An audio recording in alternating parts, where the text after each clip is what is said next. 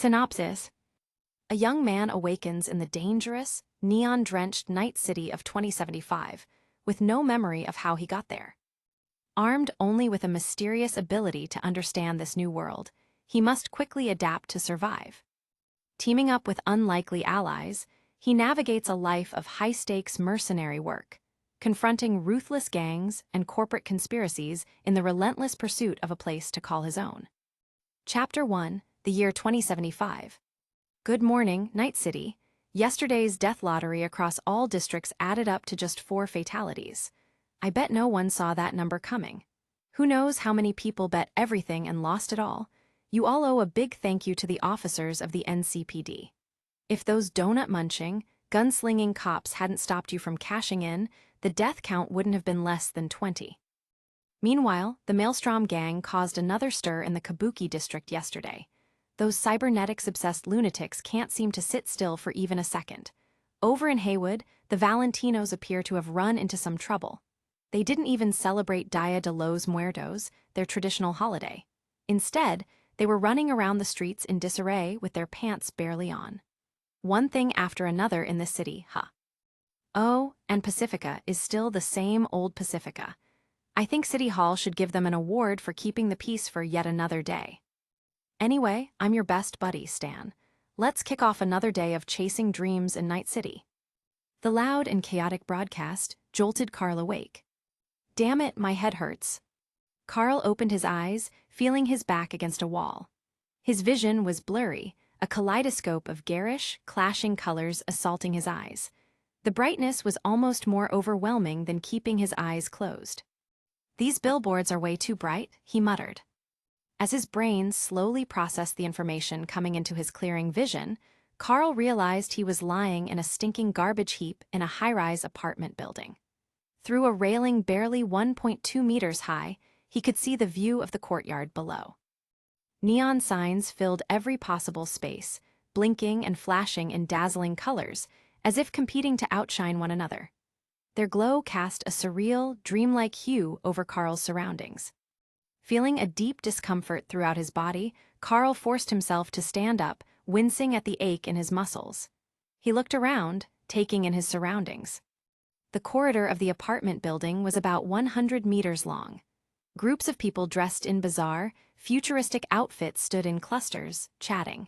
No one paid any attention to Carl, who had just climbed out of the garbage heap. What the hell is this? As the fog in his mind began to lift, Carl tried to recall his last memory before passing out. Carl, first name Ka, last name As someone with such a rare surname, Carl's life had been fairly unremarkable. Aside from being decently good-looking and enjoying video games, there wasn't much noteworthy about him. In his memory, he had been watching a gameplay demo video for a certain game. And then, his memory cut off there. His last clear thought was simply watching that video. What the hell? As Carl replayed that last scene in his mind, he suddenly froze. The gameplay demo, he remembered, was for Cyberpunk 2077.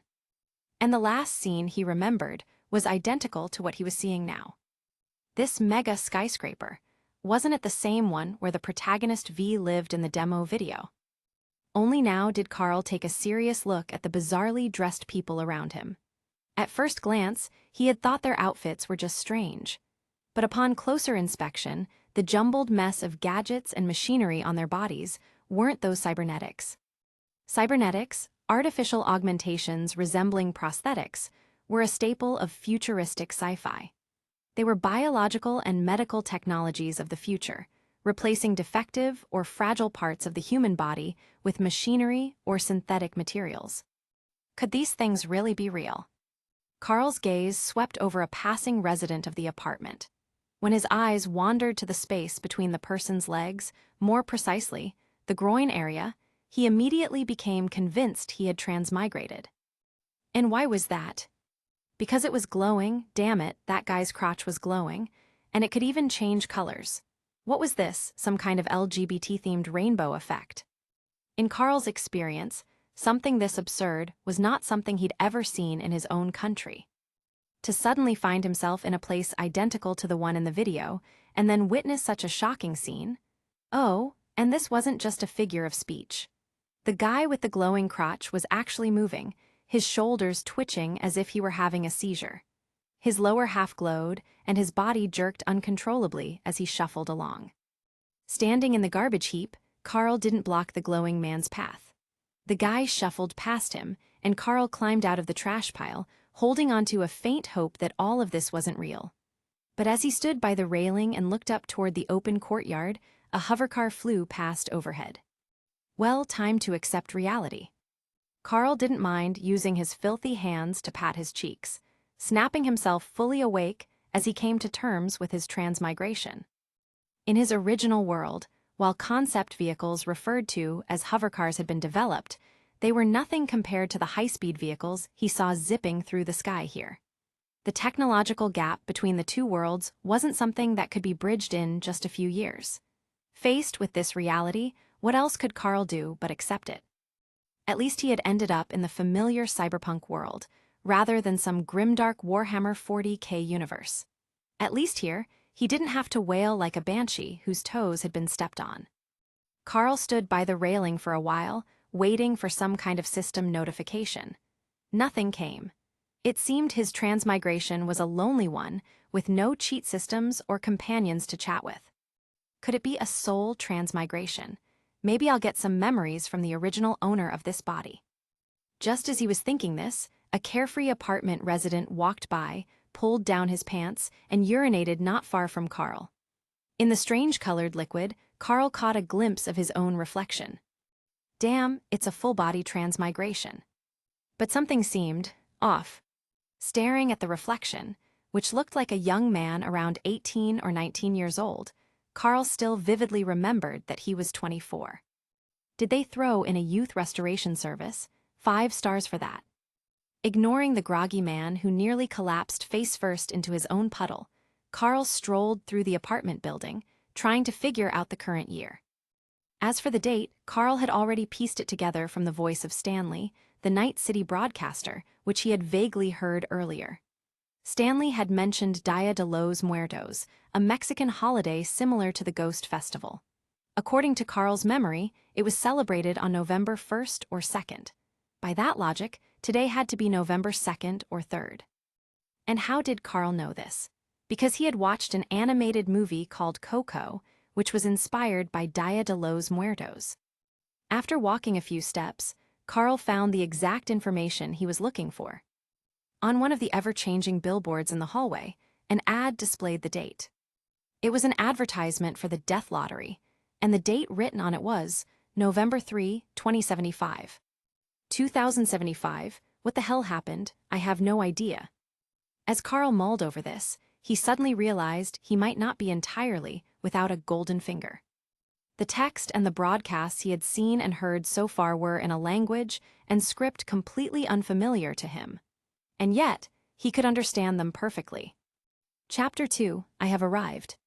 After discovering his golden finger ability in 2075, a skill that seemingly acted as a built-in translator, Carl couldn't help but feel a bit excited. He had fully prepared himself to face this chaotic world completely naked, figuratively speaking. But now, realizing he wasn't entirely without tools, it was as if he found out he was at least wearing a pair of underwear. That was enough to bring some comfort. After all, he wasn't some lunatic overdosing on water of life. Naturally, having even a metaphorical pair of underwear brought a sense of security. All right, now that his emotions were in check, what should he do next? After a bit of thought, Carl came up with an answer. First, he needed to secure a place to stay, along with enough food to keep him from starving. Oh, and some kind of mobile communication device. He wondered if this world still sold regular phones, or if everything was now integrated with cybernetic implants. Carl didn't have any naive notions about using his flesh and blood to compete with machines. If he had the chance to get cyberware, he'd definitely go for it. However, just thinking about it made him realize how absurdly expensive such high-tech upgrades must be. Maybe old-fashioned alternatives would be cheaper, of course. It was also possible that outdated tech was so rare that it was even more expensive. Lost in thought, Carl wandered back to where the green mohawked man, who had drunkenly urinated earlier, was now lying limp on the ground. Carl noticed that the man, who looked about 25 or 26 years old with metal plates on both sides of his face, had dropped a handgun near his hand. Militech Lexington. Carl felt like he saw something on the gun, but when he blinked, it disappeared. This strange occurrence piqued his curiosity, and he focused on the handgun. To his surprise, as he stared at it, a string of words appeared in his field of vision in a language he could understand. Militech M10 AF Lexington, a product of Militech, this is a compact, easy-to-use kinetic handgun with low recoil, suitable for subduing targets. Oh, so this golden finger of his didn't just translate written words. It could also analyze weapons. Could it work on people too? With this thought, Carl turned his gaze to the green mohawked man. Sure enough, words appeared in his vision. Insufficient information. Insufficient information. Why was it different for people? What was the distinction between humans and weapons? As Carl pondered this, a sudden idea flashed in his mind, and he turned to look at another passerby. Each person he focused on displayed the same message: insufficient information. However, when it came to their weapons, some of them had detailed descriptions, while others also showed insufficient information. So that's how it works. Carl figured it out. His golden finger wasn't just a simple translator. Instead, it was a tool that compiled and analyzed his memories, digging into the knowledge buried deep within his mind. Essentially, it extracted information he had already seen or heard before and presented it to him as translations or descriptions. The reason Carl realized this was because he remembered seeing information about the Lexington handgun in a pre-release leak about the game. The description he'd read back then matched exactly with what he saw now. In a way, this ability was like a passive, memory-enhancing tool, an automatic system that let him recall and summarize information perfectly. Not bad at all. This ability had already far surpassed the functionality of a simple translator. Carl stared at the Lexington, then glanced at the green-haired Mohawk lying nearby. After a moment of thought, he decided not to pick up the weapon. It wasn't because he had some noble moral code. It was simply because Carl noticed the guy's body was still twitching. I better think of another way. Just as Carl was thinking this, he suddenly realized that the green-haired Mohawk's body had stopped twitching. At the same time, the words in his vision changed. Deceased, cause of death, overdose. Carl scanned his surroundings. He was near the trash heap in the apartment building, and there were hardly any people around. In other words, generally speaking, the dead deserve respect, but for someone like me, the living take priority. Sorry, buddy, gotta disturb you. Carl picked up the handgun from the ground. As the green-haired Mohawk's body went still, a few colorful pieces of paper slipped out of his pocket. $. Well, aren't you generous? After pocketing a total of €230, Carl gave the green-haired Mohawk a moment of silent respect as a farewell, then turned to leave. Carl memorized the man's face. He would remember this chaotic debt of gratitude. If you have any family, once I gain the means to track them down, I'll repay your kindness. Carl wasn't some paragon of morality. He simply believed in paying back kindness and seeking revenge for wrongs. Although, in this particular case, he was technically stealing from the guy. Hiding the Lexington beneath his coat, Carl, dressed in a black jacket, headed toward the elevator. For now, he decided to take things one step at a time and try to find a place where he could get a phone or something similar. Even in this futuristic world, even a monk would need a device to collect offerings. Entering the noisy elevator that blared advertisements non-stop, Carl pressed the button to go down. As the elevator descended, faint beams of light filtered through its broken, rusty doors, casting fragmented patterns across his face, making his expression look vague and surreal. Clunk! The elevator doors screeched open with the distorted sound of old machinery. Carl stepped out of the mega skyscraper. What greeted him was light.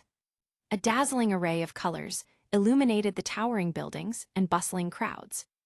Night City, situated in the free state of Northern California along the western coast of the Del Coronado Bay, was often described as the City of Dreams or the City of Crime.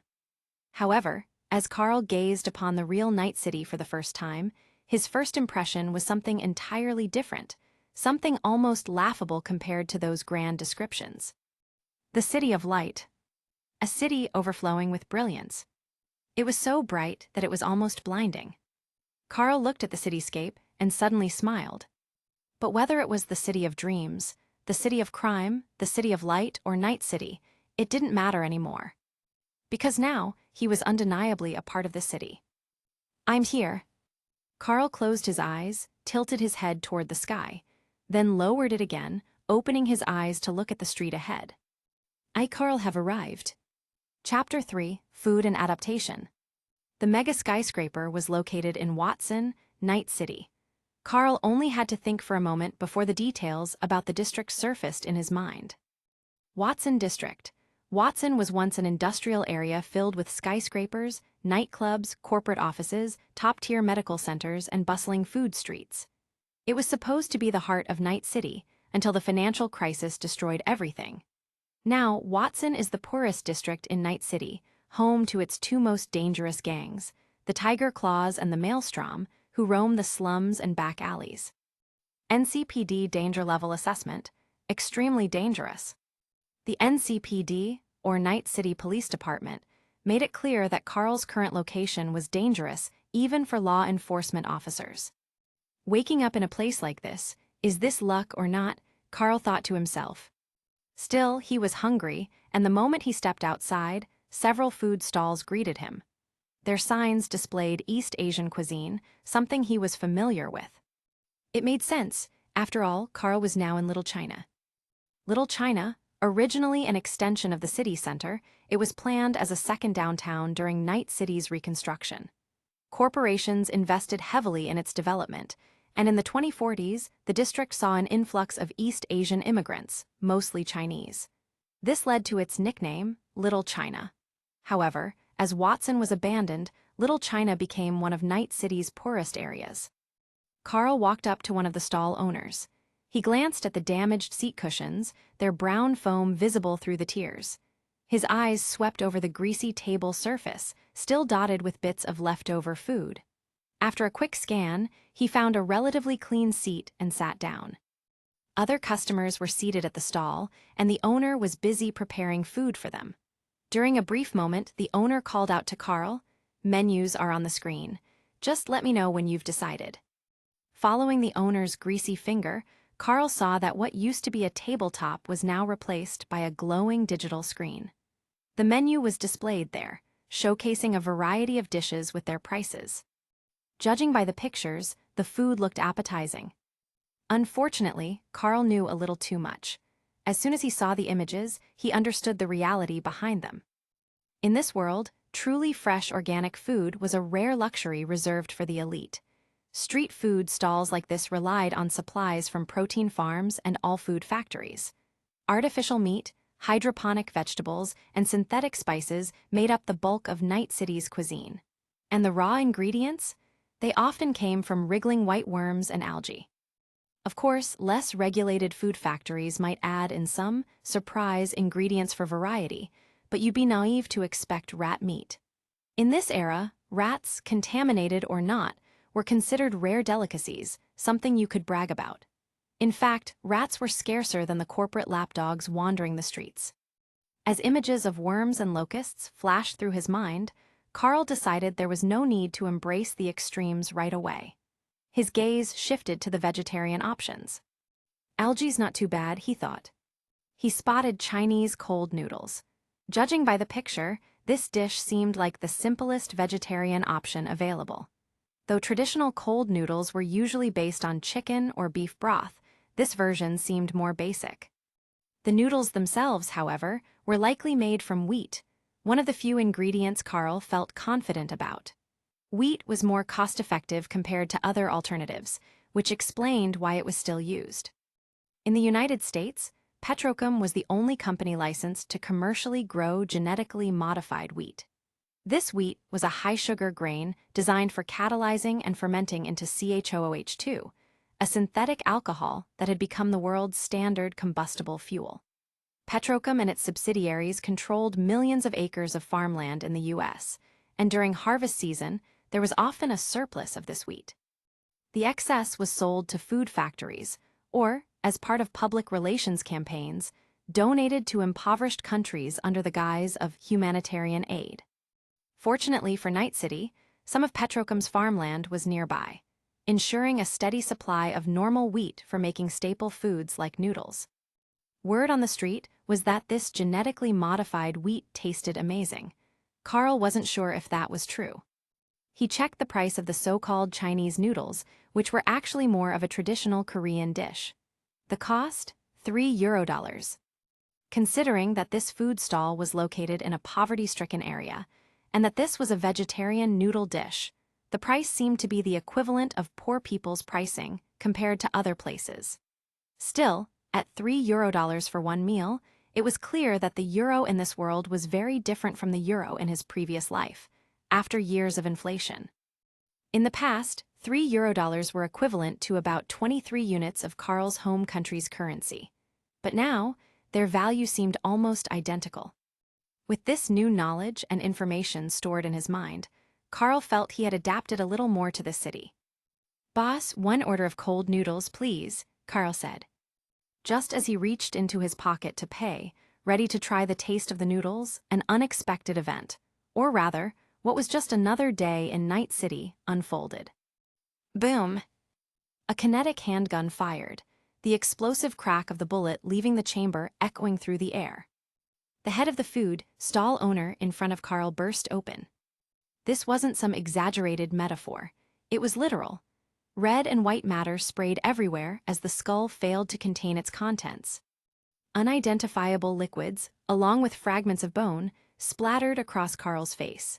He blinked, clearing the blood obstructing his vision, and saw the headless body collapse to the ground, mid-turn in response to the shouting. "Fuck you, 6th Street gang, you dare step onto Maelstrom territory. Let Grandpa here show you what's what." In the distance, Carl heard the wild yelling. He noticed the people who had been sitting across from him were now expertly huddled under the stall's table. Their swift reaction and practiced ease were truly impressive.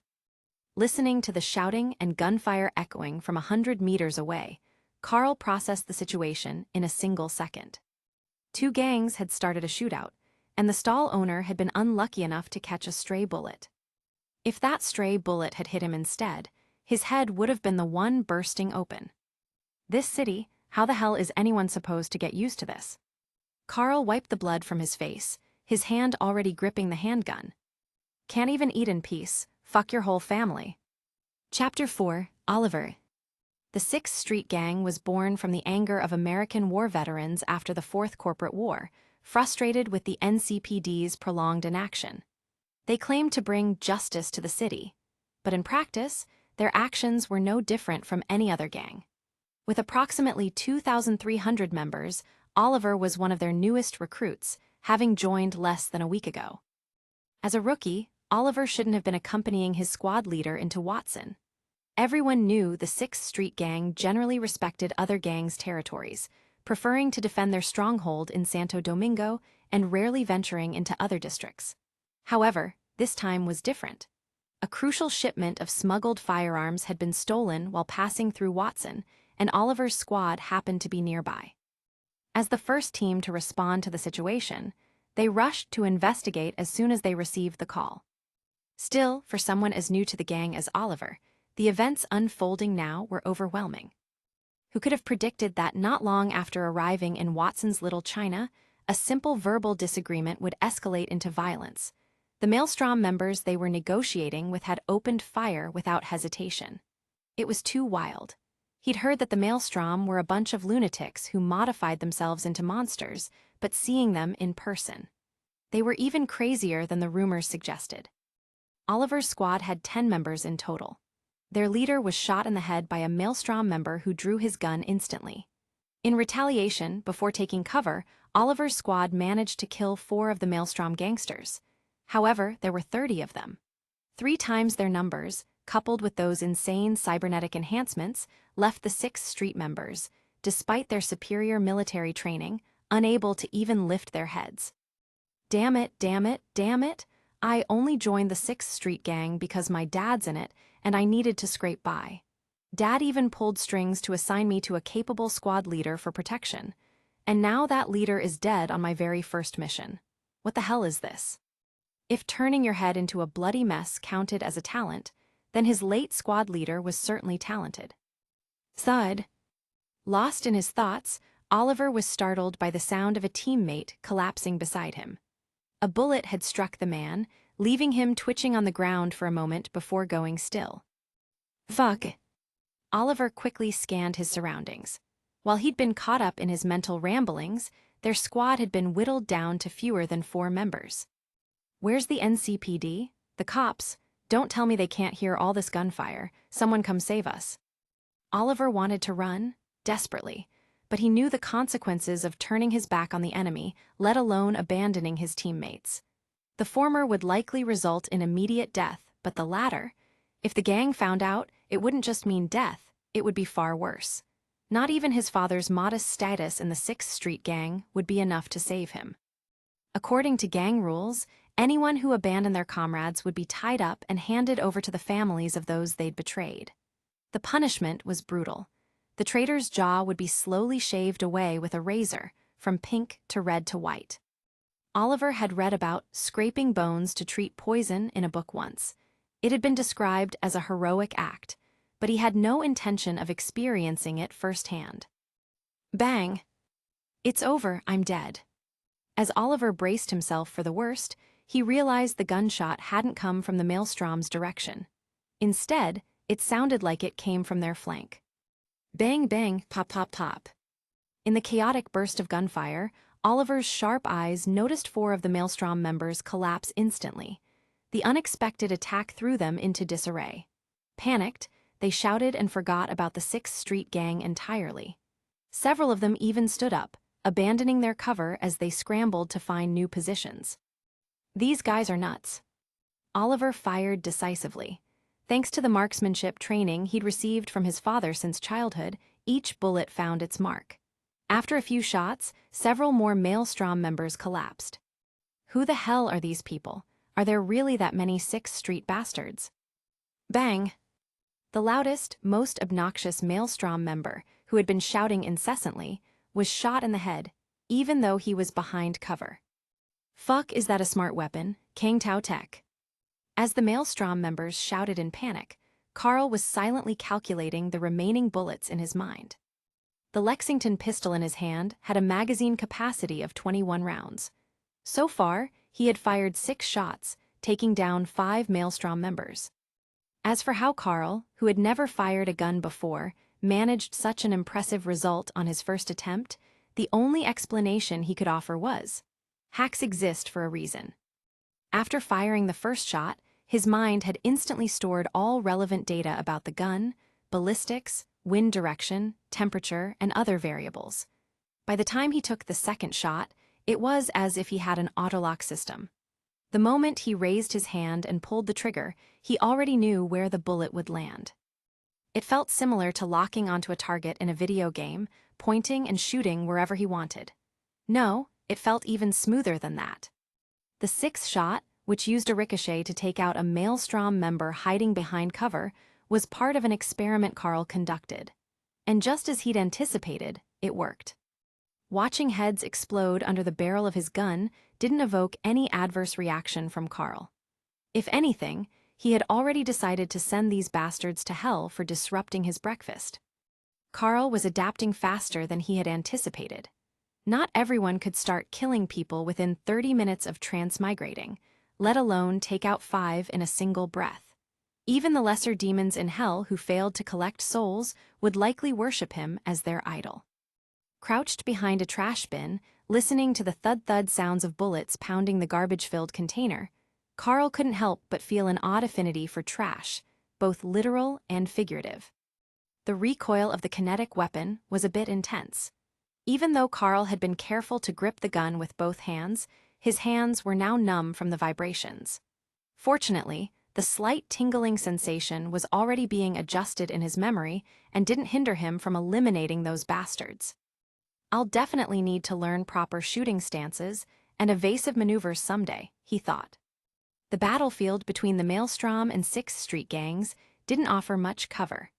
While one-on-one firefights might have been manageable, facing two opponents at once left the Maelstrom members as exposed as if they were walking naked down the street. By the time Carl's gunfire ceased, all 30-plus Maelstrom members had fallen to the ground. Of the 6 street crew, only Oliver remained alive. Carl's lingering anger had finally subsided. The conflict was over. The situation was resolved. Chapter 5, Hospitality. Oliver was panting heavily, staring at the sea of corpses scattered before him. He couldn't believe he had actually survived such a brutal firefight. Multiple times, bullets had whizzed right past his head, narrowly missing him by sheer luck. It was almost too much fortune for one person to handle. But this luck wasn't his alone. If it weren't for the sudden intervention of an outsider halfway through the fight, he would have long since been slaughtered by the relentless Maelstrom bastards pushing forward. Well, looks like one's still alive. As Oliver's body slumped weakly against the cover, he heard a youthful voice. Looking in its direction, he saw a face that matched the voice, a young man with distinctly East Asian features. Just one guy, and what's his age? 18, maybe 19. That age, if he were in Arasaka Academy, the school that groomed corporate lapdogs, he wouldn't have even graduated yet. Even among Night City's street gangs, this kid seemed far too young. There's a saying, a smooth face lacks the experience to handle responsibility. While Night City didn't have an exact phrase like that, the sentiment was the same. In the 6th Street Gang, no one under 20 was allowed to join. Veterans hated dealing with rookies who couldn't hold their own. As Oliver studied Carl's face, he couldn't help but wonder about the stranger's identity. Is he Chinese? Or Japanese? If he were Japanese, perhaps he was with the Tiger Claws. After all, the Kabuki area of Watson was Tiger Claw territory. Could he have intervened because of some conflict between the Tiger Claws and Maelstrom? While Oliver was lost in thought, Carl had already walked up to him, aiming his Lexington pistol directly at Oliver's head. Name. Having witnessed Carl's speed and accuracy with a gun, Oliver had no intention of resisting. He answered honestly, Oliver. Age. 24, gang member. Affiliation. 6th Street Gang. Purpose. The Maelstrom might have hijacked one of our shipments. We came to ask questions, but these cybernetic lunatics started shooting. I see. Carl muttered a phrase Oliver didn't quite understand, then extended his hand toward him. Hand it over. What? Your guns. Is he planning to take me hostage and use me as a bargaining chip with the Tiger Claws? He went after Maelstrom just as ruthlessly. Is he trying to form an alliance? Without hesitation, Oliver obediently handed over his gun. He cooperated completely, but then he realized something strange. The guy wasn't paying any more attention to him. Instead, the man was moving from corpse to corpse, crouching down and picking things up. 14th one. Carl mentally counted as he continued looting, tossing handguns and Eurodollars into the bag he had grabbed on his way out of the food stall. To him, scavenging loot after a fight was just common sense. But to Oliver, it was unsettling. The way he's looting, he's not a Tiger Claw, is he? Could he be a fucking scav? In Night City, scavengers were the worst kind of scum, soulless criminals who saw human beings as nothing more than commodities. They preyed on civilians and isolated gang members, stripping them of money, organs, and cyberware. Watching Carl loot with such meticulous precision, Oliver felt an eerie sense of familiarity with the infamous scavenger methods. However, his concern eased slightly when he noticed that Carl showed no interest in cyberware. He wasn't dissecting the corpses or harvesting implants. Now that I think about it, a guy with shooting skills that sharp wouldn't need to be some bottom feeder. Still, the sheer thoroughness of his looting was a bit much. Oliver couldn't help but raise an eyebrow when he saw Carl flipping over corpses, even checking their hair for hidden cash. At that moment, unable to hold back anymore, he stood up and walked toward Carl. Predictably, the moment he approached, a gun was already aimed at his head. You need something. Carl didn't even look up, still busy collecting his spoils. His haul wasn't bad. These guys weren't exactly rich, but between all the loose cash, he had gathered around 3,000 Eurodollars. He'd need to count it properly later. If we don't leave now, NCPD's cleanup squad will be here soon. Sticking around won't look good for us. See. Carl momentarily paused his looting and turned his gaze toward Oliver, the blonde 6th Street member with a small patch of facial hair on his chin. I'm not part of any gang, Carl said. I was just dragged into this mess. I'm a civilian who couldn't even have breakfast in peace. I don't give a damn about the NCPD. Civilly, what kind of civilian casually uses a common, low-tier Lexington to pop the heads of a dozen Maelstrom gangers? Maelstrom freaks loved modifying their skulls with cyberware. Their heads had barely any organic tissue left. The precision needed to land shots between the metal and flesh to hit the brain wasn't something an ordinary civilian could pull off. Oliver now had a pretty solid guess about Carl's true identity. He's a merc, a solo. As the sound of sirens drew closer, Oliver hesitated for a moment before speaking. Think of this as my way of repaying you for saving my life, he said. Your breakfast got interrupted, right? If you don't mind, let me take you to a restaurant nearby, grab some food, maybe clean yourself up. Oliver's eyes lingered on the blood that had started to dry and crust over Carl's face. Fine, I'm hungry anyway. Seeing that his bag was already overflowing with handguns, Carl figured he'd looted enough and didn't mind accepting a free meal. But it has to be vegetarian. A ruthless killer who eats vegetarian. Oliver's mouth twitched slightly, but he quickly adapted. Sure, there's a Chinese restaurant nearby. They should have some vegetarian options. With that, Oliver glanced at the bloodied corpses of his fallen 6th Street comrades and let out a sigh. He'd have to report this to his father later. Everyone else in his squad was dead. He was the sole survivor. No matter the reason, he would have to give the gang an explanation. And there was also the matter of Maelstrom. Those lunatics had gotten too greedy. The 6th Street gang might not have been looking to expand their territory, but that didn't mean they were pushovers. A gang founded by military veterans wasn't known for having a peaceful temperament. Maelstrom was going to pay for this. But before any of that, Oliver needed to properly thank the solo who had saved his life. Chapter 6, Call Me KK. What? You don't have any chip receivers, no operating system, and not even a phone installed. Inside the restaurant, Oliver widened his eyes in disbelief. He stared at Carl like he was some kind of freak. He had originally planned to repay Carl's life-saving favor by transferring some money from his account. But to his shock, Carl admitted he didn't even have an online account, let alone any cyberware or a basic operating system to support chip integration. Even nomads aren't like this anymore. Even monks who refuse cyberware at least use external receivers to collect donations, or, at the very least, have a phone. Are you some kind of purebred human or something? Not really. You could just say my environment didn't expose me to this kind of stuff. Explaining it is complicated. Do you know how I can get an OS installed? Of course, it's possible. Any Ripperdoc can handle it. After that, you can upgrade yourself however you want, add some cyberware if you feel like it. It's really no big deal. It's just about when you start. I'm just surprised you've waited this long. I want to see a Ripperdoc now.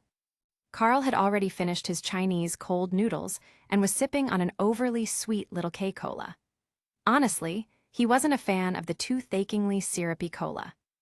All right, give me a moment. As Oliver spoke, his eyes flickered, indicating he was searching through a neural interface. Let me check if there's a good Ripperdoc nearby. If we were in Santo Domingo, I could name 4 or 5 off the top of my head. But this is Watson, and I'm not as familiar with the area. Oh, here's one, Victor Vector. That name rings a bell. His clinic is less than 100 meters from here. Want to check it out? Victor. Hearing the name, Carl immediately knew who Oliver was talking about. Victor Vector, a Ripperdoc operating in Little China, Night City, runs his own clinic, rumored to have worked as an underground doctor in the past. Oh, an old acquaintance. Carl had some recollection of Victor. From what he knew, Victor was V's Ripperdoc in 2077, and if he was trusted by the protagonist, his skills were definitely reliable. All right, let's go. Slow down, you don't even know the way. Watching Carl's impatient, almost reckless attitude, Oliver quickly caught up and took the lead. As they walked, Oliver started rambling about the cost of cyberware. "Don't worry, my sister's a Ripperdoc, so I know everything there is to know about pricing and quality. With your money, you can easily afford a Militech Paraline operating system. You'll even have some cash left over to buy other things. If Victor's prices are too steep, we'll just walk out. Trust me, getting an OS installed is basic. Any Ripperdoc can do it. And if all else fails, I'll take you to my sister. She's fair, and I guarantee she won't rip you off." After a moment of silence, Carl asked a question. "Do you always talk this much?" "Well, you saved my life, and I feel like we get along. Honestly, I've been in the 6th Street gang for a week now, and it's been suffocating. They're always hammering on about military discipline and rules. It's exhausting. Compared to that, being around you feels more relaxed. You don't have any weird preferences, do you?"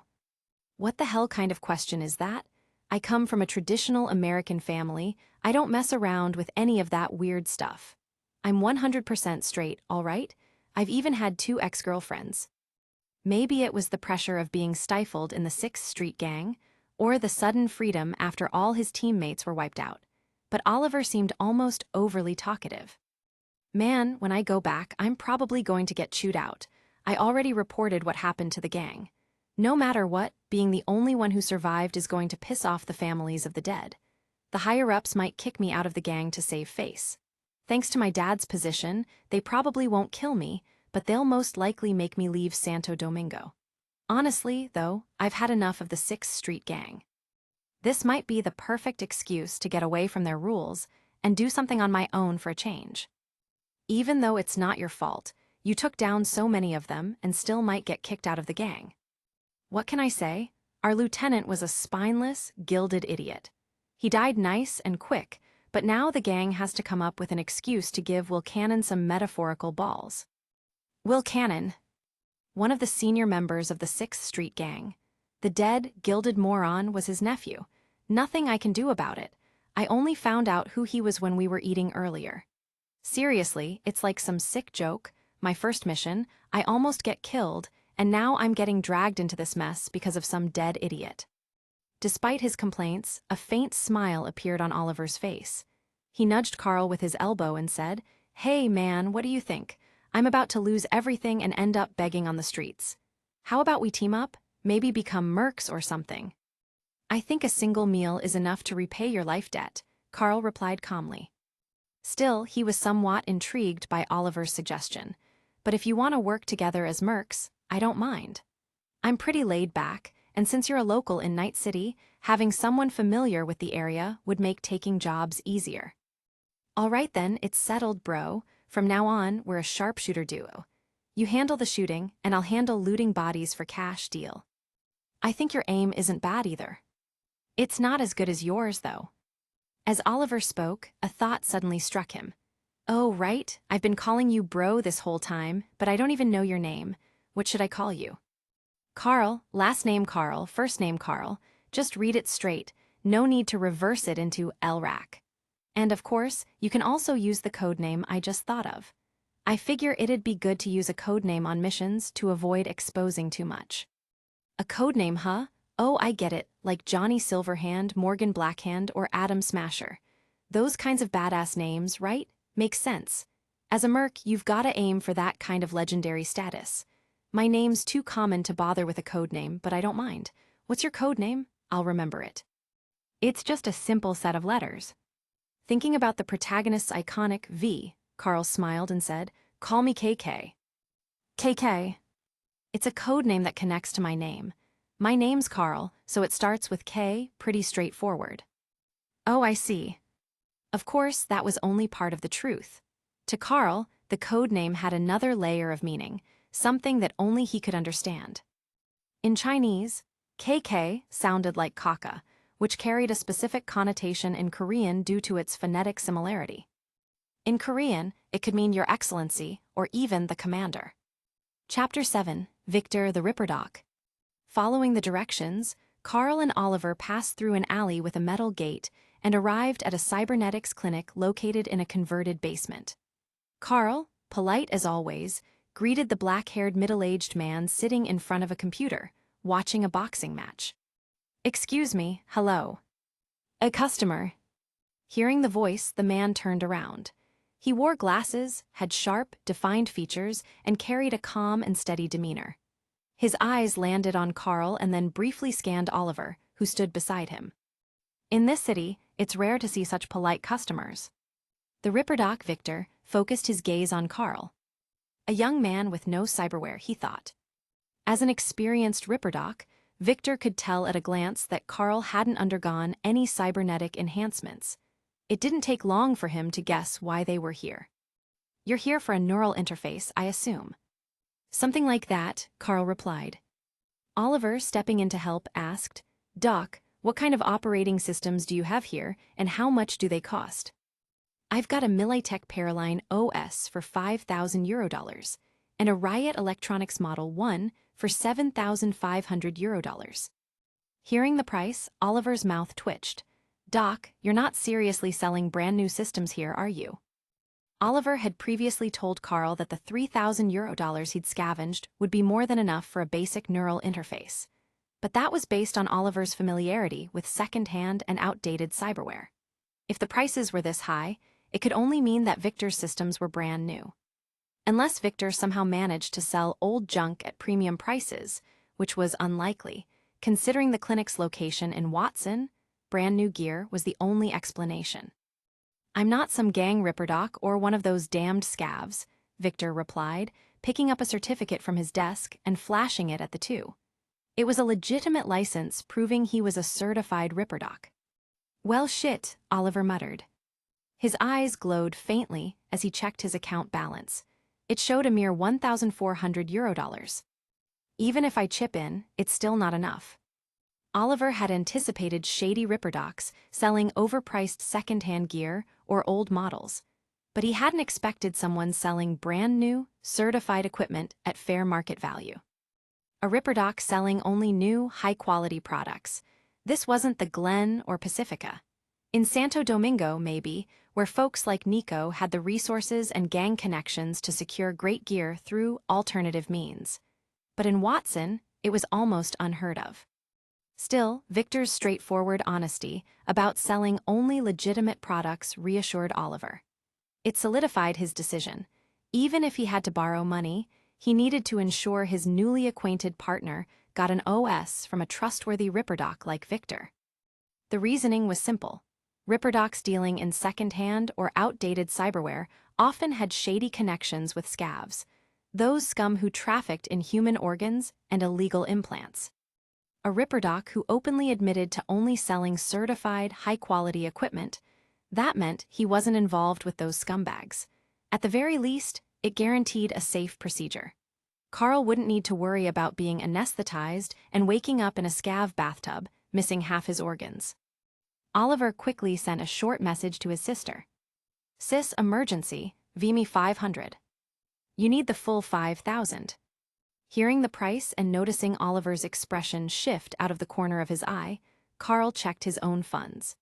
After counting his Eurodollars, he realized he only had 3,200 eddies, still 1,800 short of the Militech Paraline OS. So I looted gangsters, and I still can't afford a basic neural interface. Beep. Where the hell are you? Your location tracker isn't in Santo Domingo. Oliver checked his account balance. It wasn't 500, it was 5,000. Thanks, sis. Met a friend outside, I'll be back later. Love ya, you only say nice things when you need money. I won't be back in Night City for 2 more days. Make sure you head home soon, got it. Finishing his exchange with his sister, Oliver was about to tell Carl the good news, that he now had the money, when he noticed Carl had already placed 3,200 eddies on Victor's table and was heading toward the door. Hold on a sec, Victor. Here's 3,200 Eurodollars. I'll be right back with the rest. Carl pulled back the slide of his Lexington, making sure the gun was chambered properly. He was about to step outside and find something to do. Given Night City's gunfight frequency, it wouldn't take long to make up the difference. Wait, Carl. Hold on, kid. Oliver, exasperated by his partner's insanely direct approach, wasn't the only one stopping him. Victor had also stepped in. The Ripperdoc glanced at Carl, then at the blood-stained Eurodollars on his desk, and casually pointed at them. "This is enough. It's not like I can't cut you a deal. Why are you in such a hurry? I'll do the Militech Paraline install for 3,000, and you keep the extra 200 eddies. Wait, you can negotiate on prices." "Of course." Victor let out a chuckle and looked at their surprised expressions. "What I'm curious about is why neither of you even tried. You just accepted my price outright." "Well, I just found out Ripperdocs can haggle." Oliver, wanting to appear experienced in front of Carl, had actually never negotiated for cyberware before. His sister had always handled it for him. The moment he heard it was only 3,000, he immediately transferred the money back to his sister and dragged Carl back to Victor's desk. Victor stood up, carefully looking Carl over before asking. "He called you Carl earlier, right? How old are you? Any previous surgeries?" Carl decided to go with his current appearance rather than his real age. 18, and no, I've never had any surgeries." "So you're completely natural, huh?" "Yeah." "Then this surgery might take a bit longer. You'll also need time to adapt afterward. First time for everything, no need to worry. I'll make sure the anesthetic is solid. Now, do you want to stay awake during the procedure or just feel the whole thing?"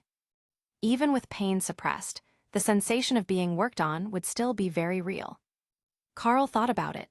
Maybe experiencing getting cut open wouldn't be such a bad, first-time experience. "Let's do it without full sedation." "All right then, get comfortable and get ready. I'll prep the equipment. In a few hours, you'll be reborn." 10 minutes later, Carl was lying on the surgical chair. The operation began. Chapter 8, A Troublesome Job. "Surgery's done. All right, get up.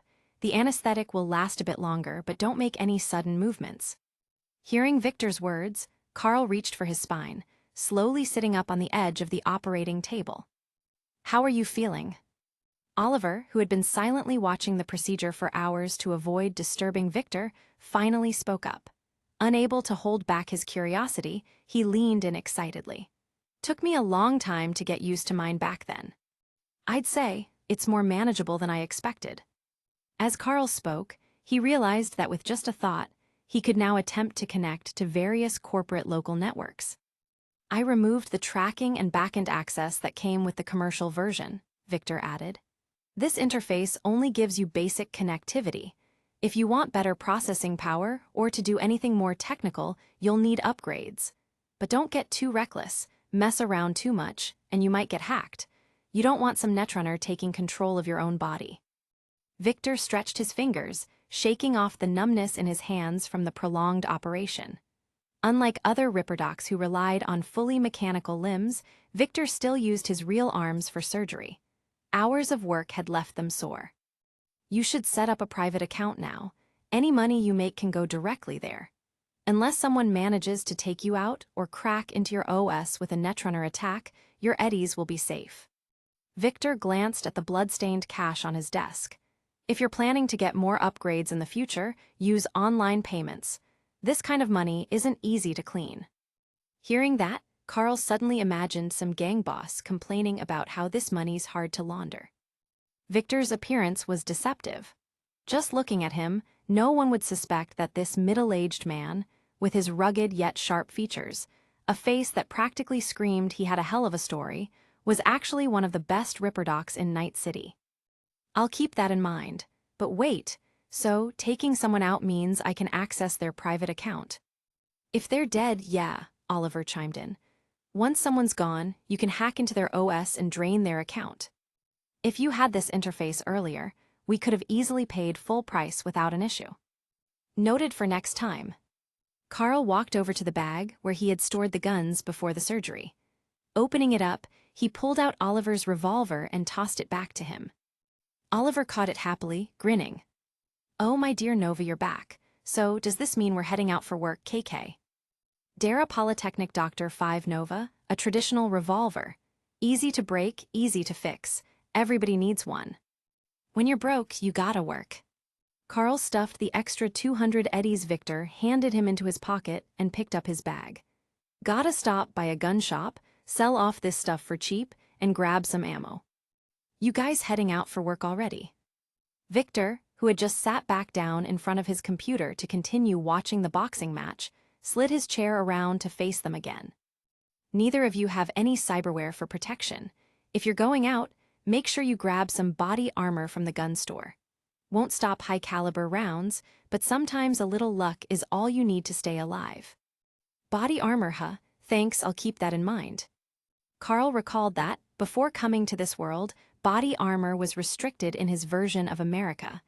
But in Cyberpunk's world, things were different. He nodded in appreciation of Victor's advice. No need to thank me. Honestly, someone as polite as you is a rare thing in Night City. The city could use more like you. Victor turned back to his screen, and the sounds of the boxing match resumed. Carl and Oliver left the Ripperdoc clinic, with Carl pulling the metal folding door shut on their way out. Victor was definitely a good guy. There weren't many people in the city who would willingly offer a discount, let alone a Ripperdoc. If they ever needed more cyberware or repairs, this was the place to go. In Night City, gun stores were even more common than convenience stores. Everyone needed a gun. It didn't take long for Carl and Oliver to find a weapons shop just a few steps from Victor's clinic. The bag full of guns didn't fetch much, just 2,500 eddies. Definitely a lowball offer, but since the haul had basically been free, Carl didn't mind. Besides, the shop owner threw in a few boxes of ammo and a free holster. As Carl finalized the transaction, the balance in his newly created private account updated. A strange feeling. His first digital payment in this world. Beep. As Oliver waited, he suddenly noticed 1,250 eddies had been transferred into his account. Seeing the amount, he immediately turned to Carl. We split everything 50-50. Carl tucked his Lexington into the free holster the shopkeeper had given him. Before Oliver could even think about rejecting the money, Carl spoke first.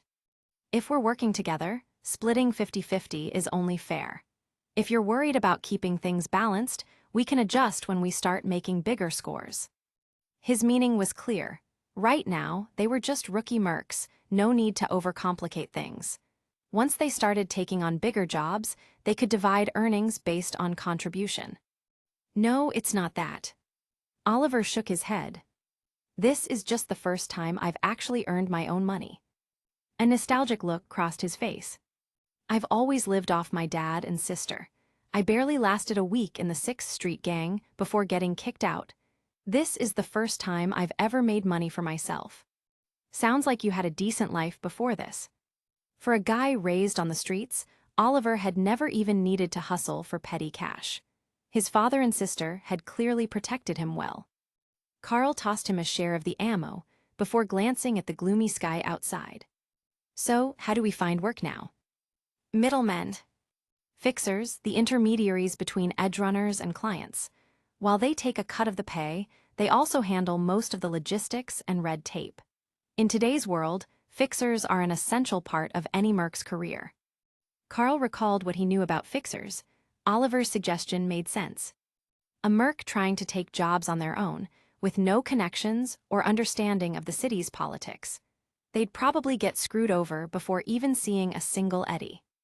Getting a fixer was definitely the smarter move. But first, do you know any fixers? I never planned on becoming a merc, and I'm not famous. Of course I don't. Right. Carl and Oliver exchanged looks. Find work, talk to a fixer. No fixers, need work to get their attention. No work, need a fixer to get jobs. Deadlock. On their very first day as a mercenary duo, Carl and Oliver had already hit a wall. No fixer, no jobs, no clue where to start. Chapter 9, heading to Wild Wolf Bar. Well, just as expected, I got kicked out.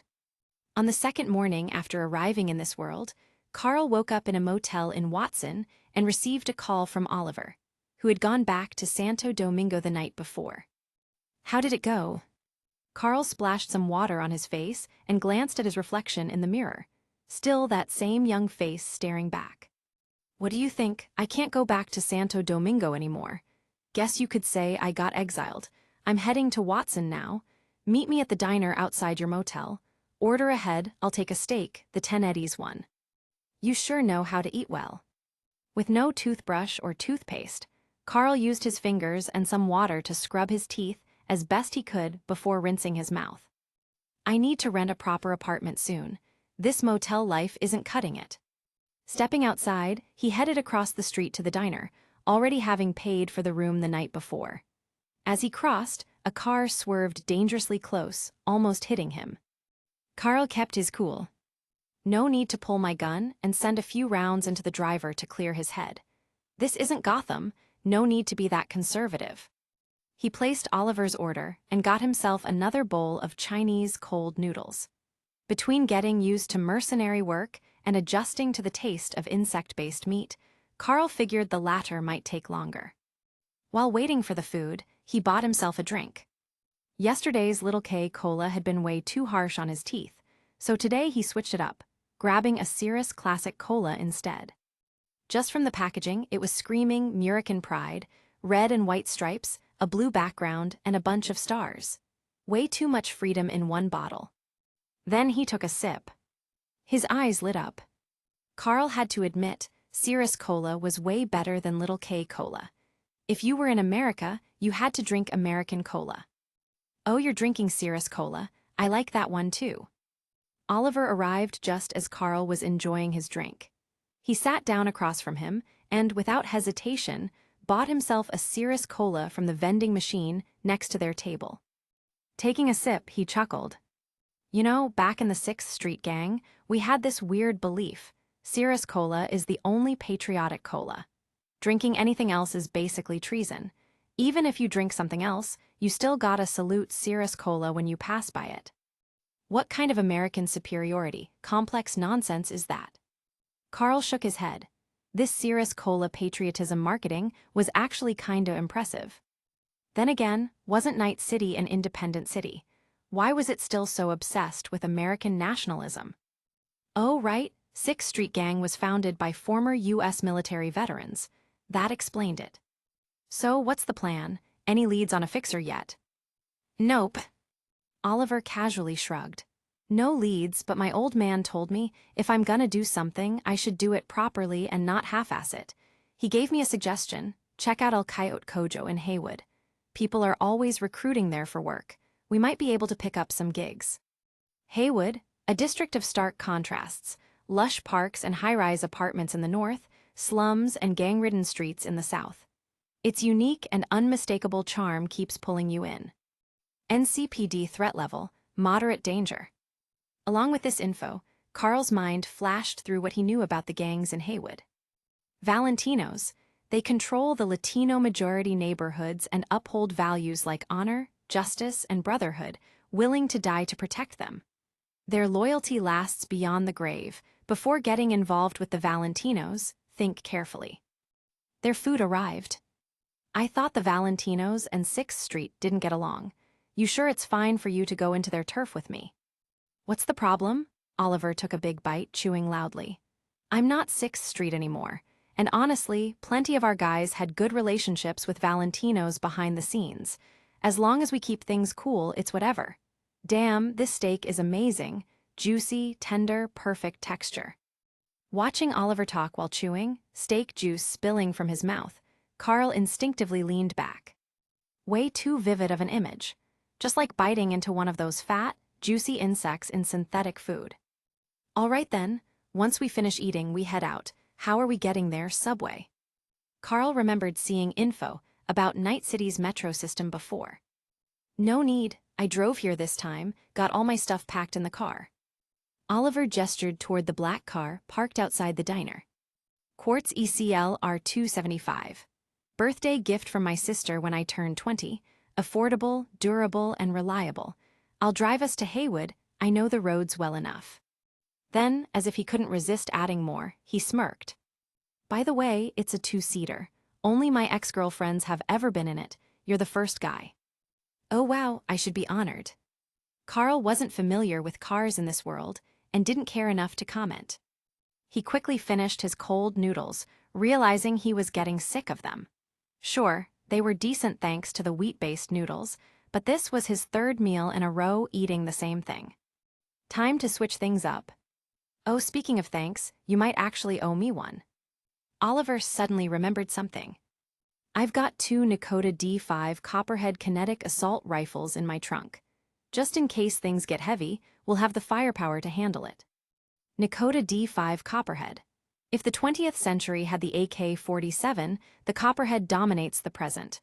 Reliable, powerful, and dirt cheap, this Nakota-manufactured rifle is the most trustworthy tool at your side. An assault rifle, huh? I might not even be able to handle the recoil. Then just spray and pray. Oliver downed the last bite of his steak. So KK ready to go. Of course, let's move, Oliver. Chapter 10, Jackie Wells. Coyote Cojo, located in Haywood's Glen area, wasn't hard to spot. Among the municipal buildings like City Hall, the mayor's office, courthouses, and NCPD headquarters, the bar stood out like a sore thumb, its rough, unpolished appearance clashing completely with its surroundings. After parking the car on the roadside, Oliver hesitated about whether or not to put on the bulletproof vest he had bought after splitting their earnings yesterday. Having grown up in 6th Street territory, and as a former member of the gang, he still felt uneasy about stepping onto Valentino turf, even though he kept saying plenty of 6th Street members had good private relationships with them. Who knew if the Valentinos hanging out in this bar might decide to kill him purely because of his past ties to 6th Street. While Oliver hesitated, Carl had already slipped on his own bulletproof vest under his clothes, wasting no time. Once ready, Carl glanced at Oliver, confused. What's the holdup? We're about to go look for an employer. Showing up without basic protection, no cyberware, no bulletproof vest, just screams unprofessional.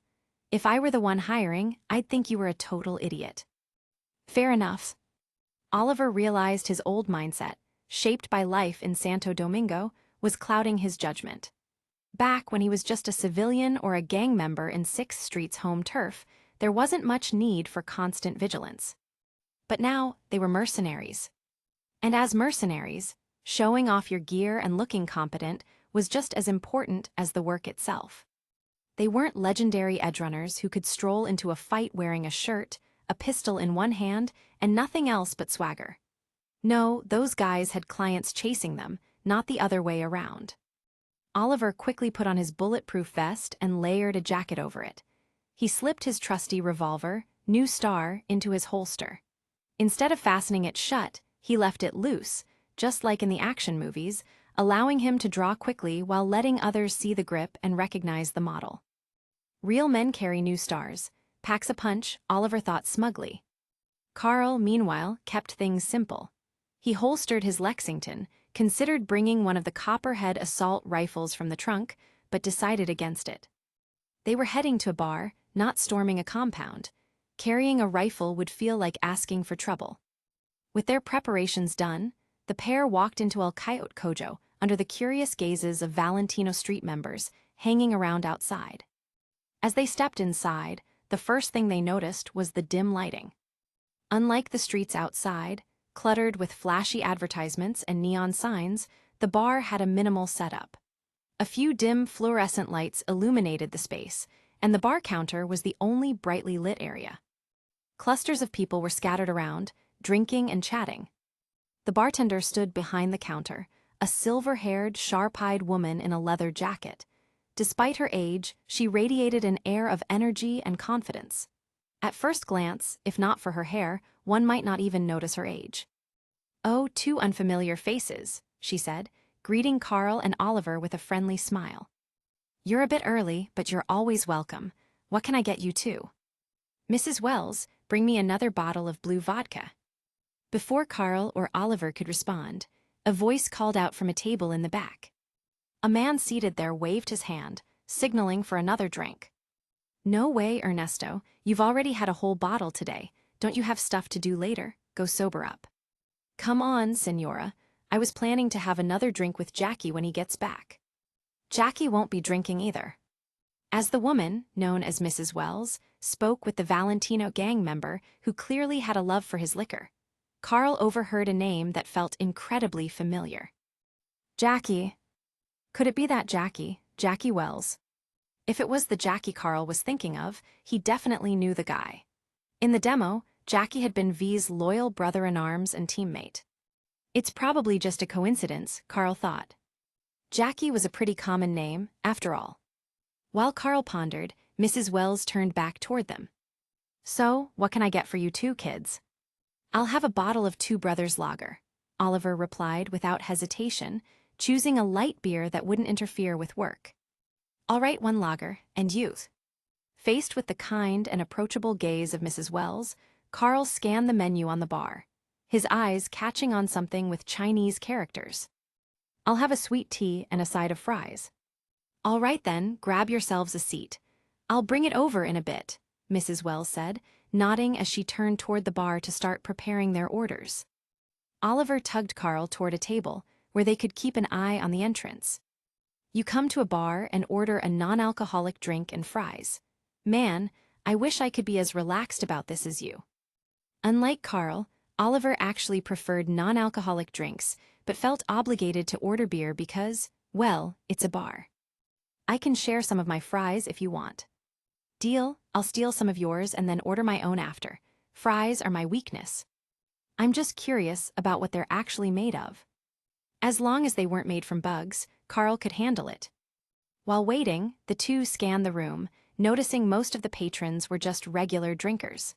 A small handful of people stood out, wearing bulletproof vests or visibly enhanced with subdermal armor, mercs like them, likely waiting on work.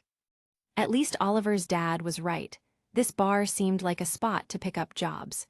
But looking at the clientele, it was clear these were bottom-tier mercs, probably without any connections to fixers. Oliver lowered his voice. "Let's be real, fixers are like mercs themselves.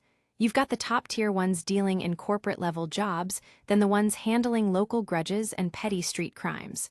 But to end up like these guys, without even a low-level fixer to back you up, that's rock bottom." Completely oblivious to the fact that he and Carl were in the same boat, Oliver went on. "Who knows?" Carl replied absent-mindedly, glancing toward the bar's entrance. Someone walking in had caught his attention, someone who looked familiar. The man entering was a towering figure, broad enough to block out the sunlight pouring through the door. His dark braids hung down his back, his face bore the scars of obvious cyberware enhancements, and his open leather jacket revealed a chest covered in tattoos. The guy exuded a presence that screamed, "Don't mess with me." It was him. Jackie Wells. Chapter 11, The Corpo Shows Up. "Jackie, come have a drink with us." Jackie Wells had barely stepped into Coyote Cojo before the Valentino gang member, who'd been pestering Mama Wells for another drink, stood up and waved him over, eager to share a round.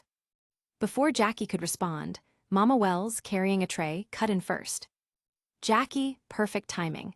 Come help me out and bring these over to those two customers over there." "Got it, Mama." Having just come home only to get put to work, Jackie gave his friend an apologetic look, then smoothly took the tray from his mother and walked over to Carl and Oliver. He set the plates down in front of them and, without hesitation, took a seat right next to them. "So, how should I call you, Mano?" Jackie Wells, the real deal, sitting right in front of them. But for Carl, who had already met Vic, it wasn't as shocking as it might have been otherwise. "Carl," he said, taking a sip of his tea, "you can call me KK. This sweet tea tastes just like iced tea." "Oliver." Oliver raised his cold beer slightly toward Jackie in greeting. "I heard your name earlier, Jackie, right? I don't mind making a new friend over drinks." "Perfect." Jackie had originally come over just to get a read on the unfamiliar mercs hanging around his mom's bar, making sure they weren't trouble. But after a few seconds of talking, he could tell they weren't the dangerous type. His wariness faded, and he accepted Oliver's invitation without a second thought. Getting up, Jackie walked over to the bar, dodging his mother's nagging as he grabbed a bottle of the same beer Oliver had. On a whim, he also grabbed a plate of sliced jamon iberico, origin unknown, but that's just how Night City was. On his way back, he called over to his Valentino friend, "I might have some biz later, so I won't be drinking with you guys today. Gonna chill with these new friends instead. Next time then." "Of course." Flashing a grin, Jackie dropped the plate of jamon onto the table, plopped back into his seat, and downed a long gulp of beer. Once he was done, he turned his attention back to Carl and Oliver. Help yourselves to some ham. By the looks of it, you two are mercs. We just formed a team yesterday. Haven't even taken a job yet, Carl replied while sipping his iced tea. He popped a fry into his mouth, savoring its crispy, golden texture. Surprisingly good. So, you guys are fresh out of the gate. Jackie's brows raised in mild surprise. From how you're geared up, you don't seem like complete rookies, someone guiding you. Newbie mercs often don't get the importance of gear. Even here, in Coyote Cojo, a bar full of jobless mercs, most of them had probably learned the hard way that a bulletproof vest or subdermal plating wasn't optional. We did get some help from a Ripperdoc named Victor. He's a real good guy, Oliver said casually, not realizing he was already giving away useful info. Carl caught on right away. Jackie wasn't just a friendly face. Underneath the easygoing act, the guy was sharp. A couple lines in, and Oliver had already spilled something important. But it wasn't critical, so Carl just grabbed a few more fries. The bar's fries were great, crispy, well-fried, but Coyote Cojo didn't serve salt, ketchup, or even mayo. Victor. Jackie perked up, the one in Watson. Yeah, you know him. Of course, Mano, we go way back. Jackie's grin widened, his last bit of hesitation gone. If Vic had helped these guys, they were solid. No more questions needed. With Carl joining in, the conversation naturally shifted toward Vic and his work. Then Jackie shared a bit about himself. I'm kinda in the same boat as you guys, just started working as a merc not long ago. I've taken a few gigs, nothing major. I do know a fixer, but I don't want to ride on that connection yet. Gotta earn my keep, prove I can hustle on my own. Man, Jackie, you got ambition. Not like me, always leaning on my old man and sister. If Carl hadn't been around, I wouldn't even know where to start, Oliver said. He glanced at Carl's plate and noticed it was almost empty. Jackie saw it too. He smiled proudly. So Carl, how are the fries? My mama makes 'em. Been eating those since I was a kid, never got tired of 'em. Not even with tortilla chips on the side. They're solid, but I think a bit of ketchup would make them even better.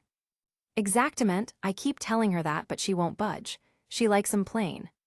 Jackie looked like he was about to drag Carl over to convince Mama Wells, but before he could, the bar's entrance swung open. Newcomers. Corporate suits, Oliver muttered, lowering his voice. Sure enough, a woman in a pristine business suit stepped in. She wore makeup, was almost attractive, but her expression was so damn smug it ruined everything. Keep it down, Mano, or the corpo mutt might bite, Jackie whispered with a smirk. No one in Night City really liked corpos. They strutted around like they owned everything and still kissed the boots of those above them. She's looking our way, Carl said flatly. Jackie and Oliver immediately looked up. The sharp click of high heels echoed across the floor as the corpo woman, face unreadable, marched straight toward them. The hell did she hear us? What kind of cyberware is she packing? Chapter 12, The Contract. Both Oliver and Jackie initially thought the corpo woman had overheard them and was about to chew them out. Instead, she stopped right in front of Carl, staring at his face for a few moments. Sure, Carl had a good-looking face, but in this era, good looks were easy. Any Ripperdoc could sculpt a chiseled jawline or flawless skin. So it wasn't his appearance that caught her attention. It was him. I reviewed the surveillance footage from yesterday in Little China. You took out 16 Maelstrom members on your own, right? Carl wasn't too surprised. In a cyberpunk world, surveillance was everywhere and detailed as hell. Internally, he wondered why this corpo was coming to him about it. If anything, a shootout like that should be NCPD's business. But there was one thing he had to clarify. Not just me, my friend helped too. He gestured toward Oliver. The corpo didn't even glance at him. She simply crossed her arms and her chest, possibly cybernetically enhanced, pushed against the tight confines of her suit, creating a well-defined curve. I watched the footage. I'm not blind. I know who did the heavy lifting. Relax, I'm not NCPD, not some wannabe vigilante looking to serve justice, and definitely not some friend of the trash you killed. I have a job for you. Pays 100,000 Eurodollars. Interested. 100K eddies. Carl's eyes flickered for a second, but he quickly regained composure. Oh, so you're here for a contract. His tone shifted. A smile appeared on his face, and his demeanor turned welcoming. "You should have said so earlier, Miss Corporate Employee. Please have a seat. Let's talk business. If it's within our skill set, we'll get it done professionally." If a corpo was offering a contract, personal bias could wait. Oliver and Jackie exchanged glances, both catching Carl's sudden tone shift with mild disdain, but they didn't argue. They immediately stood up to give the corpo and Carl space. A $100K payday. That was more than most low-tier mercs made in a whole year. The corpo woman finally acknowledged Oliver and Jackie with a glance, though it was more out of obligation than courtesy. She scanned the bar like she didn't want to touch anything. After a second, she sat in an empty seat next to Carl. Not clean, but at least no one had sat there before. She pulled out a slim data shard and handed it to him. Carl accepted it and slotted it into the neural port Victor had installed the day before. The contract details projected into his HUD. He read silently, then removed the shard and handed it back. "Thoughts?" she asked. Carl nodded slightly. "Doable." "How should I address you?" "You don't need my name, just do the job, yes or no." "Sure, but how should I provide proof?" "Send a photo to this number. Don't call unless it's urgent, I'm very busy." She flicked him the number through encrypted transfer. At the same time, 30,000 eddies hit his account. "This is the advance. Don't even think about running with it, unless you want me spending the rest on putting a price on your head." And just like that, she stood and walked out of Coyote Cojo, heels clicking, never once acknowledging the rest of the bar.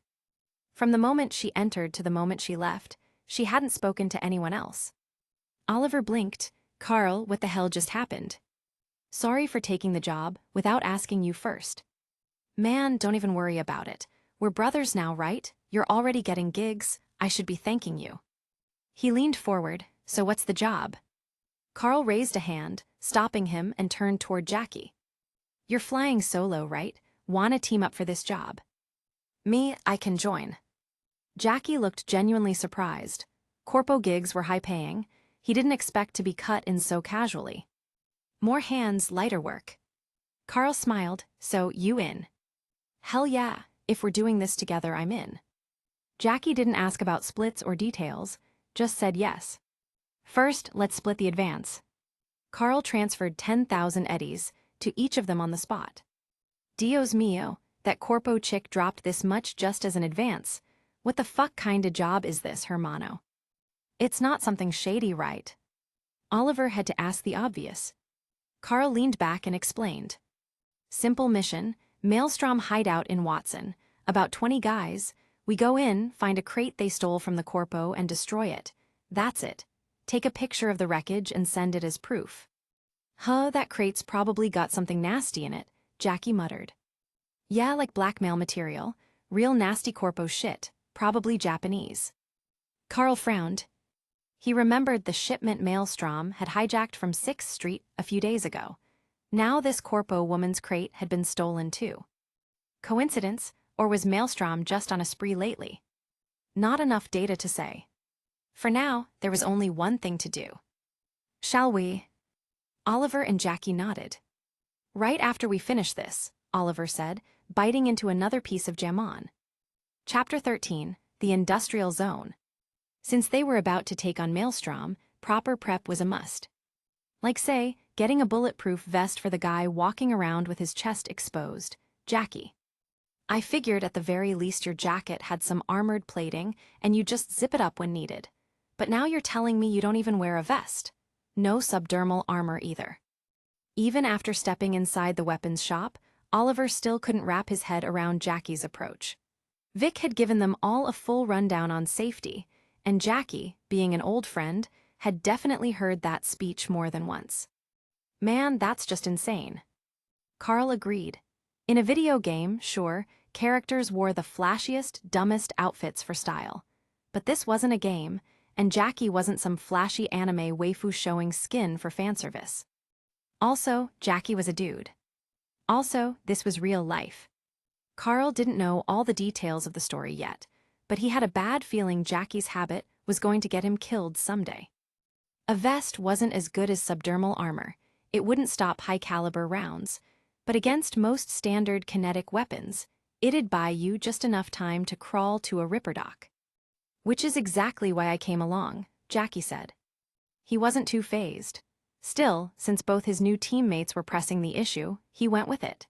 His plan had always been to save up for implants and skip the vest stage, but every time he scraped together the eddies, he blew them on motorcycle mods, comics, books, whatever. The armor kept getting pushed further down the list. But speaking of gear, KK, you sure you want to keep that gun? Jackie nodded at the pistol on Carl's hip. Lexington's a budget piece. NCPD gives them out to beat cops 'cause of budget cuts. That thing can't punch through cheap chrome, let alone subdermal plating. A low-tier gun for a low-tier merc, Carl replied flatly. Sounds about right, doesn't it? Truth was, when they looted weapons off Maelstrom and 6th Street bodies, most were in bad shape, hacked together, barely functional, or so modded they couldn't be trusted. But a few had been solid. He had a Constitution arms unity now, and that thing packed more punch. But Carl liked the Lexington. Handguns were for close quarters speed. If he needed firepower, he had the Copperhead rifle. And if worst came to worst, well, he could always put a bullet between the eyes or shoot through gaps in armor. No one in Maelstrom was walking around in full-body Militech suits anyway. Once their gear was sorted and ammo loaded, the three of them piled into Oliver's car. Destination, the industrial zone in northern Watson. This place used to be a hub of industry, a key part of the city's economy. Back then, officials described it as bustling, prosperous, and full of opportunity.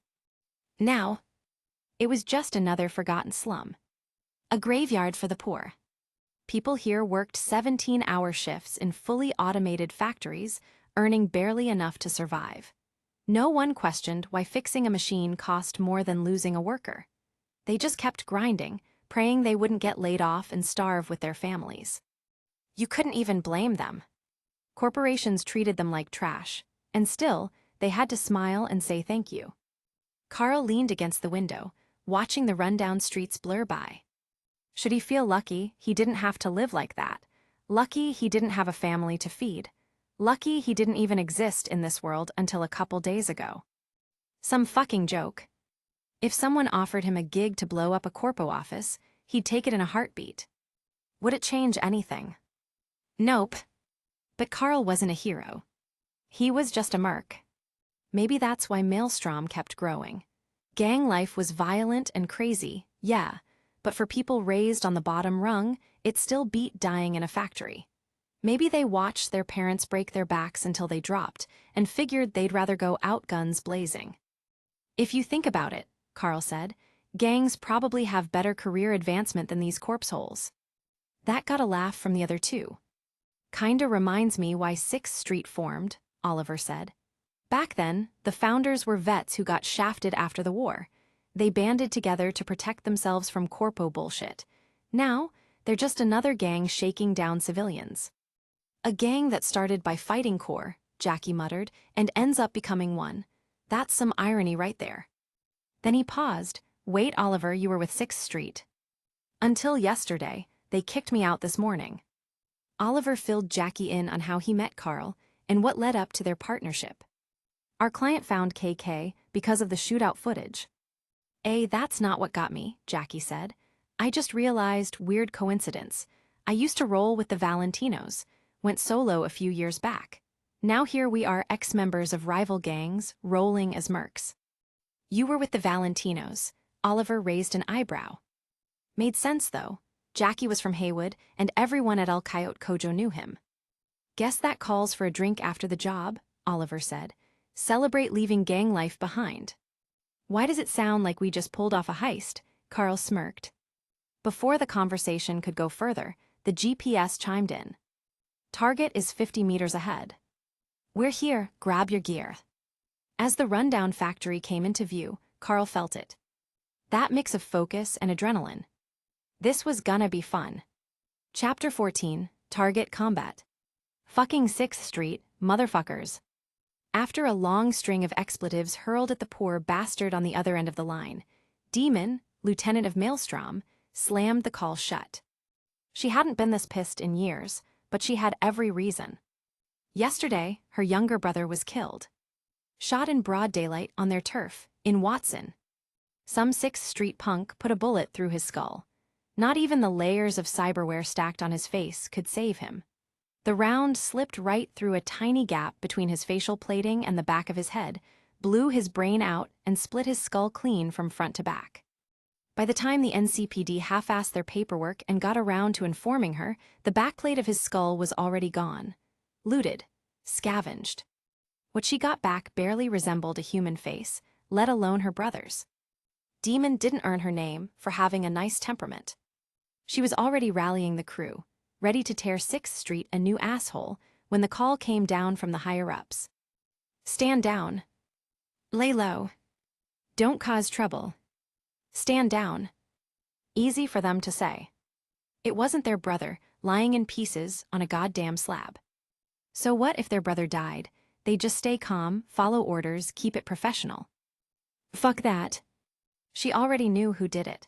She dug through the NCPD logs herself. The only one from 6th Street who walked away from that shitshow was some nobody named Oliver. And conveniently, he'd been kicked out of the gang. Which meant no protection, no politics, no consequences. Perfect. You should have just stuck with me, dumbass, she muttered bitterly. Told you not to run off, told you to wait. What now? You proved shit, and now I don't even know where the fuck to bury your face. Demon and her brother had grown up scraping by. No father. Mother worked herself to death in a corpo factory. They only survived because they had each other. Demon got lucky. Brick noticed her, brought her into Maelstrom. She climbed the ranks, got chrome, started making eddies, enough to support them both. She never wanted him in Maelstrom. She wanted him to live normal, get educated, get out. But he insisted. Said he wanted to help. Said he wanted to prove himself. So she let him gather his own crew, make his own name. And now he was dead. Maybe if she'd forced him to stay by her side, things would have gone differently. But it was too late for regrets. Now it was about revenge. Even if she had to go full chrome and lose her mind, Oliver was going to the grave. Just as she was about to rally the troops, the door burst open. One of her boys stumbled in, pale and panicked. Boss, we got 3 fuckers inside. We can't hold 'em much longer. 3. Demon blinked. They had over 20 gunners in this factory, all heavily armed and dug in. And they were getting wrecked by 3 people. Who the fuck thinks they can pull this kind of stunt on me? She grabbed her Militech crusher, the oversized shotgun heavy enough to snap bones with the recoil alone. This was perfect. Turn these bastards into red mist, and then she'd have an excuse to march on 6th Street and burn the whole fucking block. But she wasn't an idiot. Demon wasn't just going to charge out like some gonked-out cyberpsycho. She told the lackey to rally the others, then stepped over to the wall of security monitors. She hadn't checked them earlier, she'd been on the call. Now she froze. There on the feed, blonde hair, trimmed mustache, face she couldn't fucking forget. Oliver. Her 6 cybernetic eyes twitched and refocused all at once. That fucker, that fucking traitor. She'd stared at his file all night, burned his face into her memory. And now he was here. He came to her. Demon almost laughed. She hadn't even started hunting him yet, and he walked straight into her claws. Perfect. She bolted for the door, crusher in hand. She was going to rip him apart.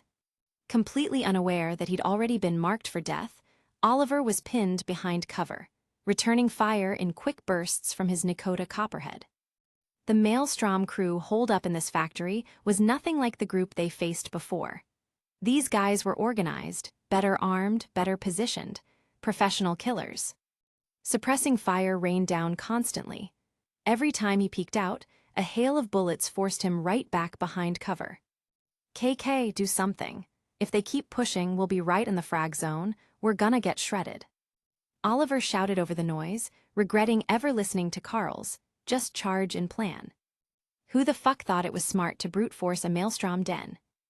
They had numbers, entrenched positions, unlimited ammo, and an appetite for blood.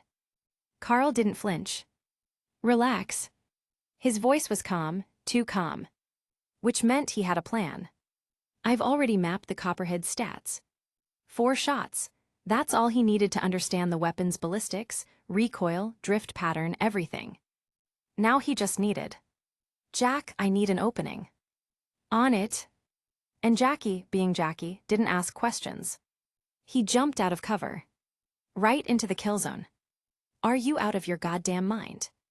Oliver watched in disbelief as every Maelstrom gun immediately snapped toward Jackie. Rounds screamed through the air. Some missed. Some didn't. Blood sprayed from his shoulder and thigh. Now KARL. Jackie screamed. Carl rose. Copperhead raised, sights locked. 7 enemies in his line of fire. 14 rounds left. Plenty. Chapter 15, Can't Break Through. The Copperhead assault rifle, capable of firing 640 rounds per minute, unleashed its full fury in Carl's hands. Every round found its mark. 1 to the head, 1 to the heart. 7 Maelstrom gangers, each given 2 bullets, dropped in under 2 seconds. By the time the rifle fell silent, not a single one of them was still standing. Damn Mano, your aim is fucking insane. Jackie, completely ignoring his still bleeding wounds, was already trying to get up to check for survivors and finish the job. Sit your ass down first, Oliver muttered, grabbing him and checking the wounds. Once he confirmed nothing vital was hit, he finally let out a breath of relief. If you keep pulling shit like that, you'll burn through your lives real quick. But hey, I'm still breathing, aren't I? Jackie grinned. And you gotta admit, the results speak for themselves. You wouldn't shut up about how good Carl's aim was the whole drive here. I just wanted to see the magic in action. That's some serious bullshit, Carl muttered, shaking his head. It was the first time he'd seen someone take 2 rounds and still crack jokes about it. If they'd aimed a little better, you'd be fucking dead. Relax, Choom, I had it handled. Covered my head, had the vest on. I wouldn't have risked it if I wasn't sure. After this job, we're getting you some damn subdermal armor, even if we gotta pool our eddies, Oliver added, shaking his head. Honestly, I feel like dead weight right now. I need implants too. Can't keep watching you two handle everything and still split the cut. Your aim isn't bad, Oliver. Maybe grab a sniper with some SmartLink mods. Cover us from range.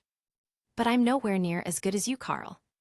Which is exactly why you need the sniper rifle, Carl replied, tilting the Copperhead in his hands. I'm best up close, fast kills, in and out. Honestly, Jackie chimed in, Oliver should just be our team medic.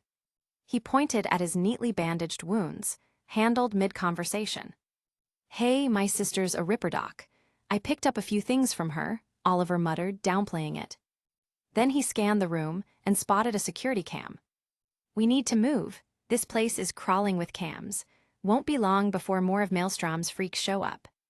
Let's shift positions, take out a few more, and leave one breathing, Carl said, grabbing some grenades off a corpse. I really need to learn to hack, or find a damn netrunner. If we had one, we could just wipe the cams, find the container, chuck a frag, snap a pic, and we're out. Easy gig. So all this mess is because you didn't want to get your hands dirty, Oliver said dryly. He was starting to think he might be the only halfway normal person on the team. Still supporting Jackie, he lifted his pistol and shot out the nearest camera.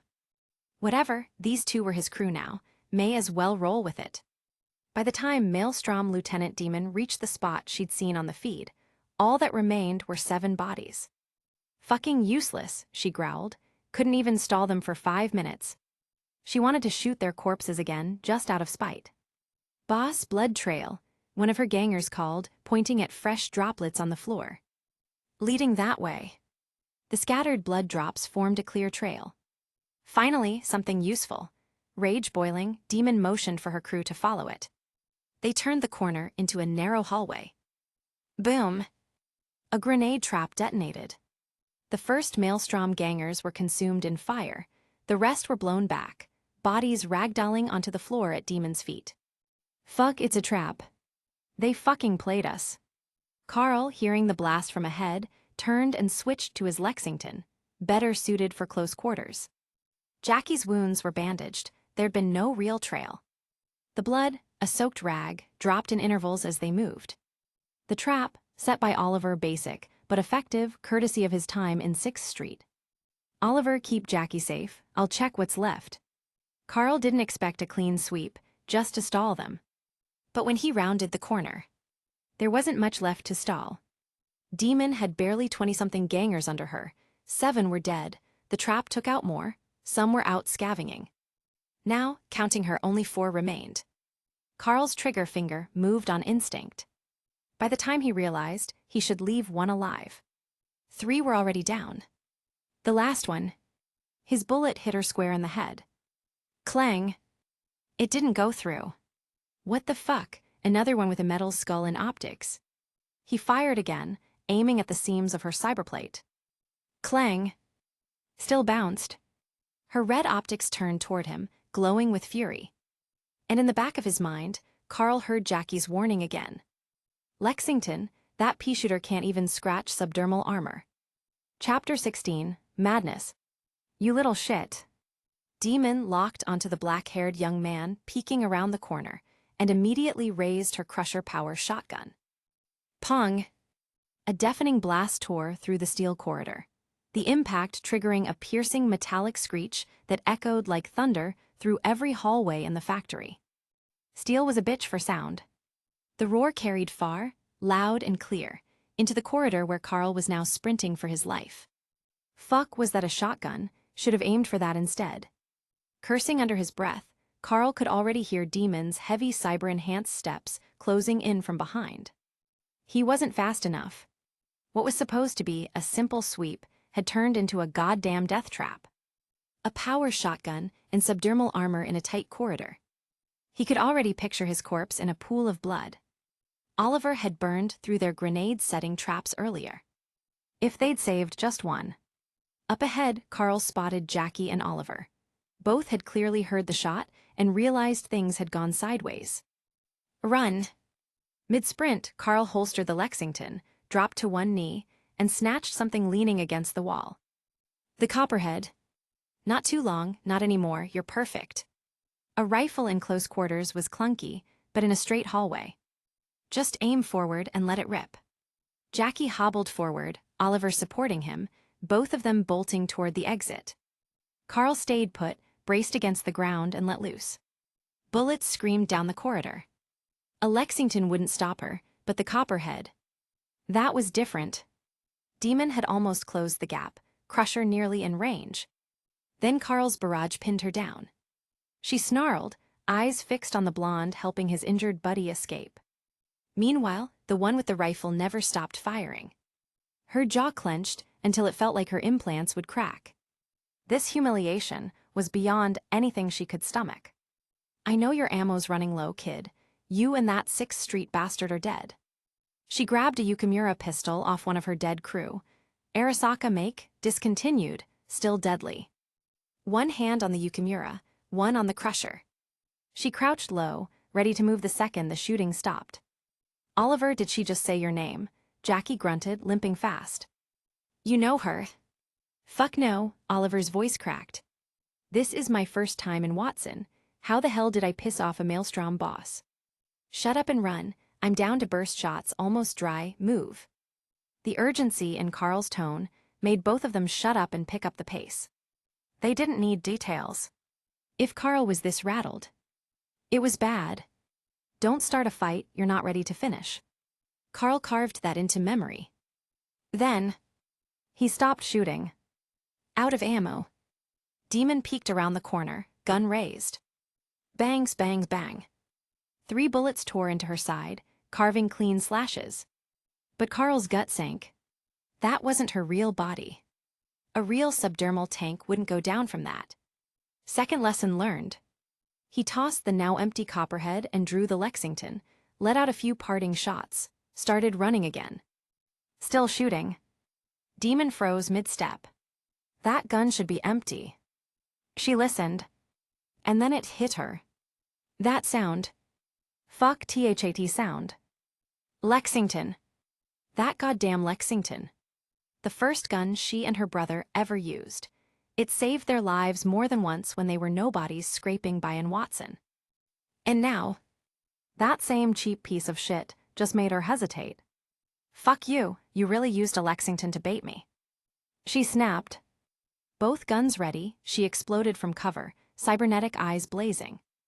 But all she saw was his silhouette vanishing down the hall. You little shit. Twice. He'd baited her twice. Her optics flared crimson, bathing the walls in red. No more holding back. She'd been saving her strength for when she got her hands on Oliver. Not anymore. Now she was going to kill the black-haired bastard too. Even if they lit her up with the copperhead again, she'd walk through it. No more hesitation. Kill, kill, kill. Her cyberware kicked into overdrive. Internal systems whined like turbines. Speed increased. She wasn't leaving this factory without someone's head. Chapter 17, Farewell. The moment Carl turned the corner at the end of the hallway, he found himself in a massive warehouse, cluttered with machinery and scrap metal, like a cannery gone rogue. In the distance, Oliver and Jackie had already taken cover behind a steel workbench, both frantically waving him over. Oliver clutched his Nova, while Jackie, gripping the copperhead that originally belonged to Oliver, had his sights locked onto the corridor behind Carl, waiting for whoever was chasing him to step into range. Even though they were ready, neither Jackie nor Oliver had any clue what Carl had just run into. That bitch's got subdermal armor. My Lexington doesn't do shit. Carl shouted mid-sprint, explaining why he hadn't already taken her down. Hearing that, Jackie groaned. Told you to get a better gun, Mano. Yeah, well, I'm regretting it now. Lesson fucking learned. The copperhead packed way more punch than the Lexington, but in some situations, a sidearm was irreplaceable. Accuracy couldn't always substitute raw power. Carl was learning that the hard way. Just a few meters from reaching the others, he heard it. Heavy metal footsteps. She was already here. What the fuck? I had a 2-second head start. Carl knew he wouldn't make it in time. His eyes scanned the chaos around him, searching for cover. A dumpster. Huge and overflowing with rusted machinery and scrap parts. I swear, I have the worst luck with trash. The moment Demon burst from the corridor, her 6 glowing red eyes locked onto Carl diving behind the towering bin. And right then, Jackie and Oliver opened fire. A storm of copperhead and Nova rounds rained down the corridor. But Demon didn't flinch. She charged straight through it.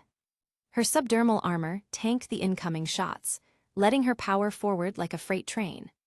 She wasn't trying to survive. She was trying to kill Oliver, even if it meant going down with him. Cabron, she's going for a suicide rush. That's a crusher. This cover's not gonna stop that shit. Jackie cursed, trigger locked as he tried to drop her before she closed the gap. Her armor's thicker than we thought. How much did she spend on that upgrade? Oliver shouted, desperate. Demon didn't just charge, she shot back. Her Yukimura pistol spat fire, rounds zipping straight at Oliver. He didn't know her, didn't know why she wanted him dead. But it didn't matter. She was about to reach the perfect range. Her Yukimura clicked dry. She dropped it. Both hands now gripped the crusher. One more second, and both Oliver and Jackie were paced. But Carl hadn't gone behind the dumpster to hide. He vanished from her sight for a reason. Those 6 cybernetic eyes had a wide field of view, almost impossible to flank her. Almost. But now, every one of those red eyes was focused on Oliver. She wanted to see him die. That was her mistake. Carl launched from the top of the dumpster and slammed into her. She heard the shift in air, too late. A full-grown merc moving at speed, even Demon couldn't hold her ground. They hit the floor hard. That was all Carl managed to do. A split second later, a metal fist smashed into his face. Like a goddamn steel piston, his nose shattered, blood sprayed. Get the fuck off me. Her left hand was pinned under Carl's leg, but her right was free. She swung again. Another metal punch. Carl's skull rang, his vision blurred, lights out. Almost. But he had one shot left. He could feel it. Oliver and Jackie were charging in to help, but Carl already had his weapon drawn. He wasn't worried about friendly fire. The Lexington barked, just as her fist connected one last time. His cheekbone cracked, his head snapped back. Blood burst from his mouth. And yet, Carl grinned, because he'd figured it out. Subdermal armor on the knuckles, but not on the fingers. Fingers could be shot off. He didn't aim for the punching hand. That could still kill him. He shot the other hand, the one gripping the crusher. Her fingers exploded. The massive shotgun clattered to the ground. Carl grabbed it mid-roll. Through the blood, through the ringing in his ears, he smirked down at her. Pleasure meeting you, sweetheart. Demon's 6 red eyes locked onto one thing. The crusher, now in Carl's hands. Better luck next time. Pong. Chapter 18, Mission Complete. Carl watched as the cybernetic eyes on Demon's face exploded in a burst of sparks and gore. He staggered, vision spinning, body swaying sideways. Hey, you okay, KK? Oliver rushed in, catching Carl before he collapsed fully. His eyes shifted to the now headless Maelstrom ganger, his face twisting in both awe and disgust. Shit, it really does look like a blood flower blooming. Almost died. Carl groaned, pain radiating through his face. His hand felt dislocated too. The crusher's recoil was brutal. One shot and both arms had gone numb. Come on, let's get you up. Jackie stepped in, helping lift Carl. His gaze lingered on the crooked nose and torn cheek. Then he placed a hand on Carl's nose. Brace yourself. Cracked. Carl felt something snap deep in his skull. ARGH. The pain made him howl. God damn it, Jackie, you couldn't give me 1 second. Jackie grinned, unfazed. The more you prepare, the worse it hurts. His voice was way too casual for someone who just realigned a friend's broken nose. How's it feel? Carl winced, running a hand over his face. Better, still hurts like hell, but at least it's not throbbing. He exhaled and looked toward Demon's corpse. Judging by that armor, she must have been a top lieutenant. No way a regular Maelstrom grunt could afford something that tanks copperhead rounds, Oliver muttered. No wonder this gig pays 10 grand. His tone turned bitter again. That corporate chick was now a full-on corpo bitch. I thought she was just being generous. Turns out the job was a damn pain. He kicks the body. That kind of armor, easy 30 grand. Carl chuckled, clapping Jackie on the shoulder. Well, once we torch that crate, we walk away with 70. You'll be able to afford decent subdermal plating. Jackie smirked. After we hit up Vic, we're all pretty wrecked. Agreed. Oliver picked up the crusher Carl had dropped. Might as well loot their accounts, could be some creds left. He smirked, assuming we didn't turn their brains to soup. Carl shrugged. Not a chance, I aimed for all of them myself. Then he turned to Oliver. By the way, any idea why she was gunning for you? Oliver frowned. No clue. He nudged Demon's body with a boot. I've never even been to Watson before yesterday. Whatever beef she had, it wasn't with me. Jackie whistled low. If she was alive, we could have had a netrunner dig through her logs. Carl smirked. Too bad she's dead. Despite the banter, they got back to work fast. Jackie scavenged weapons for resale. Carl and Oliver searched for terminals or logs on the crate's location. After 30 minutes, Carl found a working computer on the first floor. He jacked in, scanning files. Nothing directly about the crate. But one folder caught his eye. Maelstrom activity logs. Raids. Ambushes. Conflicts with gangs and corps. Everything. Carl leaned back. He remembered hearing it when he first arrived. Maelstroms stirring shit up in Kabuki again. There was the 6th Street convoy that got hit. And now this corpo crate. None of it was random. Maelstrom was building toward something. Something bigger. Not his problem. He was a merc. Not a revolutionary. Just as he was about to disconnect, his comlink buzzed. Yo found the crate. Oliver's voice came through with attached coordinates. Carl smirked. He jacked out, pulled the Lexington, and fired one shot, blowing the terminal apart. Not for stealth. Just a test. The Lexington couldn't pierce armor, but it could still wreck a computer. He watched the bullet sink into the terminal and thought. It's passable. Not enough penetration. Yeah, time to upgrade. By the time Carl reached Oliver's position, Jackie was already there. Right in front of them was the crate described in the dossier. Carl nodded and dialed the corpo's number. After a few rings, she picked up. "How's the job?" No greeting, no intro. She already knew. "This your crate?" "Describe it." Carl relayed the markings: size, shape, the red flower emblem. "That's the one, destroy it." "Copy that." He nodded to Oliver. Oliver jacked into the security node and started recording.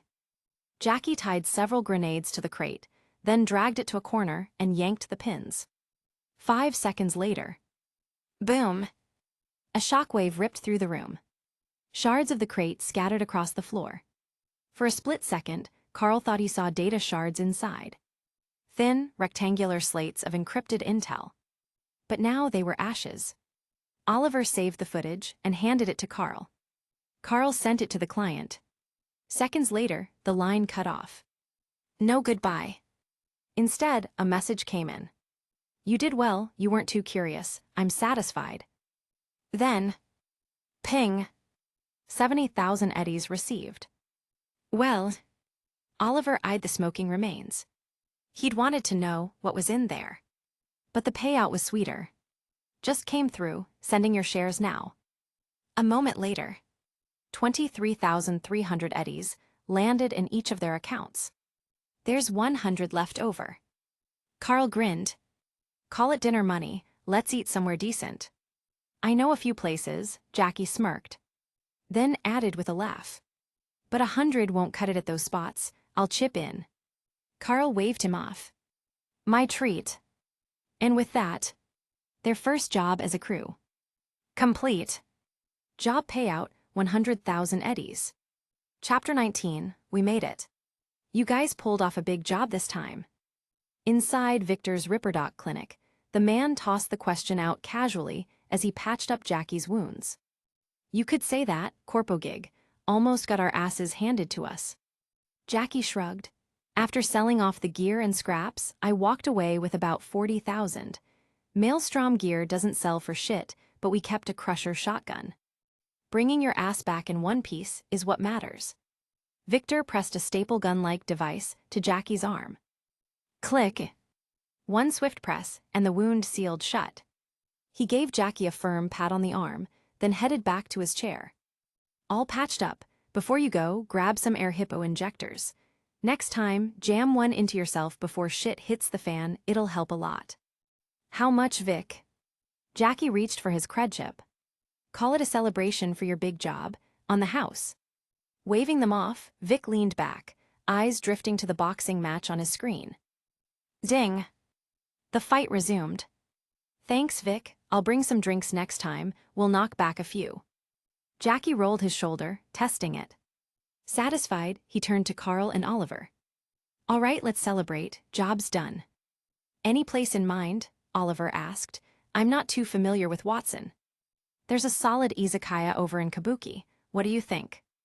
Jackie turned toward Carl, waiting for his take. "Japanese food, huh?"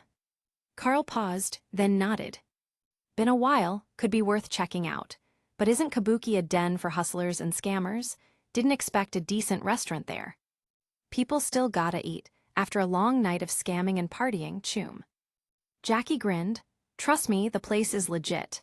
Not that I've had authentic Japanese food, but it's damn good." Sold. With Jackie hyping it up, the three jumped into Oliver's car and headed toward Kabuki Market. On the way, they talked about how they'd spend their 40,000 eddies. 40,000 was a lot in Night City. Enough to surpass 90% of the population's net worth. Even for mercs, few ever saved up that much.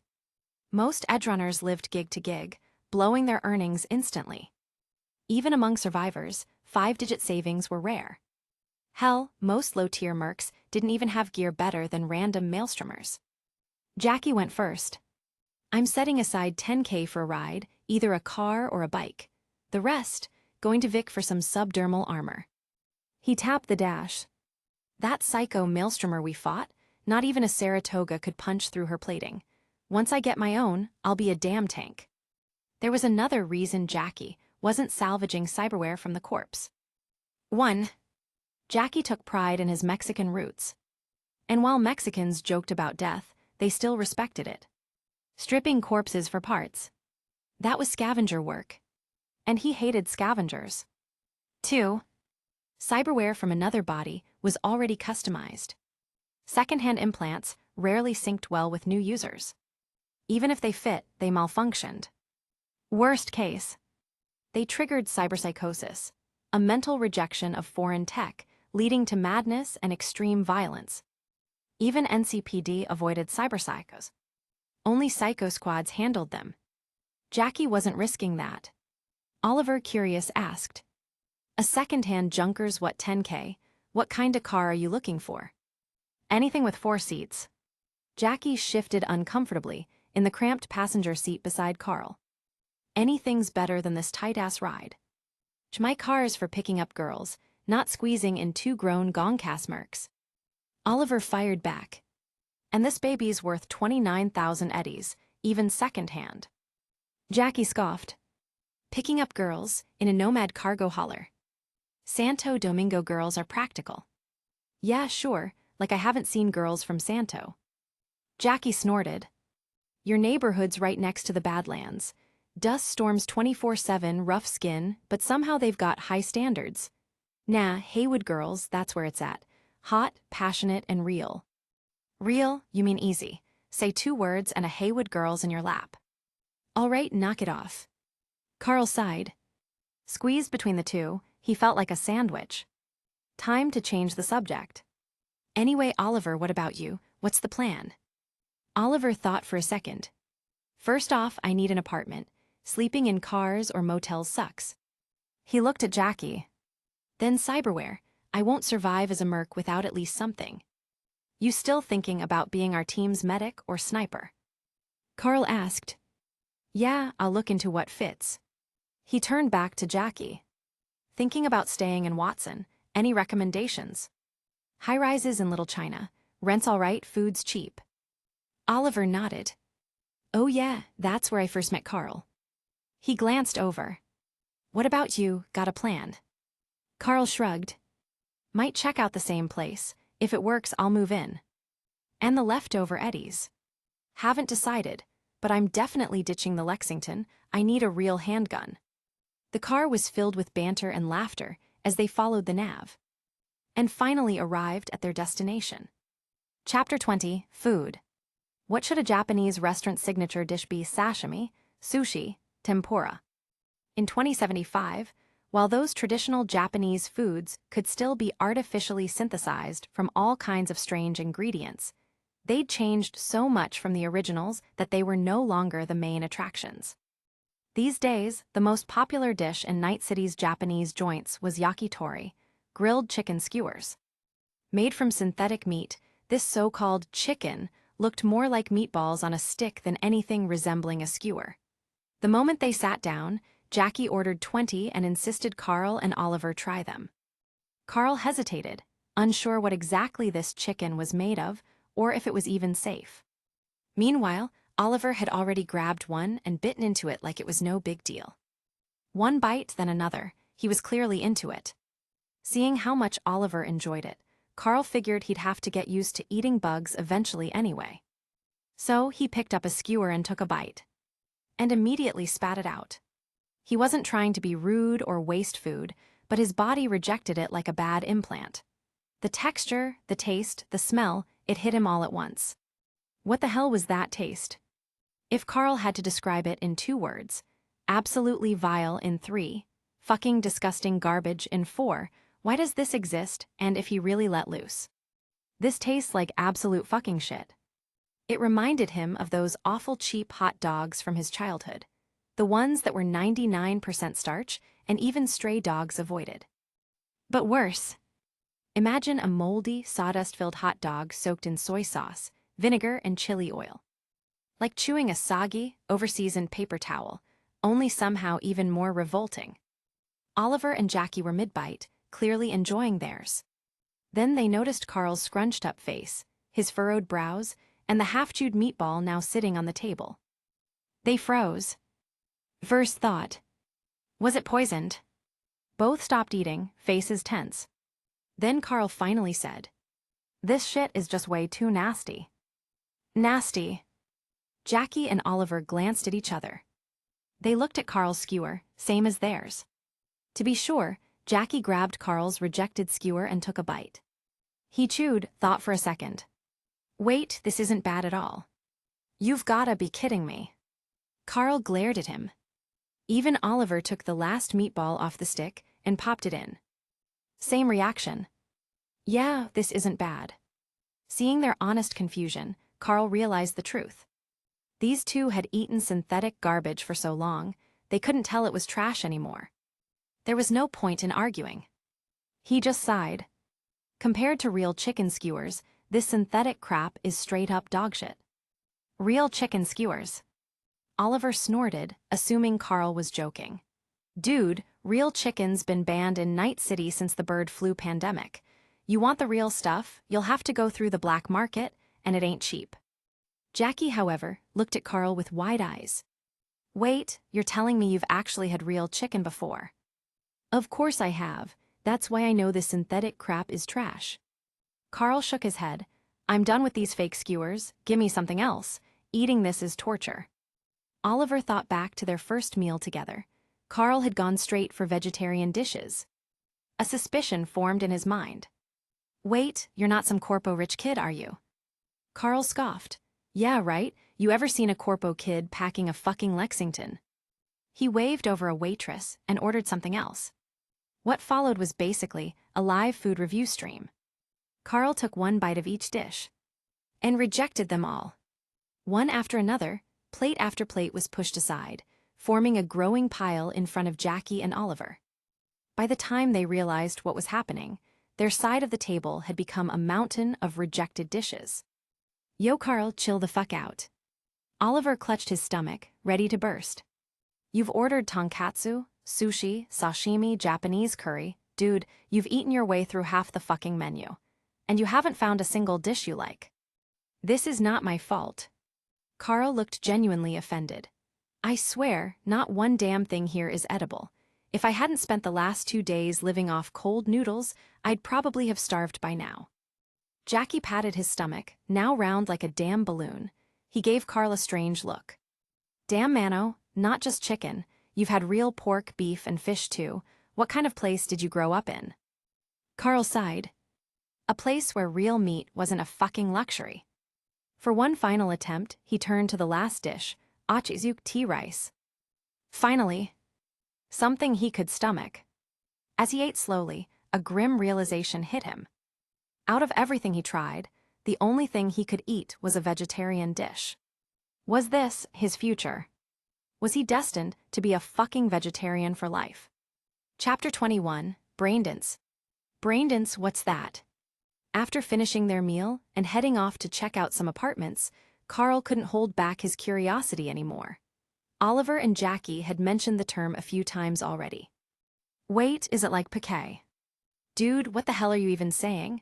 Oliver cut him off, looking half amused and half horrified. No, just braindance, plain and simple. Knowing Carl wasn't up to speed on a lot of modern tech, Oliver gave him a quick crash course. In short, Braindance, or BD, was like virtual reality on overdrive. But instead of just visuals and sound, BDs let you relive a person's full sensory experience. Pain, fear, arousal, adrenaline, everything, recorded straight from their brain and dumped into yours. By 2075, BD was the top form of entertainment in Night City. Every household had a BD headset, the same way people used to have TVs or smartphones. Carl raised an eyebrow, intrigued. That actually sounds kinda awesome. I want to try it. Used to Carl acting like a guy frozen in time, Jackie and Oliver didn't even question it. They immediately rerouted toward a nearby Braindance store. First-time buyer. A personal BD headset didn't cost much. Just 1,000 eddies for a brand new unit, including a few free samples. While Carl paid at the counter, Oliver flipped through the bundled titles. Heartstrings, Soul of Light, Gate of Swords, why are they all just games? Jackie snorted. 'Cause nobody buys those. They're popular, sure, but in Night City, You get more thrills just walking 2 blocks after dark. Then Jackie pointed at a shelf. The Old Man and the Sea looks decent. Carl blinked. Wait, you mean Hemingway's The Old Man and the Sea? Jackie's eyes lit up. You've read Hemingway. It's a classic. Oliver leaned in. What's it about? An old man fishing. Oliver squinted. Fishing? Dude, the ocean's a toxic soup. I can't even imagine that shit. Interest gone. Carl shrugged and grabbed the BD out of curiosity. He wanted to see how someone had turned a literary classic into a full sensory experience. As he browsed deeper into the store, something else caught his eye. What are those? He pointed to a shelf in the corner, dark packaging, edgy designs, and a title font that looked like it was bleeding. Oh, that, Oliver didn't even blink. That's the hardcore stuff, gore porn, you name it. Carl raised an eyebrow. How gory we talkin'? If it's being sold in a legit shop, it's not black market levels. Maybe some gunshots, a bit of blood. Definitely no cyberpsychos or real death BDs. Carl scanned the titles. One stood out. My Years in Trauma Team. A first-person record of a trauma team medic's career, chaotic rescues, gang crossfires, corporate firefights. The works. It cost 70 eddies per volume. That wasn't exactly cheap. For a lot of folks in Watson, that was 2 weeks of food. But Carl had over 40,000 eddies in his account. He bought all 3 volumes. Bundle discount, 200 eddies. Then, because he was already there, he added a mercenary's combat log, the champion's journey, the samurai's last stand. These weren't bundled, but all together came out to just 180 eddies. Big spender, Carl. Watching Carl drop 1,430 eddies in one go, Oliver nearly choked. Damn, Choom, you really just buy whatever the hell you want, huh? He rubbed his forehead.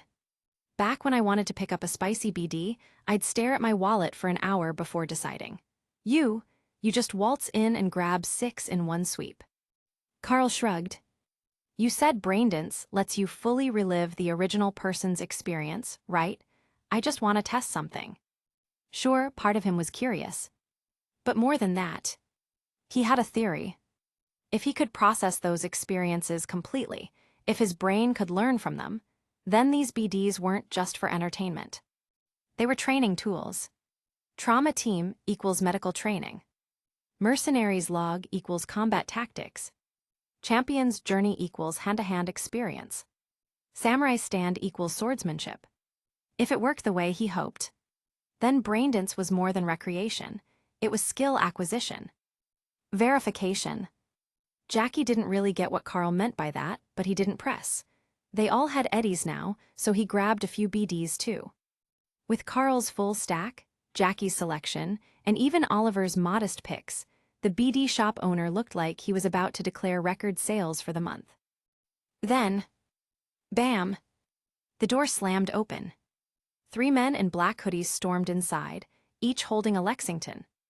Everybody on the fucking ground, this is a robbery. Just another day in Night City. Carl raised his hand slowly. He wasn't scared. He could probably drop all 3 with clean headshots. But it wasn't worth the risk. If they were just here to steal, better to stay chill and not escalate. Oliver and Jackie did the same, hands up, eyes sharp. This was just Tuesday in Night City. Quick and dirty. The masked punks didn't seem eager to kill.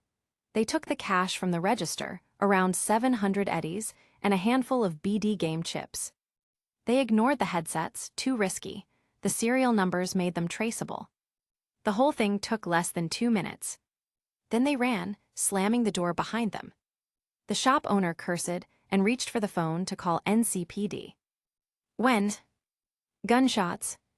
Carl immediately recognized the sound. Lexington. Then, bang. The door burst open again. A corpse flew inside, thudding hard against the floor. Face half gone. But enough remained to tell, it was one of the robbers. Carl exhaled sharply. Looks like shit just got real. No hesitation. All 3 reached for their guns. This was Night City. Chapter 22, Here We Go, 2075. Boss, hold on to our stuff, we'll be back to pick it up. Carl spoke calmly as he stepped toward the door. He had no clue what the hell was going on outside, but Oliver's car was parked just down the street, and he had to make sure it wasn't totaled. If it got wrecked, they'd be hauling everything back on foot, not exactly ideal. Through the broken storefront window, Carl scanned the street. Chaos. In the middle of the road, a burly blonde guy in aviators was lighting up a cargo truck with a Militech MK-31 heavy machine gun, shredding its chassis like it was cardboard. Closer to their position, two very familiar corpses lay face down on the pavement. The same three masked robbers from earlier. Now riddled with bullets, their bodies surrounded by scattered Eurodollars. Wrong place, wrong time, unlucky as hell. The fuck's going on? Jackie joined Carl at the window, took one look, and immediately ducked back behind cover. Shit, that's a heavy machine gun. What the hell kind of mess did we just walk into? Then, my fucking car. Oliver's voice cracked. He just spotted his beloved ride. A fresh dent scarred the driver's side door, clearly from a stray bullet. Not a deep hit, but enough to make Oliver go pale. That was a birthday gift from my sister. So, what's the move?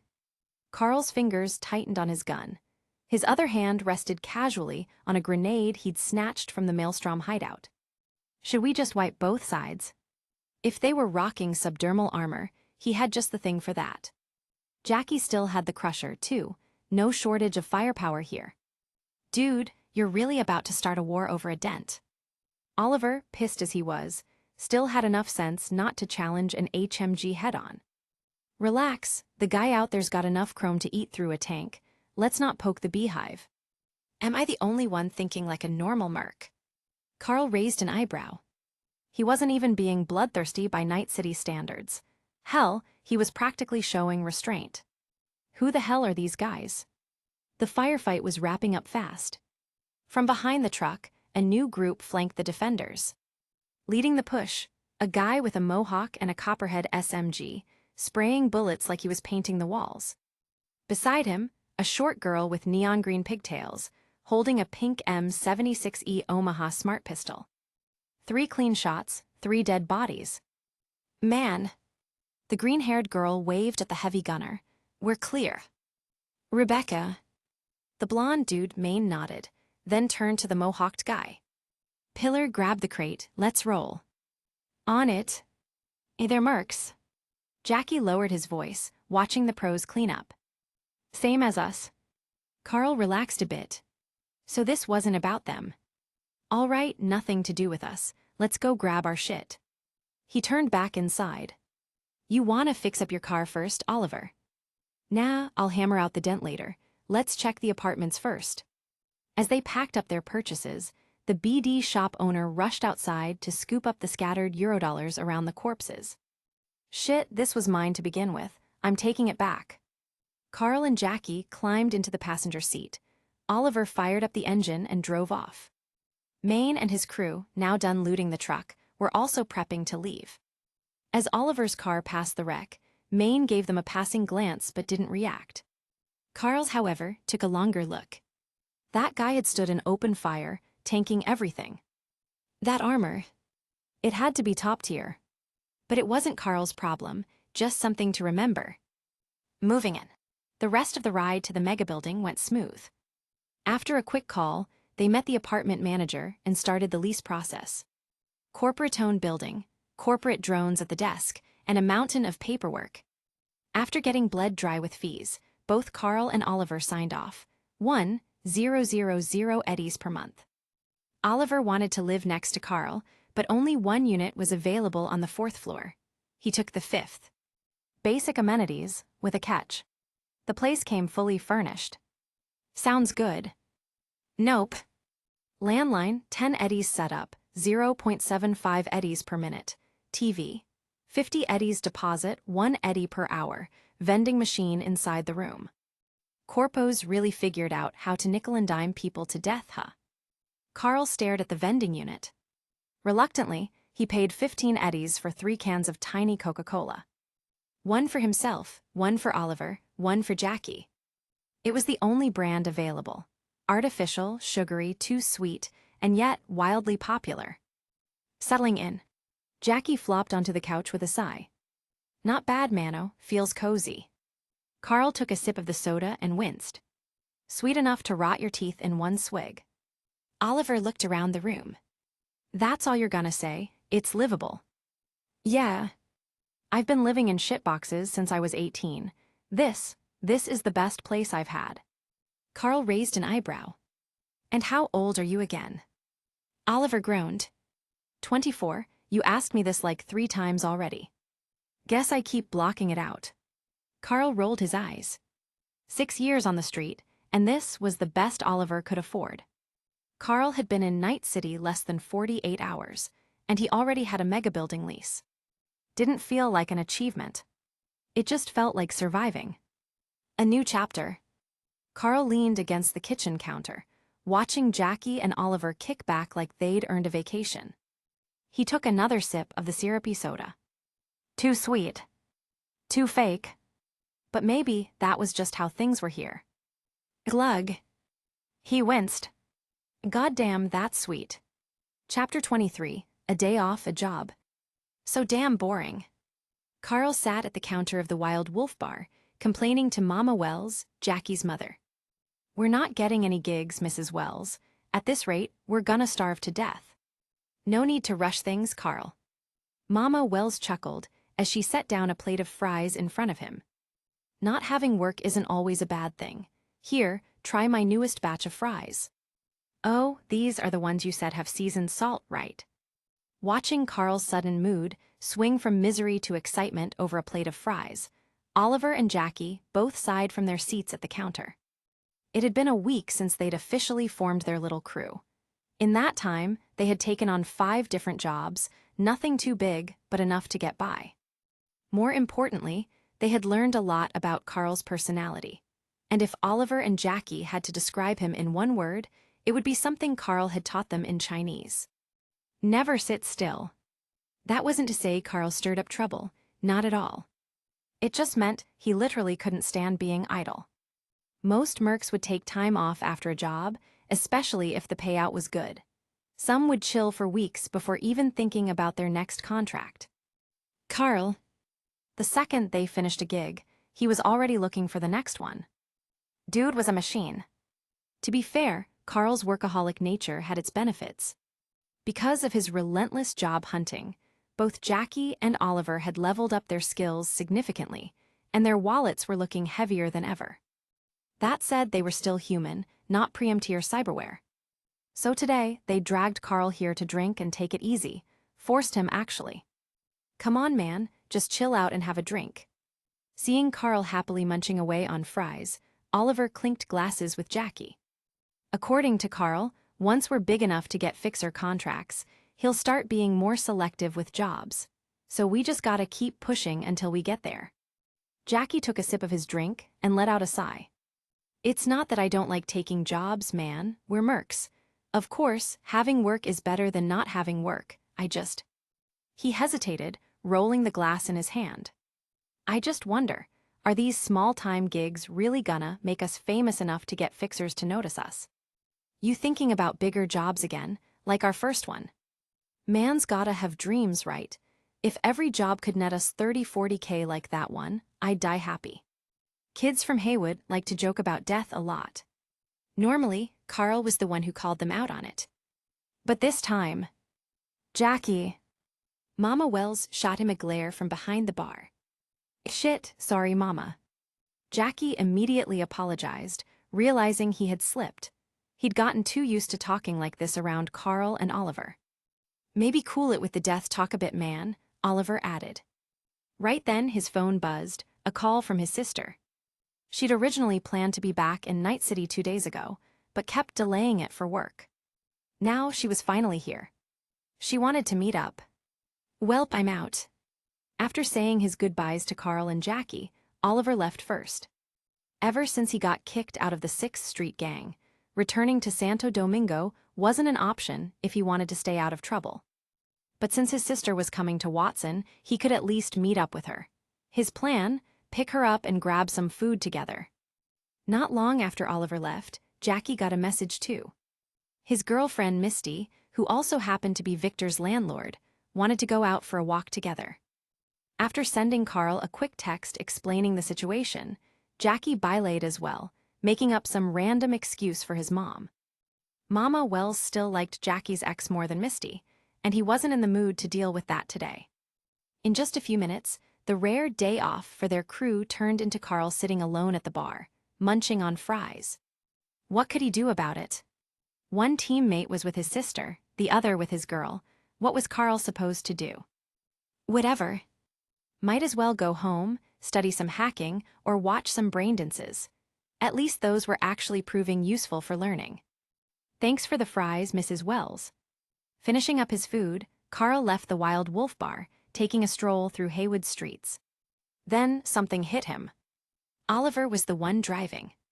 So now, how the hell was he getting back to Watson? The subway. Never taken it before.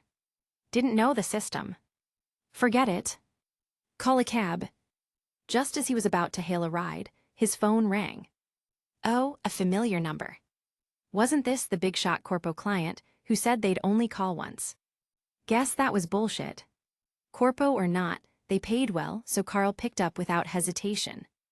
I need a bodyguard, someone to accompany me for a negotiation. 50,000 eddies, solo gig. If you're interested, be at the Wordless Motel in Watson in 1 hour. Click. Hung up, didn't even give him a chance to reply. Damn. All right, whatever. 50,000 eddies is 50,000 eddies. Arrogant as hell, but who cared? A client's a client. Carl thought about it for a moment. No need to bother Jackie or Oliver.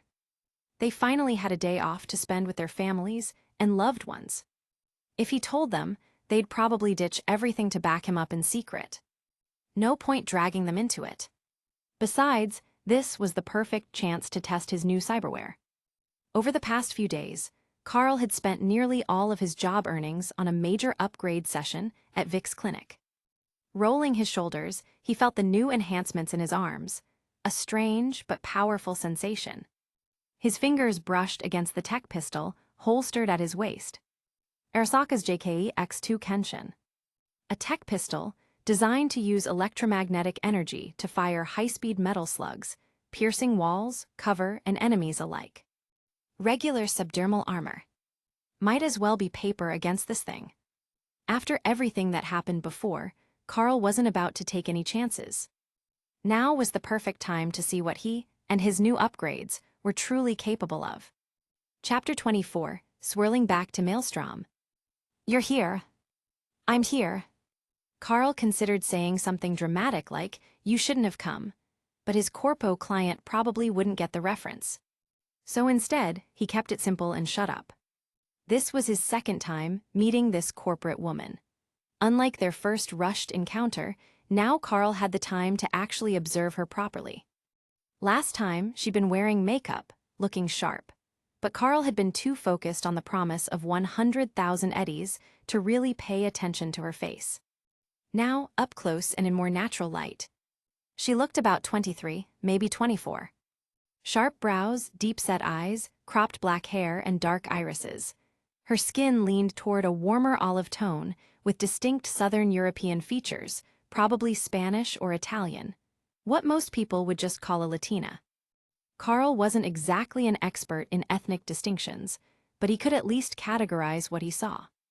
Not that it was unusual in Night City. America was already a melting pot, and Night City. It was the melting pot. Hell, seeing a Latina corpo in a black jacket wasn't half as strange as passing some self-proclaimed Mohican descendant rocking a full-on warhawk, the kind of hairstyle that had made a comeback in recent years. Blanca, he figured that was her name, seemed to be waiting for someone else. Even after Carl showed up, she didn't rush things. She just stood there by the Wordless Motel like any other passerby.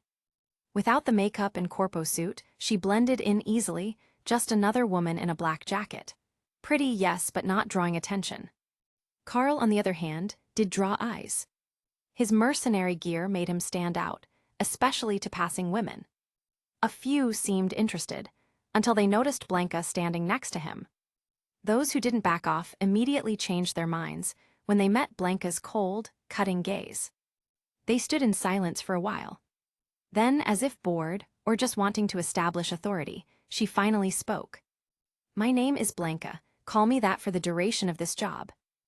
Blanca, common Spanish name, meant white or pure. Carl immediately thought of Blanche of Castile, some medieval French queen. But with Blanca standing there dressed in all black, the name felt pretty ironic. "For this job, your only responsibility is to protect me. See nothing, say nothing, you're not involved in the negotiations. Even if you hear something, forget it." "Understood." Carl gave a wordless nod, standard silent mercenary protocol. He wasn't Oliver, he didn't talk unless it was necessary. Blanca, however, didn't stop talking. She shifted on her feet, tapping lightly against the pavement, an unconscious tick, maybe, a sign of nerves. "There should be 10 of them on the other side. If the talks fall apart, I'll run my fingers through my hair. When I do, shoot the one I'm speaking to and cover me. Got it?" "Got it." Carl locked the details in his brain instantly. 10 enemies. Watch for signal, hair swipe equals shoot.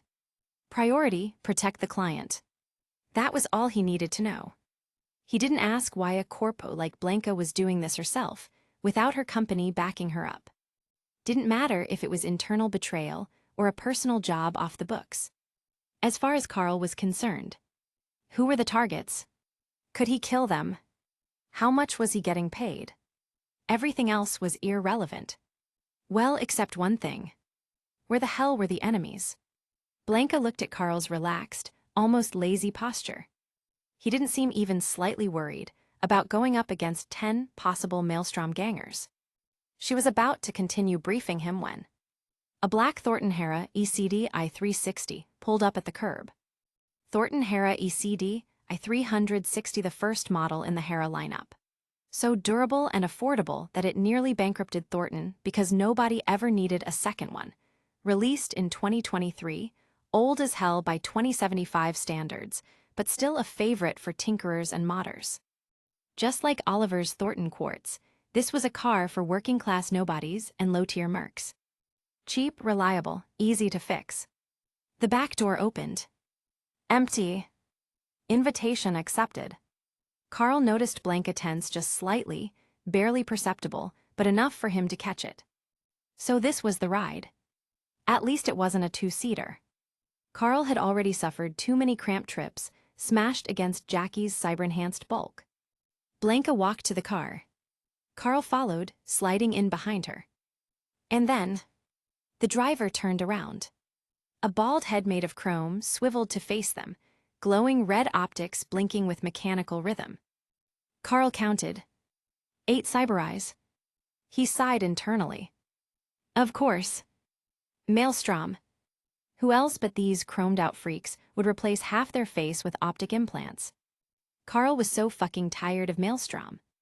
Couldn't Night City throw him a curveball now and then? Maybe some tiger claws. Animals. Voodoo boys. Anything but another gang of walking scrapyards. The Maelstrom driver scanned them, turned back and hit the gas. The Hera rolled off, heading straight for Watson's industrial zone. Carl stared at the passing scenery. No doubt about it.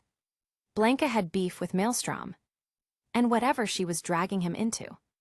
It was more than just stolen blackmail data now. She had skeletons in her closet. Chrome-plated ones. Chapter 25, ready to kill at any moment. The Maelstrom car carrying Carl and his client, Blanca, finally rolled into the Watson industrial zone. But instead of stopping at some smoke-choked, steel-reeking factory, like Carl had expected, the driver took several sharp turns, weaving through alleyways and debris-strewn streets before pulling up in front of a rundown apartment complex.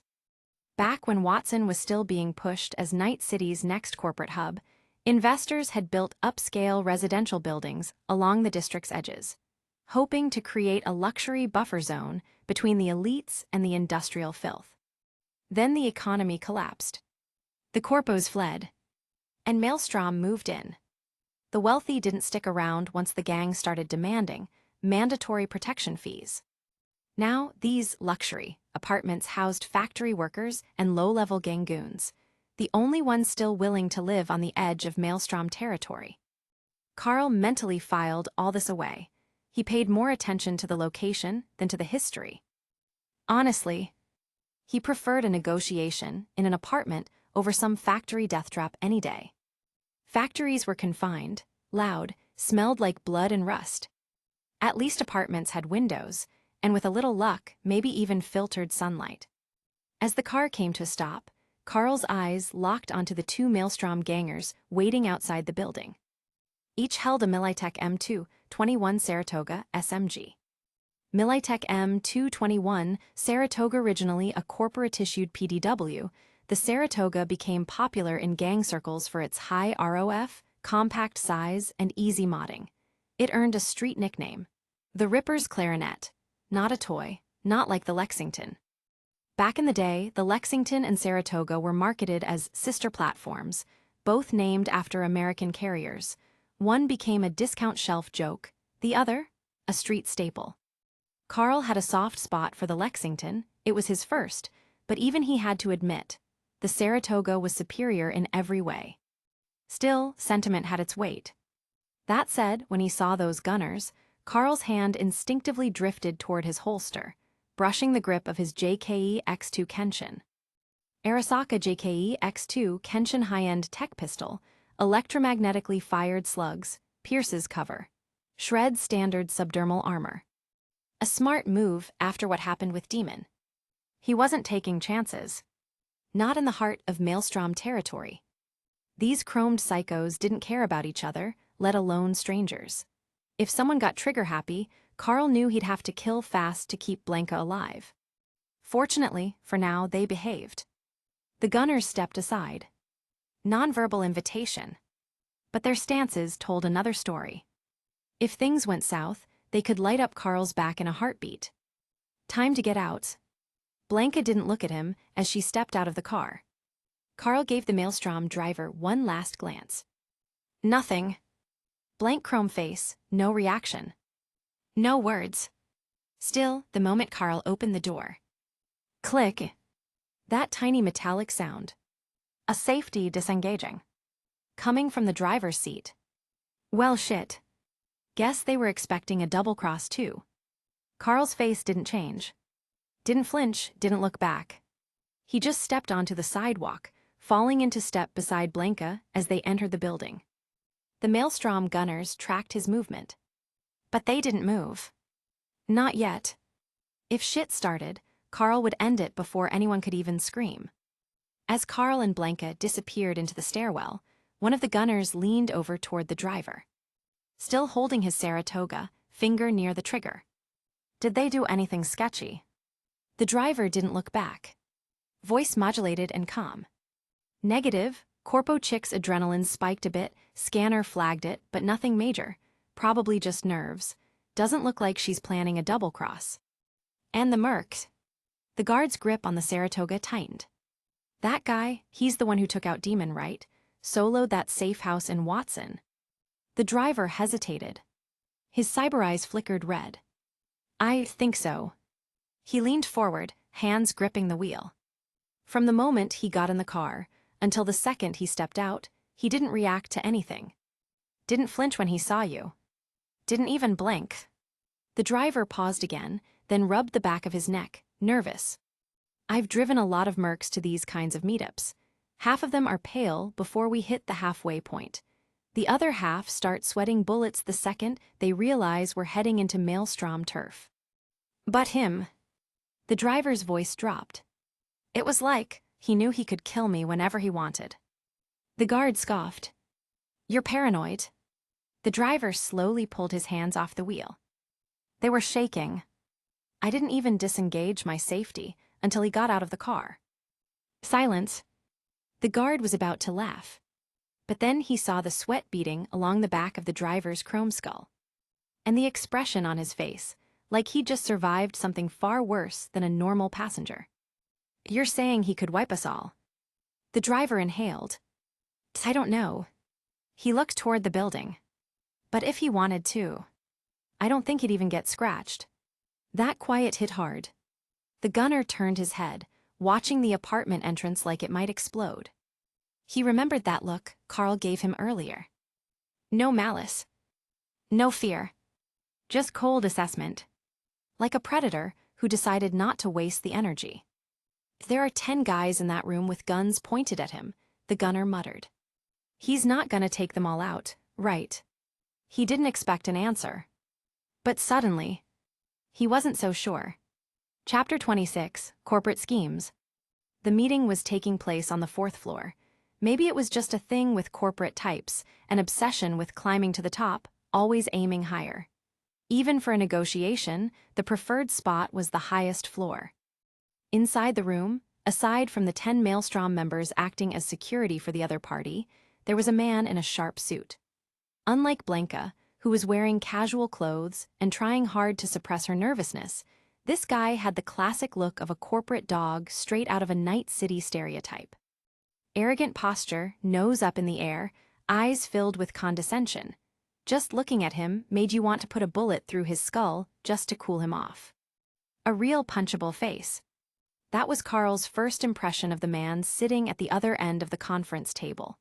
Compared to him, his employer, Blanca, actually had some redeeming qualities, mainly her looks. Oh, and she was paying him. Sit down, Blanca. The man spoke in a relaxed tone, like he was completely in control of the situation, as if Blanca was already a dead fish on the chopping block. Juanita. Blanca's voice was filled with complicated emotions as she sat across from him. No need to be so tense, Blanca.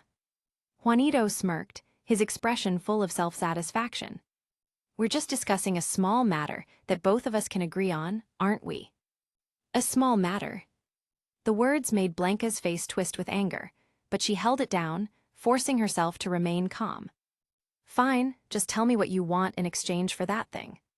I won't ask for much. Juanito chuckled mockingly.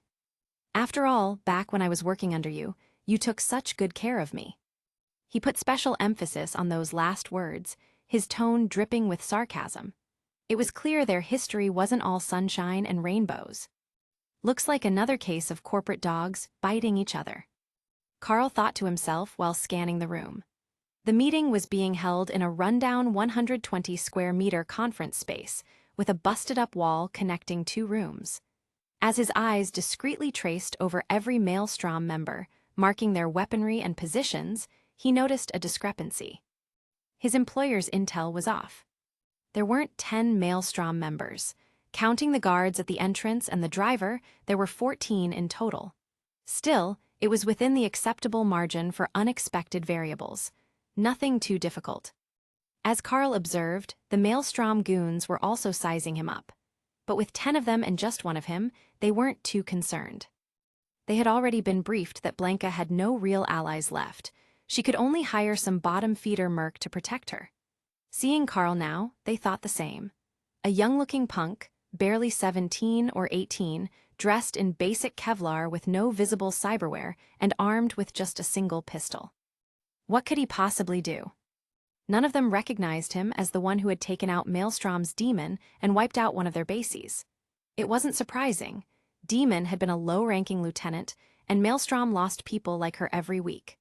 Plus, this group had been loaned out from a higher-ranking officer in exchange for a fat stack of eddies. They barely even knew each other, let alone had time to keep track of some merc who'd killed a nobody. To them, Carl was just a greenhorn. While Carl and Maelstrom eyed each other, the corporate exchange continued. Juanito spent the next few minutes taunting Blanca, clearly relishing her growing frustration. Her clenched fists trembled as she struggled to keep her emotions in check. Only after fully enjoying himself did Juanito finally get to the point. I want you to surrender all your assets, resign voluntarily, and disappear from the company. Oh, and by assets, I mean everything: cars, property, cash, every last Eurodollar. With just one sentence, he lit the fuse on Blanca's rage. That's not happening. Blanca slammed her hands on the conference table, rattling its already peeling surface as she shot up from her seat. What you have on me isn't enough to demand that much. Juanito sneered. Not enough, you say. He leaned forward.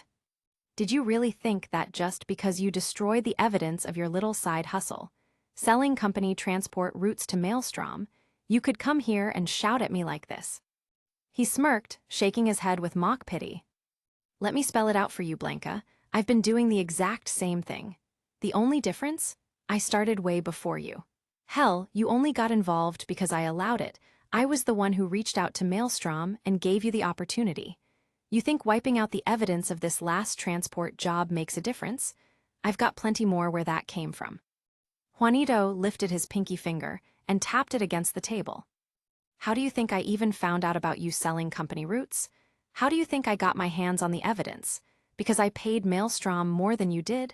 No, Blanca, the reality is simple. You were always behind me. The only reason you got the position I deserved is because you went to a fancier school. But in every other way, you're nothing compared to me. Blanca's eyes widened. So the entire partnership was just a setup. You've been scheming against me from the start. What else did you expect? Juanito smirked. Then, as if relishing her shock, he leaned back in his chair and added casually, "Oh, and don't bother trying to record this conversation. I already had Maelstrom set up signal jammers in advance. You think I didn't notice you pretending to be angry while secretly turning on your recording device? Nothing we say here is getting back to the company." Blanca's rage froze on her face. Then, in an instant, it was gone, replaced by an eerie calm. She sat back down, her gaze locked onto the man in front of her, once her subordinate, now her enemy. "If you adjust your terms, we can renegotiate." Juanito laughed, shaking his head. "Oh no, Blanca, this isn't a negotiation. I'm just informing you. You will hand everything over.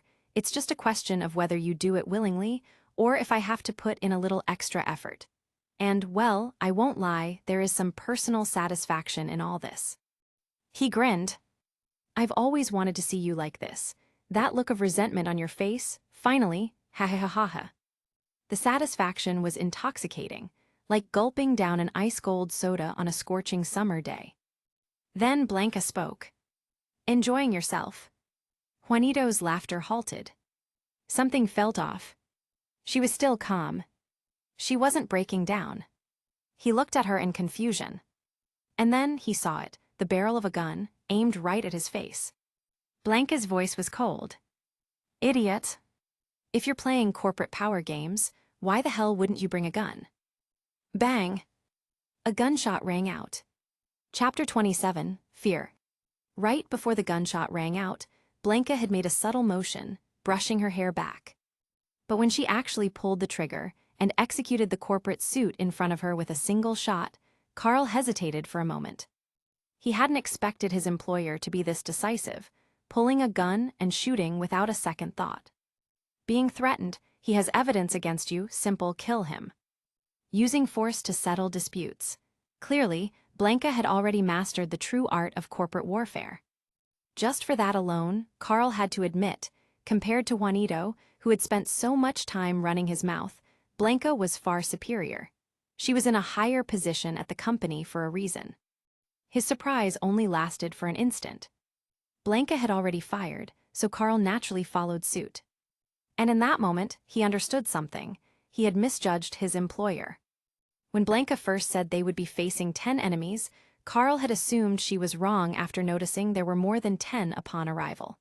But now, he realized, no, she was absolutely correct. Blanca had never planned to let Juanito leave alive. She had entertained his long-winded speech only to confirm where the leak had come from. As Juanito's body hit the floor, the Maelstrom members reacted instantly, reaching for their weapons. None of them had their safeties on. They only needed 1 second to turn Carl and Blanca into Swiss cheese. Unfortunately for them, Carl was faster. For the past few days, Carl had been watching a lot of Braindance recordings. One of his favorites, which he had watched twice, was a BD called Western Gunslinger. From it, Carl had learned the ancient American technique of the quick draw. The gunfire was so rapid, it almost sounded like a single shot. And when the noise faded, 7 Maelstrom members lay dead. The JKE-X2 Kenshin had a 12-round magazine. Carl hadn't run out of bullets, but he had fired 7 rounds in a single instant, and his hand couldn't take the recoil anymore. His gun slipped from his grip. The Kenshin may have had reduced recoil, being a tech pistol, but it wasn't recoil-free. Even a cybernetically enhanced mercenary would feel their hand go numb after firing so many rounds in rapid succession. And Carl? He didn't even have reinforced tendons or cyber muscle. But just because he had lost his gun didn't mean he was defenseless. From his wrists, two thin, vein-like wires shot out, each caught between his index and middle fingers. Monowire single-molecule thin cutting wire, as flexible as a whip and as sharp as a sword. When fully charged, it could generate heat, slicing through flesh and metal alike. A favorite among netrunners, as it doubled as both a weapon and a hacking tool. To put it simply, it was a whip-length weapon, as sharp as a katana, and doubled as a cyberwarfare device. This was Carl's second major cyberware upgrade, the one he had spent every last eddy to install at Vic's clinic. Carl's hands flicked through the air, before the three Maelstrom gangers closest to him could even finish drawing their weapons. They froze mid-motion. Shing! With a sharp flick of his wrists, Carl retracted his monowires. At the same time, he bent down slightly, catching his Kenshin pistol before it even hit the floor. Splurt! The instant Carl's fingers wrapped around his gun, a spray of blood burst from the waists and arms of the three Maelstrom members. A heartbeat later, their heads and legs hit the floor separately, their torsos neatly bisected, smooth cross-sections gleaming under the dim light. Damn it, another set of clothes ruined. Ensuring a clean, instant kill came at a price. Carl let out a sigh as he glanced at the fresh blood soaking his entire outfit, completely unaware of just how terrifying he looked to everyone else in the room. Blanca, who had originally planned to provide backup in case Carl couldn't kill everyone fast enough, stood frozen in place. She stared at the massacre Carl had created in less than a second, her mind struggling to process the sheer brutality and efficiency of it. I hired you for protection, but did you really need to wipe them out so fast? She had already mentally prepared herself for a chaotic gunfight, for getting injured, even for the possibility of dying here today. But in reality, all that preparation was pointless. She had assumed Carl's job would be to kill Juanito first, then cover her escape under fire from the 10 Maelstrom members. That was her idea of the best-case scenario. Sure, things had played out a little differently. She ended up shooting Juanito herself, but in the end, they should still be running away right now. But instead, Carl had just killed everyone. What was supposed to be an escape and protect mission turned into pure, unrestrained slaughter. Since when were mercs this capable? Carl, completely oblivious to Blanca's internal horror, remained unfazed.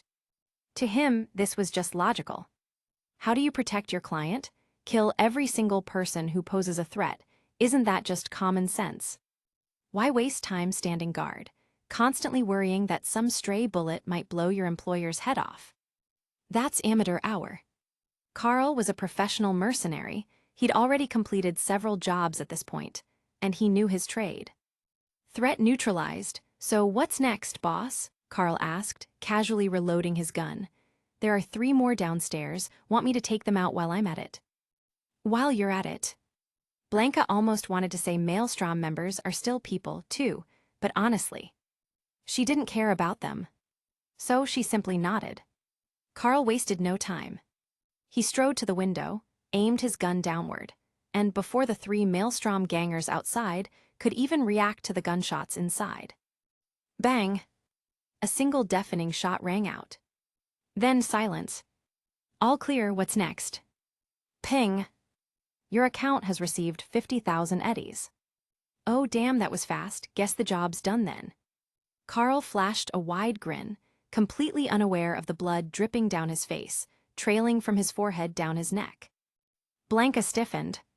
Her body shivered involuntarily. Not from the threats she had faced today, not from Juanito, not from Maelstrom. No. For the first time, she was truly afraid. Of the mercenary she had hired to protect her. Chapter 28, Closing the Job and Waste. You should wipe your face first. After hesitating for a moment, Blanca handed Carl a handkerchief. You can't really walk around looking like that. My face. Only then did Carl belatedly glance at his reflection in a shard of broken glass in the room. Seeing the state of his face, he frowned. No wonder it felt all sticky. He wiped his face with the handkerchief, cleaning off the blood before casually handing it back to Blanca. "Thanks." Would any normal person wipe blood off their face with someone else's handkerchief and then just hand it right back? Blanca's eye twitched slightly as she looked at the still dripping cloth in her hands. Considering how efficiently Carl had handled the job, she let it slide and took the handkerchief back. But then she watched as Carl started rummaging through the corpses of the Maelstrom members. "What are you doing?" "Grabbing cash and looting their guns to sell." Had she never heard of mercenaries looting after a job? Carl gave Blanca a sidelong glance. What kind of rich girl was this? The type who wouldn't even bother picking up money if it dropped on the ground. Realizing she had asked a dumb question, Blanca felt like her brain wasn't working properly in front of this walking death machine. Under Blanca's gaze, Carl efficiently looted everything of value in just 10 minutes. Then, with nothing left to do, the two of them left the building. On the way down, Carl grabbed whatever he could from the 3 bodies outside as well, before taking a look at the car they had arrived in. In the end, he decided against taking it. Not that he wasn't tempted, he absolutely was. But modern cars all had built-in locking and authentication systems. Without the right hacking tools or advanced netrunning skills, he had no way of stealing it. "Need me to give you a ride?" As a courtesy for Blanca's quick and generous payment, Carl figured he might as well offer her a lift. "No need, my car's here." Carl watched as Blanca's cybernetic eyes flickered slightly, and shortly after, a Villefort Cortez V5000 Valor pulled up on autopilot, smoothly stopping in front of them. Villefort Cortez V5000 Valor, one of the most prestigious models manufactured by Villefort. Its sleek and elegant design is highly favored by corporate elites, politicians, and gang leaders alike. Though prone to occasional breakdowns, its reinforced body, built in collaboration with Militech, ensures the safety of its occupants. The driver's side door automatically swung open. Blanca stepped inside but didn't immediately close it. Instead, she rested one foot on the floor mat and the other on the pavement, turning back to Carl with a smile. "Want me to give you a ride?" Her smile widened slightly. Think of it as a sign of future cooperation. So, it looked like this phone number was going to get dialed again in the future. Carl had that thought but still shook his head, declining her offer. "I'll walk back." "All right then." Seeing Carl refuse, Blanca didn't insist. She simply waved him off before settling into her seat, closing the door and driving away. Carl, meanwhile, stood there, watching her car disappear into the distance. A few minutes later, he let out a sigh. "That car is at least 370,000 eddies. My commission is still way too low." At first, Carl thought 50,000 eddies was a lot, but compared to the car his employer had just casually driven off in. "Guess I still need to work harder." Carl shifted the weight of his equipment. His Kenshin tech pistol was back in its holster, wiped clean and reloaded. Carrying his bags, he made his way south toward Watson. While walking, he absent-mindedly browsed vehicle prices in his mind. In the process, he stumbled upon an advertisement. "Do you dream of soaring through the stars? Want to set foot on the moon? Now, you don't need 10 million, you don't need 1 million. For just 250,000 eddies, you can make it happen. Don't just dream, act now." A moon trip. Was traveling to the moon something casual nowadays? That was kind of tempting. Carl had always had a slight fascination with space. Then, right beneath the price for a 3-day, 2-night lunar tour, he noticed the cost of permanently settling on the moon. The total fees, including paperwork and processing, came out to 5 million eddies. And that didn't even include the cost of buying a home on the moon. Curious, Carl looked up the price of lunar real estate. He found a related report on NC54 News. A standard immigration housing unit costs 100 million eddies. While the price may seem steep, it's nothing compared to your safety. Taken directly from in-game news. 100 million. Carl did some quick math. He'd have to complete 2,000 jobs like Blanca's just to make that kind of money. Assuming 10 kills per mission, that meant he'd need to kill 20,000 people just to afford a home on the moon. Even wiping out all of Maelstrom wouldn't be enough. At that point, It'd be easier to just have a friendly chat with a corpo executive and negotiate a deal. Good thing he had no plans to move to the moon. A short trip might be fun someday, though. Not that it would make much of a difference. Carl glanced at another NC54 news segment, where they covered so-called safe and legal lunar immigration options. Meanwhile, some corporations were tricking people into moving there under false pretenses, only to enslave them as cheap labor. Corporations were the same no matter where you went. Whether you were stuck on Earth under its gravity or seemingly free, drifting among the stars, you were still blinded by neon lights that outshone the sun itself.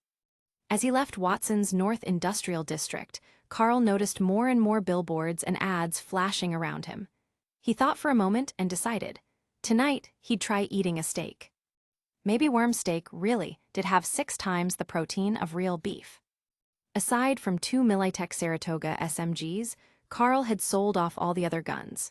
Between that, his commission, and all the cash he looted, his balance had now reached an all-time high of nearly 60,000 eddies. He figured he'd give one of the SMGs to Jackie and ask if either of them needed cyberware. He could cover the cost for now if they wanted something. Having some extra eddies made Carl a lot more generous. While considering how to spend his money, he stepped into a small restaurant and ordered something he had never tried before.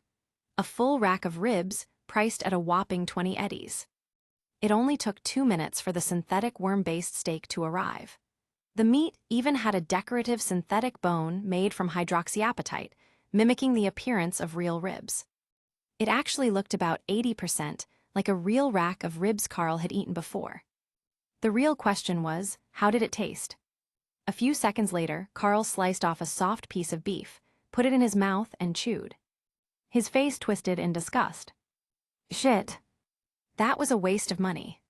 Chapter 29, Celebration and a New Contact. Knock, knock, knock. I'm coming. Who the hell is it? Oliver had just returned to his apartment after having dinner with his sister. He hadn't even had the chance to sit down before someone started banging on his door. Muttering complaints under his breath, he pulled up the security camera feed to check who it was. Upon recognizing the visitor, he quickly walked over and opened the door. Carl, you look kind of rough. I took on a side job, remember that corpo from before? Made some eddies, so I figured I'd buy some stuff to celebrate. I already messaged Jackie, he'll be here soon. Carl stepped inside, carrying several bags filled with food and drinks. After setting them down, he pulled out a packaged item and handed it to Oliver. Here, have some steak. I literally just ate. Wait, hold up, you went on a job alone and didn't tell Jackie or me. Oliver took the steak, but then frowned as realization dawned. You ran off to do a gig solo while we were busy. You're way too eager, man. Yeah. The client insisted it had to be a one-person job, just a negotiation gig, you know? I was just hired as security. Security? Oliver studied Carl carefully, not a single scratch on him. Looks like the negotiation went smoothly. Yeah, really smoothly. Carl thought about it for a second. His employer had no complaints. The other side certainly didn't have any complaints. No one had any complaints. So yeah, super smooth negotiation. Turn on the TV, let's see what kind of shitshow the city's got going on today. What's there to see? Even though turning on the apartment TV cost extra, Oliver wasn't going to be stingy in front of a friend. He accessed his system and activated the screen. As he did, he absent-mindedly bit into the steak Carl had handed him. The texture, the tenderness. This is ribeye steak, isn't it? Damn, these go for 20 eddies apiece. I don't usually splurge on this stuff. Exactly, so no wasting it. Of course not, it's just one piece. My stomach still has room. Oliver paused mid-sentence. He glanced at the steak in his hands, his eyes narrowing at the clean-cut marks on the edges. Wait a damn second, Carl, when you say no wasting. A memory hit him. The disastrous night at the Yakitori restaurant. Carl had ordered everything on the menu, taken one bite, and then left the rest for Jackie and him to clean up. You didn't do it again, did you? Oliver's expression darkened as he eyed the massive bags of food Carl had dumped on his table. Nah, just this steak. The rest is new, Relax, most of it's just snacks, chips, chocolate bars, though they're all made with cocoa substitutes. Couldn't find any with real cocoa butter. All right, that's a relief. Oliver finished off the steak in a few bites. Jackie arrived shortly after, bringing along a massive bag of fries from Mama Wells' bar. Oh, my favorite. Carl practically lit up at the sight of the fries. He immediately plopped down on the couch and started devouring them with childish enthusiasm, almost like he enjoyed Mama Wells cooking more than Jackie did. Jackie chuckled at the sight, then dropped onto the couch himself, only to feel something hard pressing against his ass. Frowning, he reached beneath him and pulled out a compact SMG. Dios mío, my God, a Saratoga SMG. Carl, where the hell did you get this? Picked it up after dealing with some maelstrom guys on the way. This one's yours. This little thing packs a punch. Jackie inspected the submachine gun with admiration, running his hands over it like he was appreciating fine craftsmanship. Then, just like Oliver before him, he processed what Carl had just casually said. Wait, what do you mean dealt with? Carl sighed and gave Jackie the same explanation he had just given Oliver. That corpo again. Jackie pulled the charging handle on the SMG, listening to the satisfying mechanical click. Well, I'd say that's definitely worth celebrating tonight. My place is big enough to crash if you guys want to stay over. Just eat and drink all you want. If we run out, there's always the vending machine. I don't keep much stocked, mostly burritos, but knowing Carl, he probably wouldn't like the meat inside. As Oliver was talking, the TV screen suddenly changed from regular daily news to an urgent broadcast. Good evening, and welcome to an emergency report from N54 News. I'm Jillian Jordan. Just half an hour ago, a cyberpsycho went on a rampage in a restaurant in Kabuki, Watson. The exact death toll remains unclear, but Max DAC has been dispatched to contain the threat. Residents in Kabuki and surrounding areas are advised to remain indoors until further notice. Another cyberpsycho. Jackie frowned as the broadcast showed flashes of on-site footage. How many is that this month? Too damn many.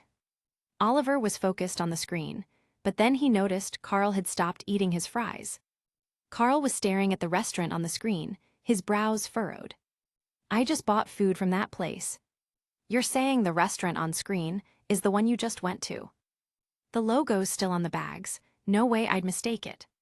Carl responded with certainty before casually picking up another fry and tossing it into his mouth. Judging by the timing, I must have left right before it happened. If I'd been a little slower, I'd have run into that cyberpsycho. Should we call that luck?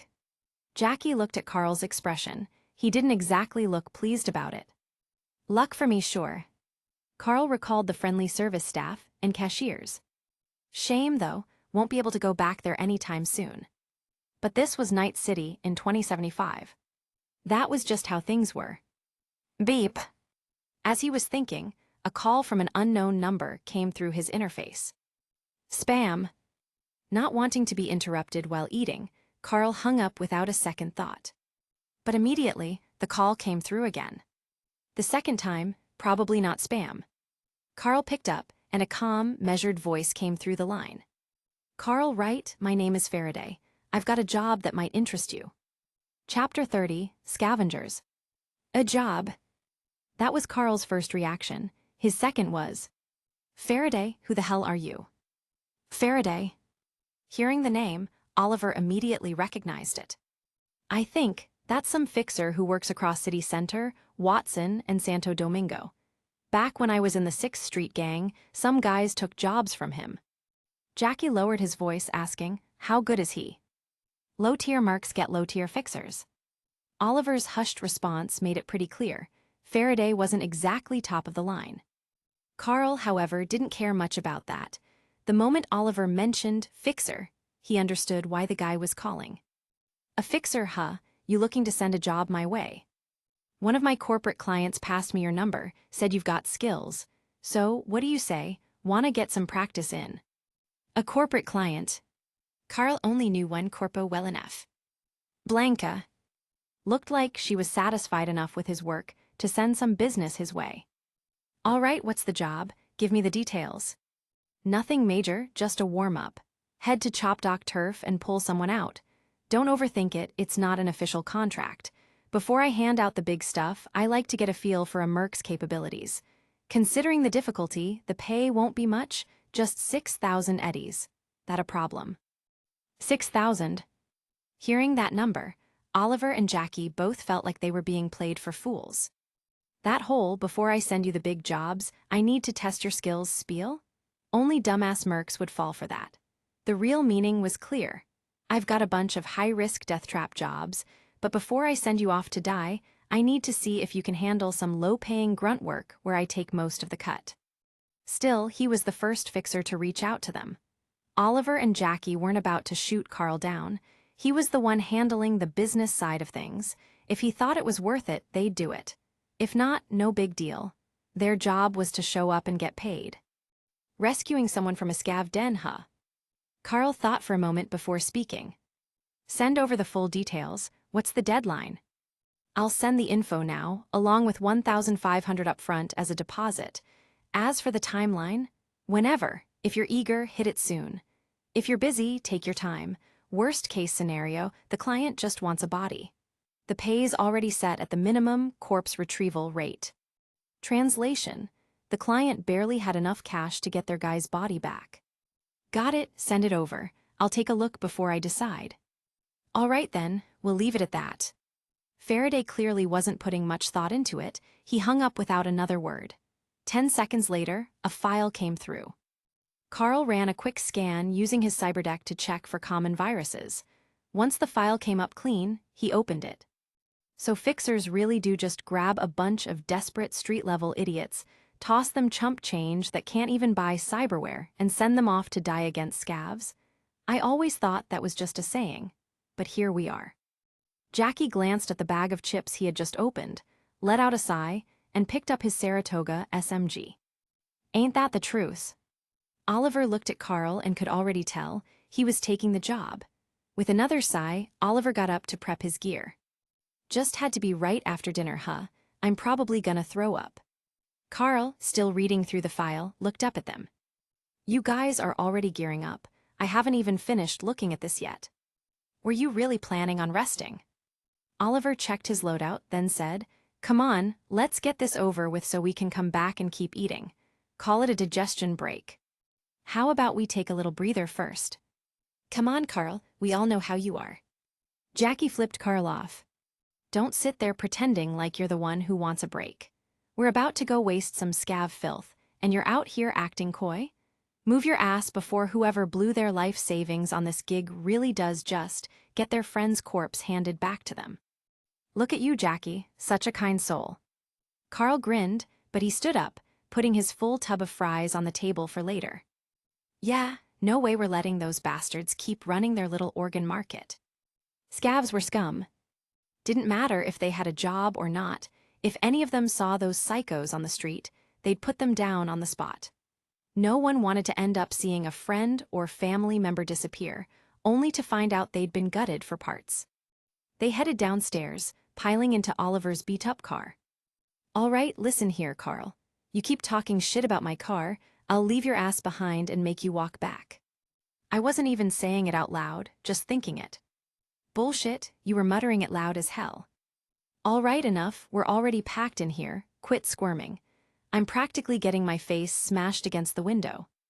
Jackie shifted his position as best he could, then brought up something that had been bugging him. So, $6,000 for this gig. How much you think that Faraday guy skimmed off the top? This dude thinks we're idiots. No way in hell he gave us a fair cut, he probably took at least half. Oliver thought back to what he had heard about Faraday's reputation from 6th Street mercs who'd worked with him before. From what I heard back in 6th Street, half is just the standard lowball. I dunno, man, the way he was talking, wouldn't be surprised if he took even more. I bet this gig's really worth 30, maybe 40 grand. Jackie shifted his weight on the seat. All right, Carl, where we headed? Let's get Oliver to floor it.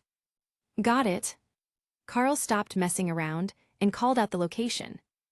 Their target. City Center. City Center? The heart of Night City's corporate elite. Supposedly the safest place in the city.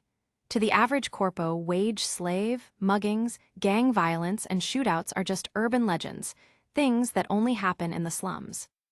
NCPD Threat Level Assessment, Safe. Chapter 31, ACPA. Who would have thought there'd be a scav hideout in one of the busiest districts in Night City? I actually used to believe City Center was safe. Oliver stretched his wrists and readied his Nova revolver, eyeing the apartment complex in front of them. The moment I hit the streets, I stopped believing in that corpo propaganda. Jackie held his Saratoga SMG, its compact frame looking almost comically small in his huge arms, like a grown man trying to use a kid's chopsticks. Everyone was young and dumb once. After locking the car, Oliver looked over at Carl, who had his Kenshin tech pistol in hand. "All right, Carl, what's the plan?" "Targets on the 6th floor, let's take the elevator up." Carl had already shared most of the intel on the way over, so Oliver and Jackie were up to speed. "That fixer even sent us the exact room number. All that's left is for us to kick in the door and clean house. Looks like he's got some pro-level netrunner backing him up, sent us a whole-ass video feed of the place. 4 scavs in the room, target still alive, hasn't been gutted yet. Then let's make it quick." 4 scavs. Oliver wasn't even sweating it. These kinds of low-life organ thieves only preyed on civilians and lone gang members. If they had real skills, they wouldn't be stuck doing this shit. Their cyberware and guns were bottom-tier garbage, barely better than what a random street punk could get their hands on. Hell, Oliver wasn't even sure their rounds could pierce his vest. If it weren't for the time limit, Oliver could have soloed all 4 without breaking a sweat. Even back when he was in 6th Street for a whole week before getting kicked out, he'd trained since childhood under his ex-6th Street dad. The guy drilled him on marksmanship, tactics, and close combat. Before meeting Carl, it would take at least 7 or 8 scavs to take him down. Now, with all the jobs they'd run together. This wasn't a fight, it was butchery. And Oliver wasn't even the strongest one in the squad. Jackie and Carl, either one of them could tear through a whole scav den without breaking a sweat. The entire mission played out exactly as expected. The longest part was driving over, then riding the elevator up. Actually dealing with the scavs took almost no time at all.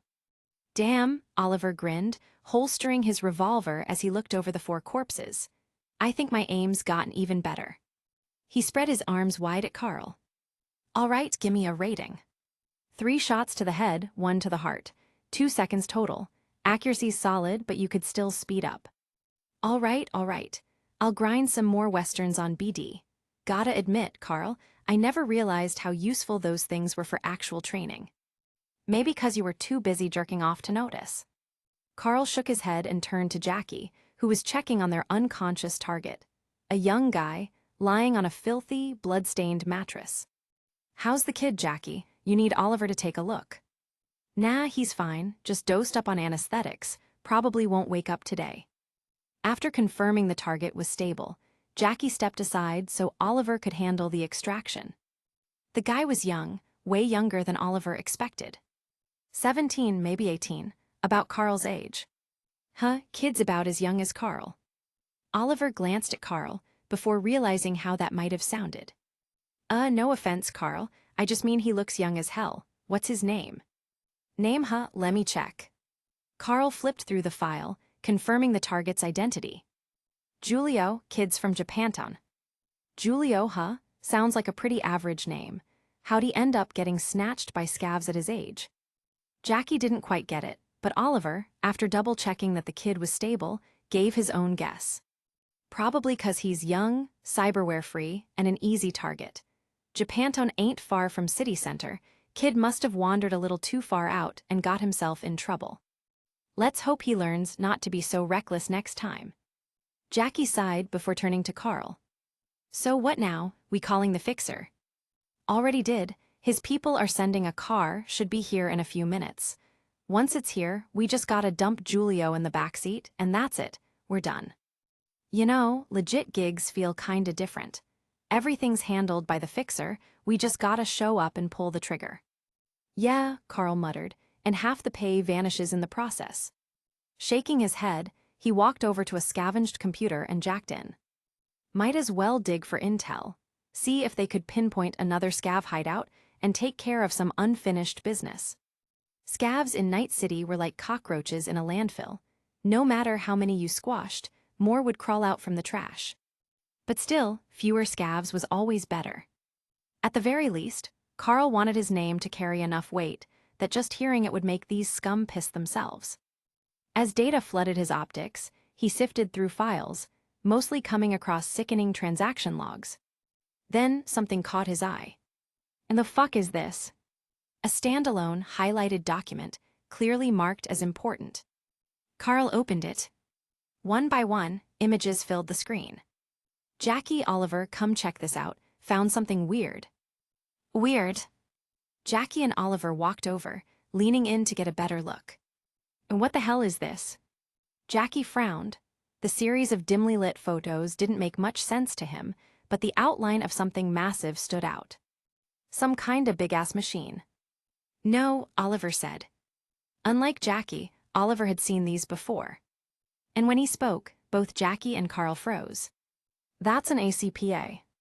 Chapter 32, Armor and Value. ACPA, are you sure this is an ACPA? Jackie looked shocked the moment he heard Oliver's words, because everyone knew what an ACPA was. ACPA, or Assisted Combat Personnel Armor, was essentially wearable armor with the firepower and durability of an armored vehicle, even a tank. In simple terms, it was a power suit, a full-body exoskeleton designed for extreme combat scenarios. I'm positive, Jackie. Oliver crossed his arms. 6th Street has 3 riot control ACPAs stashed away, but after Arasaka and Militech signed that ceasefire agreement, ACPAs were officially banned from Night City. And now, I find ACPA intel in a scav hideout. That's weird as hell. Banned from appearing publicly, Carl furrowed his brows. But I've seen mechs next to NCPD roadblocks, fully armed to the teeth. Aren't those ACPAs? Nah, those are just enhanced exoskeletons with ACPA-grade weapon platforms, Oliver explained. A true ACPA is on a completely different level. Armor, firepower, and pilot safety, it crushes everything we've seen. Imagine a walking tank, one that can plow through anything in its way. Carl ran a hand through his hair, thinking. If power armor is that strong, why are Corps so focused on cyberware instead? Wouldn't ACPAs be better for war? Damn, Carl, you really are a rich kid, huh? Jackie chuckled and answered before Oliver could. Cyberware's about keeping corpo dogs alive. They can replace hearts, lungs, whatever, and still look human. But if you stick them inside a power suit, have a machine control their body, and keep them alive with nutrient paste, they just become a walking tin can. Carl suddenly felt like certain stories about fearless mecha pilots were getting roasted. And that's not even the biggest issue. Oliver chimed in. The G-force inside an ACPA is insane. A regular meatbag wouldn't survive the strain. If anything, you need cyberware to even pilot one properly. So it's not one or the other, Carl muttered, finally getting it. ACPA and cyberware weren't rivals. They were two halves of the same equation. Like a spear and its metal tip, only when combined did they become truly lethal. With this question answered, a new one arose. But now that I think about it, if Arasaka and Militech have banned ACPAs in Night City, aren't they worried that a corp, or even a gang like 6th Street, might secretly stockpile ACPAs and launch an attack on their VIPs? Oliver took it upon himself to explain. Look, ACPAs are strong, but they're not invincible against cyberware. Do you know how much a good ACPA costs, Carl? Take the 6th Street gang's light riot control ACPAs. Even those are cheap at around 1.4 million eddies per unit. But do you know how much it costs to take one down on the battlefield? Cost?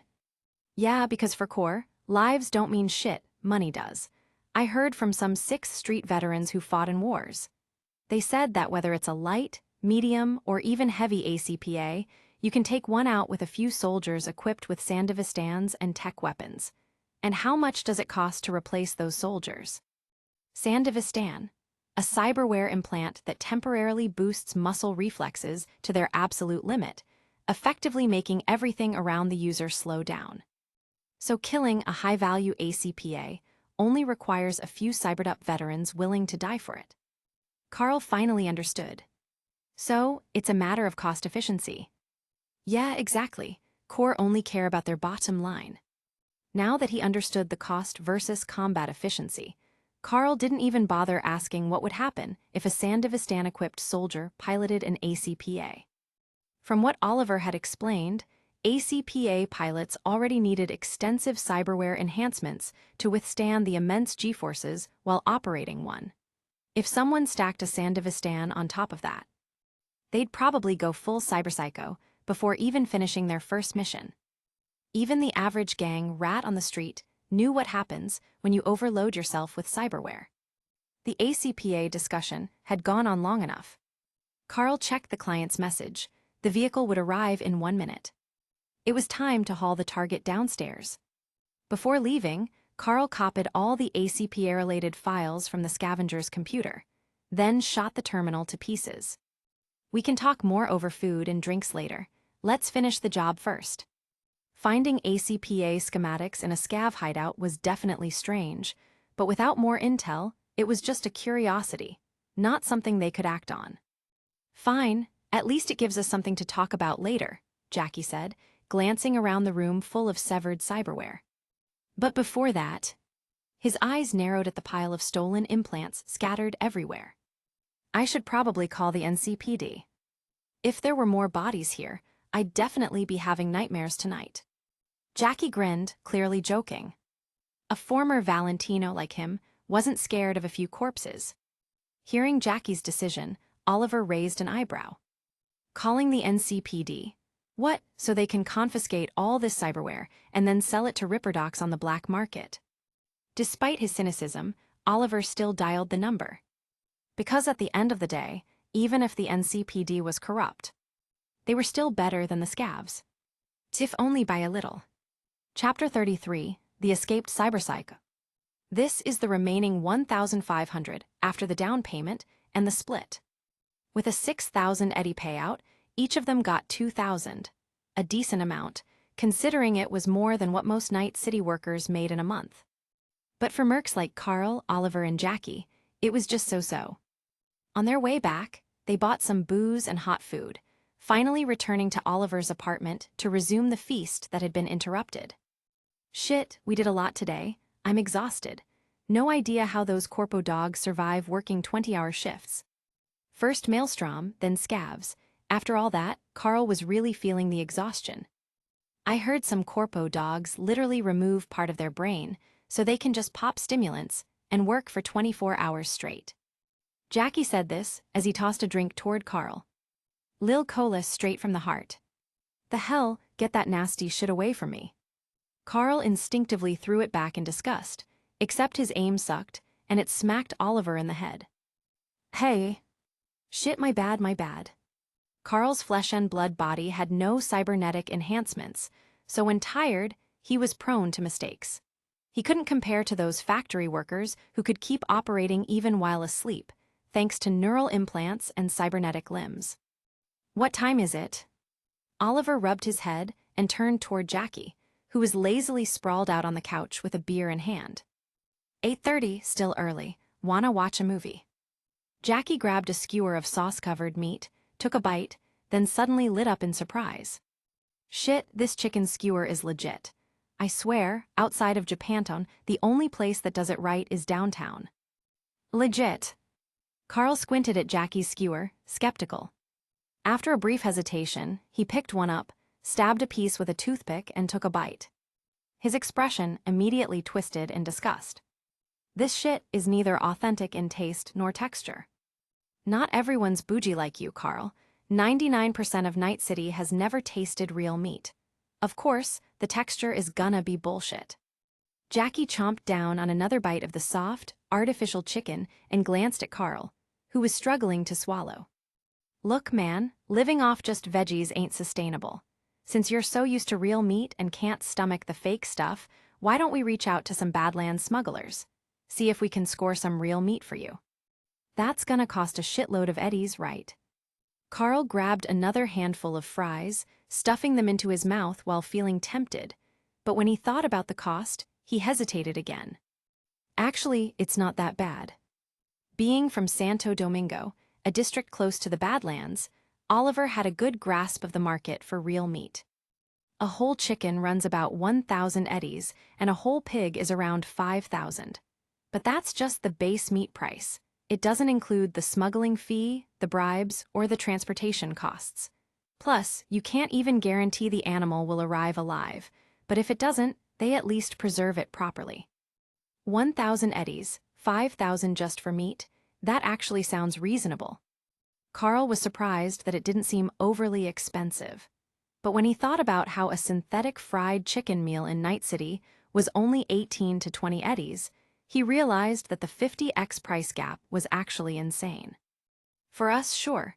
But if you look at regular people, an entire month's salary might only be enough to buy one real chicken, and that's without accounting for all the checkpoints, bribes, and smuggler fees. In the end, you might spend more than 1,000 eddies and still never get your hands on it. That's why real meat is so rare in Night City. Oliver continued, "Actually, pork is easier to get than chicken. Because of past bird flu outbreaks, Night City has strict poultry regulations, so getting real chicken means higher bribes at customs. If you're serious, I'd recommend getting pork instead. And if I wanted a whole pig, including all the smuggling fees, around 10,000 eddies would guarantee a successful delivery." 10,000 eddies, huh? Carl had about 52,000 eddies right now. That meant his entire hard-earned savings were only worth 5 pigs. Few corpos threw money around like Blanca. You could buy some damn good cyberware for that kind of money. Jackie whistled, slightly shocked at the cost. "Our discarded flesh isn't worth as much as a pig, huh?" Oliver took a bite of his synth meat taco, chewing thoughtfully. "So, Carl, if you're serious, I can reach out to some contacts. Or you could just get used to this real meat, even if it's synthetic." Oliver, Jackie, you guys really have no interest in real meat. Carl had already decided to spend the money. A merc couldn't afford to skimp on food. But before buying, he wanted to see if Oliver and Jackie wanted to split the cost. Synth meat is made from worms, locusts, and other crap. I've been eating it since I was a kid, so my taste buds are already used to it. Honestly, if I ate real meat, I'd probably be just as uncomfortable as you are with synthetic. I'm good. Oliver had zero interest in buying real pork, but Jackie was interested.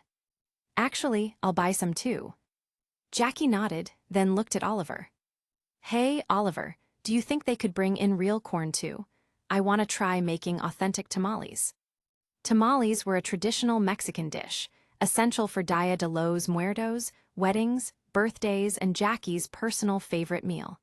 But he'd only ever had them with synthetic pork and cornmeal, never the real thing. "If they can, I'll ask around and let you know the price." Oliver agreed, then glanced up at the TV, which had switched to a new report about the cyberpsycho incident in Kabuki. The cyberpsycho disappeared before the Max DAC response team arrived.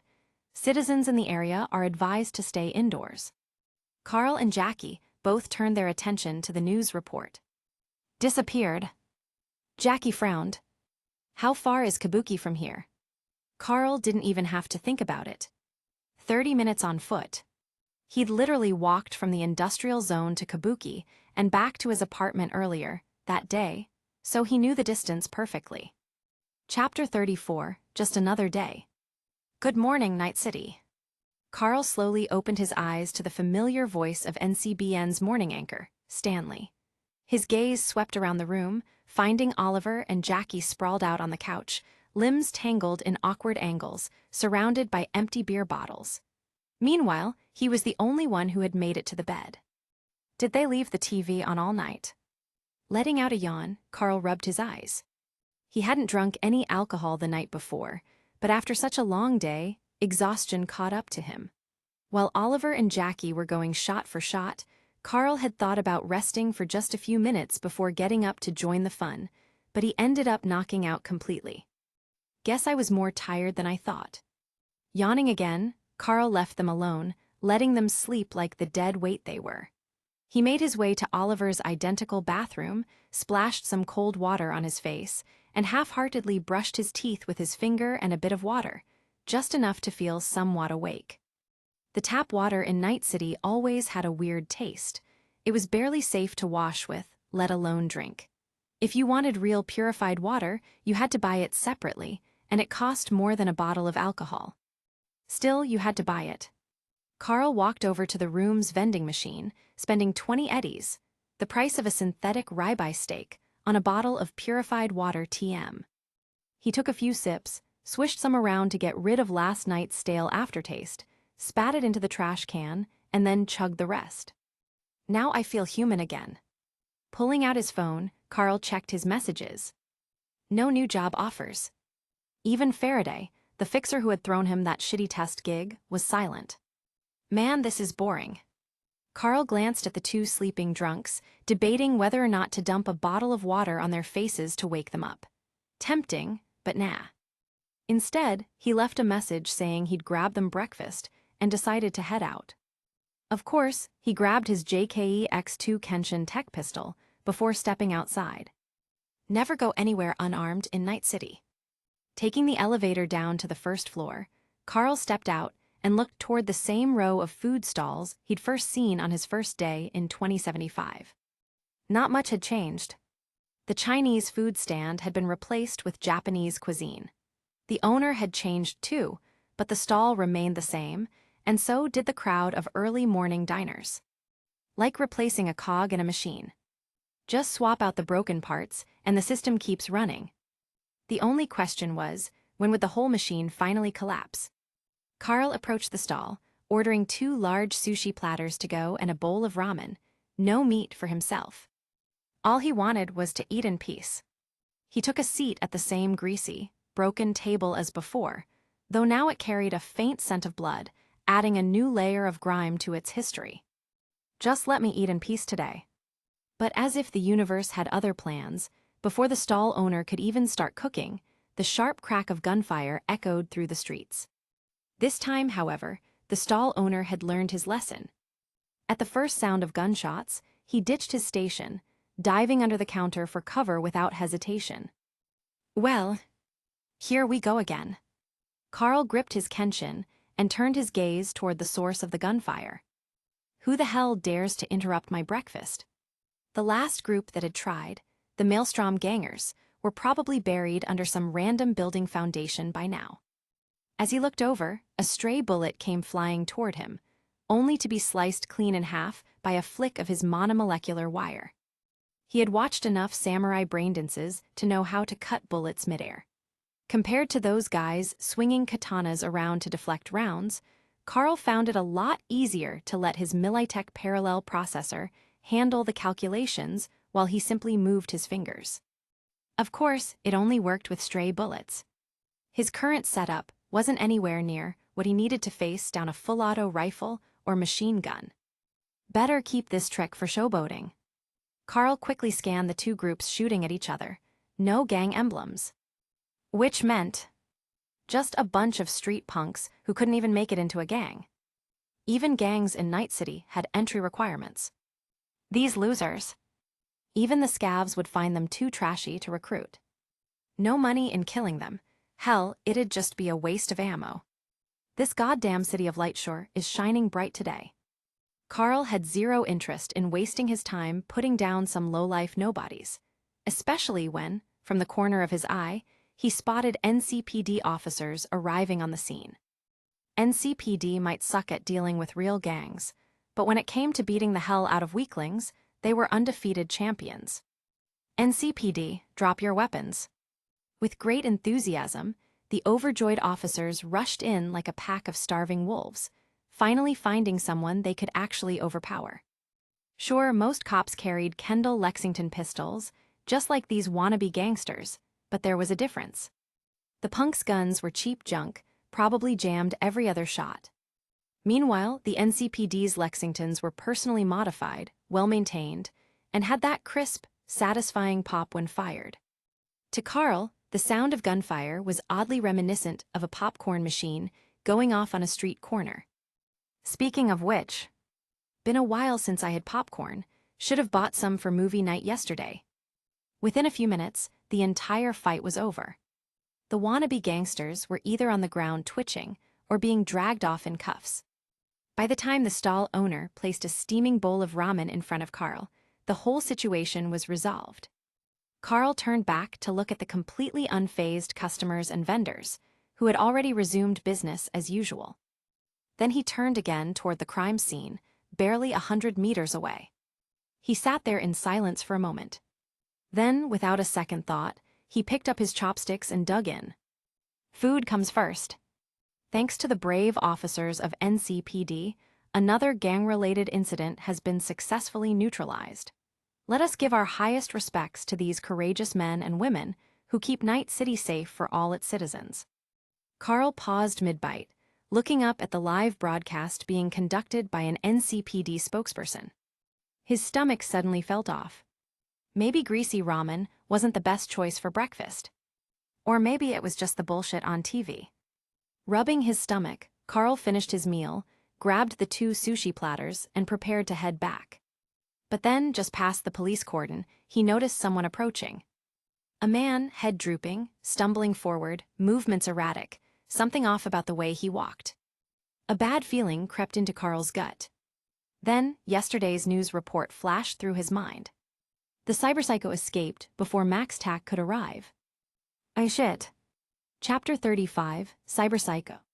The moment Carl entertained the thought that the staggering figure approaching the NCPD officers might be a cyberpsycho, the man lifted his head. A middle-aged man, his face scarred and riddled with deep grooves, like a battlefield map. His cybernetic eyes rolled back, exposing only the whites, while the edges of his eye sockets revealed fractured mechanical implants, flickering with a strange yellow glow. It was the kind of yellow light that reminded Carl of a traffic signal, flashing a cautionary warning. One of the NCPD officers noticed the man's erratic approach. Raising his Lexington, the cop was about to shout a warning, telling the guy to step back from the crime scene. And then the man vanished. Carl's pupils shrank. For a moment, it was as if time itself slowed down. The middle-aged man's body seemed to leave behind a trail of afterimages, closing the distance to the officer in less than a heartbeat. Carl tried to react, but his body felt sluggish, as if he was moving through molasses. His mind could process the speed, but his body couldn't keep up. Sandivistan. Not everyone could perceive a Sandivistan-enhanced movement without having one installed themselves. Carl could see it, but the NCPD officer sure as hell couldn't. All he knew was that his vision blurred for a split second, and then his chest erupted in pain. His instincts screamed at him to look down. And when he did, he saw a long, mantis-like blade protruding from his chest, having pierced straight through his ribcage and organs. Amidst the crimson mess, he could see something still twitching. His heart. The thought barely registered before the blade retracted. And then darkness. Mantis blades. Carl was the only one who had seen everything unfold in real time. Mantis blades, retractable forearm-mounted blades, highly concealable and deadly. A favored weapon among solos and bodyguards. This guy had just used his Sandivistan to close the gap, then executed a single, precise strike straight to the heart. Flawless, efficient. He had done this before. Carl flashed back to the news report from the night before. Those dismembered corpses. The cyberpsycho in Kabuki that had vanished. He was 80% sure that this man was the same guy. Watch out. Carl was still analyzing the situation when the remaining NCPD officers snapped out of their shock. They raised their guns. No hesitation. A volley of Lexington gunfire erupted, each bullet finding its mark. But the yellow-eyed man barely flinched. The rounds hammered against his torso, but his subdermal armor absorbed most of the impact. At best, it made his body tremble slightly. And then, a mechanical voice rang out. Subject identified, Patrick Bell, diagnosis, cyberpsychosis. Shit, it's that psycho from yesterday. The NCPD officer's panic was palpable. And as his name was called, the yellow-eyed man, Patrick, suddenly reacted. It was as if a sliver of consciousness flickered back into his mind. His movements became erratic, his body jerking and twitching like a machine breaking down. And then, he lunged. The Sandevistan activated again, and once more, only Carl could see the streaking afterimage. At the end of that blurred motion, the final stitch in a closing seam. Another NCPD officer fell dead. Cyberpsycho. The terrified screams of the crowd erupted as panic swept through the streets. The official spokesperson, who had just been praising the NCPD's bravery, threw all dignity aside and scrambled toward the news van, trying to hide inside. The food stall owner, who had been prepping meals just moments ago, vaulted over his counter, joining a wave of terrified customers sprinting toward the megabuilding complex. And in the midst of the chaos, Carl set his sushi down. That sushi wasn't just breakfast for Oliver and Jackie. It had Inari sushi for himself too. He wasn't about to let it get ruined. While the crowd rushed away in panic, Carl shook out his arms, turned in the opposite direction, and walked straight toward the ongoing fight. A normal person facing a cyberpsycho would run. But Carl was far from normal. He had wanted to fight against someone using Sandevistan for a while now. If anything, his only real motivation was to test himself. And maybe make a little cash on the side. How much was this psycho's bounty worth? Maybe 10,000 eddies. Getting paid for fighting over breakfast, not bad. Even cyberpsychos couldn't abuse Sandevistan endlessly.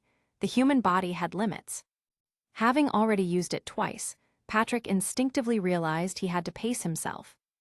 Now, instead of teleporting across the battlefield, he broke into a sprint, charging at the NCPD officers, intent on slaughtering them. The Lexington pistols in the cop's hands kept firing, but their bullets bounced uselessly off his subdermal armor. Somewhere in their desperation, they could only scream into their radios, begging for Max Tack to arrive.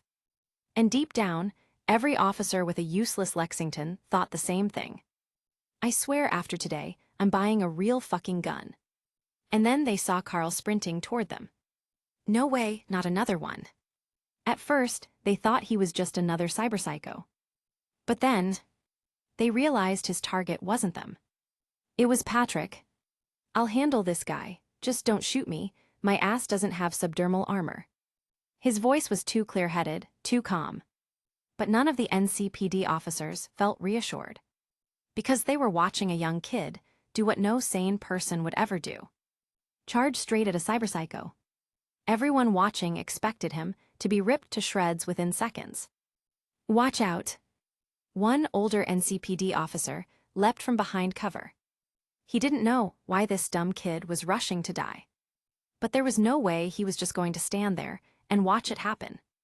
Sure, he took bribes, a lot of them. Sure, he shook down shop owners for protection money.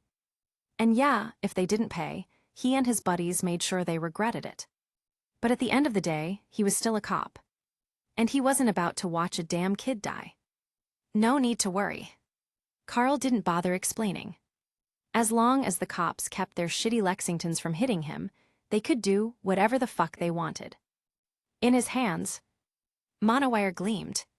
Chapter 36, and then goodbye. As Carl walked towards Patrick the cyberpsycho, the latter came to a halt. His instincts detected a threat. A beast stripped of reason, left only with madness, would instinctively sense its greatest enemy. Compared to the surrounding little rabbits, insignificant enough to be ignored, Patrick now perceived the approach of a tiger. Tiger claws. The phrase flashed through his mind in an instant. Patrick didn't know why, but he could remember it clearly, as if it had been engraved into his brain, impossible to erase. Tiger claws. He muttered in a low voice. Hearing the faint words, Carl stopped at a distance of 12 meters. Does he still have some rationality left? Just as Carl had that thought, those bloodshot, yellow cyber eyes locked onto him. Guess not. Staring into those glowing yellow optics, surrounded by ruptured, blood-stained flesh, Carl saw nothing but madness. Come on. Carl smirked, issuing a battle invitation. As if taking it as a signal, Patrick's figure flickered and blurred. Time seemed to slow as he activated Sandevistan once more. Patrick was using the Dynaller Sandevistan MK1. It was a combat-oriented model designed for mercenaries and soldiers, meaning it not only enhanced reaction speed and bodily activation, but also included built-in combat assistance software. Even in his deranged state, this assistance allowed Patrick to detect vital points on his enemy and strike with lethal precision. In a blink, no, faster than that, Patrick was already at Carl's side. His mantis blade thrust forward, aiming to pierce Carl's right arm, then drive through his lung before reaching his heart. I can see it. Within the time-stretched perception of Patrick Sandevistan, he witnessed something terrifying. A slow, deliberate smile, a slight tilt of the head, and words spoken in what should have been an unbroken sentence. He kept up with my speed. Even in his madness, Patrick felt a creeping chill of fear. But he couldn't stop now. His mantis blade was already in motion, and there was no turning back. Carl watched it all, his grin widening. Gotcha. From the moment he first saw the cyberpsycho activate Sandevistan, Carl had formed a hypothesis. By analyzing his opponent's movements, he had already deciphered Patrick's combat pattern. A mind consumed by insanity would only act on muscle memory, relying on the techniques it was most familiar with. That predictability in a fight was the biggest flaw of all. The first key observation: this cyberpsycho, Patrick, had activated Sandevistan twice before. Both times, his attack trajectory had been to flank from the right side of his target. This indicated that, instinctively, his most familiar and natural strike came from the right.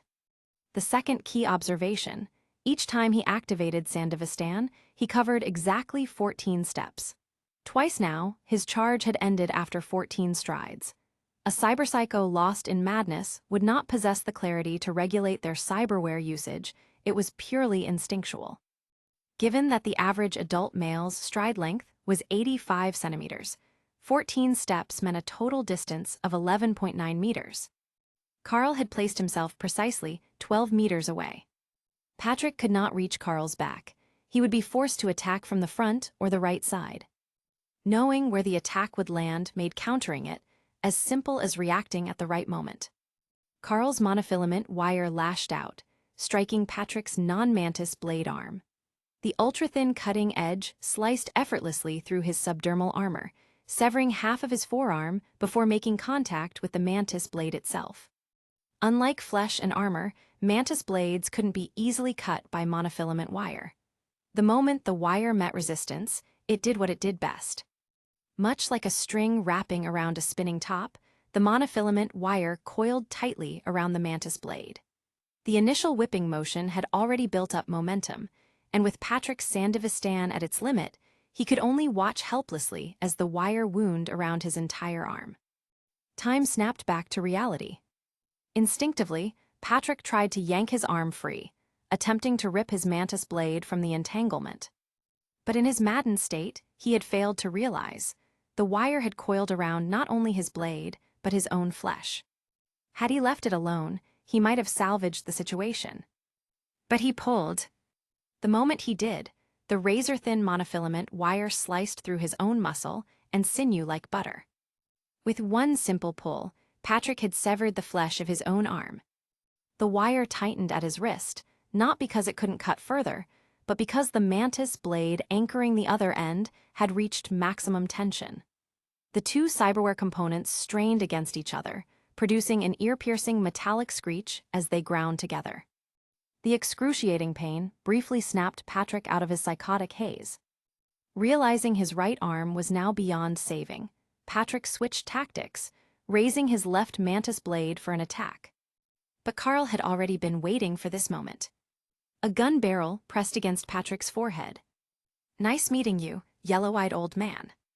Carl tilted his head slightly, gazing down at Patrick, who had slumped slightly due to the pain and entanglement. Those yellow cyber eyes, once glowing with madness, were now dimmed, stained red with blood. Carl smiled. "And now, goodbye." Bang! Chapter 37, Resolution. Covered in blood again, huh? Wiping away the splattered blood on his face with the back of his hand, Carl sighed. When will humans evolve to the point where getting shot in the head doesn't spray blood everywhere? The middle-aged cop, who had stepped out from behind cover earlier to prevent Carl from getting himself killed, now stood about 7 or 8 meters away, dumbfounded. He could hardly believe what he had just witnessed. The cyberpsycho that NCPD had no way of handling had just been taken down by this young man. And in a single exchange. The sheer shock of this reality was so overwhelming that, when Carl finished wiping the blood off his face and looked over, the officer blurted out instinctively, Are you okay?" "Of course I'm fine." Retracting his monowire and securing his kenshin back at his waist, Carl glanced at the middle-aged cop before crouching down to start searching the cyberpsycho's pockets. What are you doing?" Noticing Carl fiddling with something, the officer stepped closer, curiosity piqued. "Searching for money, what else?" Had this NCPD cop never looted a corpse before? Skillfully going through the dead man's belongings, Carl was surprised to find that the cyberpsycho was dirt poor, not a single eddy to his name. Ahem. Feeling something thin and rigid between his fingers, Carl pulled it out of the corpse's inner pocket, an encrypted chip. A chip. With a subtle motion, Carl deftly slipped the chip into his sleeve without making it obvious. Then, standing up, he turned toward the officer, pointing at the corpse as he asked, "How much was his bounty? I remember seeing an NCPD warrant on him yesterday. I just took care of the problem, so let's settle this job." The middle-aged officer had noticed Carl's slight hand movement, but didn't dwell on it. Instead, after signaling to the other NCPD officers to stand down, confirming that Carl wasn't a threat, he pulled up the bounty records. Patrick Bell, bounty, 10,000 eddies dead or alive. Only 10,000. Hearing Carl's dissatisfied tone, the officer now fully realized this kid was definitely a merc. Only a merc would be this fixated on money, completely unconcerned with anything else. It was rare to encounter a merc who looked so young and approachable, and given that this kid had just saved his life in some way, the middle-aged officer actually took the time to explain. It's because his bounty was only recently issued, and this is just the first bounty notice since he went on the run. If we had waited a few more days, the reward probably would have gone up. And by how much?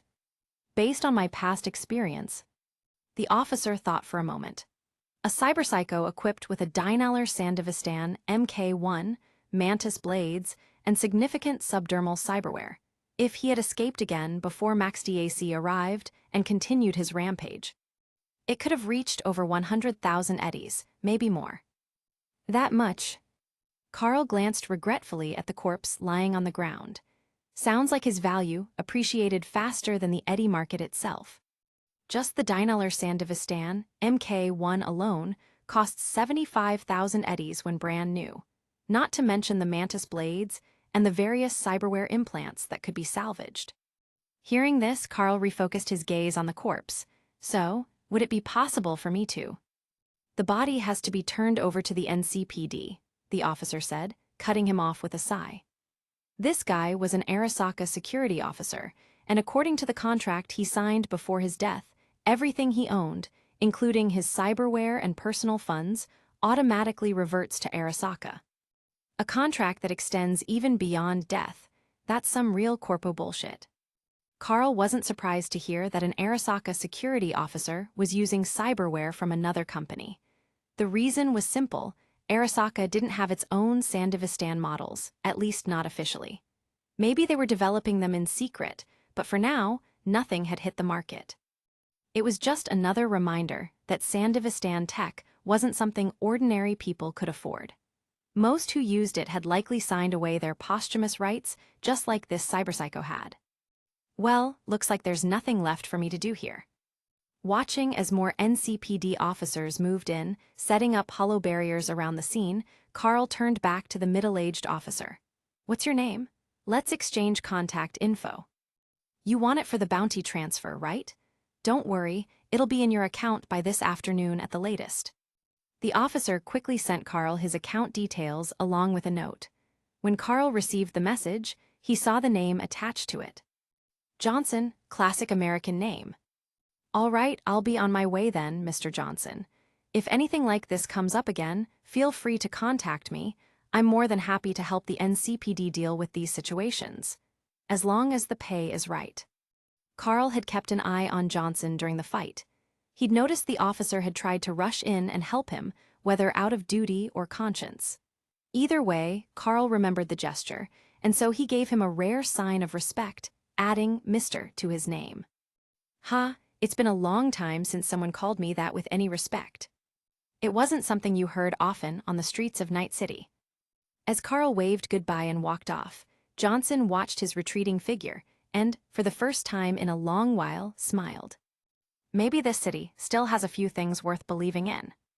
Sergeant Johnson, we need your signature on the incident report. Right, I'm on it. 10 minutes later, at Arasaka Corporation's Special Task Force Division. So, Patrick is dead. A man reviewed the report on Patrick's demise. But after skimming through it, he tossed it aside, uninterested. I was hoping that, since you and I both came from the Tiger Claws, you'd have been a useful subordinate. Looks like I overestimated you. The man leaned back in his chair, letting the disappointment fade as he accessed another file in his neural database. So, the next batch of volunteers for our experimental in-house Sandivistan project. Chapter 38, The First Car. Here's your breakfast. Carl, did you go out?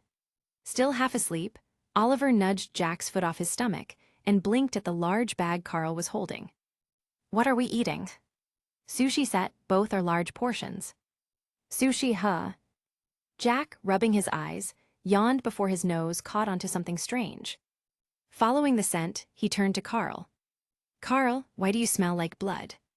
It's on TV right now. Carl pointed at the screen where an NCPD broadcast was running. The headline read, In a heroic battle, NCPD officers have taken down a cyberpsycho. And the location was downstairs. You ran into a cyberpsycho. That woke Oliver up completely. He scanned Carl's body for injuries, only relaxing after confirming he was unharmed. You got dragged into it, huh? What a pain. Not really a pain, Carl replied, placing the plastic sushi boxes onto the table in front of them. This cyberpsycho, I was the one who took him down. How the hell does a simple breakfast run turn into taking down a cyberpsycho? As Carl fetched 2 bottles of purified water from the vending machine, he recounted what had happened. You weren't just dragged into it, you jumped in yourself. A cyberpsycho with Sandivistan, mantis blades, and subdermal armor, and you went after him. Do you have a death wish? Oliver shook his head in disbelief. If he'd run into a cyberpsycho like that on the street, he would have turned and bolted without a second thought. I just wanted to make some eddies. Who knew it'd only be 10K, not even enough to buy a new gun. If something like this happens again, call us, Carl. You're taking too many risks alone, Jack added. Carl nodded at their concerns. I just wanted to test if my instincts were right. I won't do it again. He wasn't some reckless idiot. Testing out how it felt to fight against Sandivistan was one thing, but next time, he'd at least upgrade his cyberware first. Or learn a few more tricks from Braindance's. As he handed over the drinks, Carl suddenly remembered the chip he had pocketed earlier. Speaking of which, I picked up a chip. Plugging it directly into my neural interface isn't the safest move. Oliver, mind if I use your computer? Go ahead.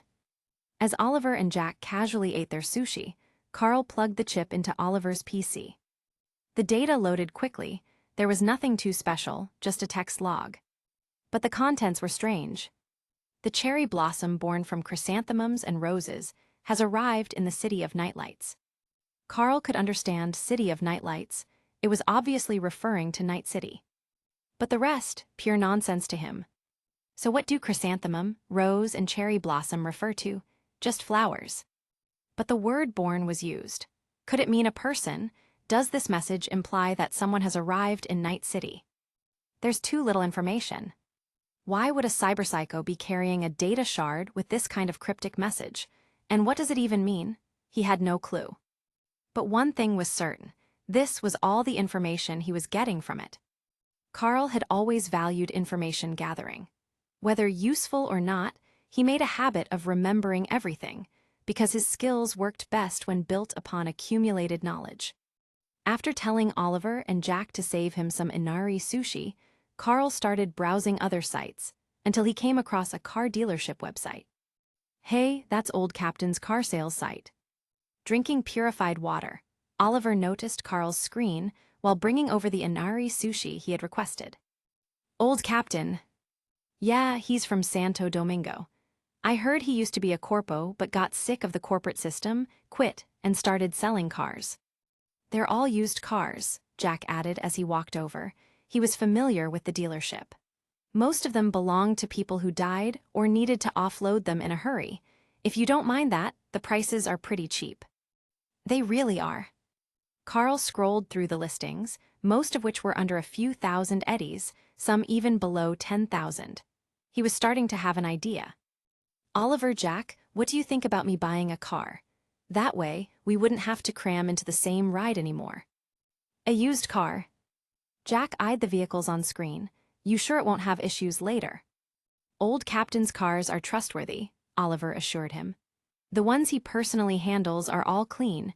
You can check the listings for cars he's directly selling, those are the safe bets. The rest, avoid them, those might be more trouble than they're worth. Oliver knew a lot about Old Captain's dealership. Every street kid in Santo Domingo had browsed his site at some point. After all, what could be more appealing than flashy cars and high-powered guns? So, got any recommendations? Looking at the endless options, all of them hyped up with exaggerated descriptions, Carl realized he didn't know much about cars. He decided to let Oliver handle it. First, let's pick a four-seater, Oliver suggested. Even if we split up and drive two cars, having a four-seater will be better when we're running jobs together. After browsing for a while, Oliver pointed at a specific vehicle, one Carl was already familiar with. Not just familiar. He had ridden in one before. Thornton Colby-Hera ECD i360. A well-regarded, durable car, now listed on Old Captain's site for just 31,000 eddies. Almost brand new. And the reason it was almost new. The original owner never even got to drive it. He was shot dead by some random gang goons on the way to pick it up. His family, left without a provider, couldn't afford to keep the car and had no choice but to sell it. This one works. Carl quickly decided on his first vehicle purchase in Night City. Chapter 39, You Dare Cause Trouble. Counting the 10,000 eddies from the NCPD reward, I had over 60,000 saved up. But after spending 10,000 on real meat and 31,000 on a car, in the blink of an eye, I'm down to just 20,000 eddies. Sitting in Coyote Cojo, which had practically become their base of operations, Carl counted his remaining eddies on his fingers, feeling broke once again. You still have 20,000 eddies. I barely have a few hundred left, Oliver said with a sigh. I bought a Midnight Arms SOR-22 kinetic precision rifle and installed nanofiber implants. My account is completely drained now. Midnight Arms SOR-22, a powerful semi-automatic battle rifle designed for military use. No fancy decorations, just pure, deadly efficiency. While its heavy recoil demands reinforced bone and muscle structures, its raw firepower makes up for it, nanofiber. Synthetic muscle fibers designed to enhance physical performance. Hearing that, Carl glanced at Oliver's SOR-22 resting against the bar counter. The former 6th Street gang member seemed satisfied with his purchase, his eyes full of admiration for the weapon. I still have some savings, Jack chimed in while sipping his drink. But I'm still a long way from affording the implants and weapons I really want. I think you should add a motorcycle to that list too, Carl said, while munching on the fries Mama Wells had sent over. Didn't you always want to get an archbike, Jack? Yeah, but eddies, brother, I need eddies, Jack groaned. To be a big shot, I need to take on bigger jobs. But without the right gear and implants, I can't handle those gigs. So, the bike will have to wait for now. There will always be jobs, Jack, always. Carl glanced at the number of Fixer Faraday in his contacts, feeling increasingly doubtful about his reliability. Faraday had promised them a test run before handing them real gigs, yet after the small-time job with the scavs, he had gone silent. No follow-ups, no confirmation, nothing. Just as Carl was considering taking on some smaller side jobs for quick cash, a loud commotion erupted from a nearby table. When Carl and the others turned to look, they saw a man smash a bottle against the head of another. Crash! The sharp sound of shattering glass echoed through the bar, and in an instant, the entire place went dead silent. All eyes turned to the scene. You gonna make up your damn mind or not, asshole? Quit hesitating already. The one who smashed the bottle was a guy in his early 20s, about Jack's age. He wore a rugged jacket, half his face covered in cyberware, and his mechanical and organic features twisted in clear frustration. Carl didn't recognize him. He definitely wasn't a regular at Coyote Cojo. But the man across from him, now bleeding from his scalp with shards of glass embedded in his skin, was someone Carl did know. A local driver from Haywood, a man who often dropped by the bar for a drink after work. A guy in his 50s, known as Old Freight. In Night City, a street runner making it past 50 was practically an old-timer. What the hell is going on here? Coyote Cojo was, after all, Jack's mother's bar. Naturally, he had every reason to step in and break up any disputes. He immediately stood up and made his way toward Old Freight. Carl exchanged a glance with Oliver, who got the message and followed Jack over.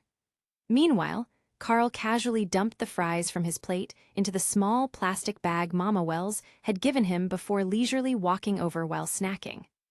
Freshly fried crispy fries would get soggy if he didn't eat them fast enough. By the time Carl arrived, Jack had already started mediating the situation with the half-cyberface guy. And from their conversation, Carl quickly pieced together what was happening. In short, the half-cyberface guy was an external investigator sent by Militech. He was looking into transport routes in Haywood, and Old Freight had recently been making runs between Haywood and City Center. Since Old Freight had been on those routes, the Militech agent wanted answers, but Old Freight was struggling to explain anything clearly. Was Old Freight hauling Militech shipments? Carl asked. No, he was just driving through those routes. He had nothing to do with Militech, Oliver answered. Carl found the situation bizarre. If Militech lost their cargo, and Old Freight had nothing to do with it, then why is this corporate goon shaking him down like he owes them something? Because that's just how core work. To them, Old Freight is just some random street driver, nothing more. They take the easiest approach possible, lean on the little guy until they get what they want. So this is just intimidation, huh? Using corporate backing to throw their weight around. Carl glanced at Old Freight, an innocent guy who hadn't done anything wrong, bleeding all over the place, too scared to even wipe the blood off his face, shaking in fear, unable to fight back. Then, he looked at the arrogant corporate agent, radiating entitlement as if not cooperating was somehow Old Freight's fault. Carl understood the situation perfectly. All right, I've had enough. Carl turned toward the bar counter, where Mama Wells had already pulled out the first aid kit, ready for use. Mama Wells, you wouldn't mind if I helped clean up a little, would you? Of course not, kid. I'd appreciate it. Great. Carl grabbed the first aid kit and handed it, along with his half-eaten bag of fries, to Oliver. Patch up Old Freight and do it properly, and don't even think about touching my fries. I'm watching you, I've got half a bag left. Oliver looked at Carl, then at Jack, who was still talking, and seemed to understand exactly what Carl was about to do. I wouldn't steal them, I'll handle the first aid, just try not to break anything. I got it. Jack's too patient with these types of people, Carl muttered, cracking his knuckles as he walked forward. But me, I can handle this without breaking a single glass. Causing trouble in Coyote Cojo. Who the hell gave this guy the guts? Chapter 40, A Big Job. When someone refuses to listen to reason, sometimes fists are the best way to get the point across. And that's exactly what Carl did. Jack, move aside a little. Carl. Jack, who had been trying to mediate, hadn't noticed what Carl was up to until he instinctively stepped aside. That's when he saw Carl clenching his fists and Oliver holding a medical kit. In an instant, he understood his friend's plan. Well, looks like my Patience 101 with Jack Wells' class is officially over. What class? The half-mechanical-faced man was still confused about what the big guy had just said when Carl walked up to him. His cybernetic eye flickered as he tried to scan Carl, but before he could process anything, Carl's fist smashed straight into his face. The impact was brutal, making the man feel as if his face had caved in. His body lurched backward, completely out of control, and he nearly fell off his bar stool. But before he could hit the ground, Carl helpfully grabbed him by the collar. "What the hell are you doing?" The guy's speech was slurred, his jaw already starting to swell from the hit. He couldn't understand why some random stranger had just walked up and punched him out of nowhere. "Nothing much," Carl replied casually. "I just didn't like the way you avoided answering my question, so I decided to beat the answer out of you." "Why, what quest?" Before he could finish, Carl's fist connected with his face again. Bam! "Gah, you fuck." Another punch. "Now do you feel like talking?" "You boss." Bam! "Now." "You're in saw." Bam! The conversation, or lack thereof, continued for about 10 more punches. By the time Carl finally stopped, the once arrogant corporate enforcer looked like a bloody mess. His organic cheek was swollen and missing a few teeth, while his cybernetic half was dented from the repeated blows. "Damn, that actually hurt my hand," Carl muttered, shaking his fist. "This guy's face is tougher than it looks." Why, you didn't even ask anything." Carl raised an eyebrow. "I didn't ask." The guy weakly nodded, blood dripping from his lips. "You didn't ask." Bam! "Then why the hell didn't you just answer anyway?" The half-mechanical guy was too dazed to process logic at this point. Aye. The half-mechanical-faced man was now completely convinced this guy was a cyberpsycho. All he wanted was to get the hell out of this bar and run back to the company as fast as possible. This place was way too dangerous. Who knew that a simple field investigation could go so wrong? Beep, beep, beep. Just as he was about to take a few more punches before being thrown out of the bar, Carl's communicator rang. "KK, I've got a job for you. I think you'll be interested." The fixer, Faraday, finally had a gig for him. Now that work had arrived, Carl had no time to waste on some corpo errand boy. He knocked the guy out with one final punch and let Jack handle the cleanup, dragging him out of the bar like garbage. Then, Carl took the half-empty bag of fries Oliver had been holding and placed it in front of Old Freight. "Eat something. Don't worry, if you ever run into this kind of shit again, just come find me at the Aldecaldo bar. Asshole corpos like these, I'll gladly take care of as many as needed." Carl grinned. "As long as you keep coming here and giving Wells' mom your business, we're all good." Old Freight's lips trembled slightly as he stared at Carl's genuine smile. Then, after seeing the sincerity in his eyes, he gave a firm nod. There wasn't much he could say. When someone like Carl, someone willing to stand up for the little guys, appeared, words of thanks just didn't seem enough. Unlike the rotting corpse that was Night City, this kid was young, full of life, like someone who had never been tainted by the filth around him. A warmth so rare in the city, something to be admired. Carl returned to his seat with Oliver and Jack. "I honestly thought you'd hit him a few more times, and I can't believe you actually shared your fries." Oliver looked at Carl with genuine surprise, but Carl responded with absolute seriousness. "Got a job to do, no time for more punches. As for the fries, well, I've always believed that good food can heal the soul. That's why I'm so picky about what I eat. The guy's already injured, nothing wrong with giving him a few fries to cheer him up. Besides, these are the best fries in Night City, right?" Jack smirked and Carl nodded in agreement, though he still shot Jack an annoyed look. "If you had stepped in earlier, I wouldn't have had to do anything. If you had taken any longer, I probably would have started throwing punches myself. I was just trying to gauge how hard I'd need to hit." Carl knew Jack wasn't lying. When he arrived, Jack already had his fists clenched, ready to jump in. "Whatever, forget about it. Next time, we just beat the crap out of them on sight. Anyway, Faraday sent a job offer. Let's check it out." Carl shared the job details with Oliver and Jack before looking through them himself. None of them bothered reading the description at first. Instead, they scrolled straight to the bottom, looking at the payment. Oliver's eyes widened as he let out a shocked exclamation. 300 grand. Is that Eddie's? Jack was equally stunned. Yeah, it's Eddie's, all right. Oliver's excitement faded as his face turned serious. This is definitely a job that could get us killed. For a fixer like Faraday to offer a job worth 300,000 eddies, he was probably pocketing at least the same amount. Meaning this was really a 600,000 eddies gig. And any job that expensive was guaranteed to be a death trap. Whether it was meant to kill the fixer, the client, or the mercs taking the job. They had wanted a big job. And now it had arrived. Chapter 41, Escort Mission. After confirming the reward of 300,000 eddies, Carl, Jack, and Oliver carefully read through the mission details. Since this was a life-or-death situation, they paid close attention, but the information provided was far from as generous as the reward. It was surprisingly simple. Is this all there is? Oliver looked at Carl, suspecting that he might have missed part of the message when sharing it. This is everything. Carl stared at the brief mission description. After thinking for a moment, he turned to Jack.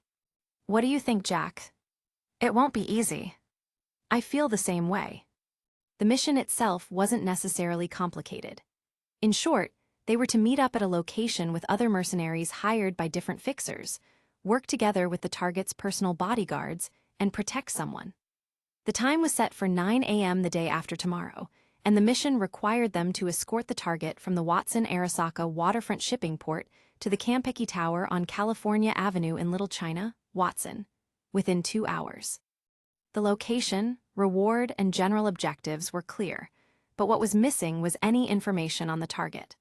While mercs typically only needed to know the pay, location, and mission details, this request was suspiciously vague. The fact that they'd be working alongside other hired mercenaries and bodyguards made it feel like a potential death trap. 80% chance they're expecting trouble and want us as cannon fodder. Not even 80%, it's a full 100%, Jack added. Both Jack and Oliver, well aware of how Core operated, turned to Carl. As usual, Carl was the one to decide whether to take the contract. He thought it over for a moment before nodding at Oliver and Jack. He had decided to accept. There were a few reasons. First, this was the first proper job their fixer had sent them.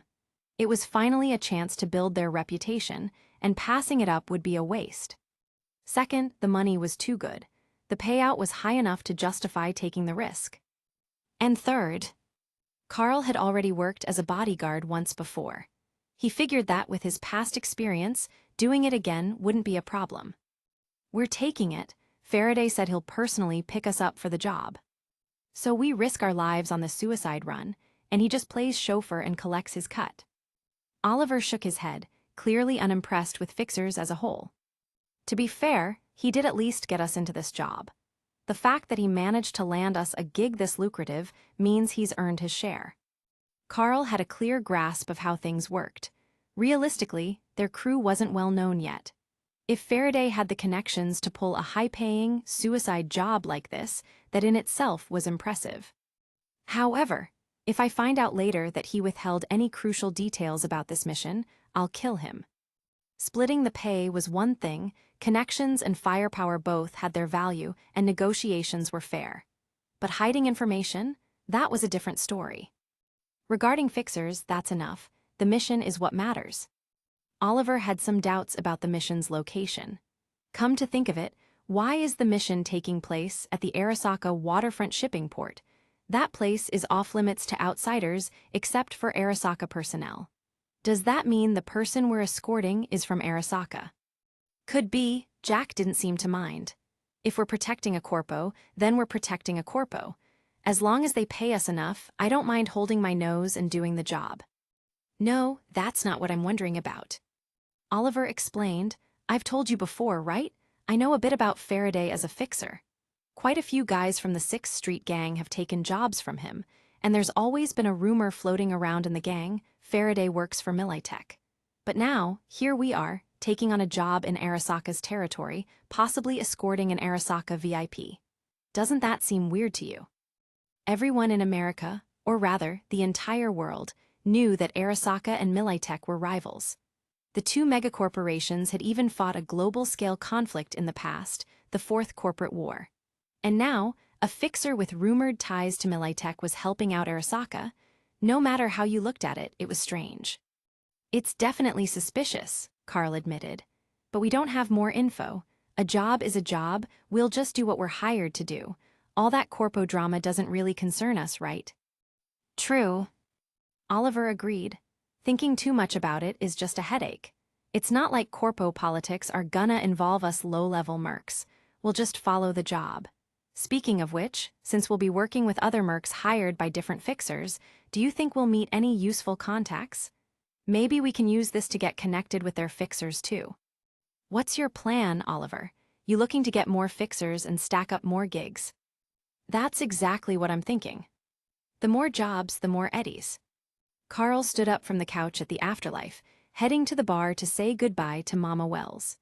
He, Jack, and Oliver were planning to buy some supplies before heading back to Oliver's apartment for a more detailed discussion.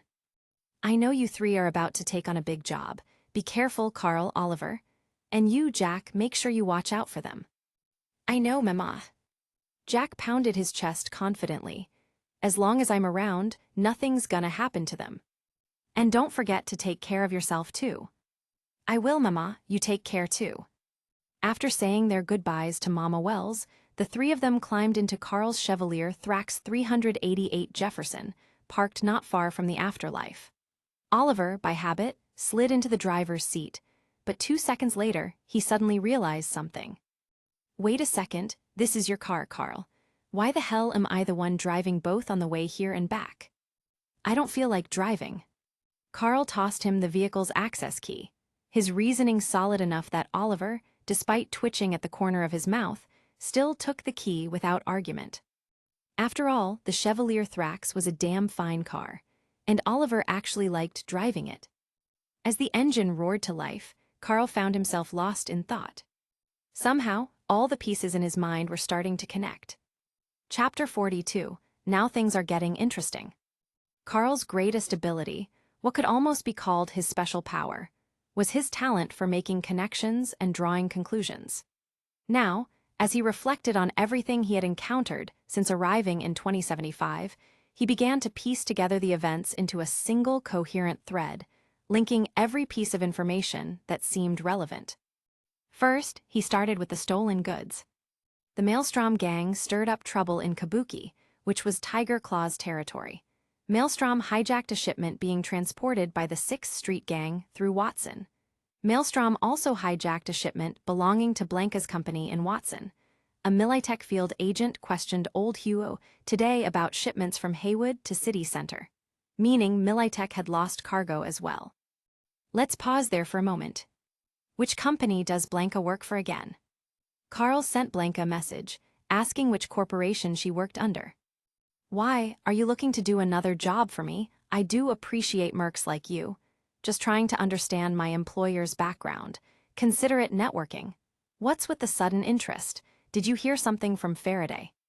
It seemed Blanca had some free time, so after exchanging a few casual messages, she finally revealed the information, though it was never exactly a secret. Carl had just never asked before. She worked for Militech. That meant the Militech agent questioning Old Hugo about the stolen cargo could very well be investigating the same incident Blanca had been involved in when she was selling transport information. The timeline matched up. Carl recalled what Blanca's subordinate and rival, Juanito, had said back then. You can destroy the evidence from this shipment all you want. I've got plenty more where that came from. The shipment information that Carl, Oliver, and Jack had destroyed was related to Blanca's first contract with them.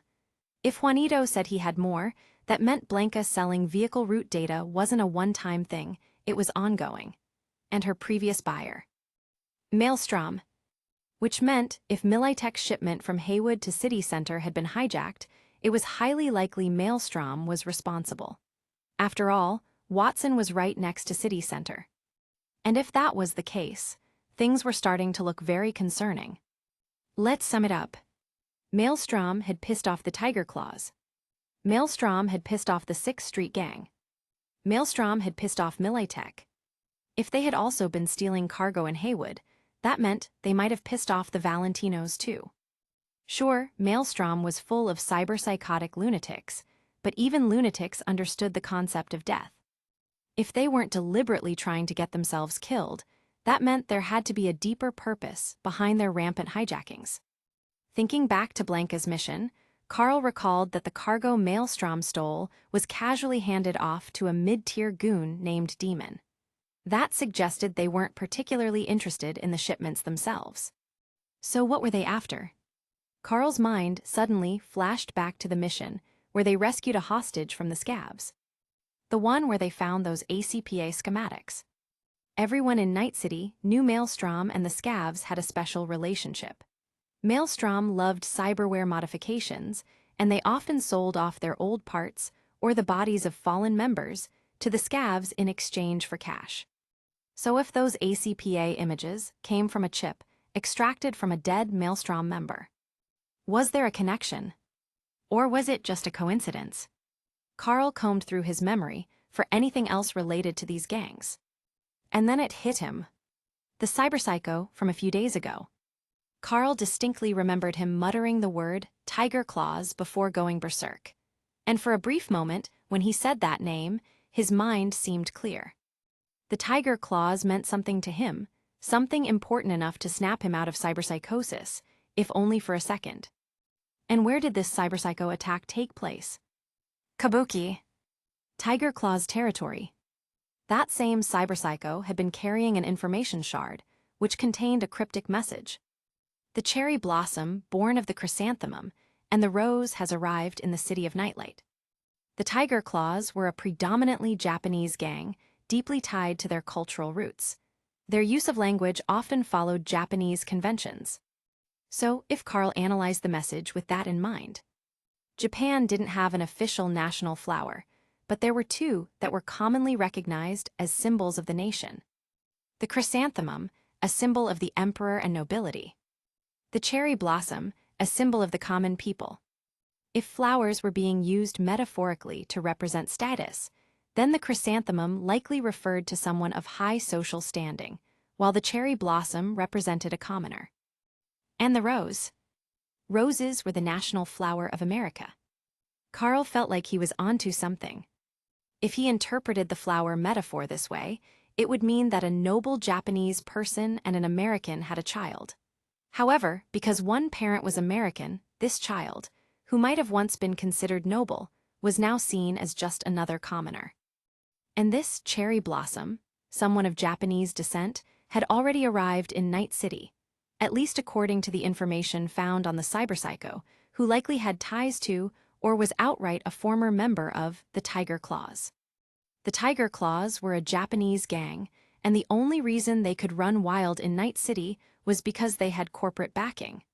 No gang could operate at that scale without some kind of corporate influence. Just like how the 6th Street Gang, where Oliver used to be, worked under Militech-backed fixers, and the gang itself was originally formed by American veterans, the Tiger Claws had their own benefactor. Arasaka. And now, this upcoming escort mission was set to begin in an Arasaka-controlled port in Watson, a place strictly off-limits to outsiders. The objective was protection. Protect who? The cherry blossom. If that were the case, then why was a Militech-connected fixer like Faraday handling the job? The rose. Could it be that the rose, the American parent, was the one behind this operation? Was the rose trying to protect their child, the cherry blossom? If this theory was correct, then this whole situation was touching on secrets that were never meant to be known. Arasaka and Militech, sworn enemies, were, at least for this one job, working together. Whoever this chrysanthemum represented, they had to be unbelievably high-ranking. Whoever the rose was, they had to be powerful enough to pull Militech into this.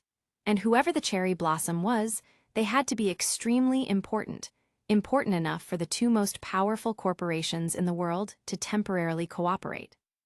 Summary. Maelstrom seems to be looking for something. They're willing to pick fights with every major gang and corporation to get it. The likely escort target, this cherry blossom, is someone of immense importance, connected to both Arasaka and Militech. Now, let's bring in the bigger picture. Cargo smuggling people. Could Maelstrom's real target be the cherry blossom? If so, where the hell were they getting the guts to go after someone so important? If this cherry blossom, really was so special that even Militek and Arasaka were willing to collaborate, then how could Maelstrom possibly think they could get away with going after them? Unless... Carl thought back to Blanca and Juanito. Just like Militek's internal power struggles, Arasaka and its Tiger Claws allies might not all be on the same page either. What if Maelstrom was actually hired, just like Juanito hired them to betray Militek's secrets? If there were traitors inside Militek, then there could also be traitors inside Arasaka. People who didn't agree with this temporary truce. Final thought. If Carl's theory was right, this mission was about to turn into something far bigger than just an escort job. He couldn't wait to see if his hunch was correct. And if it was, ACPA. Then things were about to get really interesting. Chapter 43, the mission begins. Quite a lot of people here. It was finally the day of the job. After being dropped off by their fixer, Faraday, and after he negotiated with what were clearly Arasaka security personnel, Carl, Oliver, and Jack were granted permission to enter a warehouse in Arasaka's coastal shipping port, fully armed. But even though they had arrived an hour early, they were still considered one of the later arrivals. Because inside, there were already at least 20 other mercs, fitted with all sorts of cyberware and carrying heavily modified firearms, all waiting. Yeah, there's a lot of people. Hearing Jack's remark, Carl nodded before scanning the mercs they would soon be working alongside. After a thorough look at their gear and weapons, he realized something. He actually recognized most of them. Subdermal armor, mantis blades, Saratoga SMGs, Kenshin pistols, Nova revolvers. Oh, Oliver, someone else has a SOR-22 precision rifle just like yours. Looks like we've got some real pros here. None of these weapons were cheap, definitely out of reach for low-tier mercs. But it made sense. No fixer would send some street-level punk to a high-stakes gig like this. No shit. Oliver glanced at his own SOR-22, then at Jack's Saratoga, and finally at Carl's Kenshin. If the three of them mixed in with this group, it would be hard to tell their squad apart from the others. 21, 22, 23.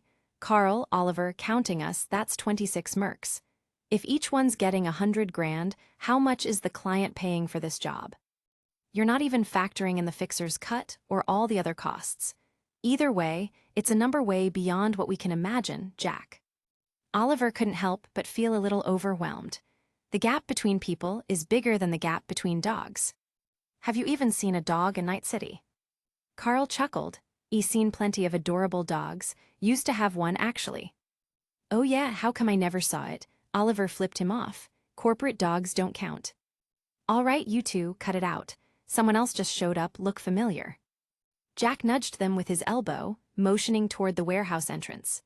Oliver and Carl turned to look, and sure enough, they recognized the new arrival. Wait, isn't that?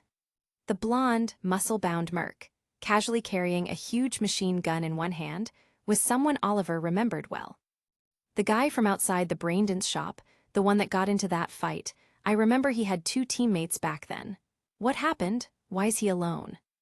Could be they got killed, or maybe they just weren't good enough for this gig. Carl wasn't particularly invested, shrugging. This is Night City, nothing surprises me anymore. Just as he said that, the blonde merc noticed them, and instead of ignoring them, he walked straight toward them. Is he looking for trouble? That was Carl's first thought, but something was off. There was no hostility in his expression. In fact, his face showed something closer to relief. You guys are Carl, Oliver, and Jack, right? As soon as the blonde merc arrived, he called out their names and introduced himself. Name's Maine. I've worked with Faraday before, but he only had 3 slots for this job, so I took another fixer's contract. When the escort mission starts, wanna team up. Man. Carl didn't answer right away. Instead, he sent a quick message to Faraday to confirm Man's identity. Once he got the confirmation, he spoke up. Why team up with us? This job. Man glanced around at the other teams, before looking back at Carl and the others. Since you guys have some connection to Faraday, I figured you'd be more reliable. And honestly, I'm a little curious about your skills. I've worked with him for a while now, and I never thought he'd pass up my team for some rookies. And also because you're alone, right? Carl saw right through the muscle-bound merc. Taking on a high-paying, high-risk escort job solo was a death sentence. Using his small connection to Faraday to team up with someone trustworthy was just common sense. For someone to make it as a merc running fixer contracts, man was clearly no fool. Yeah, that too. Seeing that Carl already understood his angle, man didn't bother hiding it. Instead, he cut to the chase. So what's your call? What are you good at? If needed, I can tank shots for you. Got full subdermal armor and this Type 31 heavy machine gun. I can hold the front line. That good enough. Standing in front meant the rest of the team would always have a clean shot at his back if things went sideways. More than enough. Carl extended his hand, and man shook it. Looking forward to working together. Same here, Captain. Just call me KK, consider it a code name. Now that man was temporarily part of the squad, Carl didn't mind introducing the rest of the team. Jack does about the same job as you. Basically, you two will be laying down suppressive fire.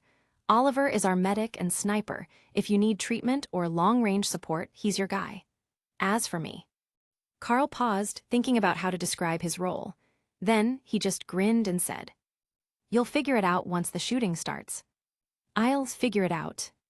Man didn't quite get it, but seeing how Oliver and Jack both nodded like it made perfect sense, he decided to just let it go. Whatever, it's just one job. As long as we get a basic understanding of each other's roles, that's enough. If we survive this mission, no telling when or if they'll work together again. As the mercs observed their teammates and familiarized themselves with the group, time passed quickly. And at exactly 9:00 a.m., a corporate suit wearing Arasaka colors entered the warehouse, leading a squad of Arasaka security personnel. The mission had begun. Chapter 44, Capitulo 44, Esto es una prueba. There were 27 mercs in total, but compared to the Arasaka security personnel, they were actually outnumbered. 37 Arasaka security officers plus 27 mercs. That's 64 people in total. Are we going to war or running an escort mission? If it were a war, this wouldn't be enough people. Oliver responded casually to Jack as he stepped out of the warehouse, glancing toward the heavily guarded vehicle about 200 meters away, surrounded by Arasaka's security. That the client's ride looks kind of familiar. Oh my God. Jack finally saw the car, and his jaw nearly dropped. A Rayfield Caliburn Guinevere. I know that car. I remember watching the release event when it dropped. Man, I was drooling over it. And now, still drooling. Hathy. Carl chuckled, locking his gaze on the luxury vehicle as a flood of information filled his mind. Rayfield Caliburn Guinevere to car enthusiasts, the name Rayfield alone is synonymous with wealth. The Caliburn Guinevere in particular is worth more than the GDP of some island nations. The engine rivals that of professional race cars, and the interior is as luxurious as a 5-star hotel suite. Using Crystal Dome tech, the car doesn't even need windows. Passengers can see outside from within via advanced digital displays, providing maximum security. And if you ever see one on the streets, don't even think about testing your Lexington against its armor. This beauty is built with military-grade plating. How much do you think that car is worth? Carl turned to Oliver, Jack, and Man, curious to hear their guesses. 10 million eddies. Oliver threw out a rough estimate, but Jack, clearly more knowledgeable about cars, answered without hesitation. 22.5 million eddies. For reference, the 2010 Koenigsegg CCXR cost around 26 million eddies. That number sounds like a goddamn fantasy. Carl stared at the car, running the numbers in his head. If you sold that thing, you could buy more top-tier cyberware than you'd ever need. Stop thinking about that kind of stuff. Man, surprisingly the most level-headed among them, remained calm.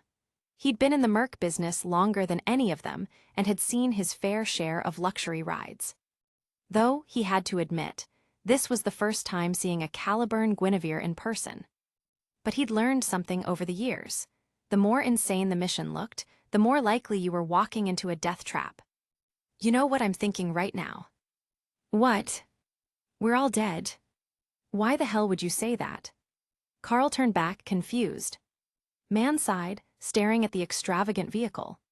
If someone who owns a Caliburn Guinevere, someone rich enough to have this many Arasaka security guards, is still hiring disposable nobodies like us for extra protection, you tell me what kind of danger we're about to walk into. Carl narrowed his eyes, thinking for a moment before dropping a single word that made Man, Jack, and Oliver's faces instantly pale. ACPA. ACPA. Oliver's expression twisted as he stared at Carl. Why the hell would you even suspect that? I've got a few clues. How sure are you? 50-50, could be right, could be wrong. That's as good as saying nothing. Despite his frustration, Oliver knew Carl wouldn't say something like this without solid reasoning. A 50-50 guess from Carl was never a blind shot in the dark. If nothing happened, great. But if something did happen, then their enemy was almost certainly ACPA. Oliver had joked before that ACPAs were corporate money sinks, but that didn't mean they weren't incredibly dangerous. He knew because 6th Street had a few light ACPA units hidden away. He'd also heard stories from veteran 6th Street mercs who had faced them on the battlefield. They might be well-equipped mercs, but compared to an ACPA, that was like comparing humans to tanks. No point overthinking it. We took the job, so let's do it. Our ride's here. Jack pointed as several sleek vehicles approached them. A fleet of empty Villefort Alvarado V4F 570 diplomats rolled up and parked in front of them. Villefort Alvarado V4F 570 Diplomate, massive, luxury-class vehicle designed for power and presence. In Night City, cruising in an Alvarado wasn't just showing off. It was a statement. For many, this car was the ultimate symbol of wealth and status. Man, I always wanted to ride in one of these as a kid. Every street kid dreams of it, feels like hitting the jackpot. Now I'm just hopping in one as part of a job. Man shook his head as he watched the other mercs getting into their assigned vehicles. Are we really gonna roll through Watson in a full convoy? This shit screams, attack me. If you ask me, just let the Caliburn gun it to max speed and rush straight through. Problem solved in 10 minutes. Yeah, and then what? Let some hacker hijack the traffic lights, reroute the road signals, and steer us right into an ambush. Oliver snorted, opening the car door. If the client's this rich, why not just take an AV and fly across the city? No traffic, no obstacles, no bullshit. AVs even have countermeasures against hacking now, right? Only against basic hackers. Jack chimed in as he watched Carl settle into the passenger seat. You think whoever's out to hit this target can't afford a top-tier netrunner? Hell, they probably already have one lined up. The second we take off, they'd override the controls and send us crashing straight down. A rat among wolves. Carl, what do you think? I think with my eyes open. Carl leaned back, staring through the windshield. If I had to guess, I'd say there's an inside man among the security detail. Jack and Oliver exchanged looks. An inside man. Yeah, if this target was truly safe, why the hell would they bring in a bunch of untrustworthy mercs into the mix? Carl tapped the dashboard, letting the car's autopilot take over. Mercs only care about one thing, eddies. If they're pulling in a bunch of us, that means they can't even trust their own people. It was obvious now. There were traitors in Arasaka's security ranks, probably multiple. That's why they had to muddy the waters by hiring external mercs. And yet, something still didn't add up. How the hell was a company as powerful as Arasaka unable to root out a few spies? Unless those spies were placed there on purpose. If this was truly about Sakura, then the situation was far worse than just an escort mission. This wasn't just corporate espionage. This was a trial. A test of blood and fire. Carl exhaled, closing his eyes for a moment. Some people are obsessed with the sight of cherry blossoms after the storm. Chapter 45, Ambush. Where are we now? Jack had been on edge ever since leaving the Arasaka waterfront. He was ready for an ambush at any moment, but the waiting was the worst part. We've entered North Watson Industrial Zone. Oliver sat in the driver's seat, hands gripping the wheel, trying to calm his nerves. Right now, we're passing through the old abandoned apartment blocks. The convoy's slowing down, lead car just radioed in. Apparently, the road's blocked by random junk. They're sending guys to clear it. You think we'll get hit here? No idea, but I do know this shit ain't random. Get ready. Man, crack the door open a bit. At this speed, we're sitting ducks. If things go south, we bail. KK, you're saying we're gonna get hit this fast? Man gave a stiff smile, adjusting his sunglasses. Motherfucker, can they at least let us breathe first? Maybe I'm just paranoid. But before Carl could finish, something flared in his peripheral vision. A red spark, flickering on the 5th floor of a nearby building. His enhanced reflexes kicked in, and he snapped his eyes toward it. And what he saw made his stomach drop. He knew that shape. Even before coming to 2075, Carl would have recognized that silhouette instantly. RPG. RPG. Rocket-propelled grenade portable anti-tank launcher, capable of obliterating lightly armored vehicles. You gotta be fucking kidding me. An ambush right out the gate. What kind of final boss was so scared of the hero that they just camped the goddamn entrance? Carl's brain raced through calculations, the rocket's trajectory, the blast radius, and the damage spread. The math was brutal. The rocket was set to impact 10 meters ahead of their vehicle. And in 2075, most RPG models had a 15-meter lethal radius. The Alvarado, luxurious but not bomb-proof, would not withstand the blast. Sitting inside, instant death. No time to think. Carl threw open the door, vaulted out, and rolled away from the detonation zone. His body moved on pure instinct, executing a maneuver he had learned in a Braindance combat sim. Explosive evasion technique: face away from the blast, drop flat on the ground, cross arms, hands flat against chest, tuck chin between biceps, close eyes and mouth, extend legs, point toes downward, stop breathing, shock waves rupture lungs. Boom! A deafening explosion tore through the air, so loud it felt like it was ripping apart reality itself. For a second, Carl couldn't hear a damn thing, just the high-pitched ringing of ruptured eardrums. But beneath the chaos, he caught the unmistakable sound of twisting metal. Screech. The Alvarado's massive frame absorbed the brunt of the explosion. It didn't flip over, but the entire front end had been crushed, warped into an unrecognizable shape. A twisted mass of steel and burning wreckage. Damn! If Carl could actually see it, he probably would have laughed and called it popcorn art. Ta-ta. Jack spat out dust and grit, shaking his head. Hijo de puta, they didn't even wait, we just left the fucking door. Carl's warning had come just in time. Jack barely had the reflexes to react. Unlike Carl, he didn't pull off any combat drill-style evasions, but his subdermal armor and naturally durable physique meant he avoided serious injury. Now covered in dust, Jack lifted his head beside Carl. Shit, we need cover fast. Man, on the other hand, had been the first to react. Thanks to Carl's earlier call, he had cracked open his door beforehand. When the RPG hit, he belayed instantly. Now he was in position, crouched behind the car's trunk, clutching his heavy weapon, scanning the area through his cybernetic optics, searching for the attackers. Fuck. Compared to the others, Oliver got the worst of it.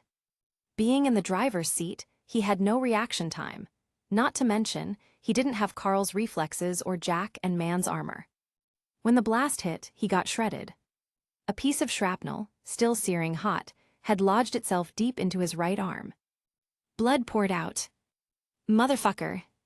Oliver clenched his wounded arm against his side, pinning it between his ribs and his armpit. With his good hand, he pulled out medical gauze, yanked the shrapnel out with his thumb and forefinger, and pressed down hard to stop the bleeding. His face twisted with rage. But it wasn't just about the injury. Militech Revitinol, rapid-acting medical stimulant inject to accelerate clotting and temporarily suppress pain. I'm gonna fucking kill whoever shot that rocket. Oliver roared, voice boiling over with fury. I just bought that gun, spent everything I had to modify it. My brand new fucking rifle, I didn't even get to fire a single shot. When the RPG struck, Oliver had barely managed to escape. his SOR-22 precision rifle. Left behind in the wreck. A weapon he had saved up for, spent weeks upgrading, a gun that had never even fired a round in combat, now completely obliterated in a single blast. His anger was justified. "No worries, I'll handle it." Carl stood up. The RPG attack hadn't been random, they weren't the main target. The convoy had been the bait. Their vehicle was just collateral damage, pure luck had saved them. But that didn't mean the bastards upstairs would live. Carl's eyes locked onto the apartment complex, where the rocket had been fired from.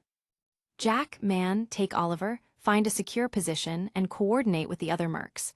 I'll deal with the guys upstairs." Without waiting for a response, Carl rushed toward the building. Watching his retreating back, Man finally understood. Back when Carl had said, "You'll understand when the fight starts," Man hadn't known what he meant. Now he did. So this fucker's a lone wolf. A lone wolf that also gives orders. Well, this is gonna be interesting. Chapter 46, Smart Weapons. The apartment building Carl entered had been completely cleared out. Everything except the load-bearing walls had been smashed to pieces, making it easy for him to spot the staircase at a glance.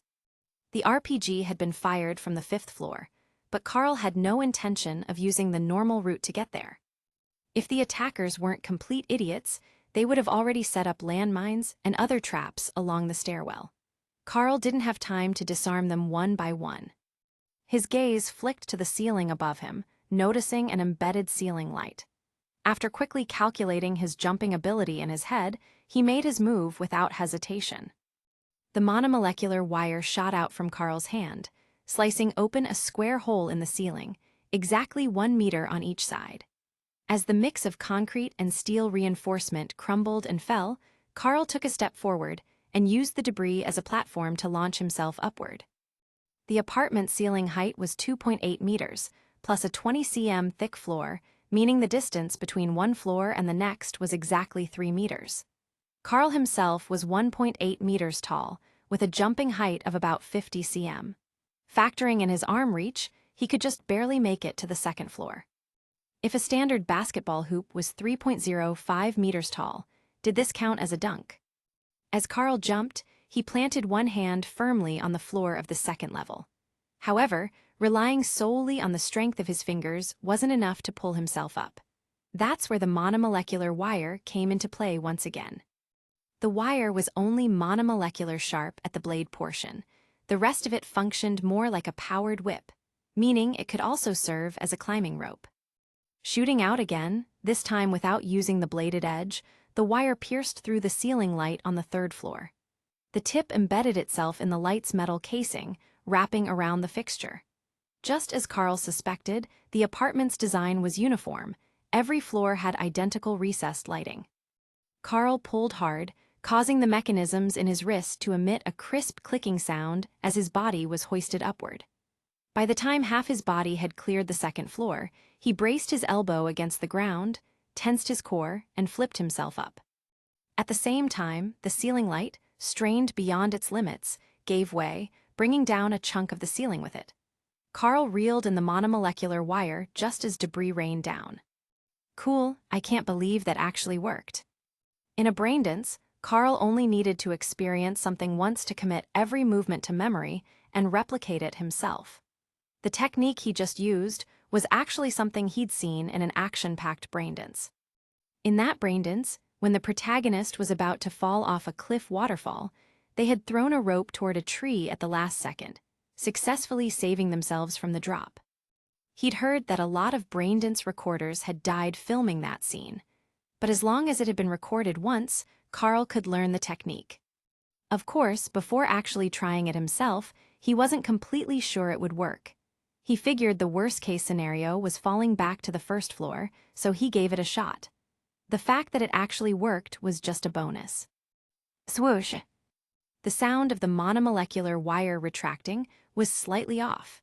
There was a subtle delay, as if some of the mechanical components were grinding against each other. All right, so it did come at a cost. The monomolecular wire was designed to be reeled in while stationary, not while suspending a person's full weight midair. Carl had just performed an improvised, wire attraction lift. This was some reverse, gravity-defying nonsense. Carl didn't know it, but it was only thanks to Victor's skill that his monomolecular wire was holding up. If any other Ripperdoc had installed it, his reckless abuse of the implant might have already rendered it useless. Times like this make me envy the mantis blades. If I had those, I could just stab them into the wall and climb straight up. With the intense gunfight raging outside, the sound of Carl slicing through the floors was barely noticeable.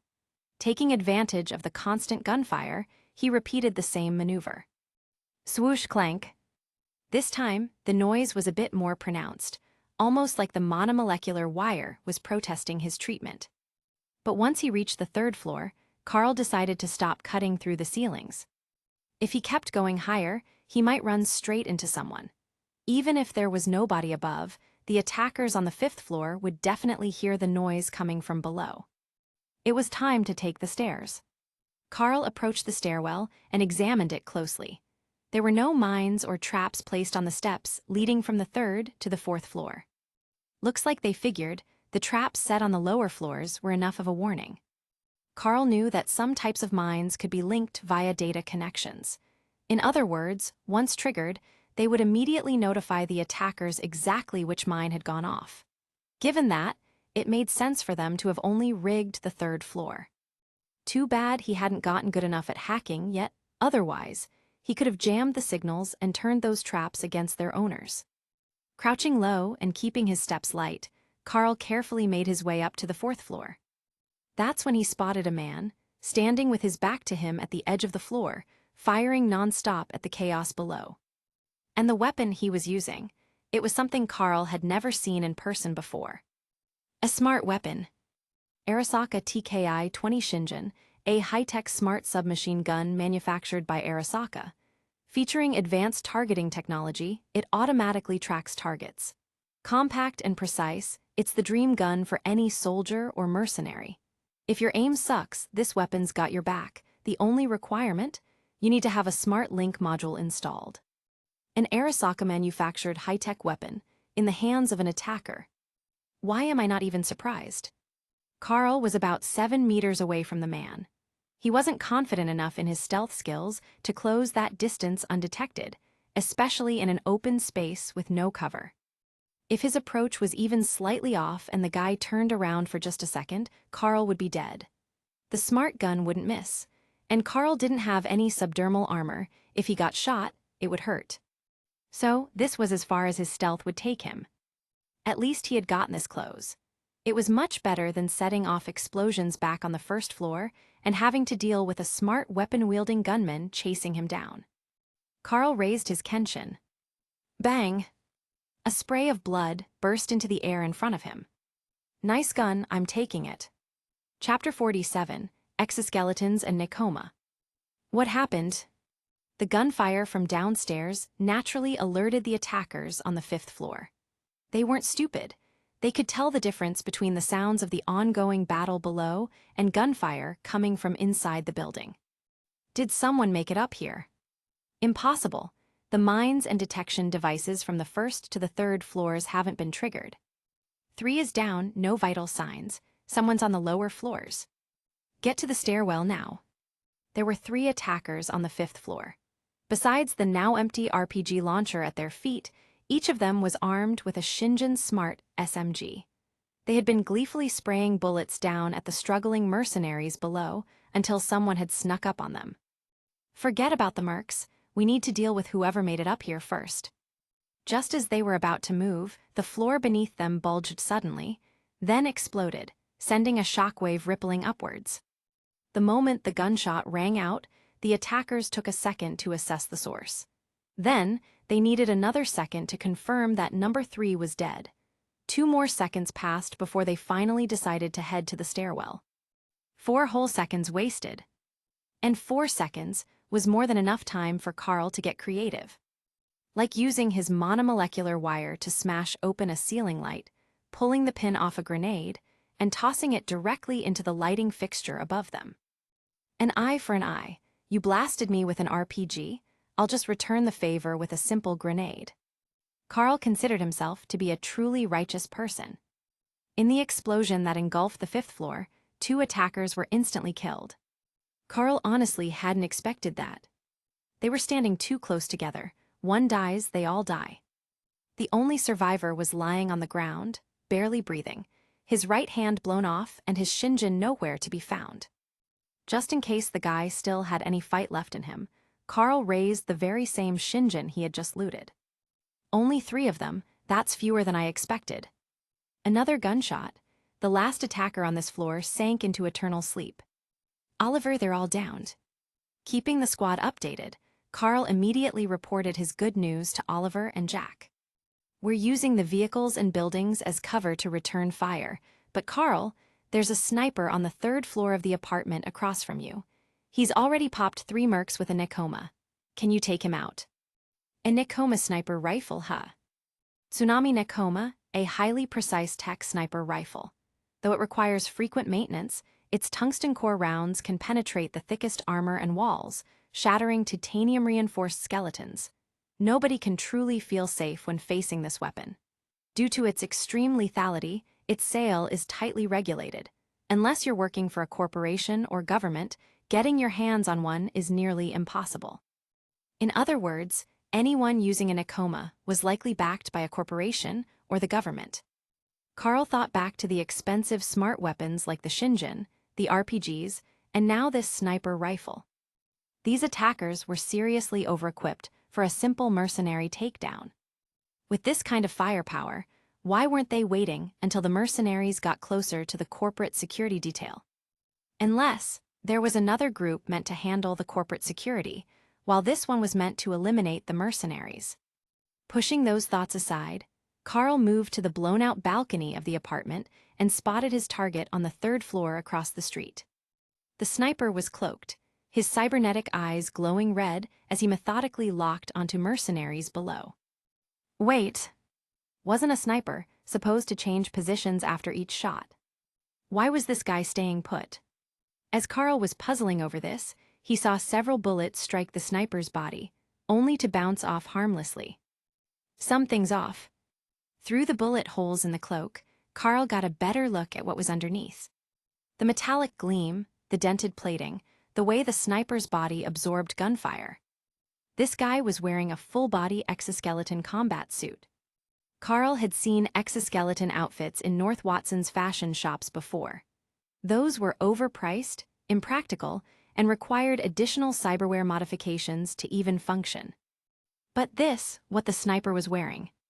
This was on a completely different level. Definitely another piece of military gear.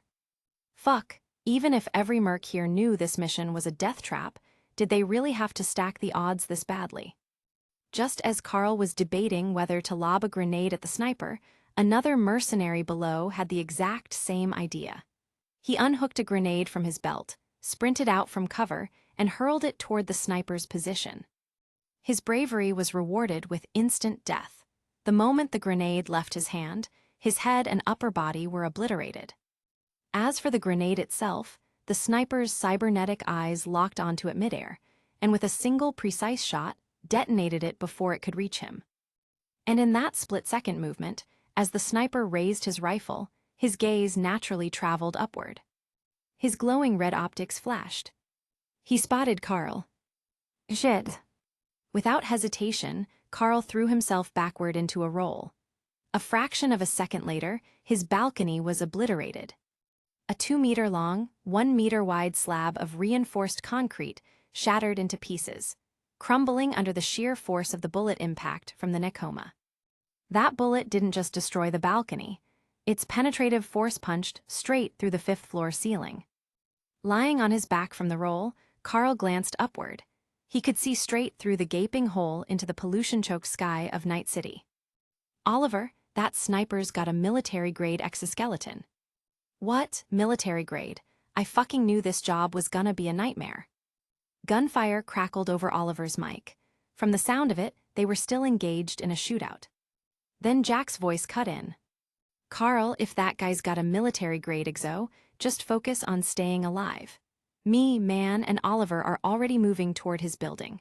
We'll take him out once we're close. You just stay put and cover us from above. The stairwell is rigged with mines and sensors. It won't be that easy. And Jack, your subdermal armor won't stop that sniper round. Carl shoved the shinjin back into his waist holster and drew his kenshin. Let me try something first. I've already taken a shot before I could even fire back. I'm not letting that slide.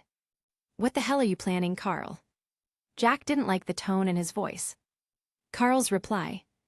A classic Wild West duel. If getting hit means instant death, then the answer is simple. Just don't get hit. No big deal, just a flawless, damage-free run. Carl jumped down through the broken floors, dropping all the way to the 3rd level. He listened. Waited. The Nekoma's deafening boom rang out again. Carl moved. And did something insane. He raised his kenshin and shot out the balcony railing, shattering the obstruction. Then he sprinted forward. Stone debris scattered beneath his feet as he leapt off the balcony's edge. Midair, he locked eyes with the sniper. Hey there. And Carl's kenshin was already aimed and firing before the sniper could even raise his rifle. Chapter 48, The Shot.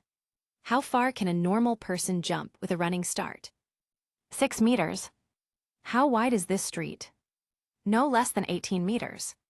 So Carl wasn't actually trying to jump to the opposite apartment building. He was putting himself in a position with no escape, an open invitation for the sniper to take the shot. The same perfectly accurate shot that had detonated the grenade midair moments ago. Every sniper develops their own shooting instincts, a muscle memory, an ingrained reflex that becomes a part of them. The better the sniper, the deeper that instinct is carved into their bones. And this sniper was elite. His reaction speed surpassed even the cybernetic data feedback of his optics. Before his brain could fully process Carl's leap, his rifle was already raised.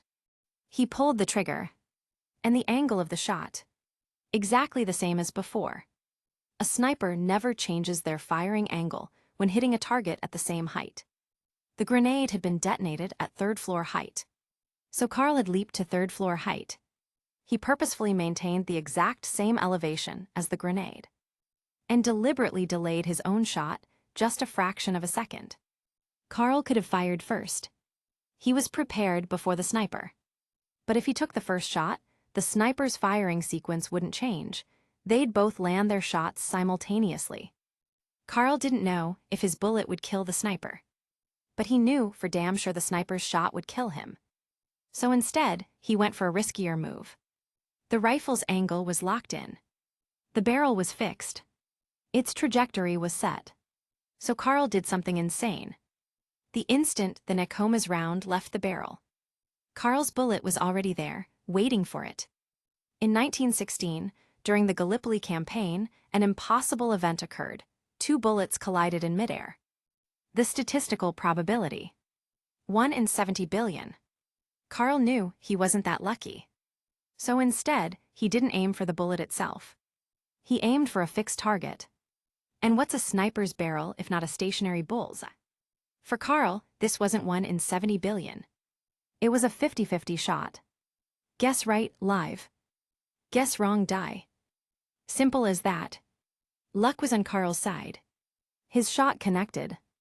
The Nekoma's round detonated inside the barrel, sending shrapnel and debris exploding outward. The rifle shattered, splitting apart like a blown-out speaker. And the next bullet from Carl's kenshin traveled cleanly through the ruined barrel and buried itself straight into the sniper's skull. Sniper rifles rarely fire in rapid succession. In the past, it was because residual gunpowder in the barrel would affect accuracy. Now it's because tech-based sniper rifles degrade too fast under rapid fire. Their precision suffers, their components break down faster. And unlike the Nekoma, Carl's kenshin was a semi-auto pistol, which meant that as soon as one bullet was fired, another was already chambered and ready to go. I doubt his skull is as tough as his exoskeleton. Carl pulled the trigger again. Carl's body shifted as he absorbed the impact of his landing. Jumping down from high ground, rolling wasn't an option, it'd shatter his spine. The correct technique was, recalling the trauma team training he experienced in Braindance, Carl executed the maneuver. Land on the ball of the foot, heels following immediately. Lean forward, relaxing the body. Hands to the ground, using the arms to absorb force. Bend the knees, letting momentum carry into a controlled rebound. Even with proper technique, his entire body felt like it was falling apart. But Carl didn't have time to stop. The attackers hesitated. For a moment, they didn't react, expecting the sniper to handle it. But once Carl landed unscathed, even the dumbest of them realized. They had to turn their guns on him. Carl couldn't outrun bullets. At least not yet. So he didn't even try to run. Instead, he rolled behind a car for cover. Another roll. Another dodge. Carl was getting really good at this. Their weapons. Shingen SMGs, smart weapons. Powerful, yes, but with one fatal flaw. They needed to lock on first before their tracking system kicked in. Which meant Carl had a window to react. But the car wouldn't hold forever. He was pinned down. Now it was time to use his most powerful technique. Help me. Carl called for backup over comms. And they didn't disappoint. I'm here, Karl. Jack charged out, using a dead body as a shield. JSKIWLLS baby. He yelled, drawing all attention to himself. Jackie. Always the one to stand in front, to take the fire for his crew. The moment Jack appeared, the attackers switched targets. They opened fire. But their bullets. They only made it through the corpse Jack was holding. And then stopped. Smart guns were advanced. Too advanced. More than half their components were tracking systems and microcomputers. Which meant less space for real firepower. Their penetration sucked. Sure, some models could curve shots around obstacles. But breaking through heavy armor. Not happening. And Jackie's subdermal plating was just thick enough to hold out for a little while. But only a little while. Too many bullets, and he'd still go down. Luckily, Jack wasn't alone. Don't worry, KK, you're not dying today. Man charged in next. Carrying a massive chunk of concrete, like a goddamn riot shield. With them holding the front, the other mercs seized the moment. The sniper was down. The RPG threat was gone. The attacker's advantage was gone. Now it was their turn. Don't fucking underestimate US. The mercs roared, unleashing hell. These weren't some random gangoons. They were hardened street mercs, forged in blood and fire. They saw their chance. And took it. You really thought smart weapons would be enough to win. One merc laughed, unloading his power rifle into the attackers. Without their big guns backing them up. Without the sniper and explosives suppressing them. These smart gun users were fucking done. On the streets, there was a saying. Half joke, half truth. Only a bitch who can't aim relies on a smart gun. Because if you could handle a kinetic or tech weapon, why the fuck would you ever use a smart gun? He's always there, charging in, taking the heat for you. And when you really think about it, maybe he shouldn't have been so brave. But then again, Jackie wouldn't be Jackie otherwise. Chapter 49, Halftime Break. Spitting out several times, Jackie finally felt the metallic taste in his mouth fade a little. His gaze swept over the now silent battlefield, littered with the corpses of both mercs and attackers, before turning to the Arasaka security personnel who were only now leisurely driving up. He clicked his tongue in annoyance. We fought and bled, and they only come strolling in now. They might as well have "you're just disposable cannon fodder to test the danger" written on their faces. What else did you expect? Oliver responded while carefully using sterilized tweezers and a scalpel to treat Jackie's wounds. Hold still. You've taken a lot of bullets. None in vital spots, but if we don't treat them properly, you might end up with permanent damage. Jackie winced as Oliver worked. Can't you just give me a shot of revitalize or heal up? I saw you still had some left. Wouldn't that fix me up way faster? Oliver continued his work, explaining as he extracted a bullet. That stuff speeds up cell regeneration, but if I inject it now, the bullets will just get trapped inside your body. I need to remove them first. And besides, I already used up the last doses on the critically wounded mercs. They needed it more. Seriously, Jackie shot him a skeptical glance. That doesn't sound like you. I charged them 100 eddies per dose. Jackie immediately waved it off. Yeah, never mind then. Of course, he knew Oliver had been more than fair. When you're dying, you'd gladly pay 1,000 or even 10,000 eddies for something that could save your life. And for a group of mercs, spending a bit of money to keep their squad alive and at full combat capacity was a no-brainer. Oliver probably didn't want to be owed any favors, so he set a small price instead. Look at you, all noble and selfless. Carl returned from clearing part of the battlefield. He had gone up to the sniper's position on the 3rd floor, only to find a broken Nekoma sniper rifle and a shattered exoskeleton helmet. The sniper himself had vanished, meaning Carl's shot hadn't been fatal. As for when exactly the sniper managed to escape, Carl wasn't sure. The mercs had counterattacked quickly after he took out the sniper's weapon, leaving only a small window for escape. The final count of the attackers was in. Apart from the unknown number who fled, 21 confirmed bodies were sprawled across the apartment complex. Each attacker carried a Shingen Smart SMG, but almost all had been destroyed, either by their owners' self-destruct locks or by grenades before the mercs could seize them. In terms of loot, the mission was a total loss. 21 dead attackers had cost the mercs 13 lives and left 4 others in critical condition. Meanwhile, the 37 Arasaka security personnel, not a single casualty, not even a dirty uniform. Half of us gone, just like that. Man sighed as he walked over, feeling a mix of sadness for his fellow mercs and relief that he had chosen to stick with Carl. If he hadn't, his body might have been among the dead. Or worse, if Carl hadn't pulled off that insane trick shot to take out the sniper, all of them would have been lying in the dirt. They were all solid fighters, a damn shame. Jackie nodded, feeling the weight of their losses. Each of the fallen mercs had been just as well-equipped and cybered up as them. They had simply been lucky, not targeted by the first RPG, not picked off by the sniper, not caught in the crossfire. Pure dumb luck. Only those of us still alive have the right to sigh. Carl muttered as he noticed the Arasaka security personnel pushing forward, aggressively clearing the path for their convoy.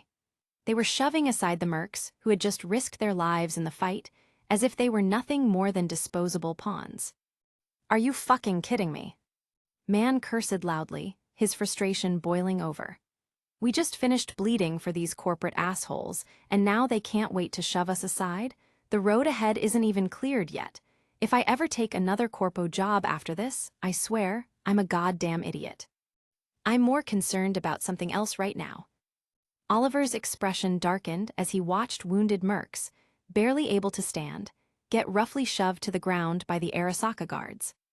How much do you think the fixers pocketed from our cut to make these corpo dogs feel this bold? The numbers weren't adding up. Carl shrugged. Probably a hell of a lot. But honestly, even if they weren't skimming off the top, corpos like these would still treat us like trash. Now even corpo dogs have rankings. What, there's a hierarchy to being an asshole. Of course, you think dogs come in different breeds and sizes for no reason. Even mutts care about pedigree. Are we still talking about actual dogs or corpo dogs? Is there a difference? Carl glanced at the slow-moving Guinevere.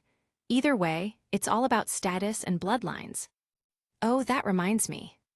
Carl unhooked the Shingen Smart SMG from his waist and tossed it to Oliver. I grabbed 2 Saratoga SMGs before, gave one to Jackie, kept the other for myself to mod. Never gave you anything, so here, this should make up for it. Didn't I tell you before I wanted a sniper rifle instead? Oliver sighed. Whatever, not like I have anything else to use right now anyway. His voice still carried the regret of losing his SOR-22. Jackie chuckled, reaching out to pat Oliver's shoulder with a broad hand. Don't worry, Hermano, you'll get another one, sooner or later.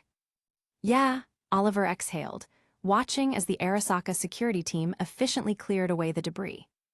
But first, we have to survive this job. This mission had only just begun. Carl checked the time. 2 hours to complete the job, 30 minutes already gone. 1 hour and 30 minutes left to deliver the target. As Guinevere rolled past them, Carl had a strange feeling, like he was being watched. He turned toward the vehicle, but all he could see was its polished silver body. Just his imagination. At the same moment Carl looked away, the person inside the car also averted their gaze. Chapter 50, 10 minutes. The Alvarado cars designated for the mercs had been nearly wrecked during the earlier RPG bombardment. However, with only a handful of mercs still capable of fighting, the remaining vehicles, after some emergency repairs, were just enough to carry the 10 mercs who could still continue the mission. After stabilizing the 4 critically injured mercs and treating the lightly wounded, Oliver climbed into the new Alvarado. You think those 4 will actually make it to a hospital? Who knows? All we can do is hope they get picked up before some punks or kidney thieves find them first. Man glanced through the rear window at the injured mercs left behind in a relatively safe spot. If only they had trauma team memberships, they'd be airlifted out in minutes. Trauma Team, a private medical corporation with highly trained combat medics. As long as clients can afford the insurance, Trauma Team will respond immediately to injuries, regardless of weather or location. Anyone attempting to interfere with their operations, be it gang members, mercenaries, or even another Trauma Team squad, will be dealt with accordingly. Yeah, right. Oliver scoffed. Even a basic silver membership costs 10,000 eddies a month. You think mercs like us, who blow all their cash the second they get it, can afford that kind of regular expense? Fair point. As the vehicle drove further away, Man shifted his attention to another topic. What do you think they'll get paid? Paid? You mean the mission payout? Carl glanced at him, not quite understanding why he was bringing this up. The fixers already made it clear. Payment only comes when the job is complete. Delivered means delivered. Anyone who died or was too injured to continue, they get jack shit. Motherfucker, I knew it. Man clutched his forehead in frustration. These corpo dogs planned this from the start. I was wondering why they were so generous. Turns out they just wanted to bleed us dry first, so they'd have to pay out less in the end. I should have known. Corpos never cut a check without making sure they get more in return. The worst part, Carl continued, his tone almost amused in its cynicism. Some corpos probably weren't even trying to screw us over, but all it takes is a few greedy bastards in the chain of command looking to pocket some of our cut. It was always the same story. The ones in charge might be willing to pay fairly, but the ones actually executing the orders. They were the ones who'd skim the money, then turn around and act like mercs should be grateful for whatever scraps they got. Shit, the more I think about it, the worse this job sounds. Man groaned, slumping back against his seat. He had mostly worked street-level gigs, so he wasn't familiar with how corpo contracts really worked. Well, after this job, he sure as hell wouldn't be taking another one. Yeah, just thinking about it pisses me off. Carl exhaled sharply, then suddenly noticed something. The Arasaka convoy was slowing down. A moment later, their vehicles began moving aside, making way for the mercenaries' cars to take the lead. What the fuck? Jackie's temper flared instantly. They're making us take point again. When they need us, they throw us into the meat grinder. When they don't, they tell us to fuck off. But the second shit goes down, they'll be nowhere to be found. They're banking on sunk cost fallacy, Carl said dryly. We've already lost too much to back out now. They know we're desperate to finish the job, because if we don't, then all those deaths were for nothing. And what if we really just walk away, or turn on them instead? Carl smirked. That's the gamble, they're betting we won't. Jackie clenched his fists, his patience gone. I swear if I ever take another Arasaka job, I'm a fucking idiot. Militech at least had Blanca, who provided decent gigs, so they were still worth keeping around. I gotta say, Blanca really wasn't that bad, huh? Oliver sighed. You don't realize how good something is until you have something worse to compare it to. I could tell you guys a joke about corpos right now, Carl chuckled. Arasaka runs on 6 a.m. to 2 a.m. shifts, 20-hour workdays, and yet, in their free time, these corpo fucks still have the energy to nickel and dime mercs like us. Shit, guess they just instinctively know how to exploit people, huh? Jackie, despite his frustration, let out a laugh. Man, that quick learner line really got me. As they talked, the Alvarado kept moving forward, automatically navigating through the Arasaka convoy, which had conveniently made way for them to take point again. This time, though, every merc in the car had their door unlocked and slightly ajar, just in case they needed to bail at a moment's notice. The last RPG attack had left a lasting impression, and chances were this was a habit they'd keep for a long time. But then something unexpected happened. Nothing. They drove straight through the North Watson industrial zone without a single incident. No more attacks, no more RPGs, not even a single enemy presence. Had the attackers already exhausted all their resources? Had they simply given up after the failed ambush? Carl wanted to convince himself that was the case, but something felt off. The North Watson industrial zone was Maelstrom territory, but for some reason, Carl hadn't seen a single Maelstrom ganger the entire way. Not one of those iconic glowing red cyber eyes, not even in the shadows. That wasn't normal. The ocean is always calm before the storm. As they neared California Avenue, where the Azure Tower loomed in the distance, the air inside the car grew heavier. Everyone could feel it. The calm before the chaos. The closer they got, the stronger the feeling became. Then, just as Azure Tower's silhouette came into full view, Jackie spoke up. How much time left? Carl knew what he meant. He also knew Jackie already had the answer. He just wanted Carl to say it out loud. 1 hour and 10 minutes. But that wasn't the real answer. Jackie stared at the tower, estimating the distance. It wasn't 1 hour and 10 minutes. It was 10 minutes. Because that's all they had left. Chapter 51, Worth the Fight. The attack came faster than expected. Even faster than Carl and the others had anticipated. They had all assumed that the attackers had held back during the journey, waiting until the final moments, when they reached their destination and let their guard down, to strike. So they had mentally prepared for a fight in 10 minutes. But just as they checked the time, turned the corner and headed toward Azure Tower, the convoy behind them was hit. Boom! Carl was the first to react, rolling out of the car and dropping into a defensive stance. No attack came. Only then did he realize that the explosion hadn't happened near them. It had hit the rear convoy. For a moment, he had thought he'd failed to anticipate the attack despite all his caution. It's the back of the convoy. Looks like the attackers have finally locked onto their target. Oliver stepped out of the car, gripping his Shingen SMG. At this point, he was sure of it. The previous withdrawal wasn't because the attackers lacked manpower, but rather a calculated move.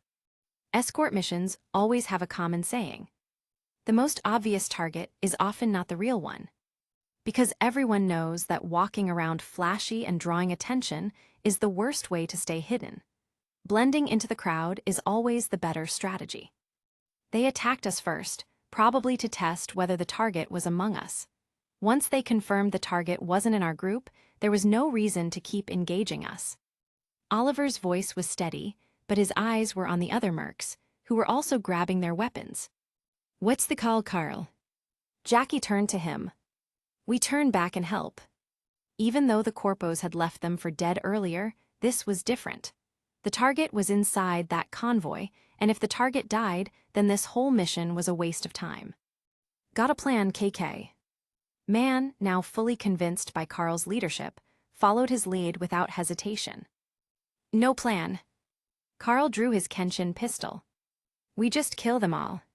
He wasn't a professional bodyguard. He didn't know tactical protection maneuvers. He only knew one way to keep the target safe. Kill every single threat before they could act. There were 10 mercs left, including Carl, Jackie, Oliver, and Man. The remaining 6 seemed to have already made a decision while they were still in the vehicles. The moment they stepped out, one of them nodded at Carl before sprinting off in the opposite direction of the attack. Are they bailing on the mission? Carl wondered. But before he could dwell on it, one of the remaining 5 mercs approached him. You're Carl, right? The man asked. I heard your squad calling you that earlier. And you are.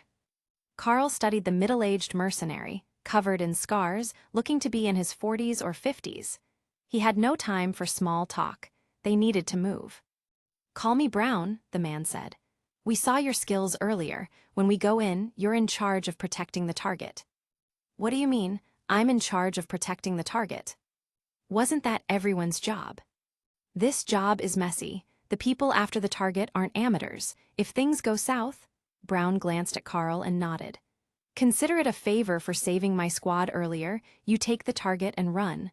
We'll hold them off. His voice was calm. So was the expression of the 4 mercs standing behind him. Like they had already accepted it.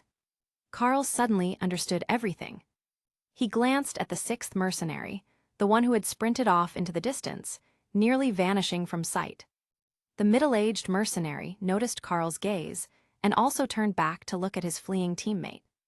He's the youngest in our squad. If we die and the mission is completed, he'll collect the payment from the fixer and send it to our families. That money will be enough for them to survive. With that, he stepped past Carl, leading his 4 remaining squad mates toward the fight. Don't worry, we've already told him, if we all die, if the mission fails, and there's no money to bury us separately, he'll come back and gather our remains. We'll all be buried together. You wouldn't mind sharing a grave with us, would you?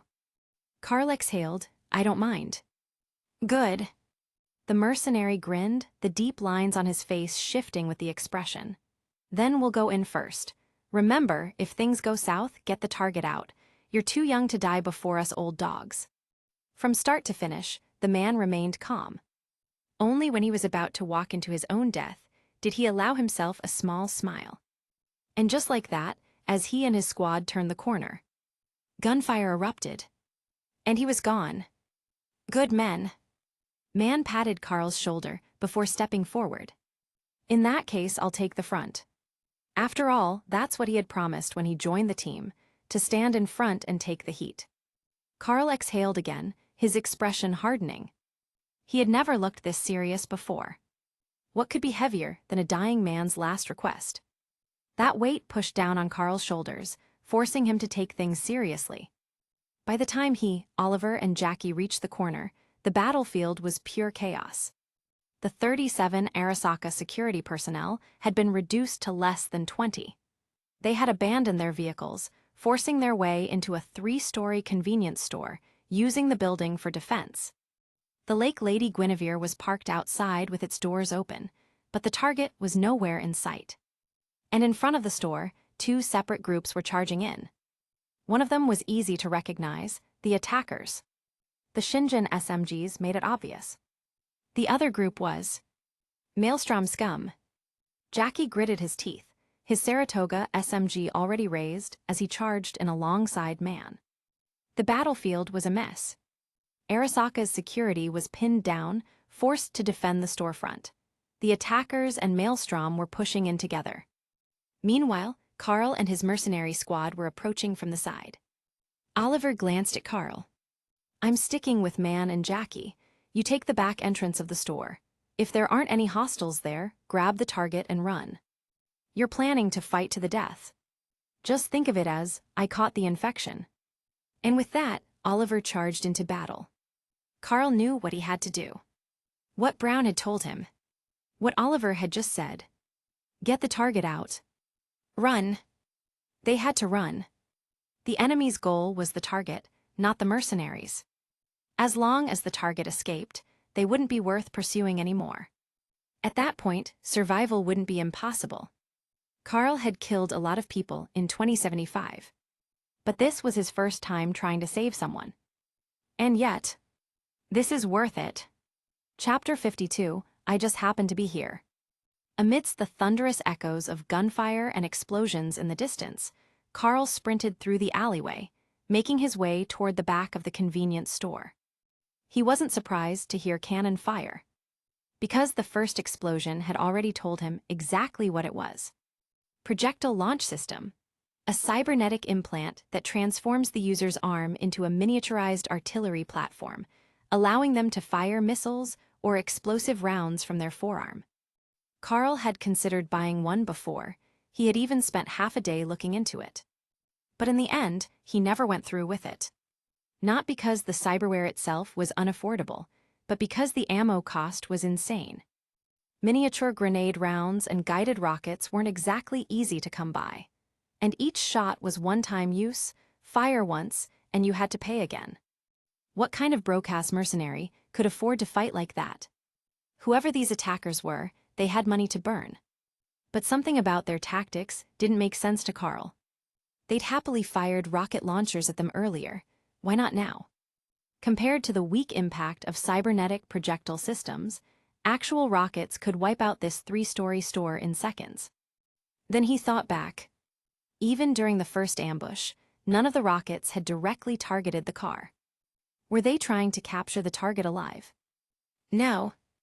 Judging from how reckless their explosives had been, they didn't need the target in perfect condition. They just needed them to be alive. Carl's mind moved fast, his feet didn't. He wasn't cyber-augmented like some other mercs. No enhanced leg cyberware. Just 2 human feet, which meant he still needed to breathe while running. So, when Carl finally reached the back entrance of the convenience store, he found it completely unguarded. Weird. Even if Arasaka's security had been forced to retreat in a hurry, even if they had no choice but to take shelter here, they were still professionals. Leaving the rear entrance completely unguarded was a rookie mistake. What the hell were they thinking? Did they really believe the attackers and Maelstrom wouldn't think to circle around and hit them from behind? Carl stepped inside and found his answer. The target was wounded, and badly enough that they couldn't move. As soon as Carl entered, the Arasaka guards flinched. One of them almost shot him on instinct. But then Carl raised his hands, and they recognized him. "You're the mercenary we hired." They had all seen Carl in action earlier. Of course, they remembered him. "Mercenary." A soft voice spoke. Carl's gaze shifted, and for the first time, he laid eyes on the target. A young woman around Carl's age. She was slim, draped in a sakura-colored kimono. Her long, silky black hair flowed down to her back. Her face was pretty, but not as striking as her eyes. Deep, dark irises, like a starry night sky. Carl found himself briefly mesmerized. Are those cybernetic? That was his first thought. But then he noticed her wound. Her hands were clutching her abdomen, pressing down hard on a gunshot wound that was bleeding out fast. The soft pink of her kimono was already soaked with crimson. That color contrast, it almost looked beautiful, like a bloodstained cherry blossom. Did she get shot while dodging? Carl narrowed his eyes. Why hasn't anyone treated her yet? He didn't understand. The Arasaka guards were standing around, tense, anxious, but none of them were helping her. Did they seriously not realize? If this kept up, the target would bleed out like some 18th century American president who got bled to death by doctors. One of the Arasaka security hesitated. "Oui." One of the Arasaka security personnel looked visibly nervous. He tried to maintain his composure. But then he uttered something so absurd that Carl almost thought the guy was mentally ill.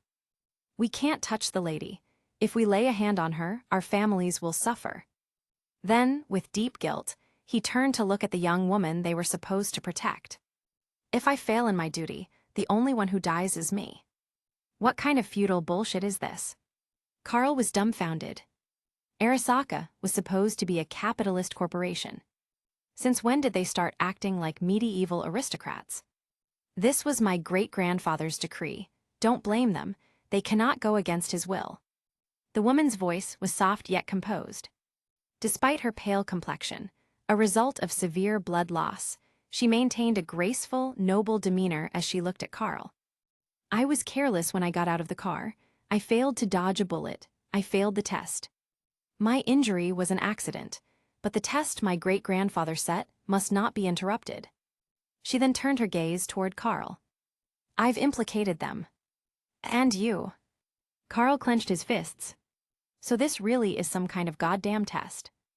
I knew corpo family politics were ruthless, but making a test this deadly, dragging so many people into it, is absolutely insane. To them, the lives of mercs and security personnel meant nothing. No. Even Arasaka's own employees had died for this. For the corporate elite, perhaps only their own blood mattered. No. This test even included her life and its stakes. "I carry the blood of a foreign nation, one steeped in sin. If I cannot pass this test and prove my worth to the family, then it must be fate. The cherry blossom born of chrysanthemums and roses. Carl finally confirmed it. She was the target. But looking at her, at how she sat there, so accepting of death, something inside Carl twisted into disgust. You people created this whole damn test. So many people died because of it. And now that it's your turn to die, you just accept it like it's nothing. If you die, then everyone outside dies with you. Brown and his team.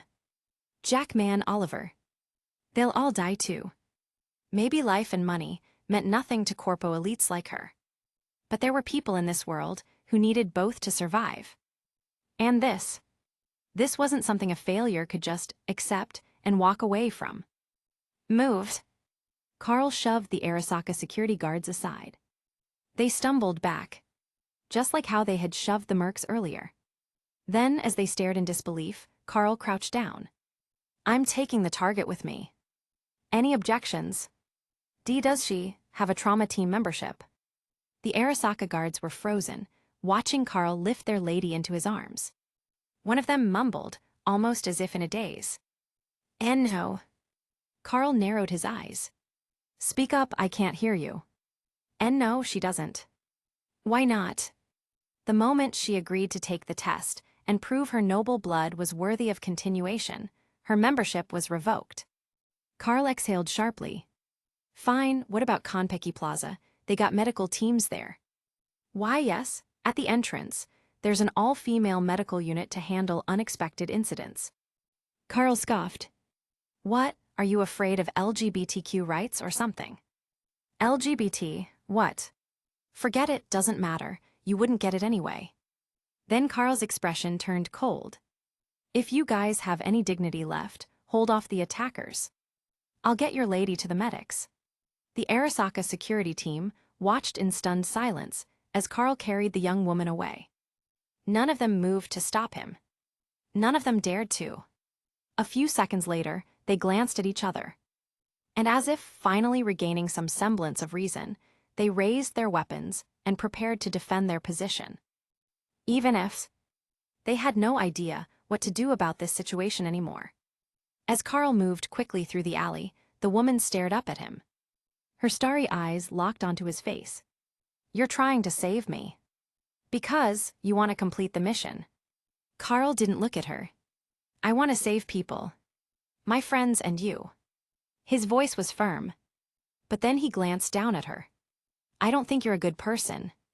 But you have beautiful eyes. His grip tightened slightly. So, on the scale of my priorities, where saving my friends weighs 99%.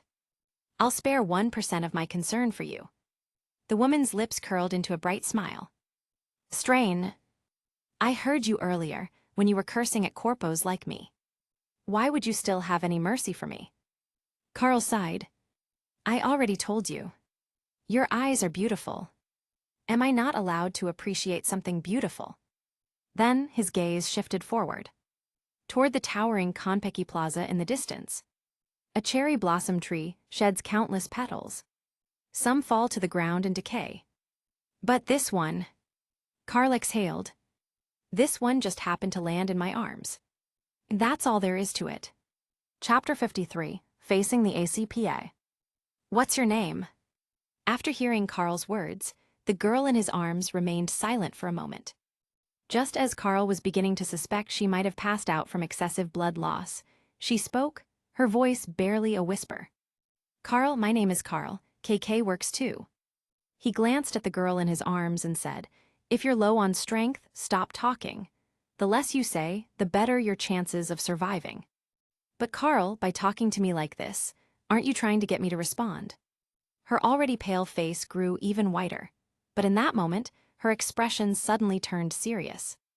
Then, as if she were stating something of great importance, she moved her blood-stained lips and said, Haruko, my name is Haruko. Haruka. Noticing how formal she was about it, Carl didn't stop moving, but responded nonetheless. In Japanese, Haruko should mean the same thing as it does in Chinese, right?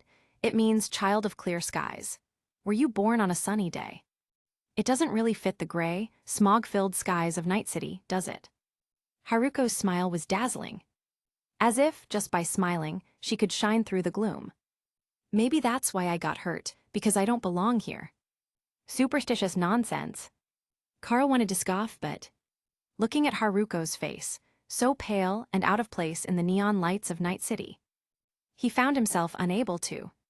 Just hold on a little longer, we're almost there.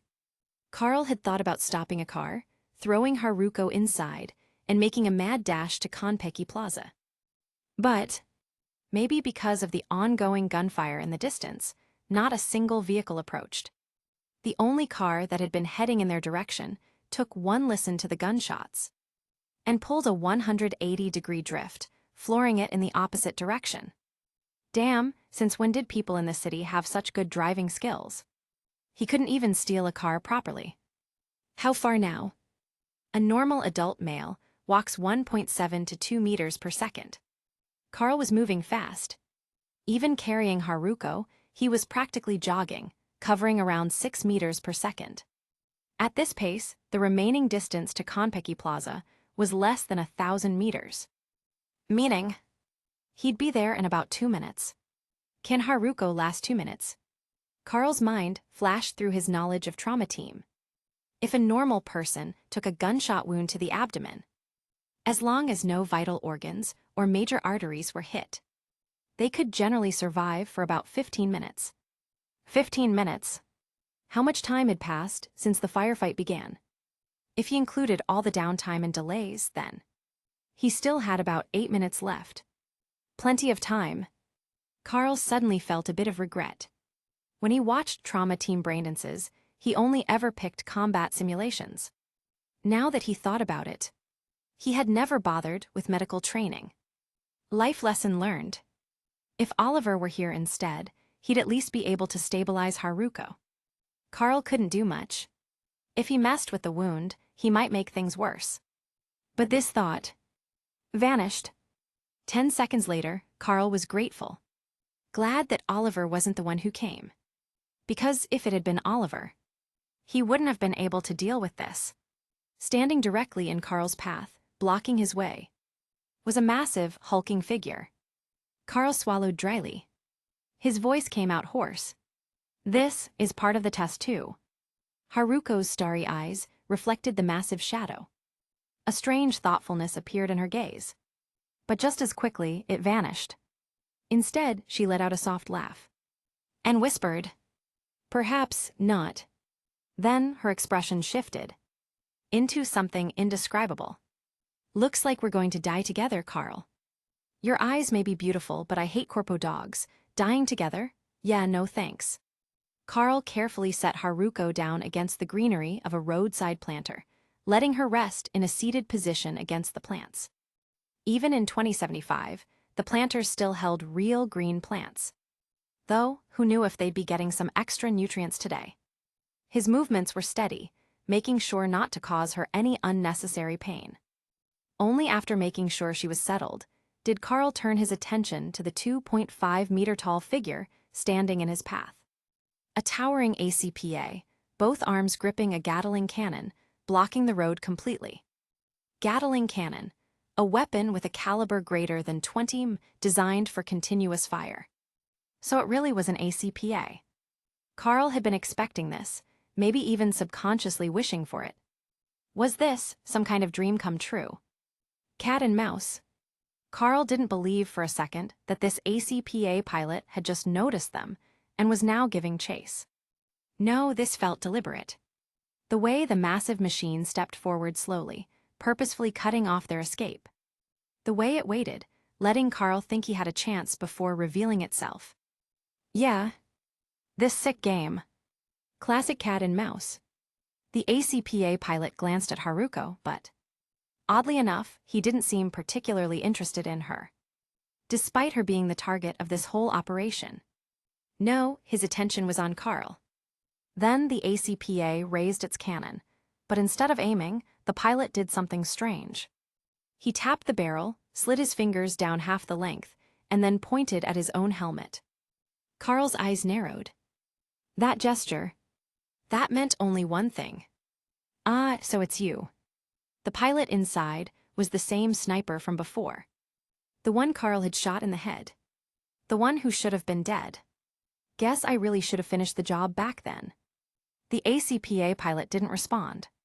He just slowly raised his Gatling cannon. Like an executioner, savoring the moment before the kill. This was a ritual to him. Letting his prey understand exactly who was about to tear them apart. A sick little courtesy, huh? Carl's breath stopped for a split second. Then, he turned and ran. Because what kind of dumbass would stand there and fight an ACPA head-on? With nothing but a pistol and some weak-ass cyberware. Yeah, no. Not happening. Trying to run. The ACPA pilot had seen it before. The panic. The desperation. The futile attempts at escape. He had torn apart dozens like this.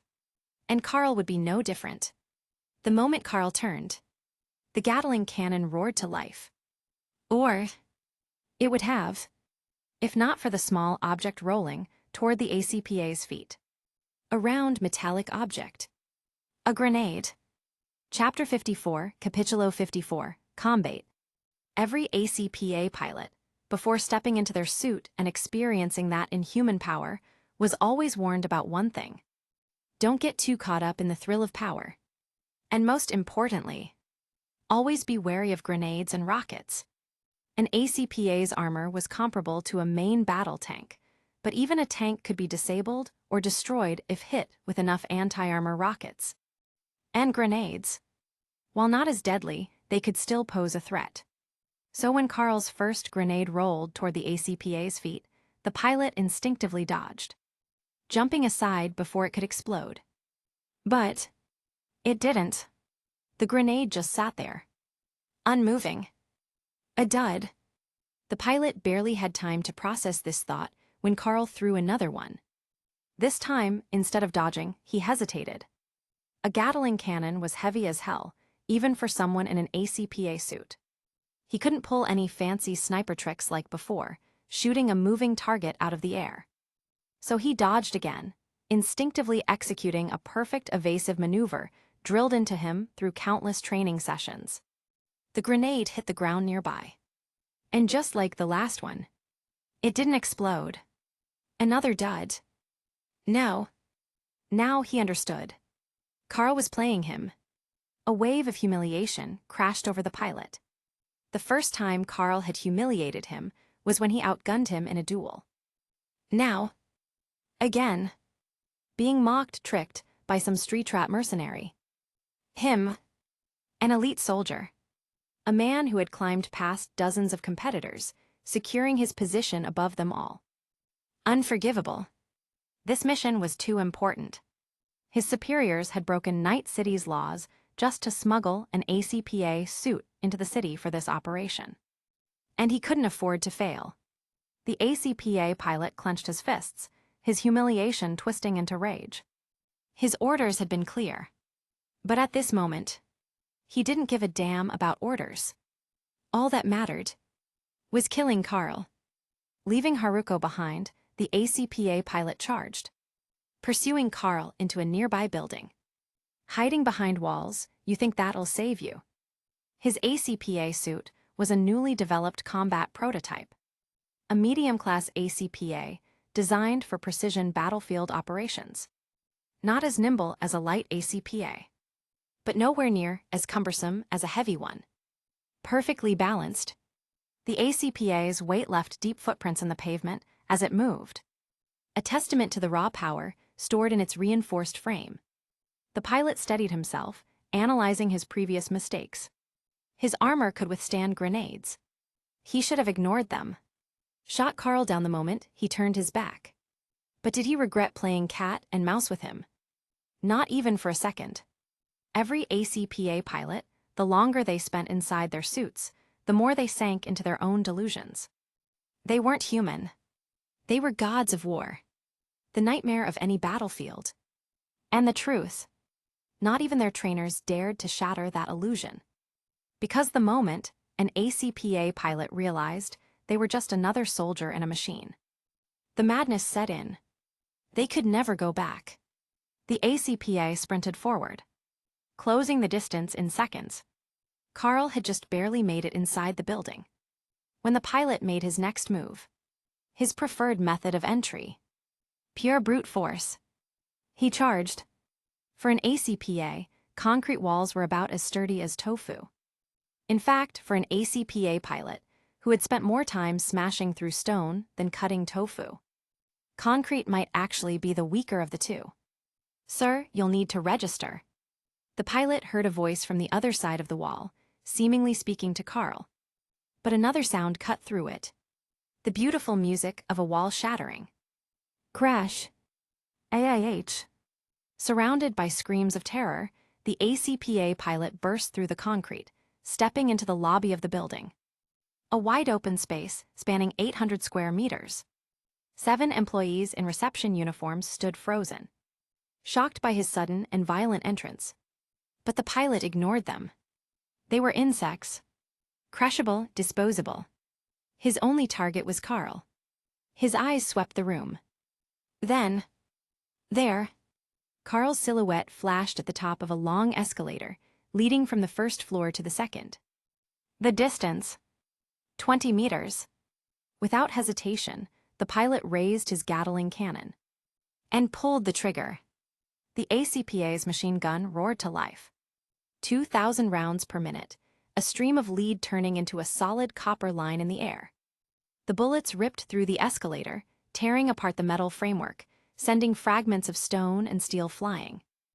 But no blood, no flesh. Carl had vanished before the bullets could reach him. A lucky last-second dodge. It doesn't matter. He won't escape. The ACPA pilot stormed forward, standing at the base of the destroyed escalator. Then, he crouched, bracing his mechanical legs, and jumped. A single leap propelled him 5 meters into the air, straight to the second floor. And there, he saw Carl. Only, Carl wasn't running anymore. He was waiting, as if he had been expecting this moment all along. Carl threw a grenade. This time, it exploded. Midair. Right in the ACPA's path.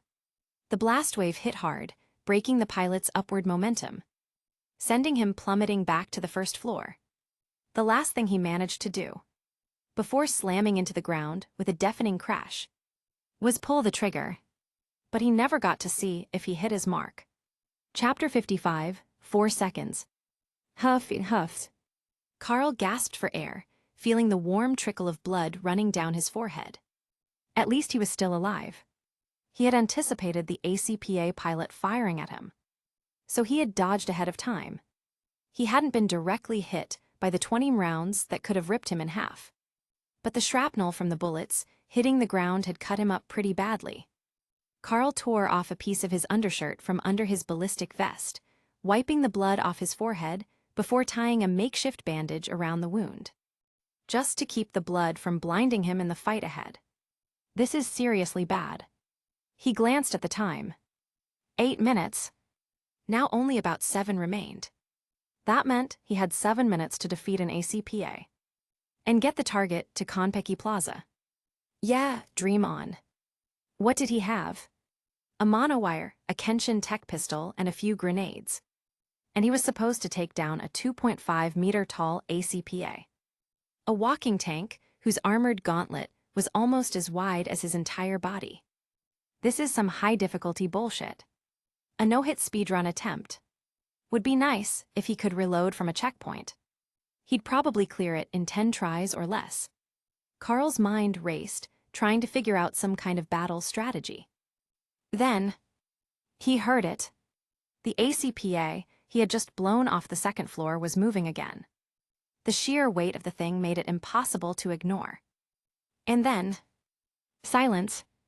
Carl froze. The enemy had stopped moving. Why? A second ago, the guy was hell-bent on chasing him down. Now he was just standing still. Carl's stomach twisted. And then, he figured it out.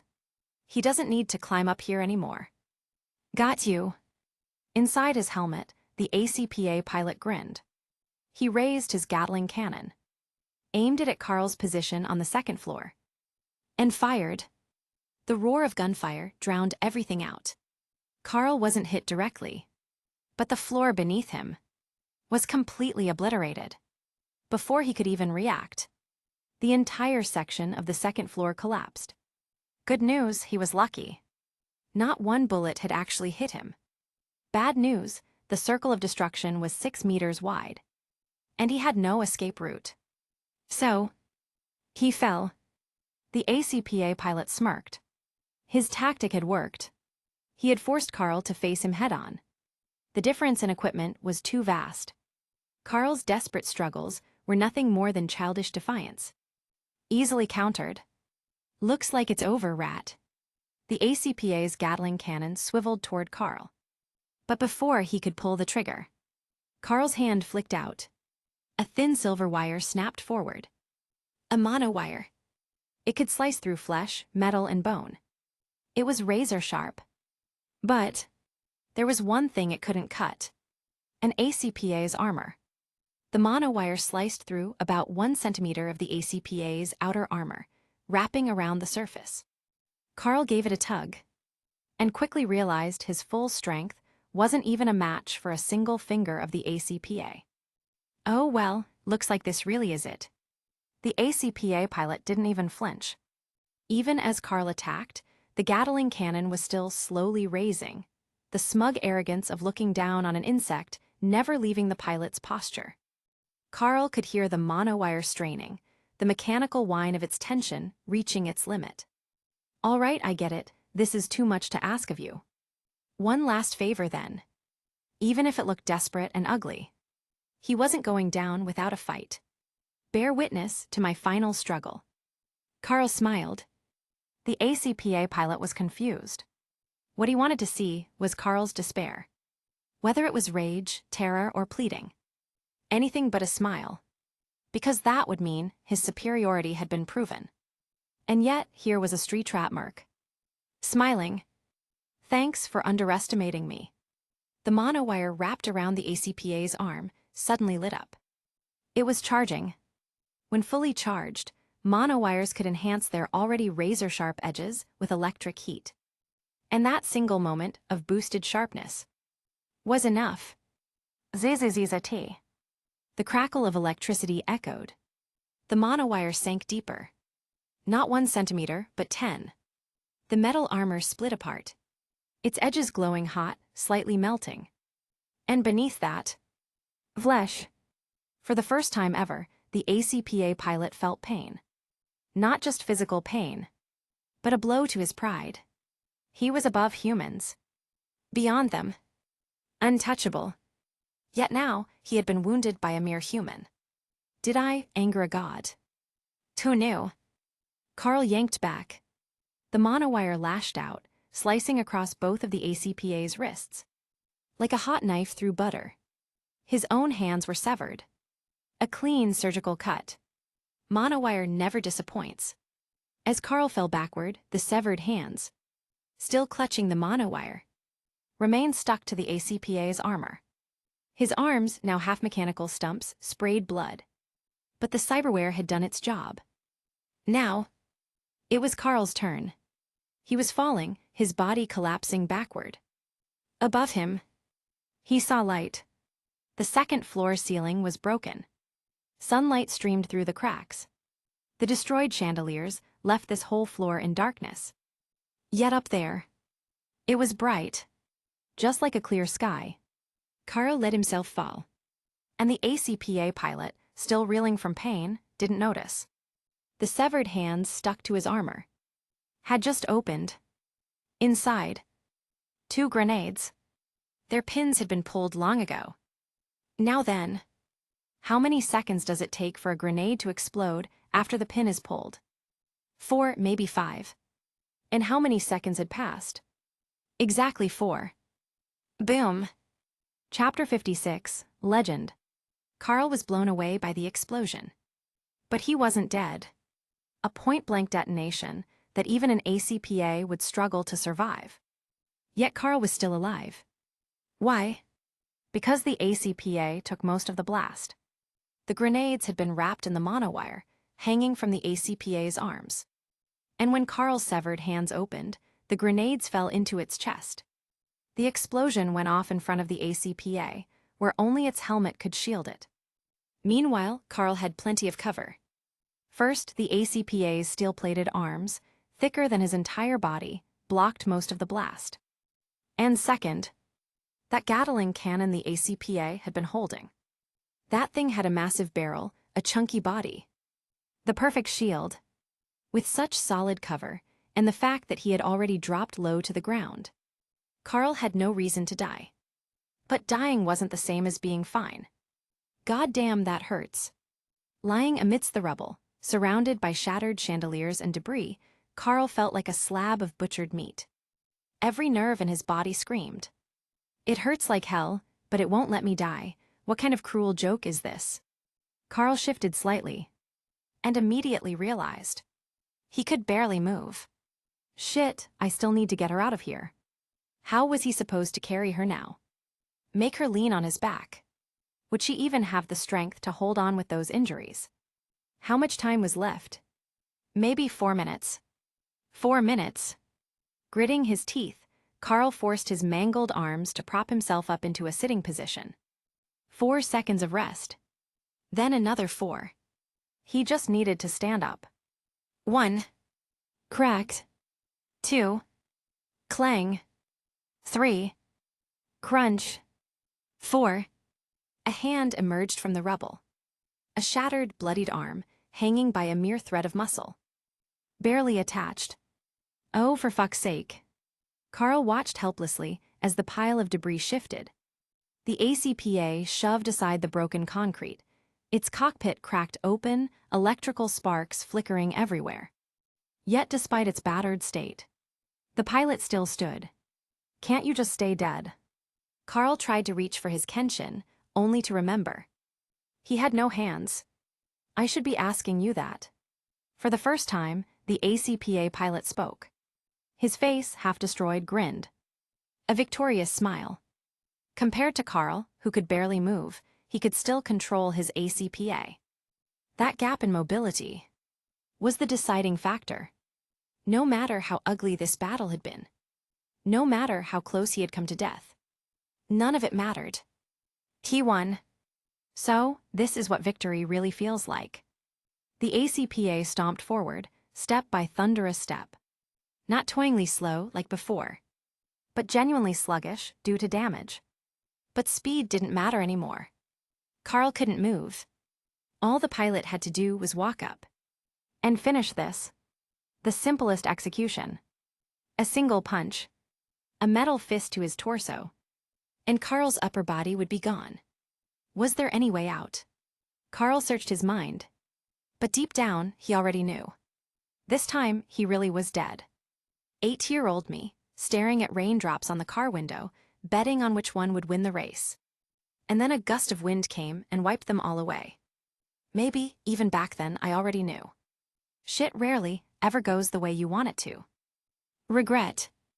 Regret what? Looks like he wouldn't be able to get Brown, Oliver, and the others out safely. This job, maybe he really was going to die under the cherry blossoms. Was there anything else?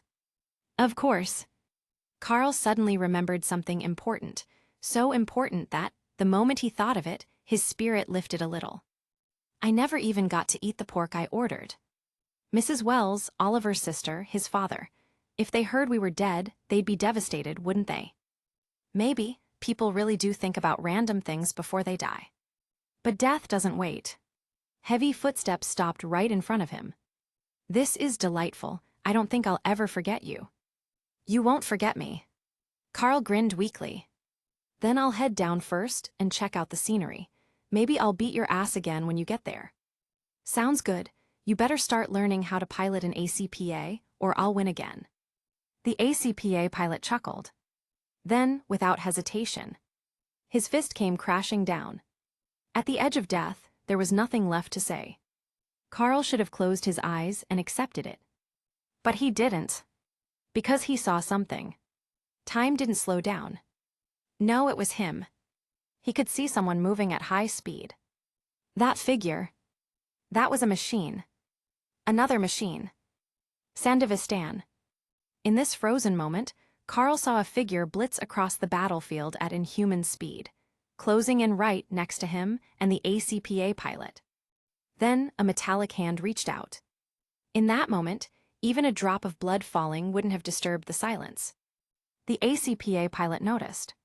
His eyes slowly shifted, trying to see what was happening. But in his damaged state, he wasn't fast enough. A mechanical hand wrapped around his exposed throat. And then, with a casual squeeze and pull, his head was gone. Carl watched it all. Watched the ACPA pilot's frozen look of shock. That lingering smirk on his ruined face, still convinced that the fight was already over. The same smirk Carl had worn just moments ago. Sorry, looks like I got lucky this time. Carl blinked. A fountain of blood sprayed down on him. Go on ahead, I'll take my time, then I'll beat your ass when I get there. The metallic killer, who had just ripped off the pilot's head, turned to Carl. Now, that man turned to Carl. A pair of glowing red eyes. There was no humanity in them. Only cold, merciless killing intent. Kid, I'm taking over your job. That was the last thing Carl heard. Before he lost consciousness. And Carl knew who he was. In fact, every mercenary in the world knew who he was. A legend. Atom Smasher. Chapter 57, A Pedal for a Pedal. I feel like I just came back from the dead. You sure did. You were hanging by a thread for 2 days, almost kicked the bucket. Lying on the hospital bed, Carl's first words after waking up were immediately commented on by Jack. So, what the hell happened? Carl glanced at Oliver, who was sitting on the other side of the bed. He had no idea why he had woken up in a hospital bed. And why the first thing he saw were 2 dumbass faces staring at him. Carl, I think you can just insult us directly. No need to disguise it as casual conversation. Oliver, wrapped in bandages, clearly wasn't in great shape either. After rolling his eyes at Carl, he explained what had happened. Carl's final sprint to deliver the target had actually been further than he had originally thought. While the ACPA was busy hunting him down, the medical staff stationed at Konpeki Plaza had found the target and taken her into protective custody. And since the target had safely arrived, the attackers had received orders to withdraw. And then, by the time Jack and the surviving mercs arrived at Carl's last known location, they saw his body being carried away under a white sheet. We all thought you were dead. Jack even started screaming and tried to steal your body back. Bullshit, you were the one screaming. I just ran in. Jack corrected Oliver with an annoyed huff, then continued the story.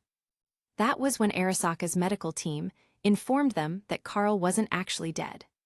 Before receiving her own treatment, the target had given specific orders to make sure Carl was treated as well. The white sheet was simply to cover him up, because he looked too gruesome, and the medics didn't want to scare the young lady.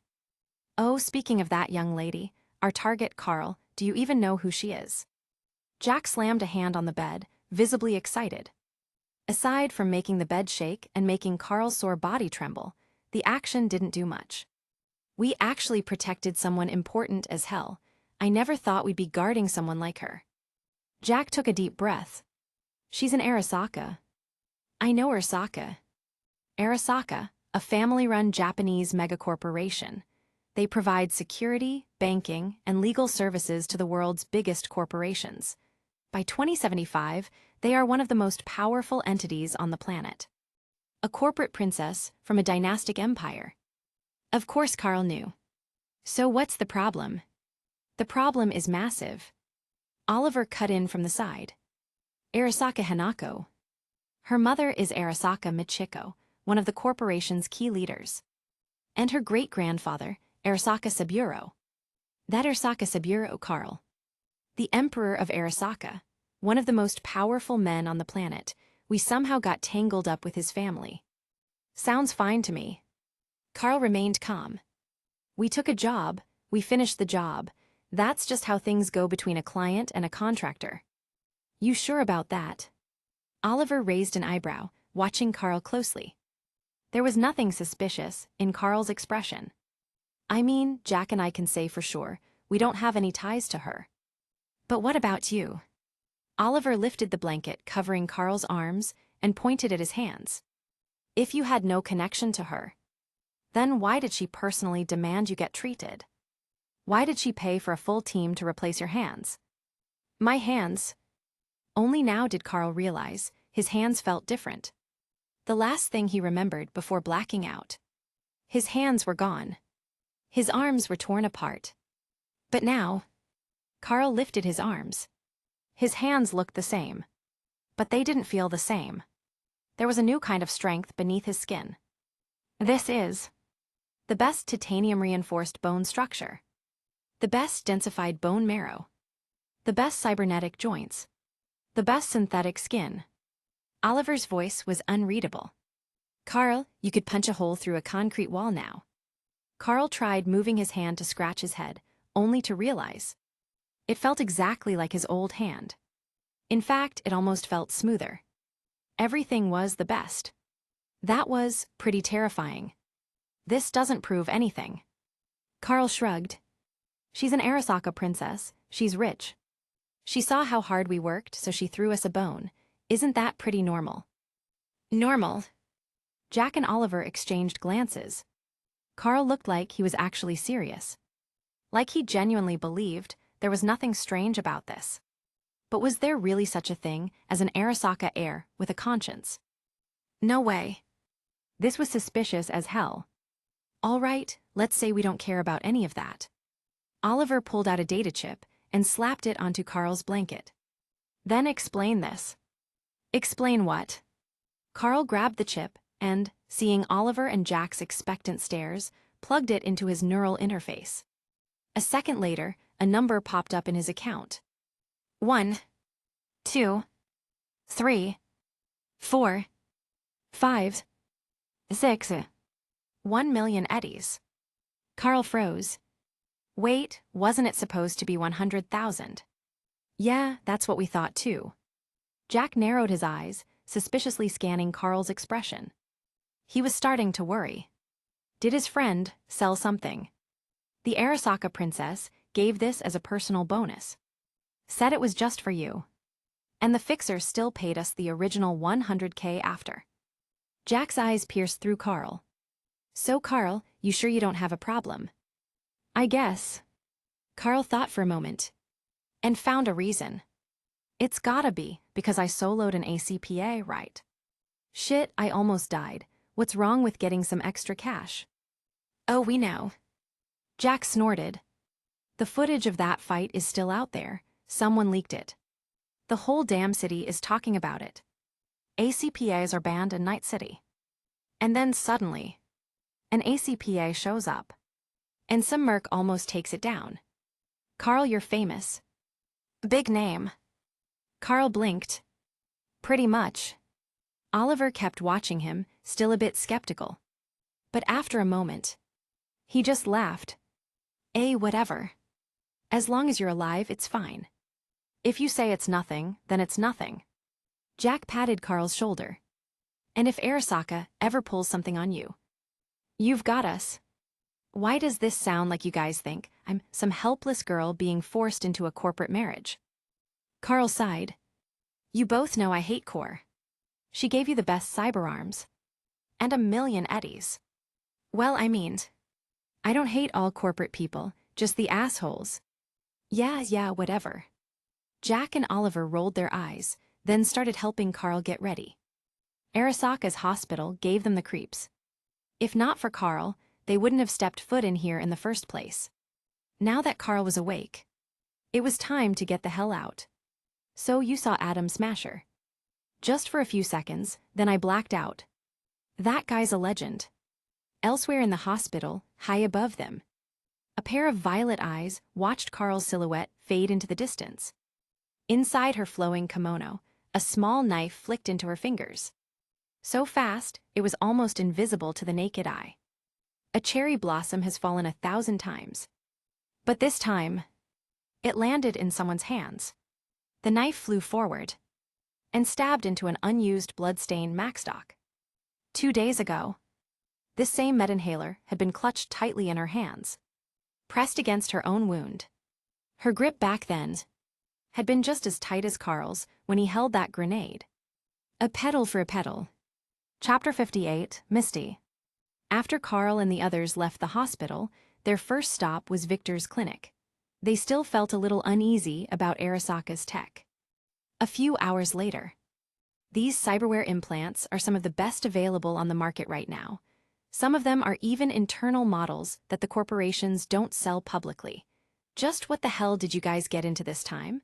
Carl lost half an arm and got it replaced with something that doesn't even have a backdoor. Damn, whoever installed this knew what they were doing. Ripperdoc Victor lowered the screen next to the operating table, clicking his tongue in amazement as he examined Carl's new hands. Old Vic, haven't you seen all the videos people have been sharing in the city these past few days? Jack pointed at the computer on Victor's desk. Just look up mercenaries and ACPA, and you'll see what Carl ran into. ACPA, you guys ran into one of those things. Victor continued adjusting the data, shaking his head. Well, if you made it back alive, I'd say you got damn lucky. No kidding. Oliver stretched his back with one hand on his waist and yawned. I've been dreaming about gunfire for days. You want me to prescribe you some sedatives? Nah, I think I'm already getting used to it. While chatting with Oliver, Victor finished the last bit of data calibration. He set down his tablet and looked at Carl. All right, you're good to go. No issues detected, you're in perfect health. Thanks, old Vic. Carl grinned, hopped off the operating table, and extended an invitation. How about joining us for dinner and a movie tonight? A few drinks to celebrate making it back in one piece. Tomorrow works better. Got a patient coming in later, probably gonna be busy all night. Victor rolled his chair back to his desk and waved them off. You guys go ahead and have your fun tonight. Come on, old Vic, you are one of us. Jack chuckled, but Victor just waved his hand dismissively. Nah, I'm too old for all that. You kids go enjoy yourselves, just don't stay out too late. And bring Carl back in tomorrow for a follow-up, just in case there's any rejection issues. All right then, we'll bring Carl in tomorrow, and we'll drag you over to Oliver's place for some drinks while we're at it. After saying their goodbyes, the group left Victor's clinic and made their way to Misty's Esoterica, the little shop run by Jack's girlfriend, Misty. Jack pushed open the back door and called out to her. How's business, Misty? Same as always, barely any customers. You guys all checked out okay. Misty, Jack's girlfriend, was a blonde woman with smoky eye makeup. Before turning around at the sound of Jack's voice, she had been sitting idly at the counter, staring out at the street, waiting for a customer to walk in. Yeah, we're all good. Jack naturally walked over to Misty, leaning on the counter with one hand and getting a little closer to her. We're planning to bring old Vic over to Oliver's tomorrow. Wanna come hang out? Jack and Misty hadn't been together for long, but they had known each other since they were kids, practically childhood friends. Their interactions were naturally comfortable, but Misty still turned down his invitation. You boys have your own gathering. I'd rather not have to drag your drunk ass home later. As a woman, Misty obviously couldn't just crash at Oliver's place like Jack, Carl, and Victor could. If she went, she'd have to head home alone, and Jack wouldn't feel comfortable letting her do that. That probably meant he'd end up stumbling back drunk with her, too. How about we change the location? Oliver, who had been listening from the side, suggested we could go to El Coyote instead. That way, we can relax and... Before he could finish, he felt a tug on his arm. Instinctively, he turned to his left and found Carl staring at him with a "what the hell are you saying?" kind of look. What? Oliver, confused, followed Carl's gaze toward Misty. Then it hit him. Shit, that was dumb. Maybe it was the lack of sleep messing with his head, but he had completely overlooked something. Suggesting El Coyote was probably an even worse idea for Misty. Because at El Coyote, Mrs. Wells was there. Mrs. Wells had never been too fond of Misty as Jack's girlfriend. She had always preferred Jack's previous girlfriend, the one from the Valentinos. Because of that, things between Misty and Mrs. Wells were awkward. Running into her there? Yeah, that'd be a mess. Oliver awkwardly scratched his head. Forget I said anything, Misty. My bad. It's fine, no big deal. Misty brushed it off, but there was a faint sadness in her eyes. She genuinely loved Jack, her childhood friend turned boyfriend, but love and family didn't always mix well. Classic mother-in-law drama. Carl sighed internally as he watched Oliver's embarrassment, and Jack struggling to find the right words to comfort his girlfriend. Misty was a good girl, anyone who spent even a little time with her could see that. Carl was genuinely happy for Jack to have someone like her, but at the same time, he also respected Mrs. Wells. The conflict between the two was something Carl had no idea how to fix. Hell, even as an outsider, it felt like an impossible situation. Jack had it rough. But before the atmosphere could get any more uncomfortable, Carl's phone lit up with an incoming call, breaking the tension. "Whoever you are, I owe you for this one." "Yo, who's this?" Carl didn't even check the caller ID before answering, deliberately speaking loudly enough for everyone to hear. As expected, the others immediately turned their attention to him. "I've got a job for you, you're gonna want in, KK." That voice. Blanca. Yeah, what can't recognize my number? Can't even recognize my voice now. No, of course not. Carl's tone immediately shifted into business mode. He was always polite to generous employers. "I just wasn't expecting you to talk to me like a fixer." Fixer talk, so that's what they all sound like, huh? Whatever, Carl, you know afterlife, meet me there, got a job to discuss in detail. Carl switched to speaker mode, letting everyone hear the conversation. The moment afterlife was mentioned, Oliver and Jack's eyes lit up. Afterlife. As in the afterlife bar. The bar where only fixers, clients, and top-tier mercs could enter. Yeah, the awkward tension, completely gone. Chapter 59, Afterlife. "Hey Carl, Oliver, how do I look?" Jack brushed off his jacket, flashing a confident grin. "Do I look like a badass merc ready to step into afterlife?" "Meh, you're trying too hard." Oliver glanced at Jack's hip, where a Saratoga SMG was deliberately positioned for visibility. Then he patted his own shinjin, equally visible, but in a more casual manner. "You should learn from me, subtle yet professional." "What the hell are you two doing?" Carl shot them a deadpan look. Ever since they heard they were heading to afterlife, they'd been acting like excited kids. And the closer they got, the dumber they got. "Carl." Oliver and Jack suddenly turned serious, looking at him like he was an idiot. "Do you even realize where we're going?" "Of course." Carl shrugged. "A bar where mercs pick up gigs. Used to be a morgue. What's the big deal?" "The big deal." Jack threw his arms up. "Only real mercs. The best of the best. Get to set foot in there." "Carl, do you know who's been there before?" "Morgan Blackhand. Wayland Boa Barnes. Legends. Once upon a time, they were just like us, dressed casually, walking in on an ordinary day. Then boom, took a gig, made history. We're following in their footsteps, man. I don't see the big deal." Carl yawned. It was still just a bar. A former morgue at that. Sounded like it had a creepy-ass vibe. Didn't seem like the kind of place you could chill and have a drink. But the world-shaking jobs part. Now that was interesting. He was curious, what exactly counted as a world-shaking job? 50 meters from afterlife. They walked through Watson's Little China, down a dim, neon-lit hallway, until they reached a stairwell leading underground. At the bottom, they found a mountain of a man standing guard.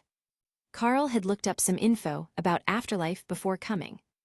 The guy was Emmerich Bronson, a bouncer notorious for deciding who was worthy of stepping inside. Rumor had it he had ties to the Animals gang, but who knew if that was true? Still made sense, the Animals were muscle for hire. Who else would be better at door duty? As they approached, Emmerich sized them up. His gaze swept over Oliver and Jack quickly, but then stopped dead on Carl. He blinked, then blinked again, like he was trying to make sure he wasn't seeing things. He even squinted slightly, as if double-checking reality. He only snapped out of it when Carl stepped forward. Ahem. Emmerich cleared his throat, straightened up, then crossed his arms in front of his chest. "Got an appointment. Can't we just check it out?" Carl did have an appointment with Blanca, but he was curious. What would happen if they showed up uninvited? No appointment. Emmerich uncrossed his arms. Then I don't need to announce you. Then, to Carl's surprise, he stepped aside. Behind him, a door leading into Afterlife swung open. Carl blinked. Then blinked again. Wait, that's it. He pointed at himself, then at Jack and Oliver. You're not stopping us. Emmerich grinned slightly. I've seen the video, whole city has. I'd have to be an idiot to think a merc crazy enough to go toe-to-toe with an ACPA ain't worthy. He nodded toward Oliver and Jack. These two your crew. Go on in, we welcome teams. For the first time all day, Carl saw Jack and Oliver speechless. So I really am famous now, huh? Carl mused, reaching for the door next to Emmerich. But just as his fingers brushed against it, the bouncer suddenly stopped him. Oh right, almost forgot. Emmerich frowned, as if something just occurred to him. What's your name? I should keep it on record. If you ever make an appointment, I'll know to let you in right away. Just call me KK.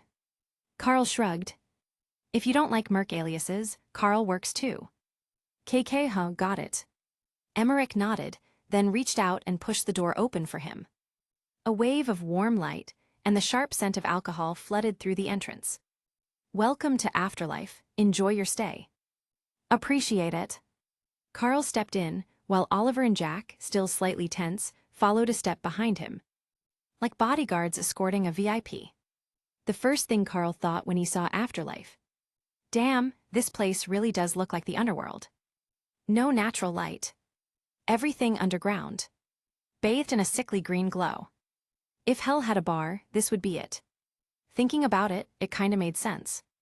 Every merc in here walked the line between life and death. Afterlife was less a bar and more like a second home. A place where they celebrated still breathing. As soon as they were inside, Oliver and Jack loosened up a little. Since Blanca only needed Carl for business, the other two waved him off and headed straight for the bar. Looks like they were eager for a drink. Carl wasn't in a rush to meet Blanca either. Instead, he trailed behind them, curious about something else. The Afterlife drink menu. He'd heard rumors. Supposedly, this place had special drinks named after legendary mercs. And he wanted to see for himself. Then he watched Jack order his drink. Old-fashioned tequila, a splash of beer, some chili. Carl blinked. Doesn't that burn? I'll take the same, Oliver said. As if this was totally normal. The bartender, completely unfazed, nodded. Two Johnny Silverhands coming up. Carl froze. Johnny Silverhand. He knew that name. A rocker boy, a terrorist. One of the most infamous figures in history. Why the hell does this bar have a drink named after him? Carl had no idea. But he was about to find out. Chapter 60, Cooperation. You want a can, Carl? Sitting in a booth at Afterlife, Blanca lazily sipped her drink. When she saw Carl approach, she gestured toward an unopened can of Bum Bum Monkey on the table. I'll pass on Bum Bum Monkey. High fructose corn syrup drinks just taste sickly sweet to me. Carl casually sat down on the couch, glanced at the selection of drinks in front of Blanca, and picked one for himself. I'll just have sweet tea. The flavor reminded him of iced black tea, one of the few things in Night City that gave Carl a familiar taste of home. Blanca watched as Carl popped open the bottle and took a sip. She continued drinking her own beverage, and only after finishing the entire thing did she lean back into the couch, finally looking relaxed, her posture lazy and unbothered. You've been making a name for yourself in the city lately. I know, I barely woke up before my friends started telling me about it. Carl didn't really get why his employer was bringing this up. He was here for a job, not small talk. Just like before, give him the payout, the location, the target, and he'd get it done. Simple and clean. Do you know who was piloting that ACPA? The pilot. Now that caught Carl's interest. You know something about that. How could I not? Do you think I'd have the time to just sit around drinking and waiting for you if I didn't? I got promoted. Took over a management position related to this whole mess. So this really was a Militech operation. I figured you'd piece it together. Blanca wasn't surprised. After all, there were only a handful of corps that could smuggle an ACPA into Night City unnoticed. But there was one thing she needed to correct. Don't pin this on me, though. I had no clue about any of this before. I wouldn't have dared to mess with Arasaka's princess, even if I did. This was pulled off by a group within Militech who weren't too happy with Michiko Arasaka. They worked together with the young bloods inside Arasaka. The young bloods. Carl frowned slightly. He remembered Hanako Arasaka calling this whole thing a trial. Could these so-called young bloods be the real wildcard in all this? After all, judging by Hanako's reaction, the ACPA showing up was completely unexpected. And the only ones who could pull something like that under her nose were people within Arasaka itself. You know Yorinobu Arasaka. Yorinobu Arasaka. Carl thought for a moment, and the information surfaced in his mind. Yorinobu Arasaka, heir to the Arasaka Corporation, the youngest and only surviving son of Saburo Arasaka. The famous Arasaka heir, yeah, I've heard of him. Things were already pretty clear. They want to use Hanako Arasaka's death as a catalyst to provoke a war between Arasaka and Militech. To be precise, their target wasn't Arasaka's princess. It was her mother, Michiko Arasaka. Michiko Arasaka was the daughter of Kei Arasaka, Yorinobu's older brother, and a Japanese-American woman. Having been born and raised in the United States, she identified more as an American. Even though she later returned to the Arasaka family, within the corporation, she was still considered one of the key figures aligned with Militech. Naturally, this made her a threat to the Hawk faction and to certain individuals within Militech who were also eager to escalate hostilities. The enemy of my enemy is my friend. Looking at things that way, all the seemingly inexplicable events started making sense. Saburo Arasaka had always been suspicious of Hanako's bloodline. After all, she was the daughter of Michiko and a full-blooded American. For reasons unknown, Hanako willingly submitted to a Bushido-style blood purity test conducted by Saburo himself. And during this process, certain factions within Arasaka and Militech, those specifically targeting Michiko, tampered with the situation. That's how an ACPA, a full-fledged war machine, got thrown into the mix. And as a result, Carl ended up getting his ass kicked. What kind of bullshit is this? Blanca, seeing that Carl had fully grasped the situation, spoke again. The reason I'm telling you all this is because there's still some unfinished business that I need you to handle. Let's circle back to the original question. I got sidetracked with your questions. Do you know who that ACPA pilot was? All I know right now is that they were from Militech. Well, now you're going to learn a little more. His call sign was 10. His real name was erased the moment he joined Militech. He was the best pilot our company had trained in years. So, what that means is there were others, not as skilled as him, but still top tier. And every single one of them feels humiliated by 10's death. They can't go after Adam Smasher because he's under Arasaka's payroll now. So instead, they've set their sights on you. On me. This feels like one of those. We can't beat Adam Smasher, so let's just take it out on some street merc situations. Well, let them come. I'll just take them down one by one. It's not like they're going to sneak another ACPA into the city. That's unlikely.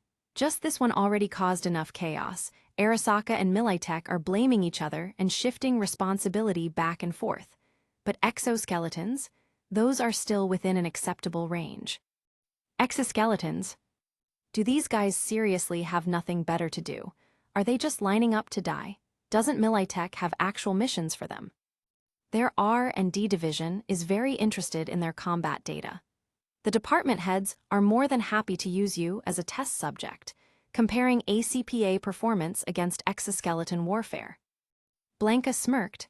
That's why I reached out to you, Carl. I want to team up. Let's wipe out these ACPA elites. What's in it for you? Carl stared at Blanca's smirk. Didn't you just say you're in charge of this department now?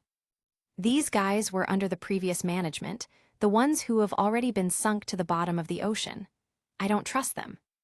In other words, if she did trust them, Carl would have been their target instead. Figures, you're a true corpo dog. So how about it, team up? I'm in, but I expect to get paid. You're the one benefiting from this, right? All you have to do is feed me intel and sit back while I handle the work. Meanwhile, I'm the one risking my life. Technically, this is also to save your own ass. But yeah, I knew you'd say that.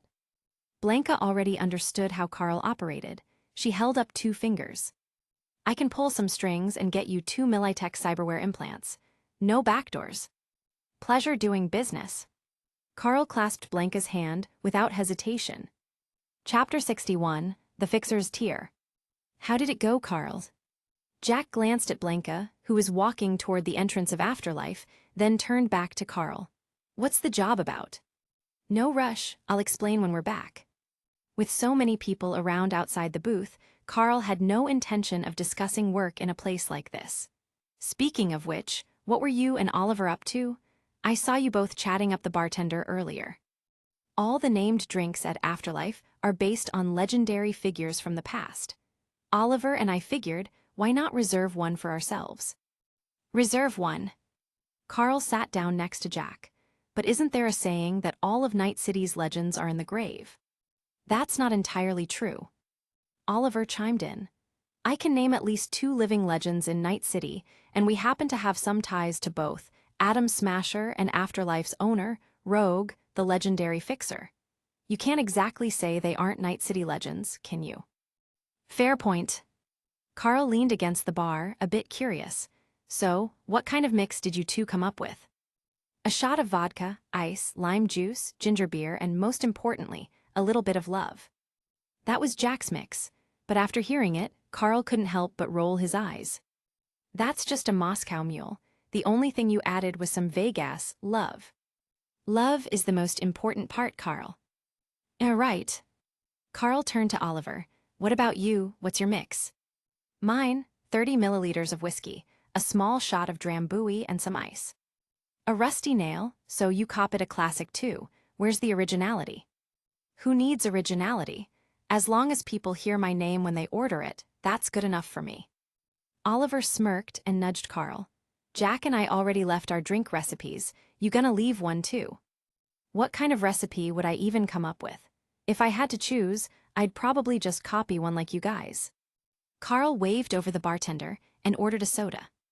Personally, I think red wine mixed with Sprite isn't too bad. What kind of girly drink is that? Oliver scoffed, eyeing the soda in front of Carl.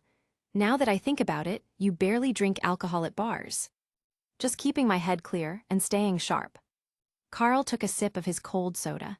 Not everyone can get wasted. Someone's gotta stay sober and watch over you idiots. Well then, I'll leave myself in your care if I get too drunk, Carl. A familiar voice came from a short distance away at the bar. Carl turned toward it and saw a man approaching them, a beer in hand. Thanks for having my back on that last job. Man plopped down beside Carl, raising his beer in a toast toward Oliver and Jack. If anything, I should be thanking you for checking in on me. Carl had already heard about what had happened after the mission. Every single merc had come to visit him, but since the hospital was under Arasaka's control, they all left once they confirmed he was stable. Man had been the last one to go, only leaving after getting a call from someone. The difference between Man leaving and Carl waking up had only been about 4 hours.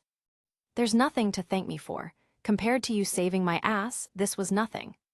Man chugged his beer, downing half the bottle in one go before speaking again. I was actually thinking of visiting you guys properly to say thanks, but who'd have thought I'd run into you at Afterlife instead? You guys picking up another job. More like tying up loose ends from the last one. Carl glanced at Man. What about you, on vacation? I just dodged a bullet 3 days ago, so yeah, I'm taking a well-earned break. Most mercs live by the spend it while you got it rule anyway. But you guys, Man, you're grinding too hard. You only just woke up today and you're already taking a job. We're just here to get some intel and see what the job's about. We're taking some time off too. Carl sipped his soda. By the way, has your fixer sent over your cut yet? If that bastard tried to skim anything off the top, I'd rip his head off. Man scoffed. What about Faraday, that asshole pay-up? He did, Jack answered from the side. Sent it over about an hour after the job was done. Then suddenly, a thought hit Jack. Speaking of which, man, since you took the job solo, how much did your fixer take from your cut? 150,000 eddies. Biggest payout I've had so far. 150,000. Hearing that number, Carl and the others did some quick mental math. Their total payout had been 300,000 eddies. Split evenly, that meant each of them had only gotten 100,000. Compared to Man's solo payout, their share was nearly half of what he had received. And if the fixer's cut was calculated per person then, that bastard Faraday pocketed a shit ton of our money. How do you figure? Man seemed a bit confused at first, but after hearing that Carl's team had only gotten 100,000 each, his expression twisted. That damn mutt. Faraday's as greedy as a starving street dog. If you think about it, he took a bigger cut from us than other fixers usually do. Oliver was visibly pissed now. No merc in their right mind would be happy after learning their fixer had skimmed off a huge chunk of their pay. Next job, we choose wisely. Jack leaned against the bar. Thanks to Carl, our crew's made a name for itself. It's about time we get picky with our fixers. I've got a connection, so next time we need a job, we'll go through Padre. He should have decent gigs lined up. Padre? You mean the Padre from Haywood? Man raised an eyebrow, clearly surprised. Padre's on a whole different level compared to bottom feeders like Faraday. You guys had a connection with him this whole time and didn't take his jobs. Back then, we didn't think we had enough reputation. But now, no way we're letting some street mutt like Faraday steal our pay again. Jack spoke with confidence, but out of the corner of his eye, he noticed someone approaching. Hope you don't mind me interrupting. A tall, muscular blonde woman stepped up to them. Chapter 62, How Should We Spend Our Money? You are. Oliver was puzzled, but Maine immediately stood up. Dorio, what are you doing here? You know her. Jack, seeing Maine reaction, started to catch on. She's Dorio, a member of my crew. Maine introduced her, then turned to Dorio and gestured toward Carl and the others. Carl, Jack, Oliver, these are the friends I told you about. We met during the last job. I figured as much. Nice to meet you all. Dorio greeted them with a smile, but her expression quickly turned serious as she looked at Maine. Maine, there's something that needs your attention. Something happened, Dorio. I was just about to have some drinks with Carl and the guys. Maine could tell from her expression that it wasn't a minor issue. Dorio wouldn't have come looking for him unless it was something he needed to deal with personally. Still, he didn't mind discussing it in front of Carl and the others. Dorio glanced at them, about to speak, but Carl waved his hand to stop her. Maine, if your crew needs you, go ahead. We can always meet up another time. Maine and Dorio treated them as friends, openly discussing their team's affairs in front of them. But there were things that, as friends, they shouldn't hear. Carl appreciated Man's trust, but at the same time, he knew that there were things better left private. No rush on the drinks. Next time they're on me, Maine. Jack raised his half-empty glass in Man's direction, and Oliver nodded, doing the same. Man looked at the three of them, then nodded with a small smile. Next time, make sure it's the good stuff. You got it. With Jack's promise, Maine and Dorio left Afterlife together. As they walked out the door, Maine raised his half-finished beer in their direction. A proper drink next time. That was probably what he meant. After Man left, Carl and the others lost interest in staying at Afterlife any longer. The main reason? Carl. The drinks at Afterlife were great, but there were no good fries here. And the more Carl drank, the more he felt like leaving. How about we stop by Mama Wells for some fries, grab some drinks and snacks on the way, and head back to Oliver's place? Don't make it sound like my place is your second home, Carl. Also, why is it always my apartment? Yours is just as good. Oliver, now once again the designated driver, voiced his mild complaint as he got behind the wheel. My place, huh? Carl thought about it for a moment. I mean, I guess it's fine, but I still think we should go to yours. And why's that? My place doesn't have a private phone line or TV subscription, which means if we hang out there and want to watch something, we'd have to pay extra. Hearing Carl's reasoning, Oliver almost found it convincing, but then something clicked. Wait a minute, I'm pretty sure the TV deposit is just 50 eddies, and it's only 1 eddy per hour to watch. Aren't you loaded now? It's different. Gotta save where I can and spend where I should. Carl actually had a method to his madness. Every time they had a get-together, he was usually the one bringing most of the food and drinks. If he actually did the math, those expenses far outweighed any TV subscription fees. But in Carl's mind, spending on things you eat and drink wasn't the same as paying to watch something. Before 2075, Carl would think twice before dropping $10 on a music subscription. But when it came to grilled meat, no hesitation, he'd order everything on the menu. It was just a habit he carried from before. Sitting in the car as Oliver drove toward El Coyote, Carl glanced at his account balance. 12 million eddies. He had no idea what to do with all that money. You two got your eyes on any high-end cyberware. Maybe a gun or a car? I don't mind sponsoring a little shopping spree. Oliver turned his head slightly from the driver's seat. You're not thinking of upgrading yourself first. I'll swing by Old Vic's and upgrade my neural link to a better model, maybe get a monowire installed again. Shouldn't cost too much. Haven't decided if I want to go any further than that. Gotta keep some flesh on me, you know? No way I'm ending up like Atom Smasher. That's so. Oliver considered his own loadout. No reason to hold back with Carl. Getting better cyberware could boost the whole team's combat power. If they did better gear back then, Carl wouldn't have had to tank all that exoskeleton and ACPA fire alone. But even after thinking it through, Oliver couldn't come up with anything worth upgrading. He had enough money now. Spending $100,000 on a high-end sniper rifle wasn't a problem. In fact, he had cash to spare. Didn't seem necessary to take Carl's offer. Jack, you need anything? I got some extra eddies too. Since Oliver didn't have anything specific in mind, he turned to Jack and made a suggestion. How about some gorilla arms? That stabilize your shooting a lot. No way I'm getting those. Jack chuckled. You all know I met Vic in the boxing ring. Back in the day, he used to be a boxer himself. The moment he saw fighters getting cybernetic arms, he knew times were changing and retired. I want to keep some of that spirit alive, help him win some fights. Wouldn't be fair if I rolled in with gorilla arms. What about a bike? I remember you had your eye on one before. That thing was pricey, wasn't it?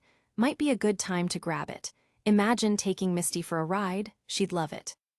You mean the Nazare, that beauty? Jack grinned. Already saved up for it, 140,000. Gonna pick it up as soon as we get back, don't need any help with that.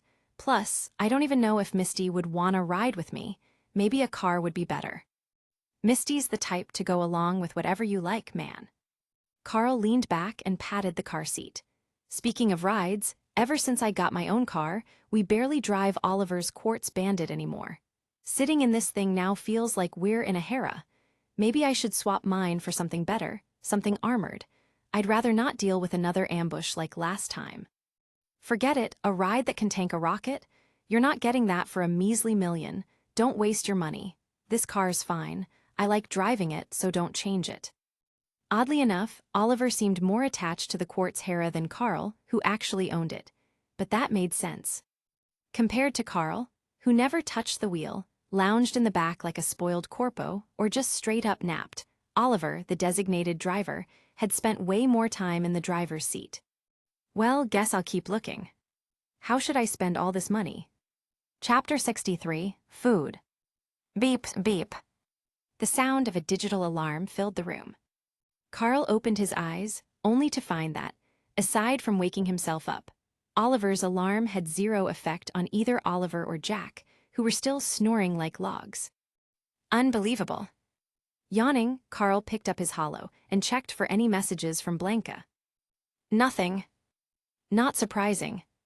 Militech and Arasaka were still butting heads over who was responsible for sneaking an ACPA into Night City. Even if those pilots were itching for payback, they probably wouldn't get a chance to make a move anytime soon. Right now, Arasaka was just waiting for someone with a pilot's ID to show up so they could press Militech harder. Guess I should find something to do. Yesterday, Carl, Jack, and Oliver had talked about hitting up Padre for work, but looking at the two dead-asleep drunks, there was no need to rush. They had barely slept for 2 whole days, staying by Carl's bedside at the hospital. Then, last night, they drank themselves into oblivion well past midnight. They deserved a break, work-life balance and all. As usual, Carl went through his morning routine, washed up, rinsed his mouth with purified water, then grabbed his Lexington and headed out to grab breakfast for Oliver and Jack. Why a Lexington? Because his Kenshin had been flung into the abyss during the ACPA fight, no idea where it ended up. He hadn't had time to buy a replacement, so now he was stuck using this spare Lexington, which he had originally kept as a souvenir. Before grabbing breakfast, Carl took the elevator up to the floor where he first arrived in 2075 and walked to the spot where the original owner of this Lexington had died. Every day that Carl stayed in the mega building, he made a point to stop by. Not because he was hoping to find another free gun, but because of a debt he needed to repay. The green-haired Mohawk guy who had died here had given Carl his first stack of eddies and a gun to defend himself. Thanks to that, Carl had been able to meet Oliver later on. In a way, his merc life started because of that guy's sponsorship. That was a debt he intended to pay back. But today, just like every other time, he left empty-handed. The green-haired guy had lived on the 8th floor, and Carl had already made sure to politely ask every other resident about him. Seeing the gun holstered at Carl's waist, they had been very happy to answer his questions. According to them, the Mohawk guy wasn't close with anyone. He had only moved in a week before Carl arrived and, as far as they knew, had no visitors. To make sure he didn't miss any potential visitors who might have known the Mohawk guy, Carl had already paid his rent for an entire year in advance. Not expensive, just 12,000 eddies. This ensured that anyone who showed up at the door and registered a visit would be logged, allowing Carl to check the records later. But now, over a month had passed since Carl arrived in 2075, and with 2076 right around the corner, not a single person had come to visit. Either the Mohawk guy had no family or friends, or none of them even knew where he had lived.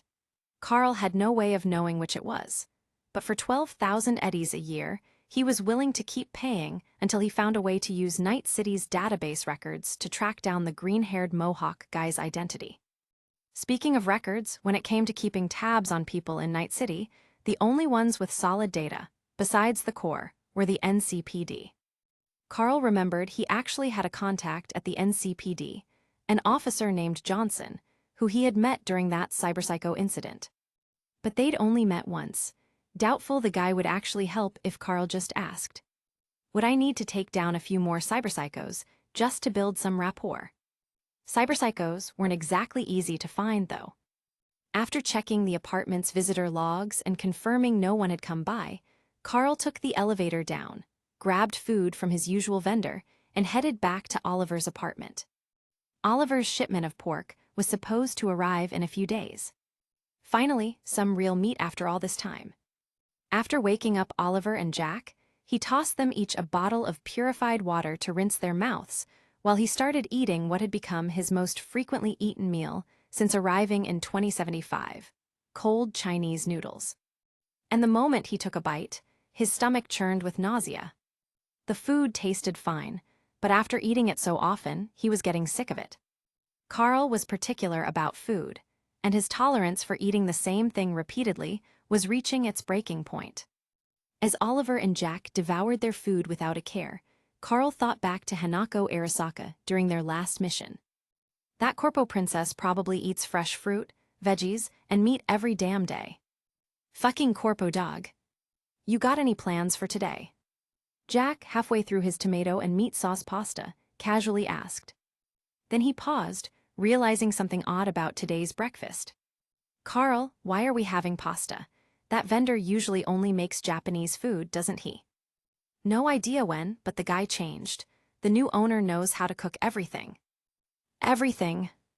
As in, whatever you ask for, he can make it. Next time I want pizza. Sure. Just thinking about pizza made Carl's stomach turn even more. He didn't care about eating pizza for breakfast, that was fine. What bothered him was what usually came on top of it. By 2075, the most popular street pizza was called extra spicy Italian sausage pizza. Jack loved that stuff. But everyone in Night City instinctively left out part of its name when they talked about it. Because its full name was actually Locust Extra Spicy Italian Sausage Pizza. Yeah, locusts. Carl had to admit, in his time, plenty of people had enjoyed eating locusts. He wasn't even against trying them. But treating them like normal meat and piling them onto pizza like some kind of pepperoni substitute. That was too much for his traditional pizza-loving values. It was just as blasphemous as putting pineapple on pizza. Except, in Night City, pineapple pizza wasn't just controversial, it was illegal. By law. Under the Pizza Desecration Act, Section 1, Clause 5A, the possession or use of pineapples or pineapple-based products on pizza was considered a criminal offense with a bounty attached. Finishing off the cold noodles he could barely stomach, Carl sat back and waited for Oliver and Jack to finish eating. Bored, he opened Oliver's computer to check what had been happening in Night City while he was unconscious. The moment the screen lit up, a massive ad popped up. Enrollment now open ATARASAKA Academy. Welcome all aspiring students who dream of becoming the next-gen elite. The hell, it's almost New Year's. What kind of school starts enrollment now? If Carl had the time to compare it with other schools' admission periods, he would have realized something immediately. Corpo overachievers never rest. Chapter 64. Capítulo 64, Actualizations de Cyberware y Muñecas. After finishing breakfast, Carl, Jack, and Oliver didn't stay in the apartment for long. With Blanca not sending any updates, it was a rare free day, and everyone had things to do. Oliver planned to get himself a new sniper rifle, while Jack was finally going to buy the motorcycle he had been eyeing for so long. As for Carl, he was heading to Vic's clinic to upgrade his cyberware. Going together would have been too much of a hassle, so shortly after breakfast, they split up. Well, sort of. Oliver was still the designated driver, making the rounds to drop off Carl and Jack first before heading to his own destination. I'm starting to think the real reason you bought a car, Carl, was so you could sit comfortably while I drive. That's slander, I just wanted to be lazy. After saying goodbye to Oliver and Jack, Carl headed off to see Victor. Once the cyberware surgery was done, they were all planning to meet up again for drinks in the evening. Passing through Misty's Esoterica, Carl took a moment to greet Misty before heading through the back door and turning left. From there, he walked straight to Vic's underground clinic in the alleyway basement. Today, Victor's only scheduled client was Carl, so he had already gotten everything prepped ahead of time. Same deal as we talked about yesterday, Carl. Vic retrieved the newly arrived cyberware from a secure storage unit, giving Carl a quick glance. Everything looks good on your end. Hop on the operating table. I still need to run a check on these implants, make sure there aren't any hidden backdoors. You might as well lie down and mentally prepare yourself. What's there to prepare for, Vic? This isn't my first rodeo. Doesn't matter, every surgery has risks, don't get careless. Like a nagging old man, Vic grumbled on as he ran diagnostics, while Carl lay back and half listened, half watched him inspect the cyberware. The implants Vic was checking were ones that Carl had personally paid him to order, using his fixer connections to source them. The total cost, 192,000 eddies. 92,000 eddies went toward a monowire upgrade, a version that was longer, charged faster, and more efficient than Carl's previous one. If he ever had to fight another ACPA, this new monowire would cut down the time needed to fully charge, letting him rip the armor straight off its frame in just a few swings. The remaining 100,000 eddies went toward replacing his neural link port. Up until now, Carl had been using the cheapest available option, the Militech parallel line. To be honest, its processing power was barely above worthless. Now that he had money, he figured he might as well splurge a little. For his new neural port, Carl chose the Arasaka Type 3. Arasaka Type 3. A top-tier neural interface designed for infiltration specialists and cyberespionage operatives. Yet another Arasaka product. Not because Carl favored Arasaka gear, far from it. This was simply the best and most expensive option that Vic had access to. Anything better. That was exclusively reserved for corporate elites. After carefully inspecting the cyberware for pre-installed backdoor programs and deleting any suspicious code, Vic finally sat down in his chair beside the operating table. This should take around 2 hours. You want anesthesia? Partial anesthesia is fine. That way, I can chat with you to pass the time. Surgery doesn't need entertainment. Despite saying that, Vic still went along with Carl's request and only administered partial anesthesia before picking up the implants and starting the procedure. And just as Vic estimated, 2 hours later, the surgery was complete. How's it feel? At Vic's words, Carl flexed his right hand, activating the monowire. Smooth, no resistance at all. And the neural link. Carl focused, immediately noticing that his brain was processing information much faster than before. He glanced at Victor, and suddenly his mind was flooded with data. Victor Vector, old Vic, former boxer, now a Ripperdoc, physical condition, stable but slightly labored breathing, likely due to overexertion during surgery. Breathing will stabilize in approximately 14 seconds. Vulnerabilities, right side fourth rib, left knee joint, can breach his guard in 0.3 seconds. Target is unguarded.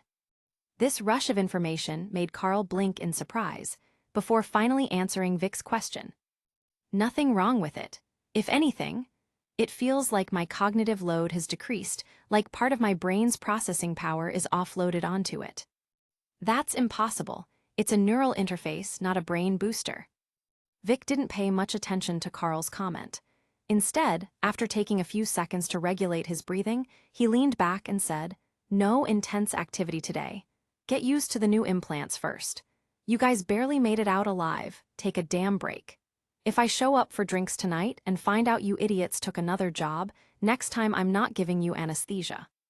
Technically, they had already accepted a job. But obviously, Carl wasn't about to admit that. "I'll pass the message to Oliver and Jack." That was all Carl said before bidding Vic temporary farewell. Before meeting up for drinks in the evening, he planned to make a trip to Kabuki Market. There was a hacker shop there. He could pick up some demons while he was at it. Demon, viruses, hacking software, offensive programs. Carl had already learned the basics of netrunning, thanks to Braindance simulations. Now, it was time to actually get his hands on some real demons and see if he could pull off some actual hacks. He shot Oliver a message, asking where his personal chauffeur was. Oliver's response: "Still picking out guns. How the hell does it take that long to buy a gun? Wait, almost forgot." Carl instinctively touched the Lexington holstered at his waist. He needed to buy a gun too. Carrying only a Lexington wasn't exactly ideal. His weapon stash back home had plenty of rifles, SMGs, and shotguns, but when it came to concealable pistols, he only had this one Lexington. Did a Lexington even count as a real Merc sidearm? Should he just grab another Kenshin since he was used to it? Or maybe it was time to try something different. Something to think about. Chapter 65, Heading to Arasaka Academy. Target lock, cyberware overheating, movement obstruction, memory wipe. I'll start with these and get familiar with them. Carl walked out of the hacker shop, having just purchased a fresh set of demons. The total cost, 20,000 eddies. Adding that to the 192,000 eddies he had already spent on cyberware upgrades earlier, he had burned through 212,000 eddies in just a single morning and afternoon. Money really does disappear fast. 1,120,000 eddies minus 212,000 plus travel, food, and miscellaneous software expenses. Carl was now left with roughly 900,000 eddies. Come to think of it, if it wasn't for that princess's 1 million eddy payout, he wouldn't have even afforded these upgrades. Now, the only thing missing before he could fully get back to work was a gun. After careful consideration, Carl decided to have Oliver pick up a Kenshin for him while he was out shopping. He hadn't tried other pistols yet, but he knew the Kenshin worked well for him. Right now, he needed a proper sidearm. Night City's streets were too dangerous to be walking around unarmed, and he didn't have the luxury of spending hours browsing. Not long after, Oliver replied, "Still testing out guns. I'll grab you a Kenshin on my way back. Need me to pick you up?" Looks like my personal driver is fully embracing his role. Dedicated too. If Carl said that out loud, he was sure Oliver would roast him on the spot, so he just kept it to himself. Instead, he declined Oliver's offer. Might as well let the guy enjoy testing out his weapons. Carl could take the time to explore the city on his own for once.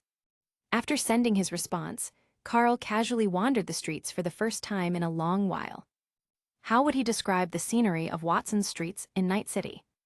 Glancing over, he saw a scrawny gang punk sitting out in the open, wearing a Braindance headset, his body twitching and jerking as he lost himself in VR fantasies.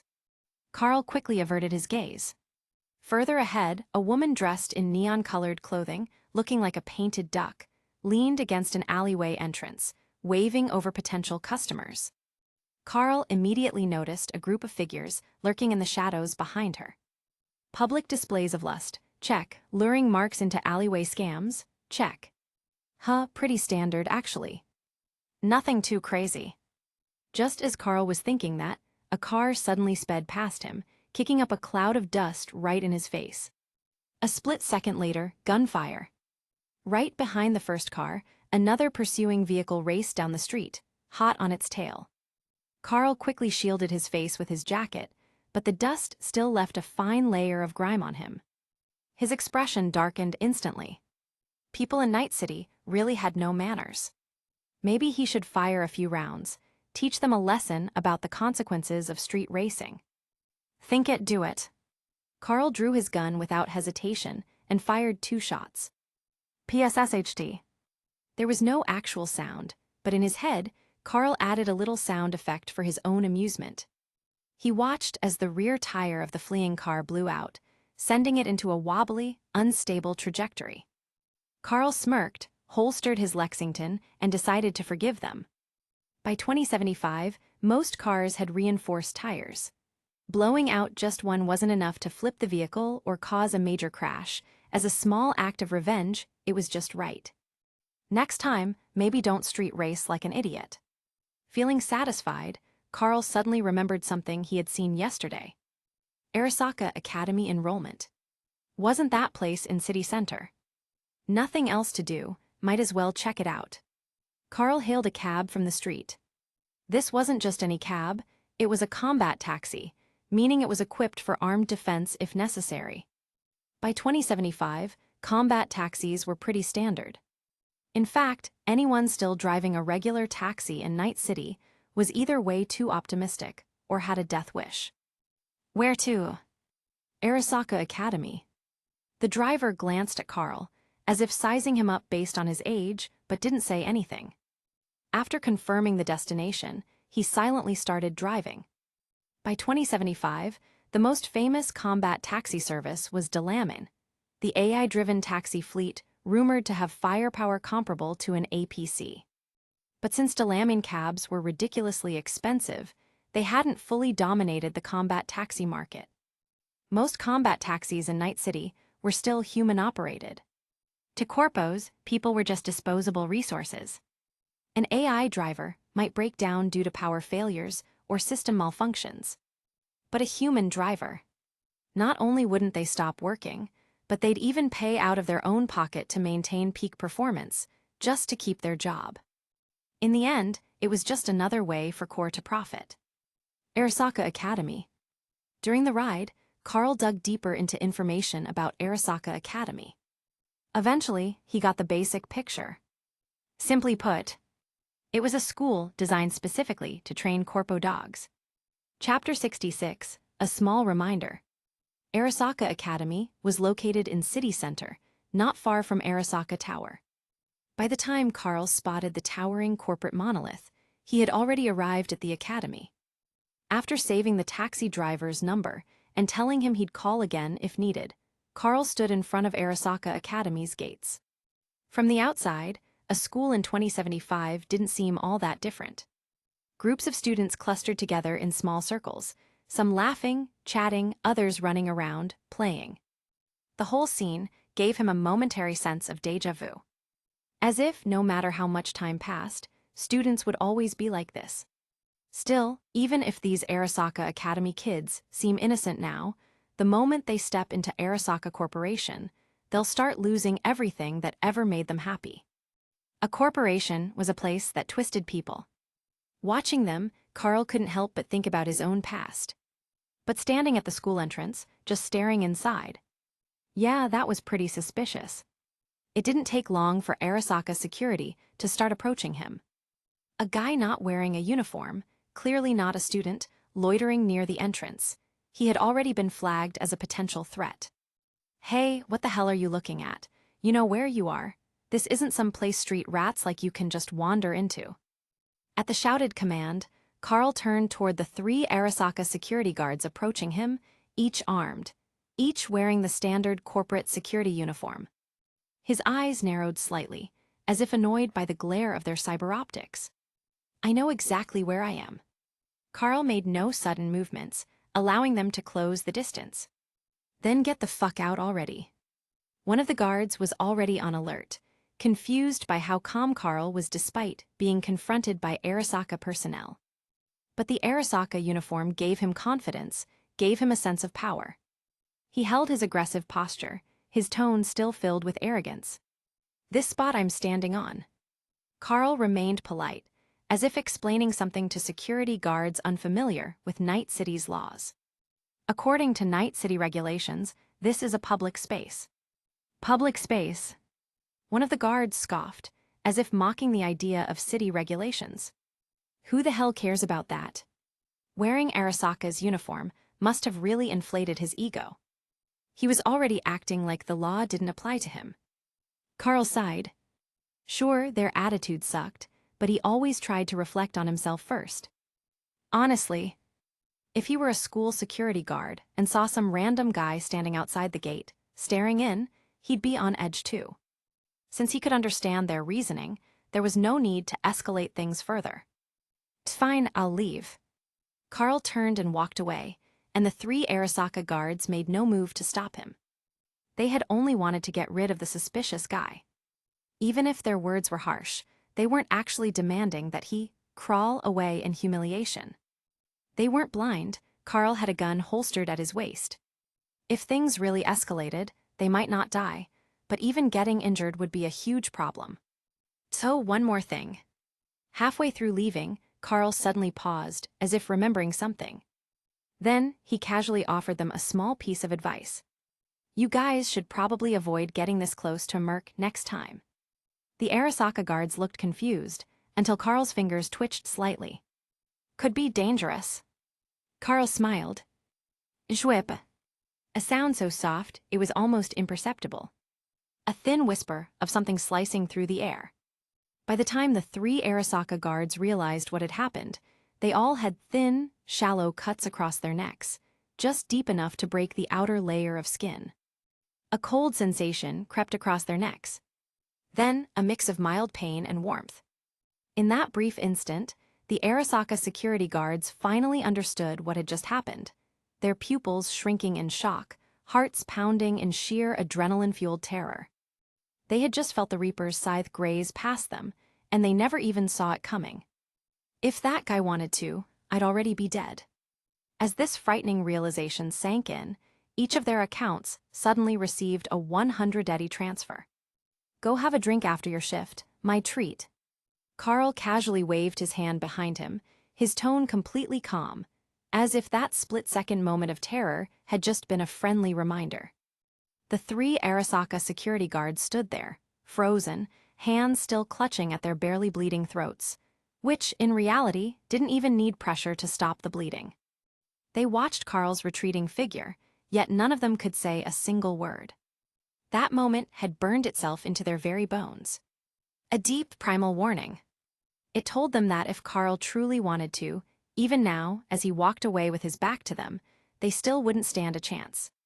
A full minute passed before one of the guards, who was still pressing his already healed neck, finally snapped out of his daze.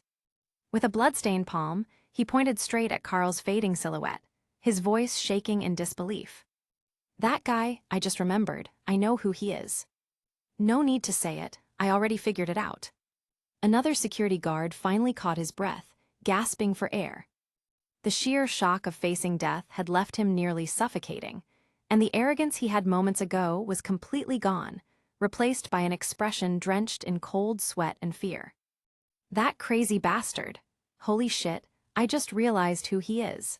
HQ literally sent out warnings about him. They told us not to mess with him if we ever ran into him. Fuck. Did I seriously just talk shit to the guy who went toe-to-toe with an ACPA?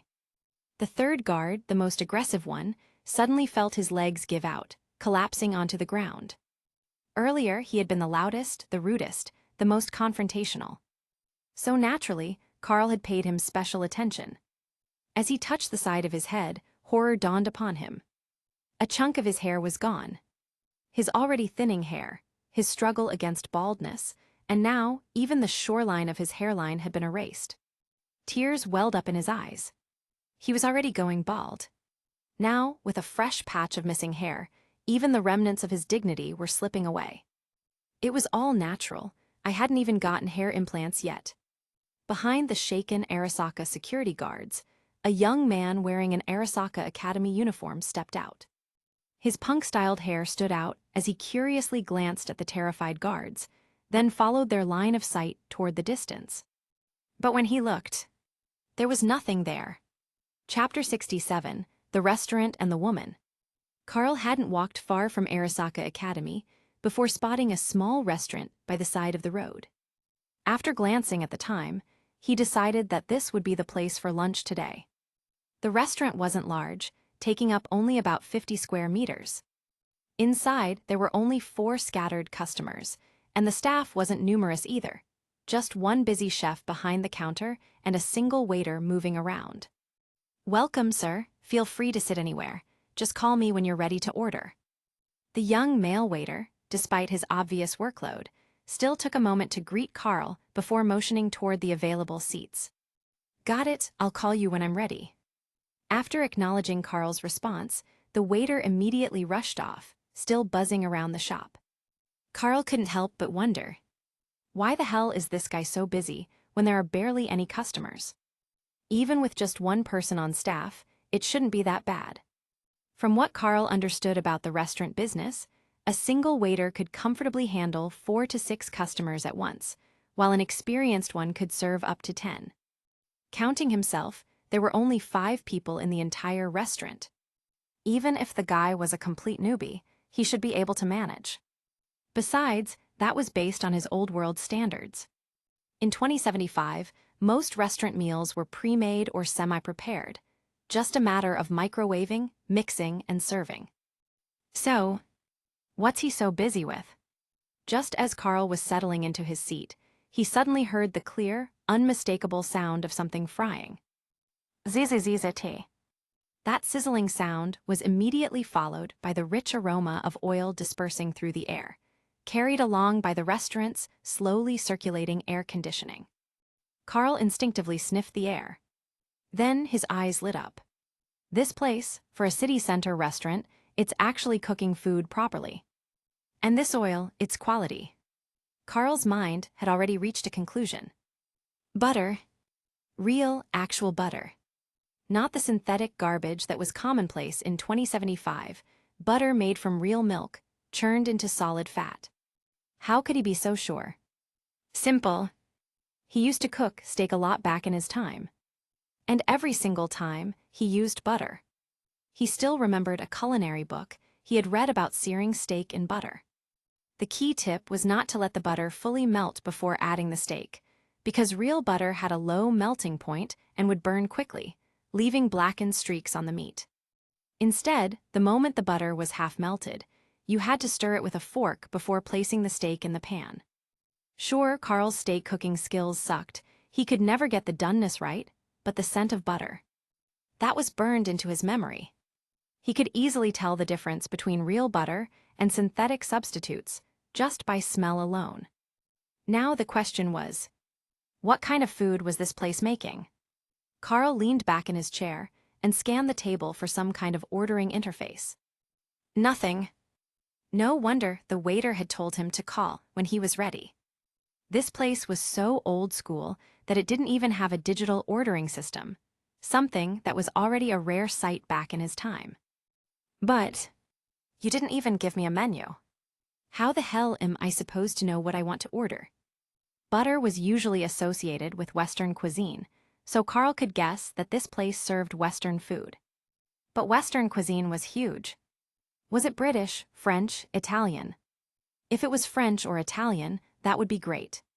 But if it was British, well, that'd still be better than most of the crap they served in Night City. Compared to the absolute horrors that passed for food in this city, even the infamously mocked stargazy pie from Britain sounded delicious. Carl knew that getting real meat in city center was pretty much impossible. But hey, they were using real butter. At the very least, maybe the vegetarian options would be decent. Just as Carl was lost in thought, the busy waiter suddenly realized his mistake. He had forgotten to give Carl a menu. Apologizing hastily, he quickly handed over a menu made of a material somewhere between plastic and paper. Carl flipped it open, and his heart skipped a beat. Jackpot! It wasn't French cuisine. It wasn't Italian either, two of Europe's top-tier cuisines. But at the very least, it wasn't British. This place was a Spanish restaurant. And to Carl, Spanish food ranked just below French and Italian. If the food turned out to be good, he'd have to bring Oliver and Jack here next time. As he scanned the menu, he noticed something. The prices weren't cheap. The cheapest dish was 70 eddies and up. Considering this was city center, and they were actually using real butter, maybe the prices were fair. Naturally, Carl's first instinct was to check for one of the three great Western dishes. The Spanish paella, a dish ranked alongside Italian pasta and French escargot. But the moment he saw the listed ingredients, he immediately dismissed it. Synthetic squid, synthetic oysters, synthetic shrimp. The hell is this garbage? No way in hell was he eating that. Seemed like meat dishes were completely off the table. Carl scanned the menu again, before locking onto the only safe choices. Spanish omelet, 70 eddies. Ingredients, synthetic eggs, potato starch. Carl had eaten synthetic eggs before. They tasted decent, a bit chemically off but still tolerable. This was a must-order. Better make it 2 portions. Creamy mushroom soup, 150 eddies. Ingredients, real cream, lab-grown mushrooms. Comes with 200g wheat white bread. Real cream. No wonder it costs 150 eddies. Lab-grown mushrooms, that wasn't surprising. Most synthetic vegetables were algae-based, and since mushrooms thrived in humid environments, they often grew naturally alongside them. For corpos, this was just another way to make extra profit. Carl's attitude toward them. As long as it didn't kill him, he'd eat it. After calling the waiter and placing his order, he grabbed a can of sweet tea from the restaurant's only vending machine. Just as he did, he noticed someone new enter the shop. A young woman, probably in her early 20s, with pale pink short hair, red eyeshadow, and a cropped top exposing her midriff. She was pretty, but her expression was cold as hell, like the entire world owed her money. Carl glanced at her once, then immediately lost interest. Didn't know her. Didn't care. In 2075, where cosmetic surgery was effortless, beautiful people were everywhere. Hell, just a few days ago, he had been holding someone entirely natural and unmodified. Someone like this chick. Not even worth a second look. Rather than staring at a pretty face, Carl was far more excited about his creamy mushroom soup and Spanish omelet. Just how good will they be? Maybe he should pre-order some for later. Bring a few portions for Jack, Oliver, and Vic tonight. Chapter 68, Cyberking Kong.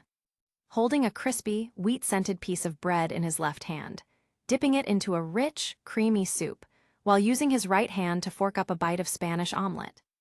Carl swore this was the best meal he had eaten since arriving in 2075.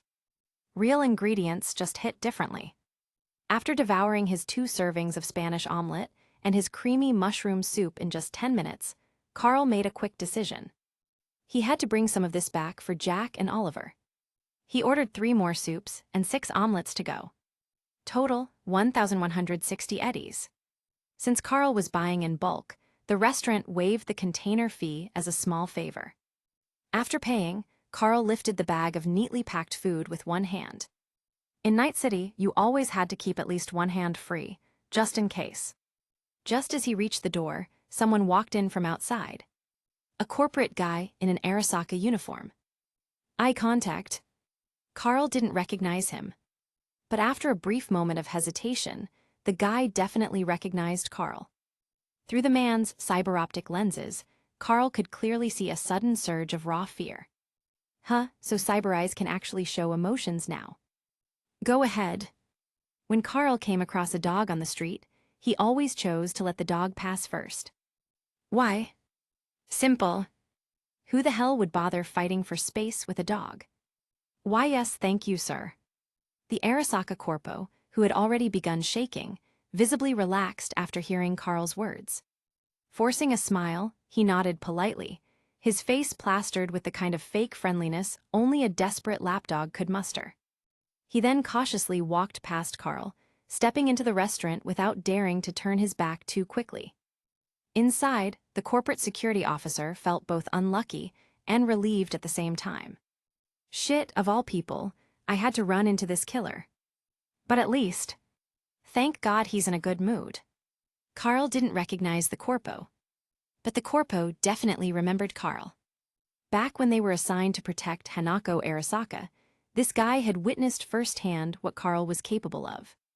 He saw how Carl fought through that mission, and how Arasaka's security utterly failed to protect their objective. Step by step. As the corpo walked further into the restaurant, a strange sense of relief washed over him. Like he had just escaped from a cyberpsycho's grasp. But then, just as he exhaled, Carl's voice called out from behind him. Wait a second.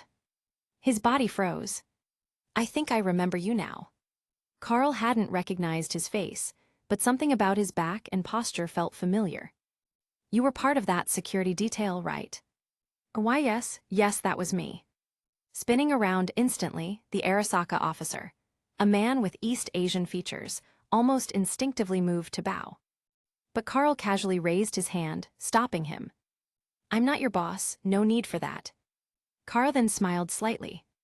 To be honest, watching you guys just stand around while we were getting our asses kicked really pissed me off.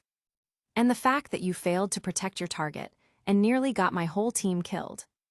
Yeah, that pissed me off too. Then, after a brief pause, Carl shrugged.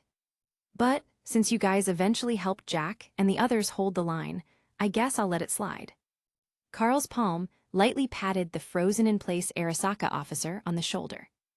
Relax. I'm not some stereotypical Chinese guy who slaughters entire families just because I'm pissed off. If I'm annoyed, I won't take it out on your whole family. Carl's voice was calm, almost casual. Then he patted the guy's shoulder again. Harder. Hard enough that the Arasaka officer nearly stumbled, his knees almost buckling to the ground. But if you piss me off again, you'll be the only one in your family who dies. Carl wasn't an unreasonable man. If someone pissed him off, he only went after that person. He even gave people a first-time warning. But a second time, no warnings. People would die. As Carl's hand rested on his shoulder, the Arasaka officer could clearly feel.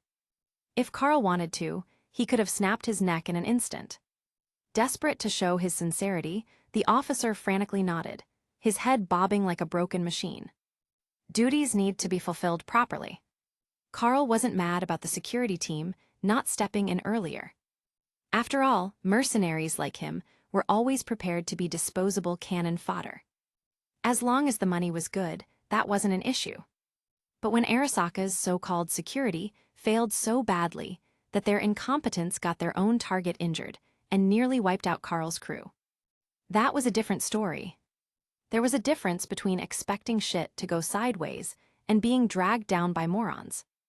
And the level of anger those two things caused was very, very different. After giving his warning, Carl finally noticed the curious stares from the rest of the restaurant. Even though both he and the Arasaka officer had been speaking quietly, people loved watching drama unfold, no matter what country they were from. A mercenary forcing an Arasaka employee to nearly bow or kneel. That was some top-tier gossip material. Carl wasn't interested in becoming a spectacle, so he didn't say anything else to the shaken officer. He simply pulled his hand back, scanned the restaurant once more, and, with the Arasaka officer still drenched in cold sweat, he walked out the door. Weird. As Carl stepped outside, his mind wasn't on the Arasaka guy anymore. Instead, he was thinking about something else. As a mercenary, it was second nature for him to constantly be aware of his surroundings. And just before leaving the restaurant, he had noticed something strange. When he had first arrived, that pink white-haired girl had still been sitting there, eating her meal. But when he scanned the room again, before leaving, she was gone. Did this place have a back exit? Oh wait. She didn't even go up to the counter to pay. Dine and dash. Blending into the chaos to sneak out without paying. Yep, that was Night City all right. Damn, a professional dine and dasher, huh? Carl once read about a fugitive who got caught simply because he couldn't resist watching a street fight. Beep. A new message flashed onto Carl's comlink. Blanca. Intel's in. Carl assumed Blanca had finally gathered information on the ACPA pilots sneaking into Night City. With mild anticipation, he opened the message, only to find out it was a new job request. Haven't even finished the last job, and she's already sending the next one. Interesting. As Carl skimmed the details, a particular term caught his attention. A phrase he had never heard before. Cyber Kong. Chapter 69, A Proper Job. Cyber Kong, what the hell is that? It was 8:10 p.m. Sitting inside Oliver's apartment, Jack had just finished listening to Carl's explanation of the job. His face was filled with confusion. Then he turned toward Victor, tonight's special guest at their gathering. Vic, you're a Ripperdoc. Ever heard of something called Cyber Kong? Victor took a sip of his whiskey, shaking his head. I know most cyberware on the market, but I've never heard of anything by that name. Is it some kind of code name? Even for Victor, this was the first time hearing about it.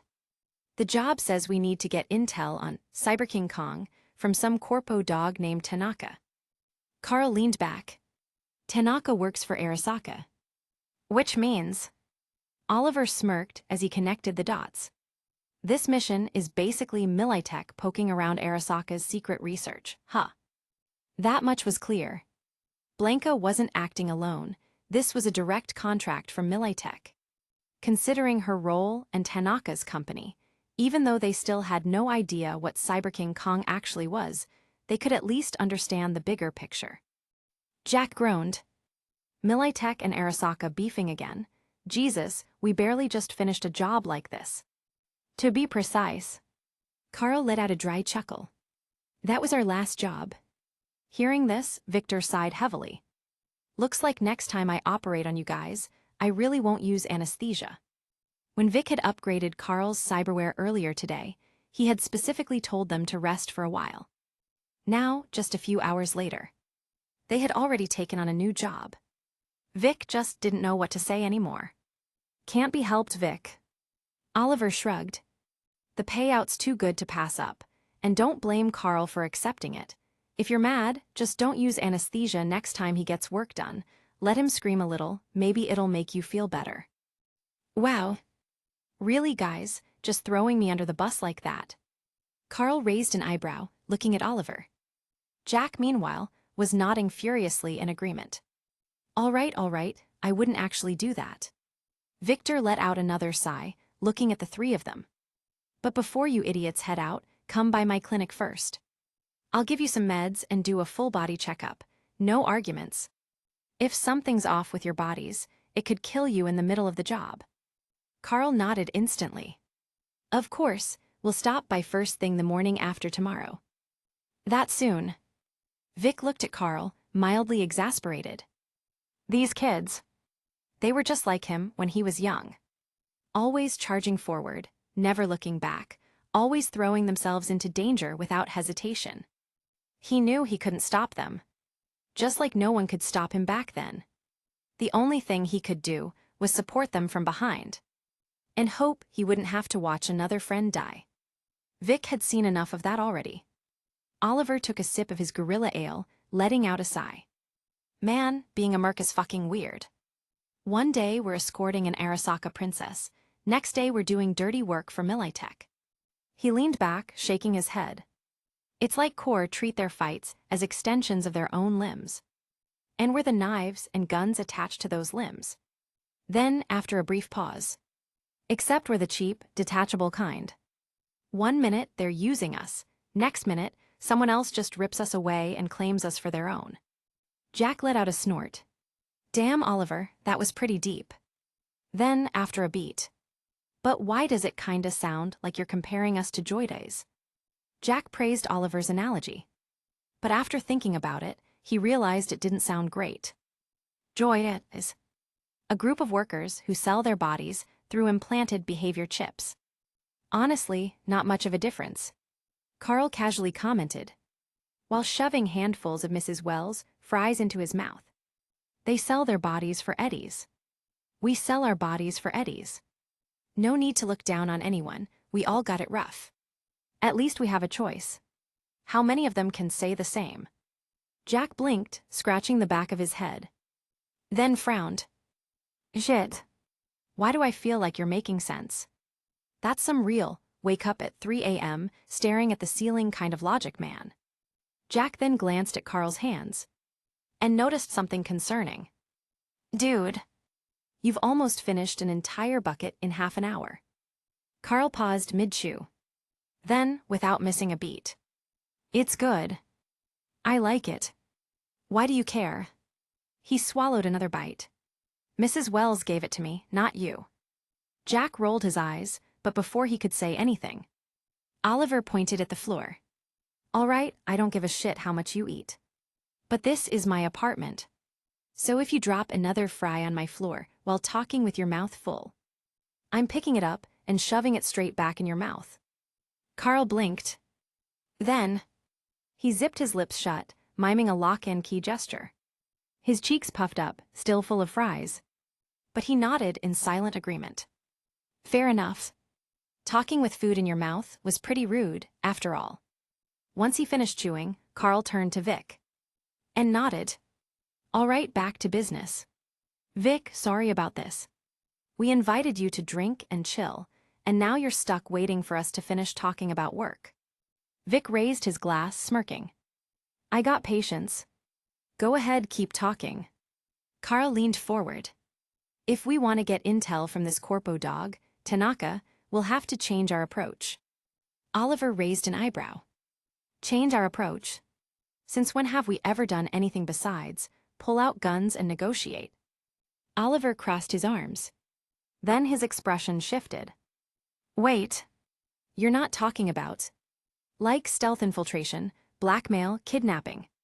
I've seen some Japanese BD flicks with this kind of setup. Fitting, considering our targets from Arasaka. Carl stared at him. Dude. Stop watching so many shady BDs. Oliver grinned, shrugging. What, you saying I'm wrong? Carl sighed. I meant, I'm pretty famous in Arasaka now. Every corporate employee with a functioning brain recognizes me. We can't just barge into Tanaka's house and bag him like some street-level gig. We need a different plan.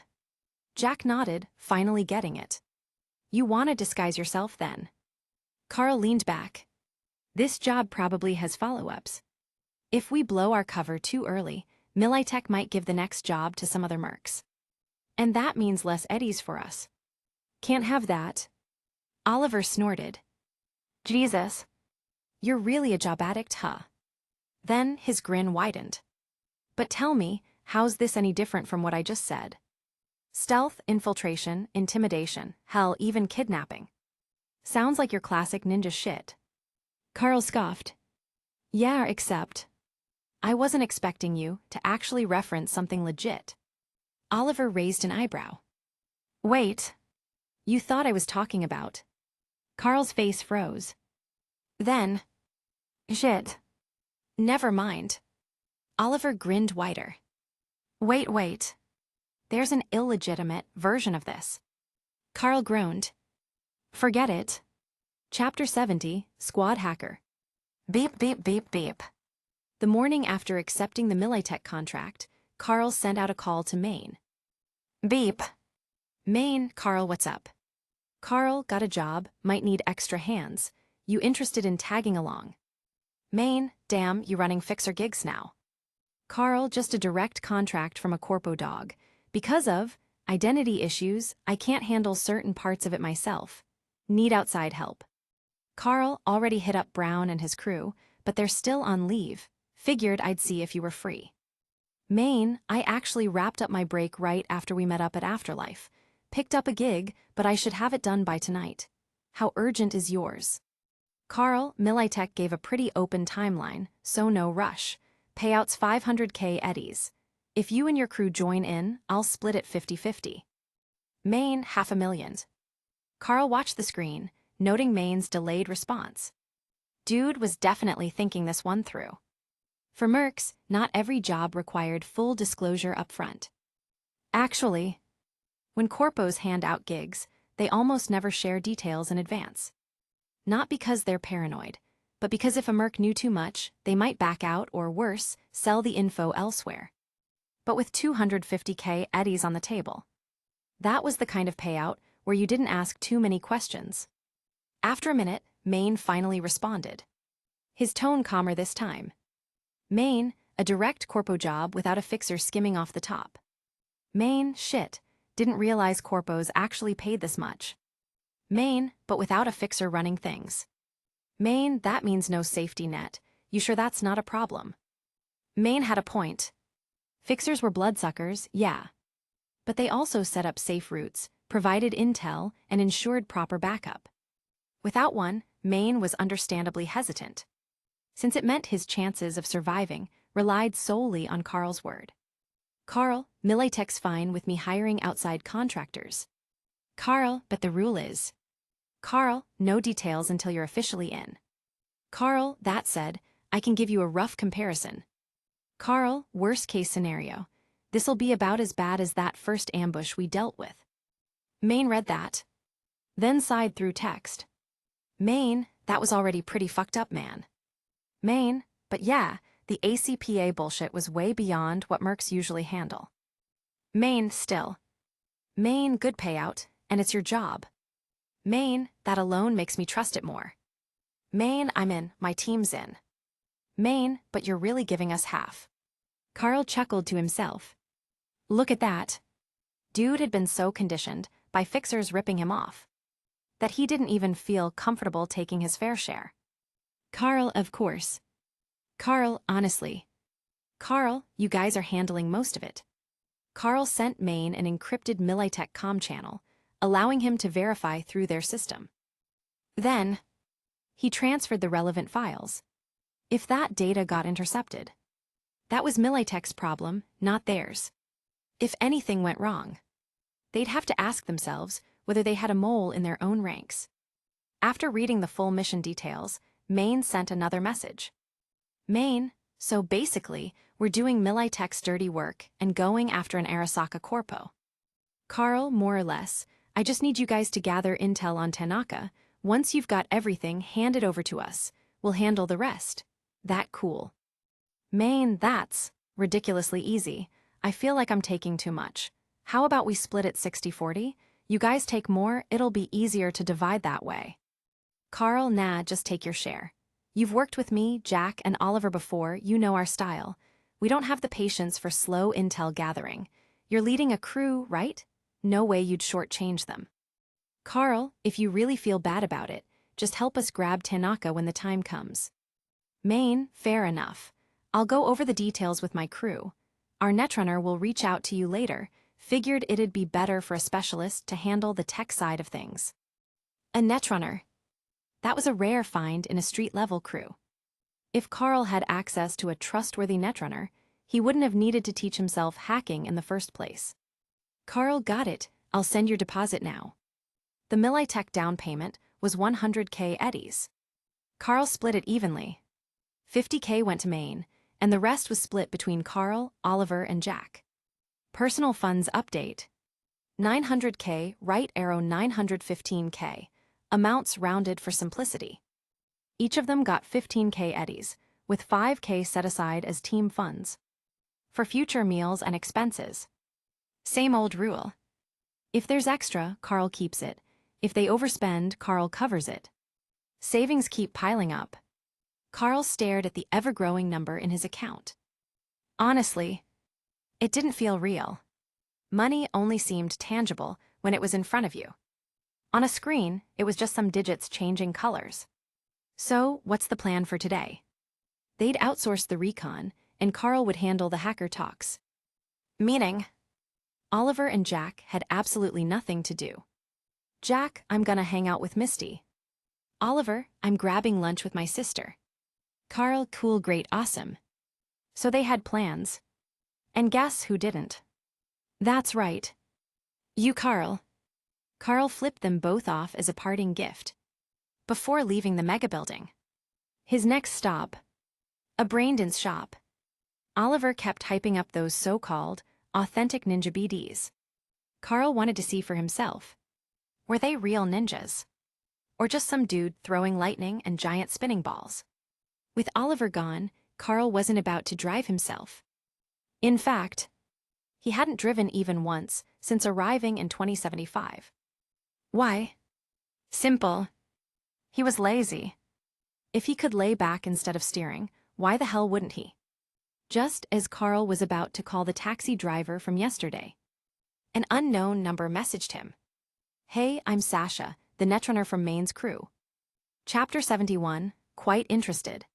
Main squad netrunner Sasha. Carl didn't reply right away. Instead, he messaged Maine first, confirming Sasha's identity before responding. Carl, this is Carl. Maine already briefed you on the job, right? You'll be your crew's point of contact for this mission. Any issues with that? Sasha, no problem. Maine explained everything. Once we wrap up our current job tonight, we'll start on yours. Carl, sounds good. We'll be in touch. Sasha, hold on, Maine trusts you guys, so he wants me to send over our squad's personnel files. Everyone's cool with it, should help us work together better. I'm sending them now.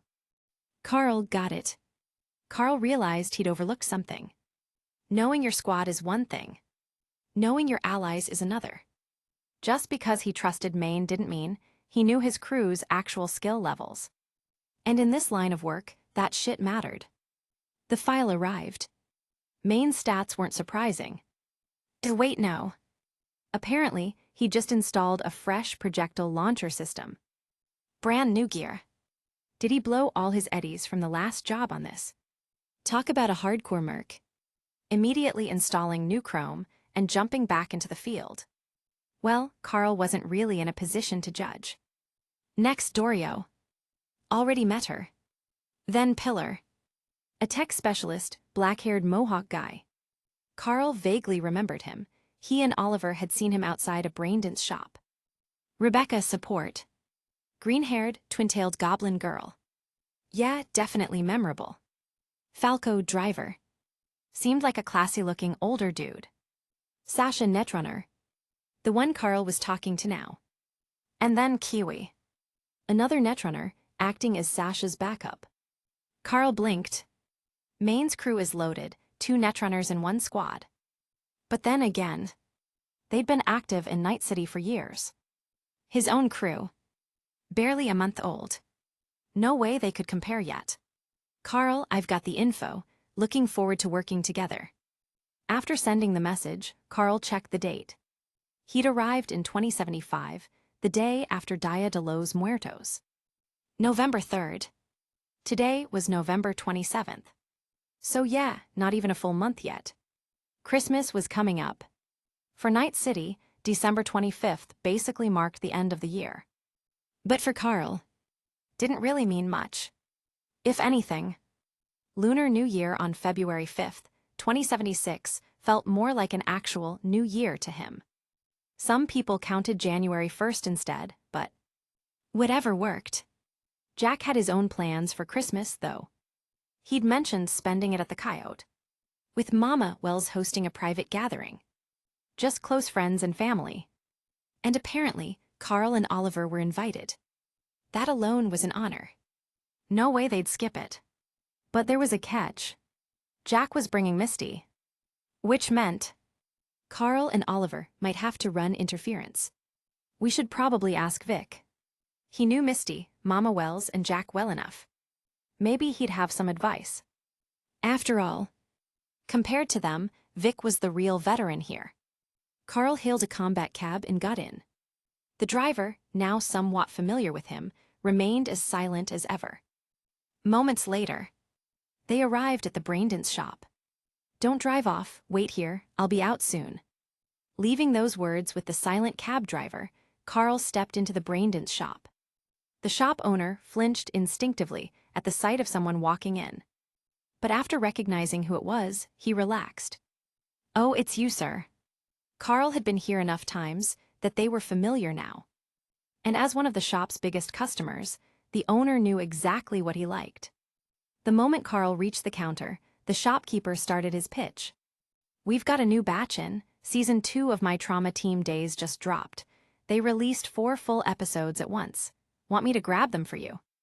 This sold well enough to get a new season. Carl wasn't surprised. It made sense, at least in regular TV logic. If something sold well, the company kept making more. But this was Braindance, not just some show. And more importantly, it wasn't fiction. My Trauma Team Days was real footage of Trauma Team in the field. Meaning, everything in it was pure, practical tactics. Definitely worth buying. "Yeah, gimme all 4. "Appreciate your business, sir." The shopkeeper beamed, hurrying off to the back storage to grab the Braindance chips. Meanwhile, Carl wandered around the shop, scanning the shelves. At this point, he'd seen almost everything useful. What was left? Porn and extreme gore BD compilations. Neither of which he cared for. Though Oliver, totally his thing. Carl, not interested. Then he spotted something. A ninja-themed Braindance. Legit. But why the hell was it called Ninja Turtles? Carl sighed. Fucking hell. Of all things. Not even real Japanese ninja shit. As Carl shook his head, the shopkeeper returned, a stack of BD chips in hand. Carl was about to pay and leave, when the shopkeeper suddenly stopped him. "Wait a moment, sir." Carl raised a brow as the shopkeeper stepped out from behind the counter, glanced around the shop to make sure no one else was nearby, and then locked the door. Carl narrowed his eyes. This guy was being way too careful. Then the shopkeeper leaned in, lowering his voice. "Sir, you're one of my best customers. You know your Braindance better than most. And I trust you." Carl remained silent. The shopkeeper hesitated, but then finally continued. "I have some special stock in the back. Would you be interested?" Special stock? Carl immediately understood. The shopkeeper was acting like a goddamn drug dealer. And yet, somewhere in Carl's twisted mercenary brain, he felt a twinge of anticipation. "Hold on." Carl squinted. "You're not talking about that kind of BD, are you?" "Oh, I am." The shopkeeper smirked. "Exactly what you're thinking." Carl stared. The guy's face was downright sleazy. Greasy smile, shifty eyes. He looked like a stereotypical black market dealer, straight out of a shitty TV drama. And Carl, ever the honest man, "I got a friend who'd be really interested." "Go ahead, tell me more." Chapter 72, Cyberpsycho Records. Of course it's this type. Carl happily carried the band Cyberpsycho Braindance back to his room. He had heard rumors about these before, but he never expected them to actually exist. The Braindance that intrigued Carl was, naturally, one about cyberpsychos. What else could it be? Come on, in 2075, erotic BDs weren't exactly rare or forbidden. Any random street Braindance vendor could sell you a dozen, unless they contained some extreme gore. Carl wasn't interested in that kind of thing. But experiencing the combat styles of cyberpsychos, that was something else entirely. After all, not just anyone who lost their mind due to excessive cyberware overload got classified as a cyberpsycho. The ones who made it onto NCPD records were the ones so lethal that standard officers couldn't handle them. In other words, they were strong. So what would he learn this time? Would it be life-or-death combat instincts, or battle-hardened reflexes ingrained into the bones? Carl could hardly wait. Compared to regular BDs, which typically cost around 50 eddies, these forbidden ones were extremely expensive. Buying just 2 had already set him back 510 eddies, 5 times the normal price. Edgerunners, Episode 7 and Episode 16. Strange, they weren't sequential. Just how many were in this series? Glancing at the BD packaging, Carl also noticed some letters in the corner, probably the editor's initials. Was this the name of the person who compiled the footage? No idea. Carl wasn't about to shove these into his Braindance headset just yet. Instead, he first loaded them into his computer, using his hacking skills to scan for viruses or hidden monitoring programs. You couldn't be too careful with black market stuff. If there was any kind of hidden malware, things could get really messy. After confirming everything was clean, Carl prepared to dive in. Since BD immersion temporarily overwhelmed the nervous system, people usually got into a relaxed and comfortable position before connecting. Lying on his couch, Carl made himself comfortable before activating the Braindance. As his senses synchronized, a faint flicker of light flashed across his vision. Braindances fully simulate a person's entire sensory experience: sight, sound, touch, smell, even pain. Some people got so immersed that they lost track of their real selves. In a way, it reminded Carl of Zhuangzhou's butterfly dream, a classic case of someone getting so lost in a dream that they couldn't tell if they were dreaming of being a butterfly or if the butterfly was dreaming of being them. This was the ultimate dream beyond dreams, a Braindance that transcended reality. Carl, or rather, the original recorder, opened his eyes. The air was thick with dust, each particle clear as day in his heightened senses. No doubt about it, this was an unfiltered recording, left exactly as it was originally captured. Carl could even smell the dust. No post-processing, no artificial touch-ups, this was raw. Carl checked his new body, the one recorded in the BD. It was far more muscular than his real one. His hands, they were gorilla arms. Gorilla arms, reliable cybernetic arms that grant their user gorilla-like strength, a favorite among dockworkers for heavy lifting. Carl recalled everything he knew about gorilla arms. Honestly, calling them gorilla-like felt inaccurate. How many people had ever actually seen a real gorilla? In fact, actual gorillas probably weren't even as strong as these arms. At least, as far as Carl knew, real gorillas couldn't rip apart steel cages with their bare hands. But if you locked up a grown man with gorilla arms, tearing through a metal fence would be laughably easy. Of course, not all gorilla arms were equal, quality mattered.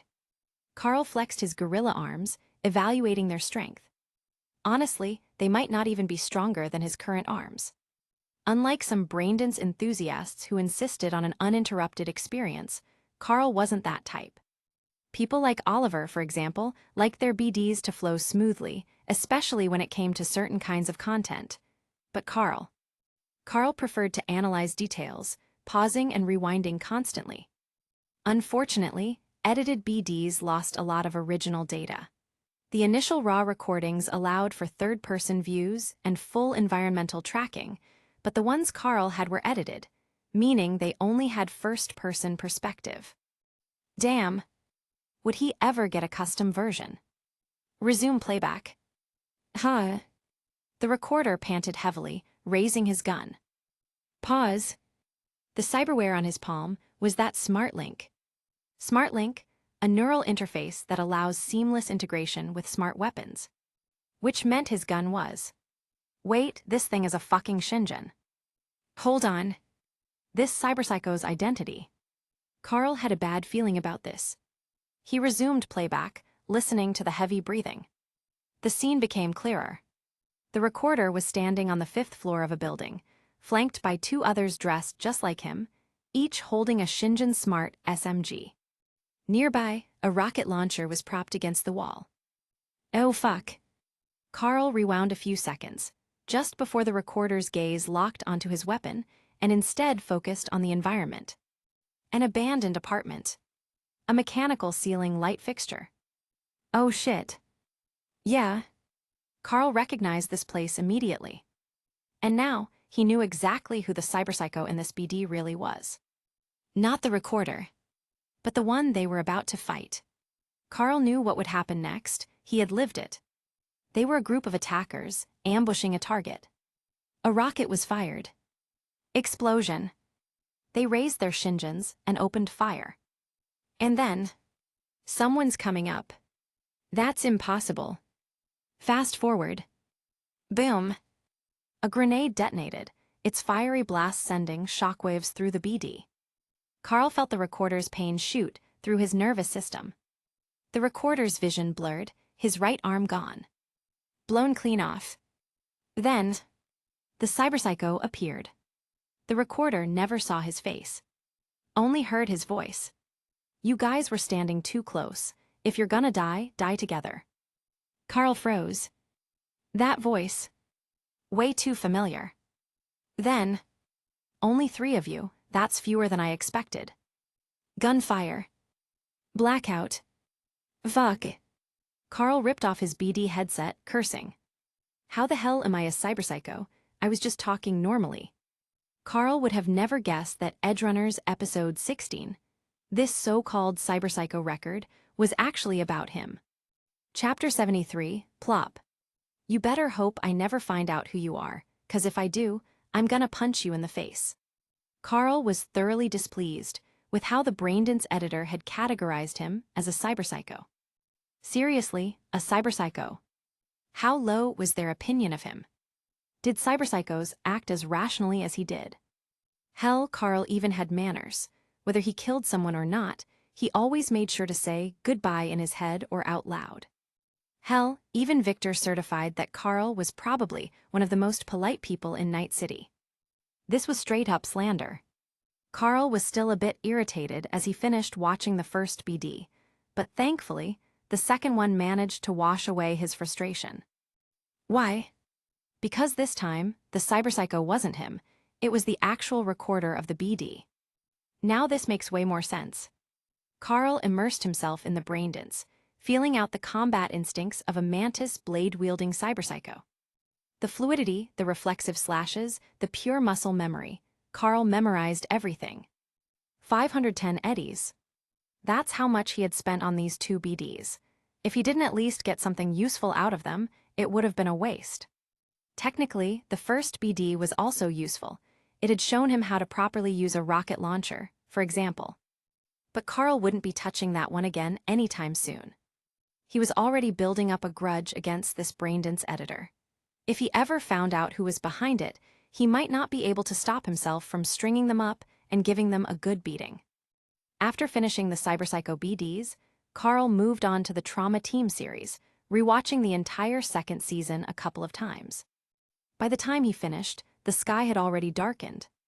He checked his messages, nothing important from Oliver or Jackie. Oh wait, no, that's not right. They had sent something. Just 2 photos. Both were pictures of their meals. A Japanese restaurant and a Chinese restaurant. Not bad.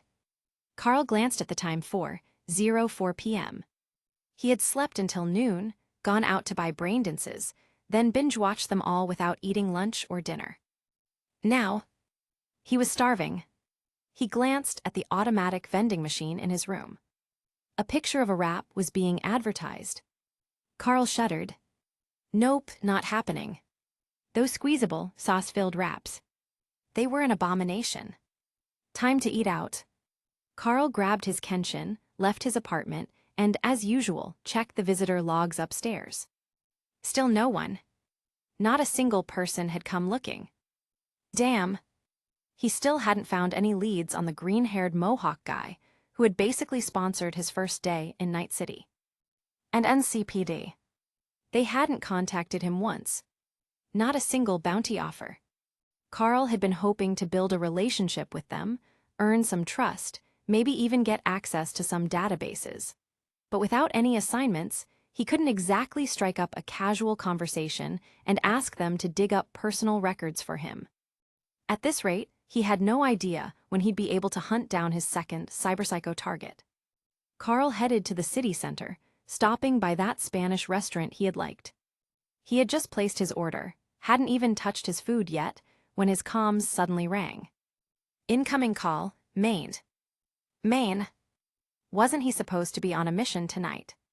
And wasn't Sasha supposed to be the one in charge of communications? Carl was puzzled but didn't hesitate. He picked up immediately as he stepped outside the restaurant. Maine, what's up? Before he could finish speaking, Maine's urgent voice came through.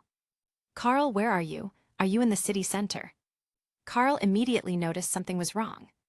In the background, he could hear heavy breathing and rapid footsteps. Maine was running.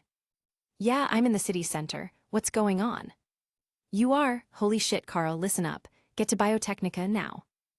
Biotechnica. It's Sasha, she's in trouble. She was infiltrating their Night City division to steal some data. Everything was going fine, then, bam, her signal just cut out. I don't know what the hell happened, but something's wrong. The call ended abruptly. Biotechnica. Got it. No more words were needed. The mission was clear. The situation was clear. Now, all that was left was to act. Carl knew exactly where Biotechnica's Night City HQ was. He could get there in a minute if he ran. He didn't know what had happened to Sasha. But since she was supposed to be his team's hacker, she was worth saving. Carl moved fast, faster than expected. He had estimated 1 minute to reach Biotechnica, but in the end, he arrived 20 seconds early. And just as he reached the skyscraper, he saw a figure smash through a window, plummeting from the upper floors. Dark hair. It was Sasha. Carl had just received her personnel file this morning. He recognized her immediately. His pace quickened, his breathing steadied, and then time slowed down. This feeling. It wasn't someone else using Sandevistan, it was him. He was consciously stepping into this state. Had he just unlocked a new skill? Ever since upgrading his cyberdeck, his ability to cheat the system seemed to have improved significantly. In this slowed-down moment, Carl's movements also felt sluggish, but he used the sensation to fine-tune his posture, carefully adjusting his stance and positioning. He calculated Sasha's landing point. She was going to crash onto a car. From 20 meters up. Even with the car as a buffer, the impact would be severe. His mind raced, searching through everything he knew about freefall survival. 1971. A Peruvian national airline flight was struck by lightning at 3,000 meters, causing the plane to break apart midair. 15 people died. But one survivor, a 17-year-old girl named Julian Koch, made it out alive. She survived because she landed on airplane seats and tree foliage, absorbing enough of the impact to prevent instant death. Her injuries: swollen eyes, a fractured tibia, and severe ACL damage. Even from high altitudes, if enough cushioning was present, survival was possible. Cushioning. Seats, chairs, anything soft. Carl had an idea. His wrists flicked, and in an instant, his monowires snapped forward.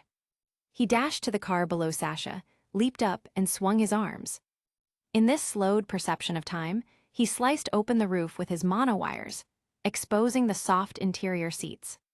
Falling onto cold metal and falling onto padded seats were two very different things. One meant certain death. The other, a chance. As an added buffer, Carl ripped off his coat and tossed it over the exposed opening. Not sure how much this will help, but I've done everything I can. The rest is up to you. And then, thud. Sasha's body slammed into the car's interior. Chapter 74, Surgery. Better than expected, but still bad. The better than expected part was that Sasha was still breathing. The bad part was that she was about to stop. Carl couldn't see any external injuries on Sasha, not a single one. For someone who had fallen from a height, that was almost impossible. Yet, as he looked at the unconscious girl, an image suddenly flashed through his mind, a world-famous photograph. The most beautiful suicide. In 1947, a woman named Evelyn jumped from the 86th floor of the Empire State Building, a fall of 320 meters due to depression. When her body landed on a parked car below, there wasn't a single visible wound. Her eyes were closed, her face was serene, her feet gently crossed, and one hand still clutching the necklace on her chest. She looked as if she were merely asleep. A passing photography student, Robert Wiles, was so struck by the eerie stillness of the scene that he instinctively raised his camera and captured the moment. That photo was later published by Time magazine under the title, "The Most Beautiful Fallen Angel," making it known worldwide. But as Carl recalled that image, he didn't feel the same melancholic beauty others saw in it. What he felt was regret. The regret of a life about to slip away. Just like Robert Wiles later abandoned photography, regretting the moment he had captured, Carl knew that death should not be admired as something beautiful. It should be fought against. Why does beauty always remind people of death, instead of life? I'm not Robert Wiles and you're not Evelyn, thank your luck for that. Right now, the only thing Carl was grateful for was that he had just reviewed the trauma team's emergency procedures today, and that he had a Rejuve kit on hand. The Rejuve Kit 3, one of the best pneumatic injectors available on the market. It was expensive as hell, so Carl only carried 4 doses on him. Under normal circumstances, injecting Rejuve Kit without a full diagnosis was dangerous. Rapid regeneration could cause bones or organs to heal incorrectly, but in an emergency, none of that mattered. If something healed wrong, a hospital or a Ripperdoc could break and reset it later. Worst case scenario, just swap out the damaged organ. It's 2075, replacing body parts isn't a big deal anymore. Carl raised the injector and jammed the first dose into Sasha's chest. Detailed checks could wait. Most injuries weren't immediately fatal, but if a major artery had ruptured, she'd bleed out in seconds. As soon as the injection hit, Sasha's body twitched, a sign of life returning. Now for a quick assessment. Carl's gaze scanned her body as his cyber-enhanced mind processed the damage in real time. Rib fractures, one puncturing the lung, left humerus shattered, pelvic bone completely crushed. Any of these could be life-threatening. The rib puncturing the lung was already borderline medieval torture, like the Norse blood eagle. But the worst injury, her head. Acute subdural hematoma. Even with immediate treatment, the survival rate was only 20% to 50%. If too much blood accumulated, 50 to 100 milliliters, death was guaranteed. Right now, the hematoma in Sasha's brain had reached critical levels. It had to be drained immediately. Lucky you, I just happen to know how to fix this. Performing a craniotomy to treat acute subdural hematoma was a first for Carl. In fact, this was his first time treating anyone at all. Jumping straight into such a high-difficulty procedure made him miss Oliver. If Oliver were here, Carl would only need to assist him, no need for all this effort. There was no time to waste. He had to start immediately. Concerns like post-operative infections were something to worry about later, assuming Sasha survived this. Carl extended a segment of monomolecular wire and, without hesitation, used it as a scalpel. He first shaved off all the hair from the area above the bleeding site, then made a full-thickness incision through the skin down to the skull. A retractor would have been useful here, but lacking one, he used his cybernetic fingers instead. Any proper doctor witnessing this would have a blood pressure spike, but Carl's movements were smooth and instinctive. Blood splattered onto his face, yet he didn't even blink, maintaining a calm, focused state as he recalled each surgical step. What came next? He needed to drill into the skull. Got it. Monomolecular. After cutting a rhomboid hole, Carl was careful not to charge the monomolecular wire, avoiding any heat damage to the brain tissue beneath. The last thing he wanted was to save Sasha, only to hand man a brain-dead netrunner. He wasn't sure if Sasha could hear him, but as he cut into the skull, he murmured in a low voice, reassuring the unconscious woman. Don't worry, you'll be fine. Carl wasn't even sure whether those words were meant more for Sasha or for himself, but his hands remained steady, showing no hesitation. With the skull removed, it was time to deal with the dura mater. He located the hematoma caused by the bleeding. The blood was draining slowly, but to speed up the treatment, he needed a drainage tube. Shit, no drainage tube. A drainage tube works based on the principle of siphoning. using pressure differentials to draw out accumulated fluids. Finding a substitute wouldn't be too difficult. Carl's eyes scanned the equipment in the vehicle until he spotted a bottle with a straw sticking out of it near the car door. If Oliver knew what I was doing, he'd kill me for this surgical blasphemy. Carl felt like he was desecrating the art of medicine. He grabbed the straw, shaking out any remaining liquid. The only silver lining was that the liquid dripping out was water, pure water. Carl could recognize it from experience. He hadn't paid much attention to this car before, but judging by the fact that its owner could afford to drink pure water and even leave a half-finished bottle lying around, they must be pretty well off. Carefully, he inserted the tip of the straw into the hematoma, ensuring it didn't touch any surrounding tissue. Then, using his thumb, he sealed the open end of the straw. Then he let go. This was something anyone with a straw and a drink could try. Simply insert the tip of the straw into the liquid, press a thumb firmly over the top, then release. The pressure difference would cause the liquid at the tip to be drawn up and expelled from the open end. Just like how a toilet flush works. As Carl watched the blood flow out from the end of the straw, staining his palm red, he exhaled deeply.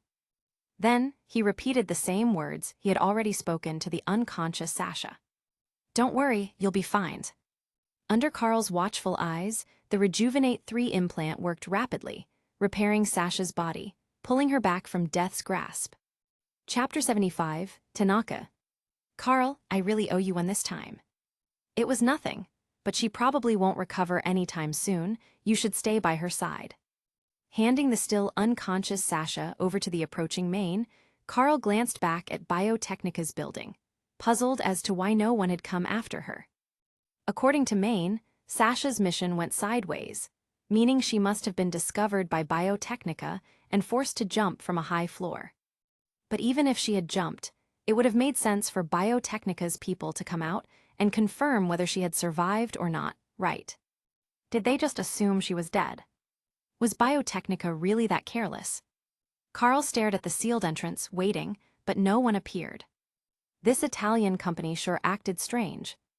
Maine, still worried about Sasha's condition, thanked Carl hastily before rushing off to get her treated.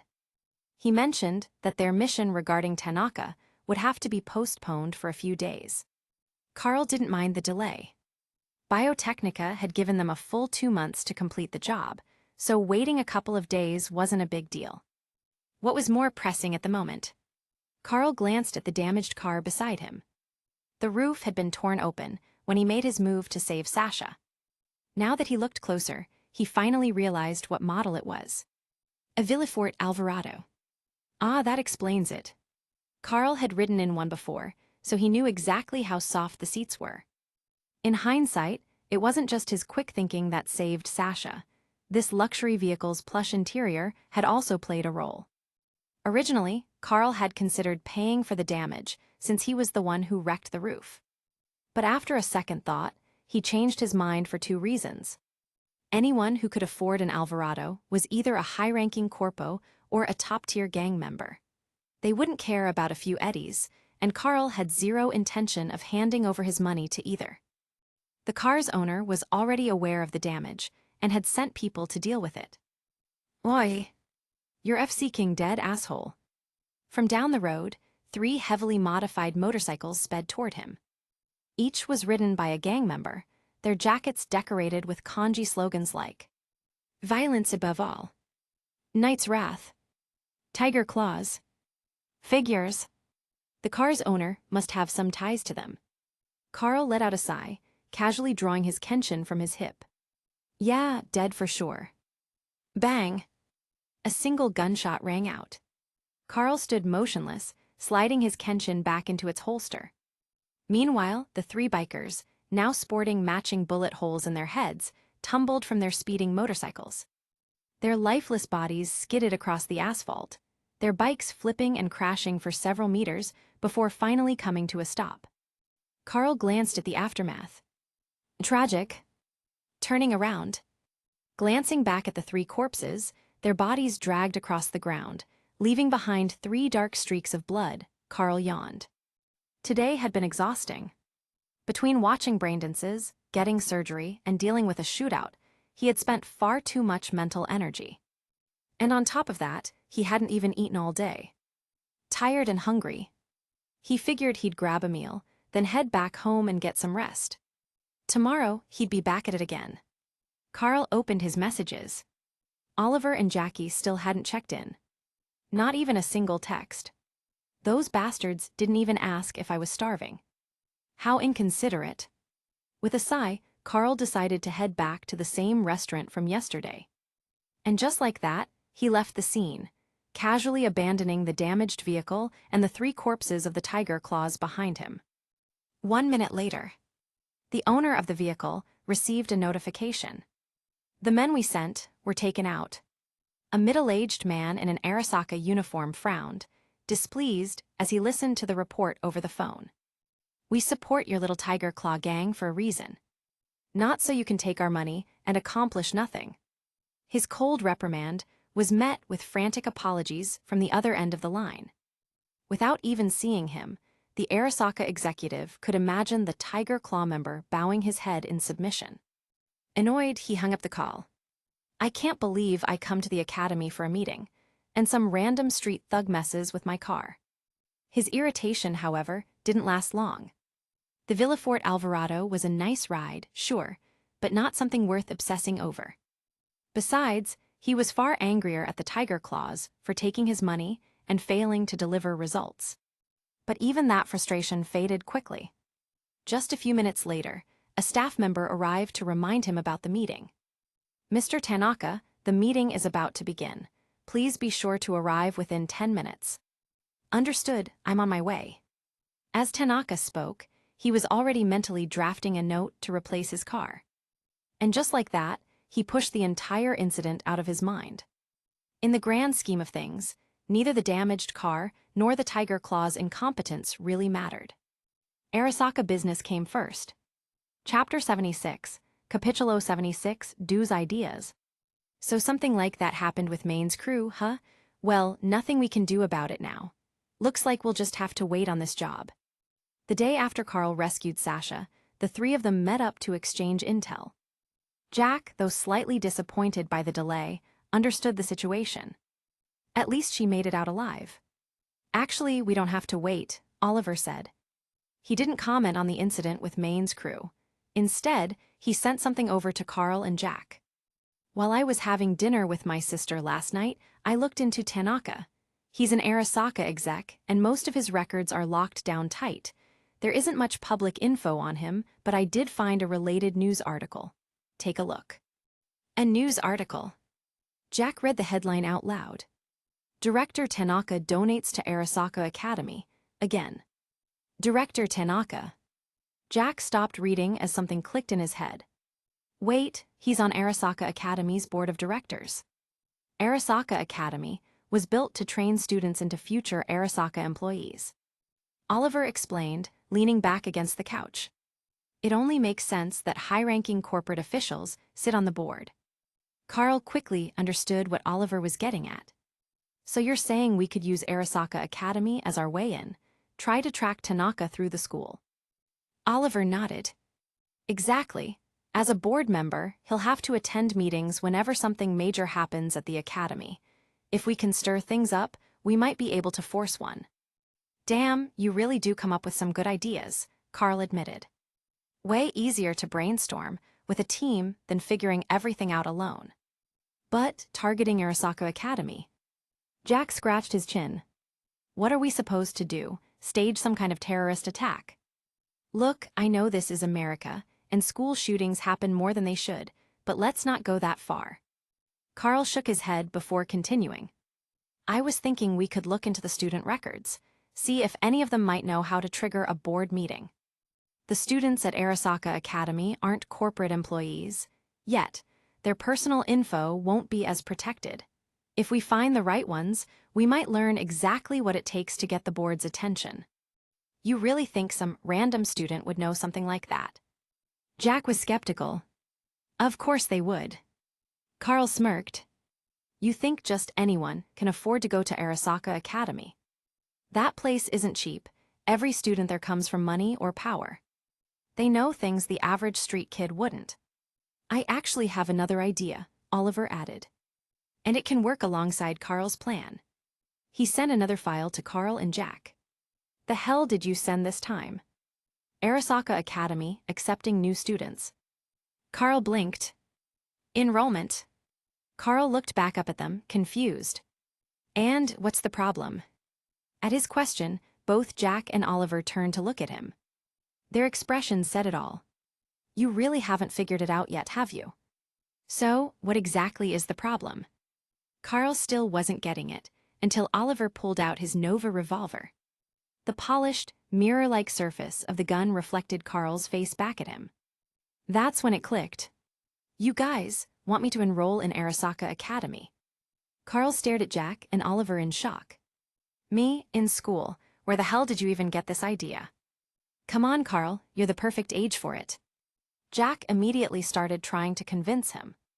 Just suck it up for a few days, get in, finish the job, and get out. Who knows, you might actually learn something while you're there. Oliver quickly backed him up. Exactly, a merc's gotta do all kinds of jobs. I once heard that even the legendary Morgan Blackhand had to date a famous actress to complete a mission. You're just enrolling in school.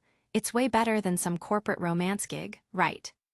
Wait a second, wasn't that pretty boy Lance Locke? Carl narrowed his eyes.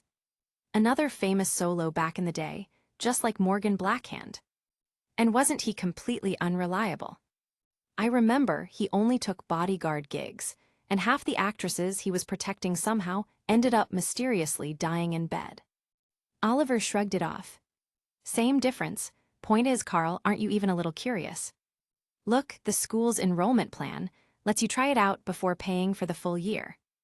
It even covers equipment fees, uniforms, and all that crap. The trial period is only 1 month, for a discount price of just 10,000 eddies. After that, it's 20,000 per month. But with your skills, you'll be done with this mission in less than a month. Carl crossed his arms, feeling like he was being roped into this. He almost agreed on impulse, but then something crucial hit him. Hold on, my face is already all over Arasaka.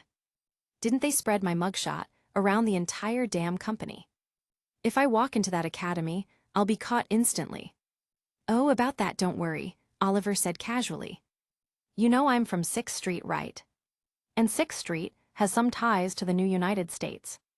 The NUSA is basically a puppet for Militech, and long story short, corporate tech trickles down through all these layers. Sometimes high-level classified tech doesn't make it to the top brass and gets sold off to lower ranks for a premium. Oliver smirked. One of those discarded projects just so happens to be a facial modification implant. My dad actually bought it ages ago for me and my sister, just in case we ever needed to run. Yesterday, I convinced her to give it to me. And your plan is for me to install it. Carl raised an eyebrow. Exactly. Remember how Vic told us to stop by his clinic today for a checkup before the mission. We'll have him install it then. Carl was still skeptical. I've never even heard of this kind of tech before. Sounds like something straight out of a sci-fi flick. Wait, you're not saying I need to have my whole damn face ripped off, are you? Nah, nothing that extreme. If you had cybernetic implants in your face or eyes, those would need to be adjusted so they don't interfere. But since your face is all natural, it'll work just like wearing a high-tech mask. At most, you might get a few tiny needle marks afterward. Sounds manageable. Carl nodded slowly, mulling it over. But does Vic even know how to install it? Cyberware is complicated, sure. But when my dad gave this implant to my sister, he also included the installation manual. I sent it to Vic yesterday, and he said he's worked with similar tech before. So yeah, it's totally doable. Carl exhaled sharply, realizing Oliver had already planned everything out. You really had this whole thing figured out, huh? Hey, it's perfect for you. Oliver shrugged. Even if Jack and I used the implant, we'd still get made. We both scream street kid the second we open our mouths. But you've got that rich boy vibe down to science. Carl rolled his eyes. So you're saying I look like some 17-year-old corporate brat? Oliver and Jack just grinned at him. Carl sighed, but his expression had already softened. For the mission, a little sacrifice wasn't so bad. Chapter 77, Behavioral Synchronization Faceplate. Peripheral nerves integrated. A faint buzzing sound filled the air as Carl reopened his eyes, immediately meeting the concerned gazes of Jack, Oliver, and old Vic, who stood by the operating table. It seemed the procedure was complete. "How do you feel? Everything all right?" Jack asked, hesitating as he reached out to touch Carl's face before pulling his hand back. "It looks exactly the same as before." "The behavioral synchronization faceplate hasn't been activated yet," Vic replied, his eyes fixed on the monitor beside the operating table. "This tech is fascinating," Vic continued, adjusting a few settings. "It doesn't just alter facial features, it even changes voice patterns. Must be modifying the vocal cords on output. The fact that it does this without implants in the throat is impressive. Military tech's research never disappoints. Just hang on, Carl. I'll set up a few pre-configured face profiles and save them for you." "Is this part of the process complicated?" Oliver asked, a little concerned that they might mess up Carl's face. "It's ridiculously easy," Vic reassured him with a chuckle. "We're not trying to make Carl impersonate someone, which would require adjusting his facial expressions and body language to match. We're just tweaking his existing features. Think of it like a small-scale cosmetic procedure, except the implant is doing it all by itself." "Will I be able to get my original face back, Vic?" Carl asked, pressing a hand against his cheek. It felt exactly like his real skin. "Of course. Since you don't have any weird implants on your face, no synthetic skin or anything, it's a simple reversal. If you had any of that stuff, I'd have to peel and reattach it manually. But lucky for you, keeping things natural has its perks. Whenever you don't need this implant anymore, I can just make a small incision and remove it. Might hurt a bit though, some nerve terminals are involved. You get the idea. Oliver explained all this to you already, didn't he?" "Yeah, but I trust you more, Vic. Honestly, this implant sounds better than I expected." "Yeah, it's like wearing a high-tech mask.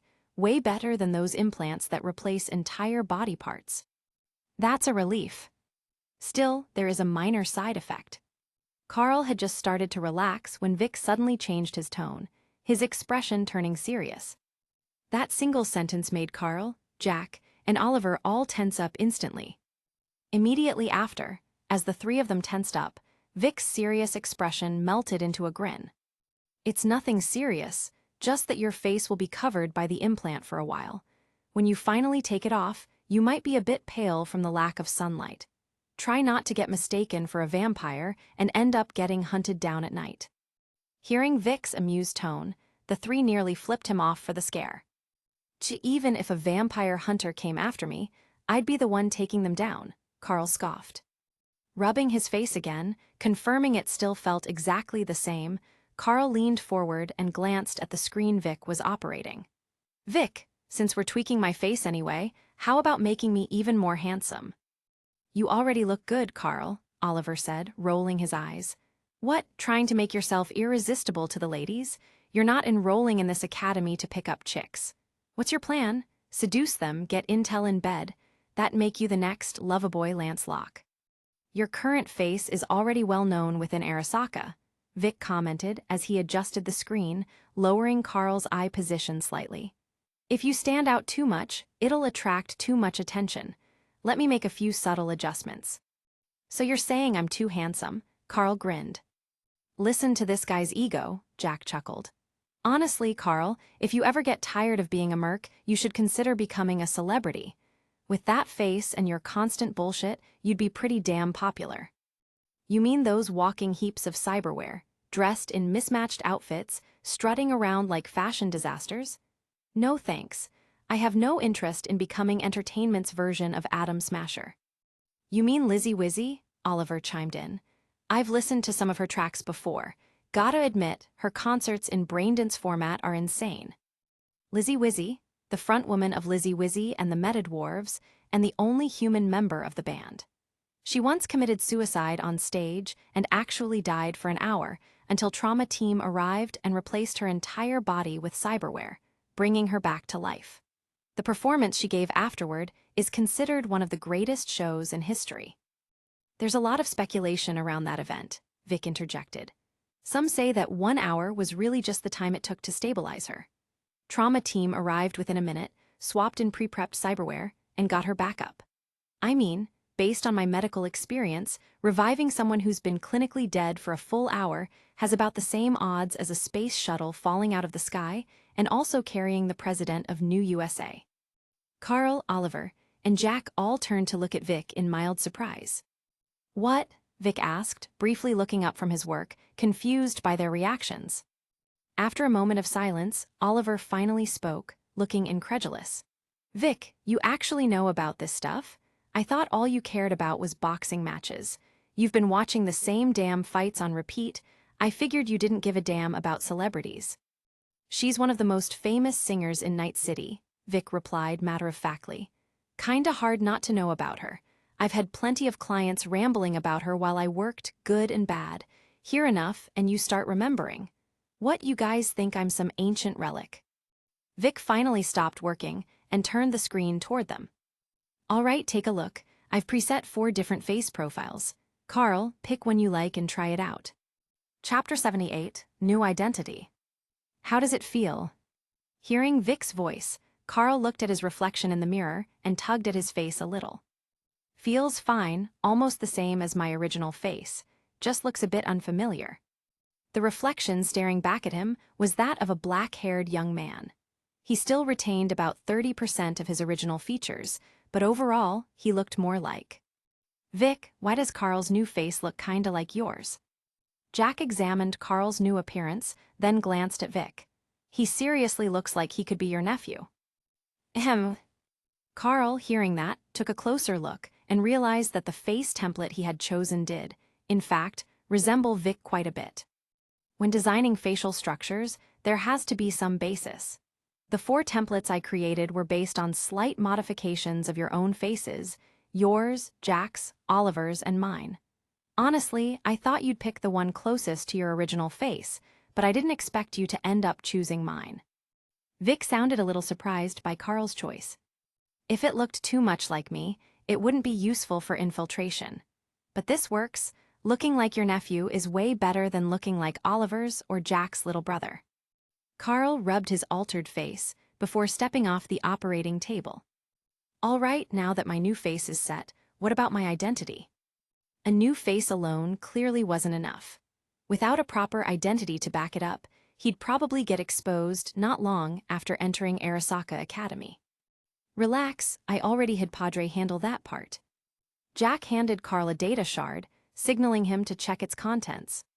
Padre, why'd you go to him for this? He's a fixer, he's got connections. Besides, Padre is one of our own from Haywood. When you said you needed an identity, I went straight to him. He didn't ask too many questions and got you a perfectly legit ID in no time. You just need to scan your new face into the system and you're good to go. But you know how it is. We owe him now, so at some point, we're gonna have to return the favor. The legendary, KK, all the fixers in town are dying to have you take jobs for them. I don't mind. A debt's a debt, and it has to be repaid. As long as it's a job, I'm fine with it. But are you sure this identity is solid? Is it reliable? What kind of question is that? We're talking about Padre here, the top fixer in Haywood. This is child's play for him. Even low-tier fixers on the streets can pull this off. With Padre handling it, you've got nothing to worry about. After Jack finished speaking, Oliver nodded and added, Carl, do you have any idea how many people die in Night City every day? And how many new ones show up? NCPD and those corrupt city officials are too busy lining their pockets to care about population tracking. The only ones who even glance at this kind of paperwork are border checkpoint officers. And if you were a nomad, they wouldn't even bother looking at it. Oliver then pointed at Carl's face and continued, besides, you think this new identity is a problem? Your original identity was already a blank slate, did you forget that? Back when we first started working together, my sister ran a background check on you because she didn't trust you. The result? Nothing. A complete void. No records, no past, nothing. If you could get by in Night City with a non-existent background, you think a fully registered, legit identity is gonna be an issue. So you're telling me that outsiders and nomads have no rights, and Night City's top dogs will always be on top. But are you sure this will fool Arasaka? Relax. As long as you pay enough, even if you have no identity, the people at Arasaka Academy will find a proper one for you. Money makes everything work. And besides, we're not applying for a job at Arasaka or Militech, it's just a school. Don't overthink it. Hearing Oliver and Jack's reasoning, Carl still felt this plan was pretty unreliable. But he had to admit they had a valid point. If you pay enough, Arasaka Academy won't care who you are. Arasaka Academy trained future corpo dogs, and even when those students finally applied to Arasaka, a large number of them would get filtered out. The real identity checks only happened then, and without connections, most people wouldn't even make it to the interview. The academy itself was just another profit-driven institution. It had no reason to scrutinize its students too strictly. It's all just business, huh? These days, everything was business. IDs were business, job interviews were business. Hell, even education had turned into a business. Real corpo mindset. Give them enough money, and they'd even sell the rope to hang themselves. So when does the semester start? There's no fixed start date. As long as you pay, you can go. Once your identity is verified, they'll hand you an Arasaka Academy uniform, a fancy business-style suit. Oh, and here's something important, Oliver added, scrolling through the fine print on the Academy's website. During the 1-month trial period, you only have the right to use the uniform. Once the month is up, you have to return it. If there are any stains or damages, you'll be charged for repairs at whatever price they decide. Shit, Jack whistled. So they can basically charge you whatever they want based on some random damage assessment. Wait, don't tell me this is their little scam to milk money from anyone who just wants to experience Arasaka Academy for a month. 99% sure that's exactly what it is, Oliver replied, pointing at another line. Look, Arasaka Academy reserves the right of final interpretation of these policies. Classic corpo bullshit. Let me guess. The 1-month trial, students end up paying years' worth of tuition just to cover uniform damages. You think Arasaka Academy is just giving away discounts. They're hyping this up all over the news like some charitable act. You think media exposure is free? Look at this PR stunt, a special initiative for underprivileged students to experience Arasaka's elite education. Makes me fucking sick. They're squeezing money out of people who barely have any to begin with. Hey, even a bone has marrow you can scrape out. Like you've ever eaten real bone marrow before. While Oliver and Jack ranted about the blatant corpo scam, Carl had already inserted the data shard to check his new identity. 17 years old, technically still a minor, only a year younger than his real age, and the name was Gaius. Chapter 79, The Efforts Made for Disguise. Are you done reading, Carl? Almost, just the last bit left. Carl replied to Oliver's question. The three of them had already left Vic's clinic and found a small roadside diner to sit in. After making sure there was no one at the nearby tables, Carl began reading out the details of his new identity to Jack and Oliver. Gaius, 17 years old, born in Haywood, an abandoned baby left on the streets, picked up and raised by an unknown scavenger. When he was 4, the scavenger who took care of him was caught in a gang shootout and died on the street. He survived by digging through trash cans until he was 12, when he caught father's attention and started working for him. Now, he's 17. Sounds exactly like a kid who grew up in Haywood. Jack commented as a local of the district. Is that kind of situation common? Carl asked, and Jack responded. Not exactly common, but definitely not rare. Old Freight was the same. I remember he didn't even officially register with NCPD until he was 21. Before that, his life story was pretty much identical to Gaius's. So no issues. Seems fine. Hearing Jack's confirmation, Carl flipped through Arasaka Academy's enrollment documents, then entered Gaius's information into the official website. A payment screen immediately popped up. By the way, would it look suspicious for some street kid to suddenly have 10,000 eddies and use it to enroll in school? Before making the transfer, Carl decided to ask. What's so weird about it? Any normal person could have at least 10,000 saved up. That was Oliver's answer, but after hearing it, Carl shot him a skeptical look.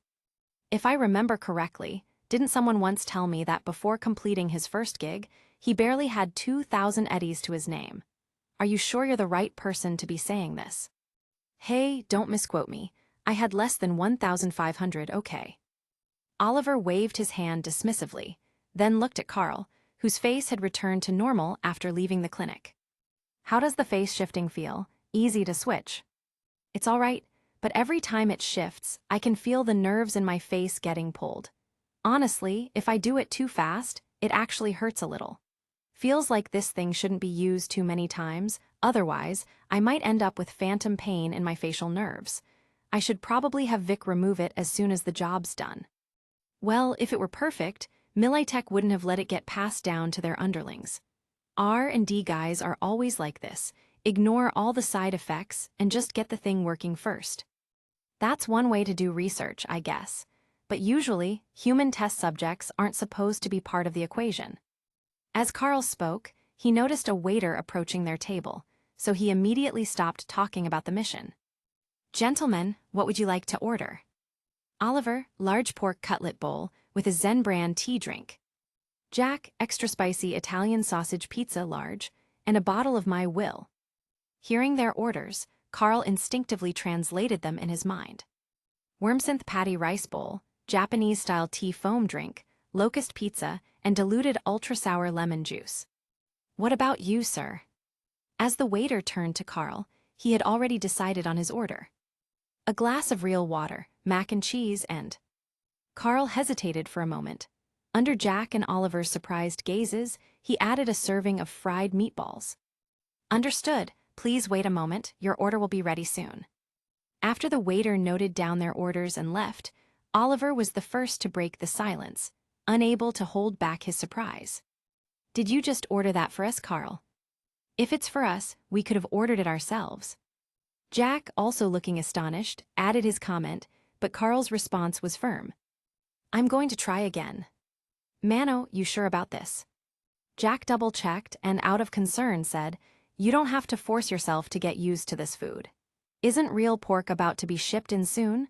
Just wait and eat actual meat then. I'm not trying to adapt to synth food, I just don't have a choice for the mission. Carl pointed at his face. I can't stomach synth food, but a kid who grew up on the streets, spent his childhood digging through dumpsters, suddenly gagging at synthetic meals? That'd be a dead giveaway at Arasaka Academy. You really don't have to put yourself through this, Carl. If it blows your cover, we can just find another way to do the job. You don't have to suffer for it. Oliver also tried to dissuade him. For both of them, seeing Carl try to force himself to eat synth food was even harder to believe than him accepting cyberware. The latter was just a normal part of life for street kids, but the former, based on Carl's past reactions, that was a whole different level of horrifying. The way his face turned pale from just one bite before, it was so bad that now they were the ones trying to talk him out of it.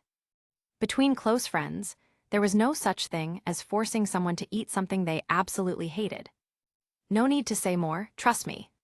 Since Carl had made up his mind, he wasn't going to change it.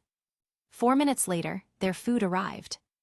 Oliver and Jack had lost all interest in their own meals. They simply watched Carl with great concern as he hesitated, but then slowly picked up a soft, mushy meatball with his fork and put it in his mouth.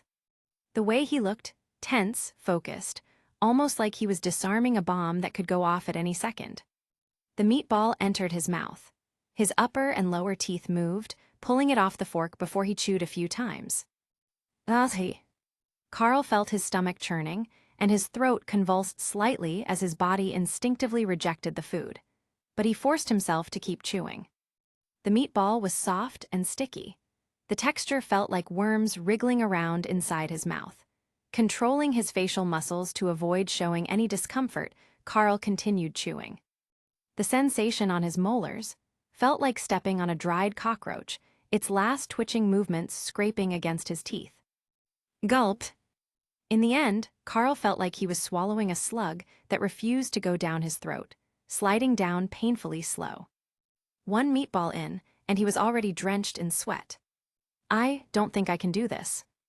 Carl gave up. By the way, remembering your friend's food preferences isn't overkill, it's just being considerate. I actually keep a note on my phone listing all my close friends' dietary preferences, so when I cook or treat them to a meal, I make sure they don't have to eat something they hate. For example, one of my best friends is just like David. He can't drink carbonated beverages at all. Others have issues with digesting cheese or gag at brown sugar water. Everyone's different, so if you're hosting, it's always good to be mindful. Some food intolerances aren't just about taste, they can land people in the hospital. Chapter 80, Academy and Uniform. Are you Mr. Gaius? That's right, I am. Then please follow me. The day after registering and making the payment, Carl followed the procedure sent to him after the transaction and arrived at the entrance of Arasaka Academy at 8 a.m. after undergoing verification by the assigned personnel. He was led into the academy for the first time under the identity of Gaius by a staff member dressed in faculty attire. The curriculum at Arasaka Academy is primarily conducted through virtual reality, with AI-generated teaching plans tailored to students of different performance levels. However, apart from the AI teachers responsible for lessons, there are still some essential faculty members to manage students. One such faculty member was the young woman, seemingly in her early 20s, who is currently leading Carl on a tour of the academy. Her role at Arasaka Academy was to serve as a student orientation officer. As Carl walked through the academy, which occupied a large area in the city center, he listened to the faculty member's introduction while recalling everything he knew about studying at Arasaka Academy. Many people didn't understand why, in the year 2075, when simply inserting a chip could instantly grant technical skills, there was still a need for schooling. But anyone even slightly familiar with how corporations operated knew that the chips didn't contain the fundamental principles behind their respective skills.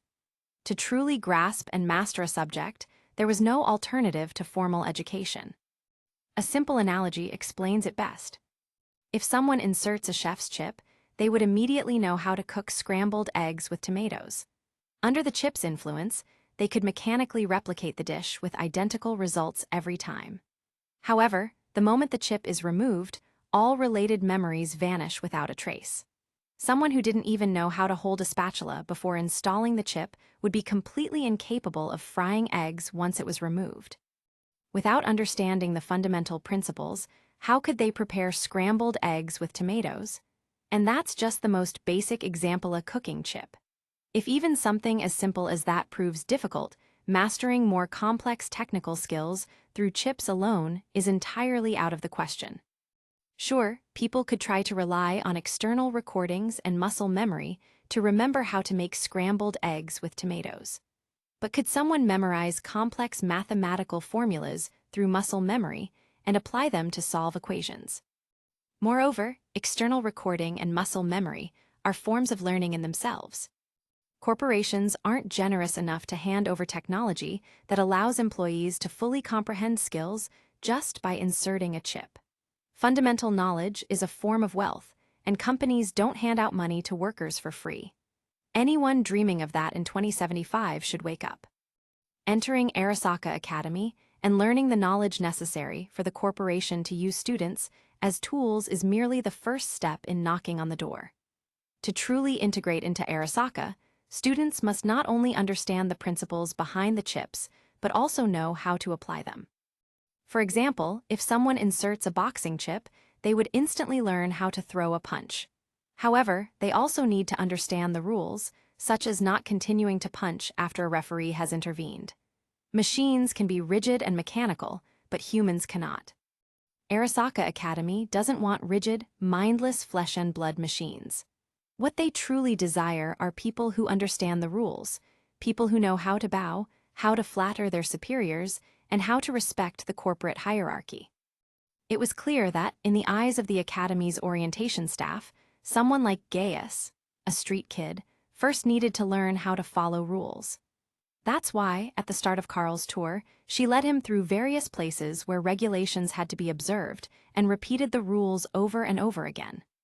Carl, multitasking as usual, memorized the important parts. In reality, the core rule was just one thing, though heavily sugar-coated. It could be summed up simply. Arasaka Academy holds absolute interpretative authority. Straightforward enough. That building over there is where you'll be attending classes starting tomorrow. Your student ID and classroom details have already been sent to your personal terminal. Now, please follow me to collect your academy uniform. Please note that any damage or stains during the trial period are strictly forbidden. Additionally, wearing the uniform is mandatory during school hours. Otherwise, you will be in violation of section.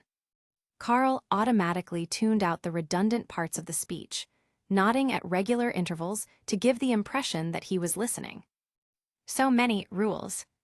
And to think that Arasaka Academy's rules were just a simplified and watered-down version of what actual employees had to follow.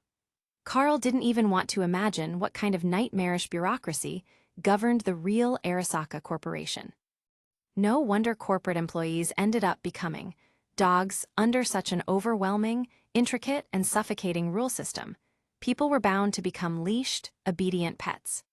Of course, Carl also understood that these rules only applied to the corporate drones. The real people in charge of Arasaka weren't bound by any of this nonsense. In fact, he strongly suspected they didn't even know about half the ridiculous policies being enforced at lower levels. But for now, Carl had no choice but to play the role of a street kid desperate to become a corporate dog. So he had to listen. There was no way around it. Who would have thought that, after making it all the way to 2075, he'd have to sit through another lecture on school rules? Unbelievable. Under the staff members' endless droning, Carl finally received his uniform. And he had to admit, when it came to making money, Arasaka Academy was frighteningly efficient. He had only registered yesterday afternoon, yet by this morning, a perfectly fitted uniform was already prepared for him. The material looked brand new, too. They must keep receipts to prove these are fresh off the shelves. Clever scam.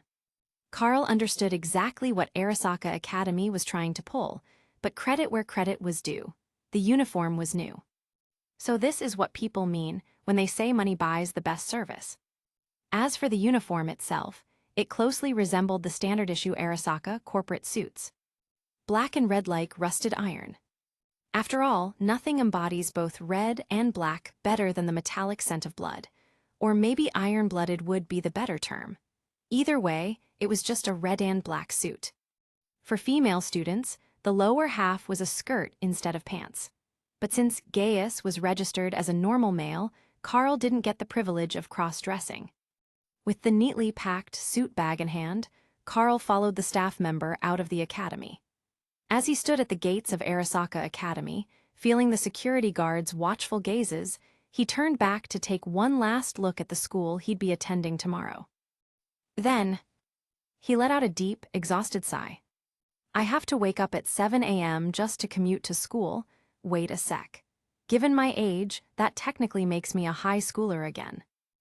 Fuck. Officially hating school, day -1. Chapter 81, Interesting. At 7:27 a.m., Carl stood at the entrance of Arasaka Academy. There were 3 minutes left before class started, plenty of time. After scanning in and confirming his identity at the gate, Carl walked into the academy.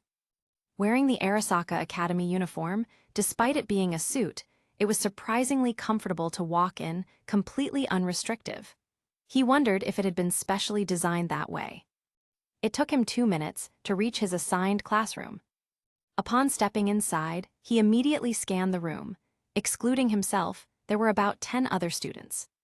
Judging by their appearance, they were all around his age, but from their awkward movements and the way they fidgeted with their uniforms, it was clear that they, like him, were temporary students attending Arasaka Academy for an educational experience. A separate class just for temporary students makes sense. Carl had no intention of making small talk with the other nervous newcomers. His eyes swept across the 100-square-meter classroom, quickly locating his assigned seat. The classroom was structured into 4 rows and 5 columns, housing a total of 20 reclining immersion pods. Arasaka Academy's education system required students to lie down and connect to a VR-like learning system, similar to a Braindance. So, lying down makes immersion into the system easier. Carl thought about how Braindances worked. Laying down did indeed reduce side effects like headaches and nausea after disconnection. His assigned seat was row 4, column 4. Not bad. While the other students were hesitantly inspecting their assigned pods, Carl had already laid down on his without hesitation. Surprisingly, the cushion support was soft. It was pretty damn comfortable. Tick. The clock hit 7:30 a.m. class time. Good morning, students. At the front of the classroom, a holographic AI projection appeared, a bald female figure. So this is the AI instructor of Arasaka Academy. Raising an eyebrow, Carl half listened to the AI's welcome speech about the learning process, while simultaneously messaging Oliver and Jack through a private comms channel. Carl, I'm already lying down.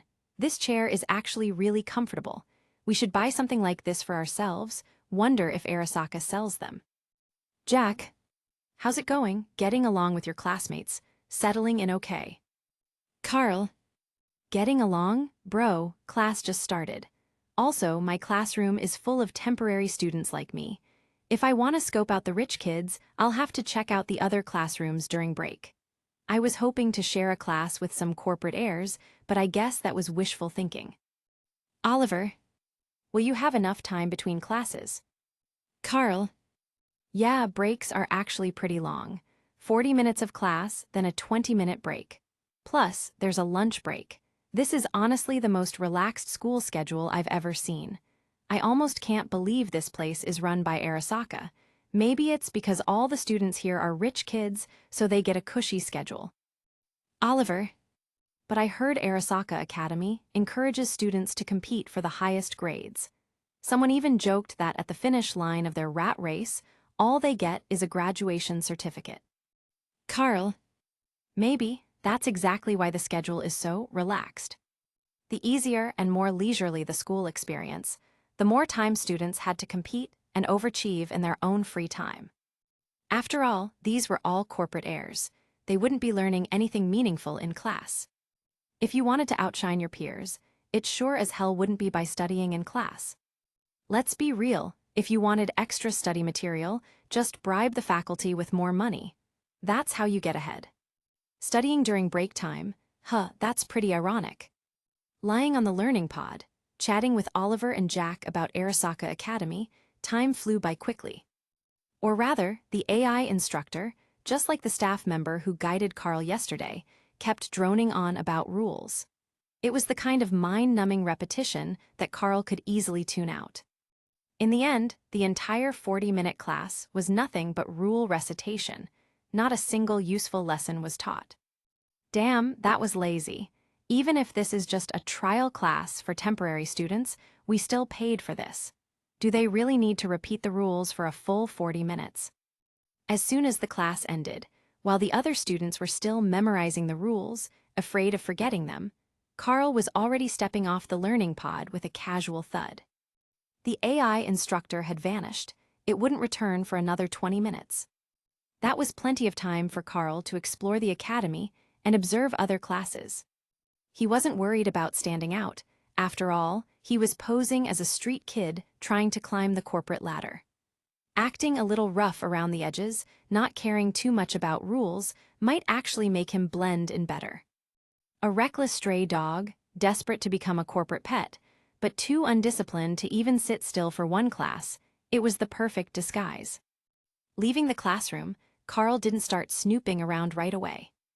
If the school administration was monitoring new students, a fresh recruit like him suddenly poking around for info would definitely raise suspicion. What he needed to do was, where's the bathroom again? Muttering to himself just loud enough to be heard, as if he'd forgotten the way, Carl turned a corner. From the other side of the hallway, he heard soft footsteps approaching. 2 seconds later, adjusting his stride, just slightly slowing his pace, Carl timed his step perfectly. Just as the footsteps rounded the corner, they collided into him. Thump!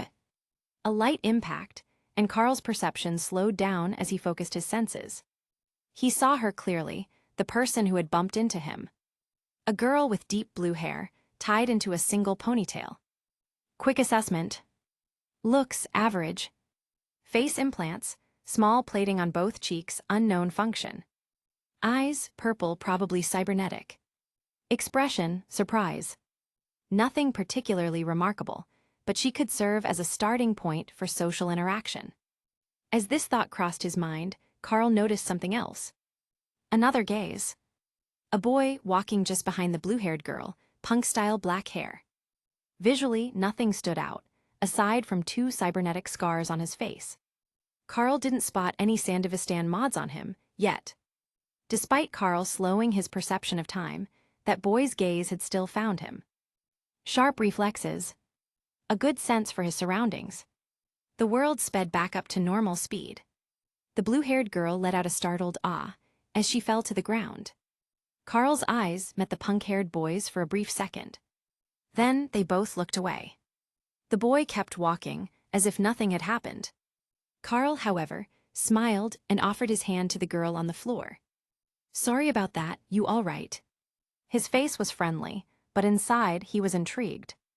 Not by the girl, but by the boy's instincts. Interesting. Chapter 82, A Way to Get to Know People. "Sorry about that, are you all right?" Seated on the ground, the blue-haired girl lifted her head upon hearing Carl's voice. Her purple cybernetic eyes flickered. Within a split second, they had already begun scanning him. Gaius Brutus. Origin, Haywood. Age, 17. Criminal record, illegal Braindance sales. NCPD bounty, none. As the scan data entered her memory, the girl immediately understood his identity. One of those trial students I've heard about. Her expression remained neutral. She simply shook her head in refusal of Carl's offered hand. Then, without hesitation, she stood up on her own. "When turning corners, you should be more careful," she said calmly before brushing past him and continuing on her way. She didn't seem to care much about the collision. "I'll be more careful," Carl replied from behind her. Whether or not she actually heard him was unclear. At the same time, his palm subtly flipped over, concealing a small object beneath his fingers. During that brief moment of contact, he had picked something off of her. Carl had already noted the presence of a security camera near the corner. When he bumped into the girl, he had positioned their bodies strategically to block the camera's view, ensuring that his sleight of hand went unnoticed. Casually walking forward for a few steps, he reached a blind spot he had identified yesterday while scouting the school. Now out of the camera's view, Carl examined the object in his hand. Jackpot! The item was a vehicle control chip, the 2075 equivalent of a car key. Much like classic car keys from the old world, most high-end cars in 2075 had unique key designs to match their prestige. Thanks to Oliver and Jack's obsession with cars, Carl immediately recognized what vehicle this chip belonged to just from its design. Herrera Outlaw GTS.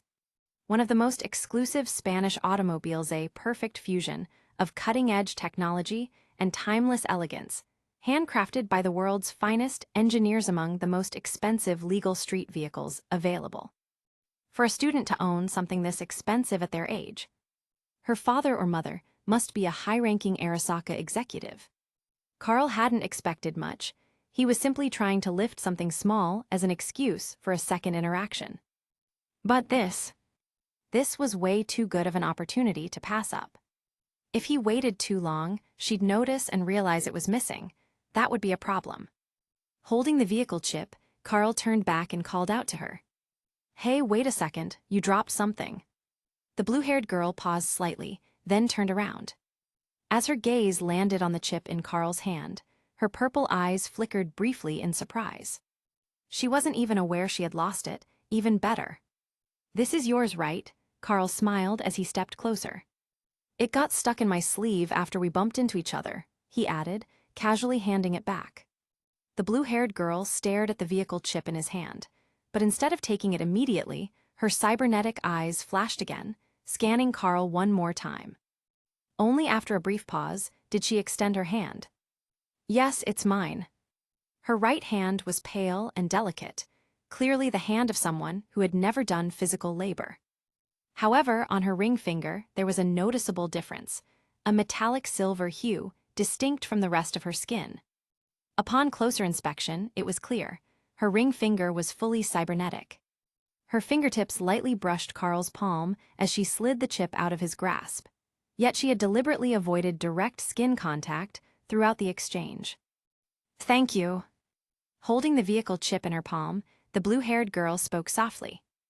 "No problem, it was my fault for bumping into you." Technically speaking, she was the one who ran into him. Carl had simply positioned himself at the right moment. But there was no need to overanalyze that. If the goal was to leave an impression, small details like that weren't worth arguing over. With a slight nod to close the conversation, Carl turned away. No need to push things too far. For this morning, that was enough. The first encounter was to leave a visual impression. The second interaction, returning her item, reinforced that impression. For a first meeting, that was plenty. If everything went smoothly, the next conversation would happen naturally. She'll be my first contact. Now I just need to find more Arasaka students willing to interact with a trial student like me. Every connection counts. Any one of them might have the intel I need. Carl headed to the restroom to wash his hands. Out of the 20-minute break, less than 5 minutes had passed. But he wasn't planning to approach anyone else just yet. One impression per break is enough. No need to be too flashy on day one, better to act like a clueless street kid for now. That was his plan. But things didn't go exactly as he expected. Because as soon as he stepped out of the restroom, he was blocked by 3 male students in school uniforms. "You're the trial student, Gaius, right?" The leader of the group was a blonde-haired guy, standing at the front. When he saw Carl shaking water off his hands, he instinctively took a cautious step back before finally speaking. Carl glanced at the guy and the 2 goons standing behind him. "What's this?" "Rich kids harassing a street punk. First day of school, and I already have to deal with some elite bullying cliché." Could he tolerate it? Probably not. As Carl mentally debated whether he should shoot this guy in the head or kick him in the crotch, the blonde student suddenly spoke again, saying something completely unexpected. "You got any chips?" Carl blinked.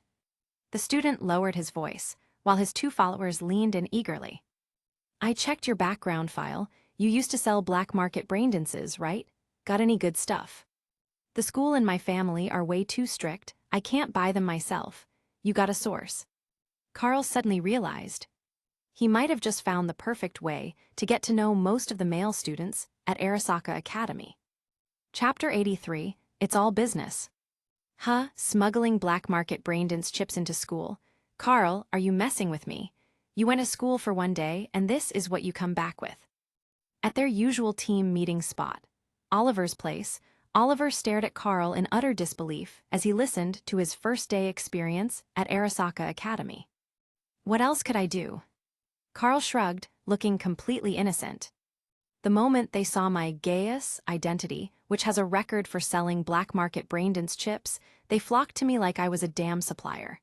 I didn't even have to say anything. They were already placing orders, listing their preferred genres, and handing me deposits. I mean, at that point, I couldn't just refuse, right?" Wait, how much did they give you as a deposit?" 100 eddies each. Full price is 500 per chip. And the normal street price, for the kind of black market BD they want? Around 250 eddies. So, you're saying you just flip these chips and you double your money? Pretty much. At first, Oliver thought Carl was bullshitting. But now, he was deep in thought. Suddenly, the idea of selling Braindance chips to Arasaka students didn't sound so bad after all. This actually sounds profitable, but why did they approach you so quickly, and why do they seem so experienced with this process? Apparently, there's already a student dealer in the academy. Because of him, most of the students already know how the transactions work. Then, why didn't they just go to him instead of you? Because he's too careful. He only sells in small quantities, and his transaction process is tedious as hell. Supply doesn't meet demand. Carl leaned back with a smirk. And let's be honest. Compared to some cautious, part-time dealer, an actual street criminal, who's got documented experience in the trade, just sounds more reliable, right? Shit, when you put it that way, it actually makes sense. Oliver thought about it for a second. If he were an Arasaka student, He'd rather buy from a professional street dealer than some nerdy kid selling 1 or 2 chips at a time.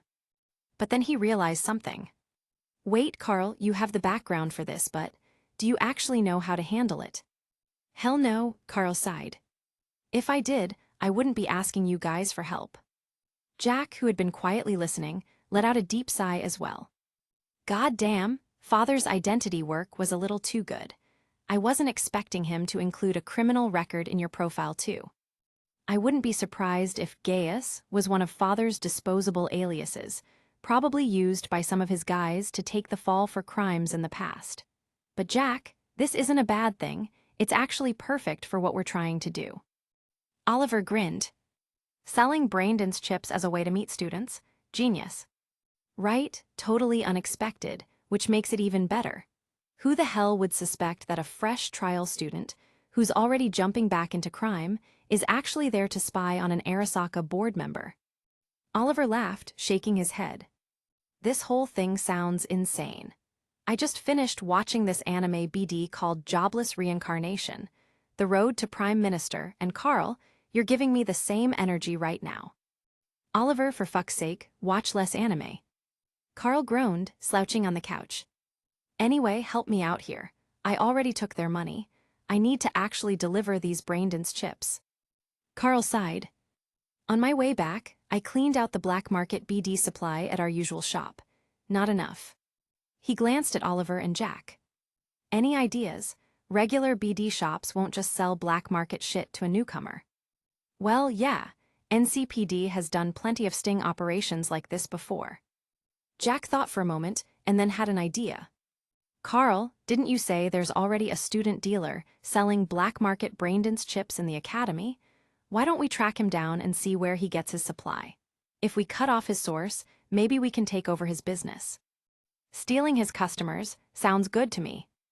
Oliver immediately approved of the plan, showing absolutely zero guilt about robbing a fellow student of his hustle. If you can't handle the business, don't run it. In Oliver's mind, big money should be controlled by people who can actually handle it. If that student was too young or too hesitant to manage the trade properly, then it was better left to professionals. All right, works for me. I've already gathered some intel on him. Carl smirked. But honestly, I think we can recruit him as a distributor instead. We take the high-risk stuff, and he handles the lower-end market. These students aren't just looking for black market Braindance chips. They want regular BDs too. Let him sell the normal stuff for us. That way, we won't even have to worry about supply. He's too scared to deal with illegal chips?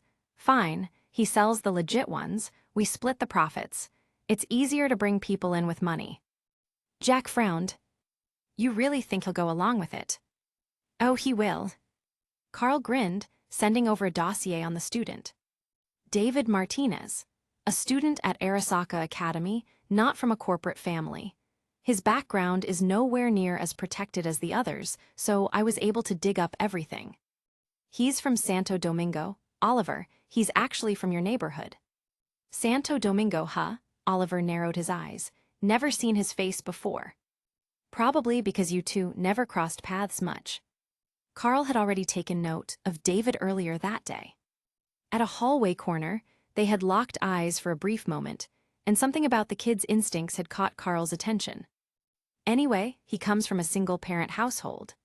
His mother works as an emergency medical tech for Night City Healthcare, busting her ass on long shifts to pay for his tuition. Even with that, they're struggling financially. I hacked into their rental history. They've had 3 cases of overdue rent payments. The longest one almost got them locked out of their apartment. They only paid up on the very last day. So, I think I can make him an offer he can't refuse.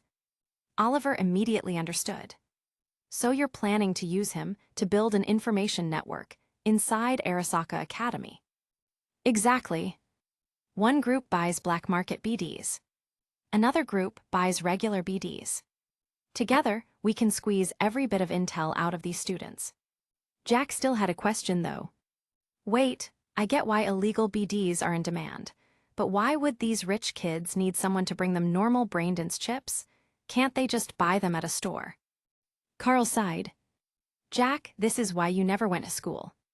Jack raised an eyebrow. Look, Arasaka Academy encourages ruthless competition. You think the parents who send their kids there want them slacking off, watching Braindance for fun. Do you think corporate execs would allow their children to waste time relaxing? Carl smirked. Now tell me, if these kids are willing to pay stupid amounts of money just to watch some Braindance, what kind of home life do you think they come from? Jack and Oliver exchanged knowing looks. Ah, so it's just a side hustle for the rich kids who want to unwind. It all made sense now. Their next step was clear. Follow David Martinez. And if necessary, use money or force to convince him. Chapter 84, David Martinez's thoughts. David Martinez felt like something was off. No, actually, he had felt uneasy ever since leaving his apartment. David lived in Megabuilding H4 in Santo Domingo, a massive residential complex mostly occupied by low-income workers. Having grown up in an environment full of exhausted, empty-eyed people, he had a sharp sense for spotting unusual attention. He could instantly recognize the eyes of a junkie, the gaze of a thief, and, like now, the feeling of being watched by someone with an agenda. He was being followed. David trusted his instincts. After all, it was this very sense of danger that had helped him survive in Night City, despite his overworked mother not always being able to watch over him, and despite never carrying a gun himself. His eyes scanned the street. At the end of the block, he spotted an NCPD patrol officer. In the NCPD, being a patrol cop was the most dangerous, least respected job.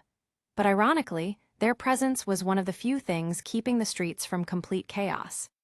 That said, in Santo Domingo, it was probably the 6th Street gang that really ran things. David stepped toward the cop, hoping that just being near law enforcement would scare off whoever was following him. This trick had worked many times before. If he ever felt unsafe, he would stick close to either the NCPD or the 6th Street gang. Compared to random street thugs and ruthless scavengers, even the corrupt police and violent gangsters were the lesser evil. But today it wasn't working. Even as he approached the cop, that intense gaze on his back didn't fade. If anything, it felt even stronger. Whoever was following him wasn't afraid of the NCPD. David wasn't just being stalked by some random street thug. Did I do something to piss someone off? Why the hell is someone after me? If Megabuilding H4 wasn't right behind him, he would have already turned around and gone straight home. But no, I can't go home. If he led them back to his place, they'd know where he lived. And if this person was bold enough to ignore the NCPD, then his mom could be in danger too. David touched his pocket. Not much money, but just enough to buy a disposable pistol from one of the automated vending machines. A €5 plastic gun. It only held a single bullet, but it had enough stopping power to kill an average person.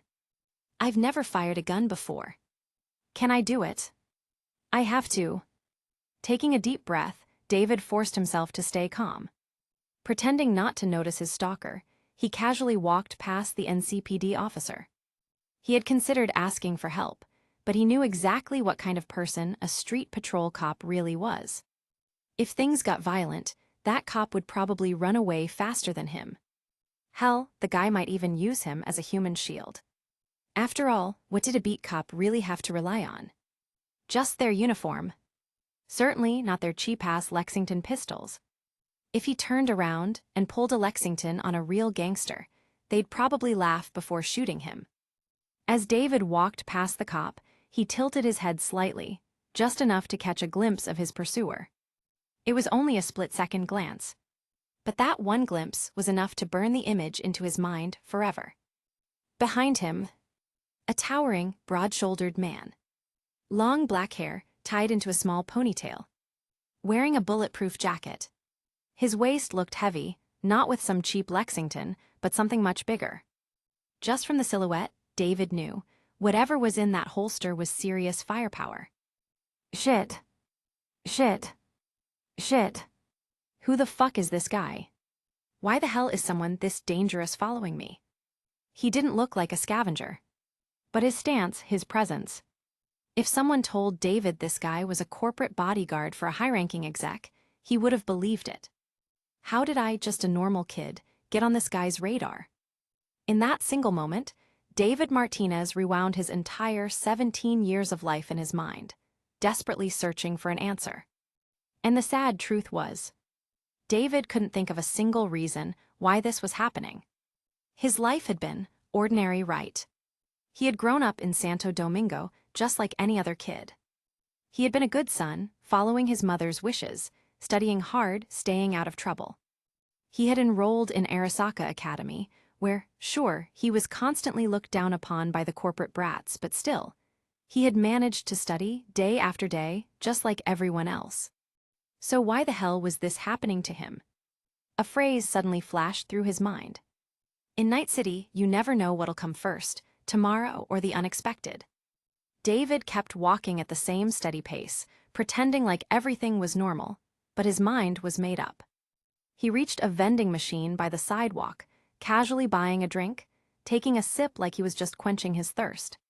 The moment the liquid hit his tongue, David realized he had fucked up.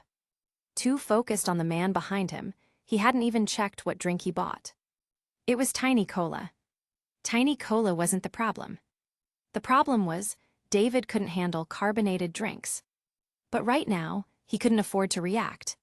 Keeping his expression completely neutral, he acted as naturally as possible, his hand moving casually to the weapon vending machine beside him. He pressed the button. Transaction complete. Click. The plastic clatter of something dropping inside the machine made David freeze for a second. It sounded almost like a gun slide being pulled back. For a split second, he thought the guy behind him had cocked his gun. His heart almost stopped. But he forced himself to stay calm, quickly reaching down to pick up the disposable pistol that had just dropped out. Then, acting as naturally as possible, he tore open the packaging and gripped the gun tightly in his hands. There had been more expensive options. One disposable pistol even came with a 36-round magazine, but it cost 100 eddies, way more than David could afford. So he had settled for the cheapest model. One shot. Only one chance. Deep breaths, David, deep breaths. He reassured himself. This isn't a Lexington. He recalled the ad. This gun has serious firepower. It can punch through cheap Kevlar vests. But the recoil is strong enough to break a rookie's wrist. Don't panic. If you mess up the shot, the recoil might throw your aim off, and then it's over. Then, he heard footsteps approaching. His stalker was getting closer. Had they seen him buy the gun? Were they coming for him now? Here. Right here. David was shaking, but his grip on the gun never wavered. He clenched his teeth, about to turn around and fire. But before he could, heavy footsteps suddenly sped up. A large hand shot out, gripping his hands tightly around the gun. David had no time to react. His experience just wasn't enough. Shit. David's face went pale. He thought, this is it, I'm done. But then, a deep voice, laced with barely suppressed amusement, spoke from beside him. David Martinez, your little black market BD business got busted. You're coming with me. Author's note. I originally planned to take it easy today since I got home late. But then my editor contacted me, saying the novel is getting officially published tomorrow. Well, what can I do? Had to finish today's chapter before midnight, otherwise, it'd be locked behind a paywall. Also, it's my birthday tomorrow. Really great timing, huh? Expect one more chapter before midnight. Chapter 85, no need to overthink it. I brought him. Appreciate it, Jackie. Sorry for making you head to Santo Domingo alone. No problem, Oliver. It's not like you haven't told me about your situation before. If 6th Street doesn't want you back, then screw 'em. We'll see how they act when they need us. Jackie led a meek-looking David Martinez into the restaurant, practically dragging him along like a lost puppy. David nervously glanced around at his surroundings, only to realize that he'd been brought into a high-end restaurant. One that he'd never dare step into. One that he had only ever looked at from the outside. A place where no dish cost less than 100 eddies. Go ahead, take a seat. We're actually using this as an excuse to treat ourselves for once, so don't be shy. Order whatever you want, it's on me. Carl flashed a friendly smile, gesturing for David to sit down. Their table was next to a floor-to-ceiling window, and as David sat by the glass, Jackie immediately took the seat next to him, effectively blocking off any chance of escape. No need to look so tense. Here, have a drink. Oliver, grinning like a wolf luring in Little Red Riding Hood, pushed a glass toward him. Apple juice, real apples, try it. David hesitated. His eyes darted left to Jackie, then right to the window. His Adam's apple bobbed as he swallowed dryly. Then, as if accepting his fate, he grabbed the glass and chugged half of it in one go. Whoa, didn't expect you to down it like that. Carl smirked, watching the scene unfold. As David forced himself to swallow, the real taste finally hit his tongue. Real fruit. His eyes lit up for a brief moment. Then, perhaps thinking, fuck it, he grabbed the glass again and drank the rest down in a single gulp. Unfortunately, he choked on it. Easy there, kid. Jackie patted his back, helping him clear his throat. As David caught his breath, he looked at the three grinning men around him. He had no regrets. That was real apple juice. All right, just say it. What do you want from me? David had already resigned himself to whatever fate awaited him. But Oliver, watching the scene unfold, looked genuinely surprised. He turned to Jackie. Wait, you didn't explain things to him. I did, but the kid doesn't believe me. Of course I don't. You stalk me, drag me into a fancy-ass restaurant, then tell me you want me to sell black market BDs with you. Who the hell would believe that? David was losing it. This had to be a setup. He had been prepared for anything, being used as a fall guy, forced into some terrorist attack, maybe even sent off to die for some corporate scheme. As long as it didn't involve his mom, he was ready. Keep your voice down. Noticing a few side glances from other diners, Carl tapped a button on the table. A transparent soundproof barrier silently rose around them. Damn, high-end places really don't hold back. Muttering under his breath, Carl double-checked for any recording devices. Satisfied, he pulled down the curtains by the window and turned slightly toward Oliver. Then, his face began to change. A sharp twinge of pain ran through his nerves as the cyberware in his skin shifted his facial structure. The face that emerged was one David recognized immediately. You. David's jaw dropped. Staring at the face before him, his mind reeled. He knew this face.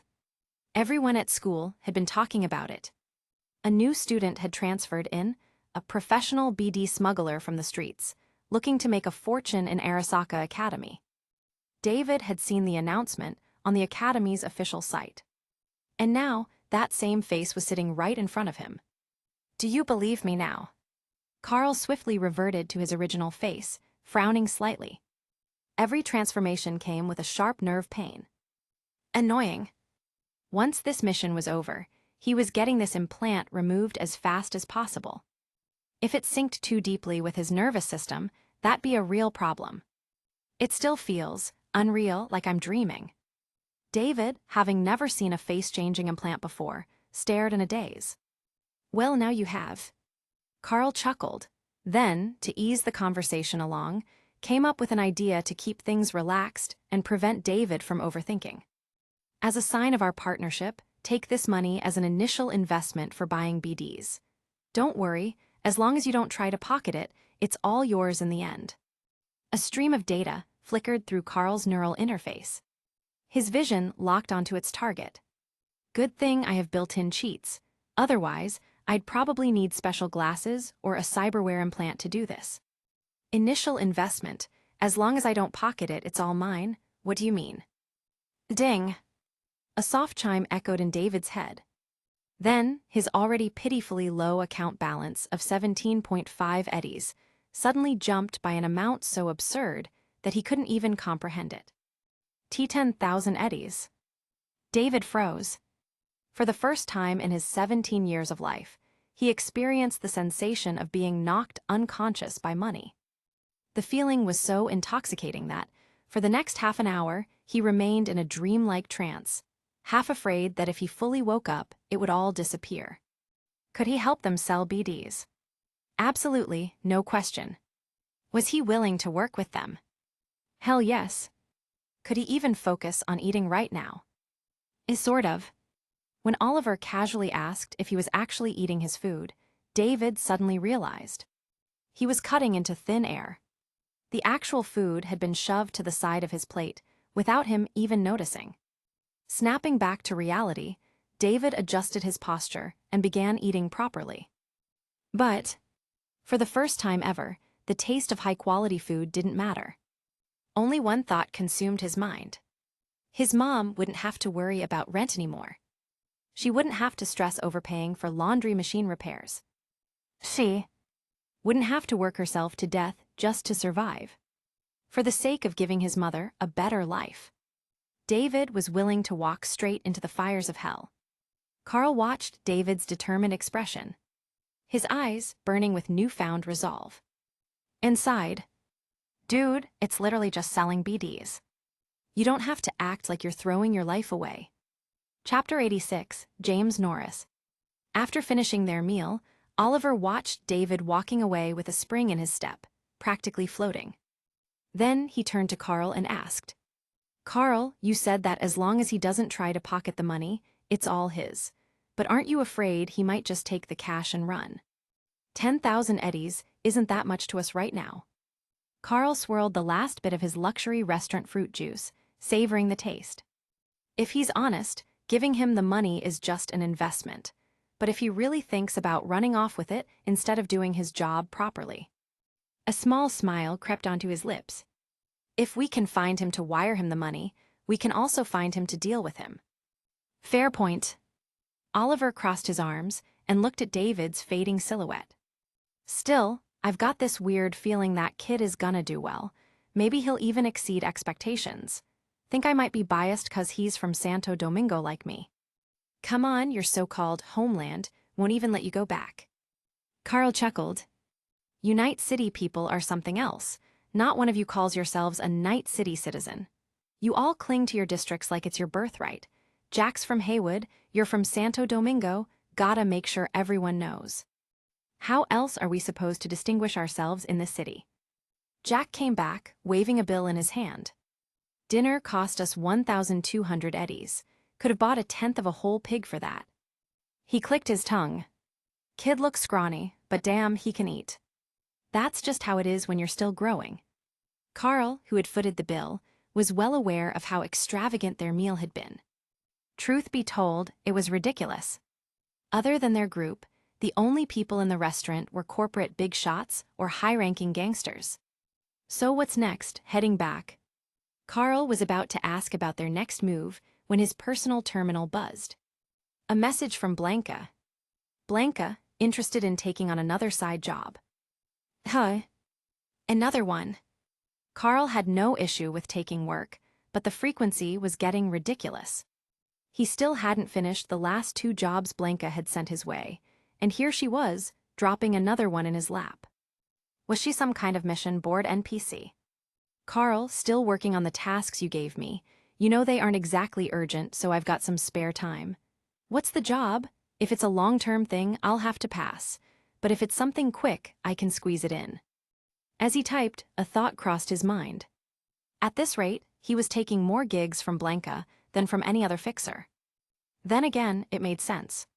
She paid well, her jobs were clear-cut, and she didn't pull the kind of scummy tricks that fixers like Faraday did. That bastard always took a huge cut for himself and paid out crumbs. No way in hell Carl was ever working for him again. Blanca, it's just a short-term job. There's a retired lieutenant from the new U.S. Armed Forces, name's James Norris. He arrived in Night City recently. I'll be straight with you, he's one of ours from Militech. He was supposed to come here as a retired officer and handle some small tasks for the company. But for some reason, yesterday, he suddenly shot and killed our liaison officer and then fled into the city center. Carl frowned. The message stopped abruptly, which felt a little strange. Carl, so, you want us to take care of this rogue soldier? Blanca, no, I want you to observe him, Find out why he did it. If possible, try talking to him, convince him to get back on track and finish his mission. Carl chuckled. So the liaison's life doesn't matter, huh? As long as you're still useful, a little mistake can be ignored. Classic corporate mindset. Carl, and if he refuses to cooperate? Blanca, then let's just say he's gone cyberpsycho. Take him out. Carl, that's it, just like that. Blanca, mem. Gotta love Blanca's gigs. So simple, so straightforward. Carl, he's in the city center, right? I can start looking now. Got any detailed intel? And what's the payout? Blanca, he has a military-grade counter-intrusion chip. No exact location, you'll have to find him yourselves. As compensation for the missing intel, I'll increase the pay. How does 150,000 eddies sound? Carl paused. A corp actually giving out extra money because they're missing information. Carl, more money for less intel. That doesn't sound like a corpo move. Blanca, oh, saying it so bluntly now, I thought you'd at least try to sugarcoat it. Carl, sugarcoat what? Let's be real. If you're paying this much, it means you don't really expect me to talk to this lieutenant. Blanca, sharp as ever. You sure you don't want to work for me full-time? I could use someone as capable as you. Carl, cut the crap, just get to the point. We're not that close. Carl understood exactly why Blanca was being so friendly. It was because he was useful. If he wasn't, he'd end up just like the dead liaison officer. Or like James Norris, hunted down as a liability. Blanca knew he saw through her, but she didn't seem to care. Blanca, all right, I'll be direct. James Norris was implanted with an experimental military-grade Sandevistan that's still in development. And the guy in charge of the project, let's just say we don't get along. Carl exhaled sharply. Another goddamn office war. Of course. Blanca, if James Norris is confirmed to have gone cyberpsycho, then this project will be considered a failure. And when that happens, the lead researcher will be executed for wasting company resources. And guess what? I'll be able to take over the project myself. Carl, office politics again, huh? Guess I should just get used to it. Blanca, that's how things work in the company. If even a hardened soldier like Norris loses his mind after getting the implant, it proves that this tech isn't viable for normal people. Which means there's no reason to keep experimenting. Don't worry, I just need confirmation that he's cyberpsycho. The implant, I don't care about it. If you're interested, you can take it. Just remember, it has military-grade dream recording and surveillance software installed.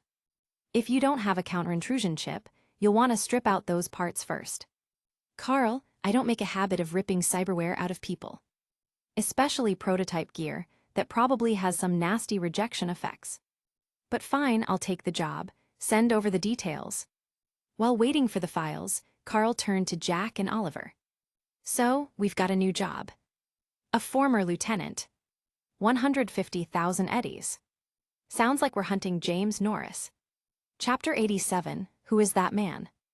Subdermal armor, grounded plating, experimental military-grade Sandevistan, military-grade neural processor, military-grade frontal cortex, enhanced reflex Kerenzikov, a custom projectile launch system in his left arm firing high-explosive rounds, and mantis blades installed in his right arm and leg.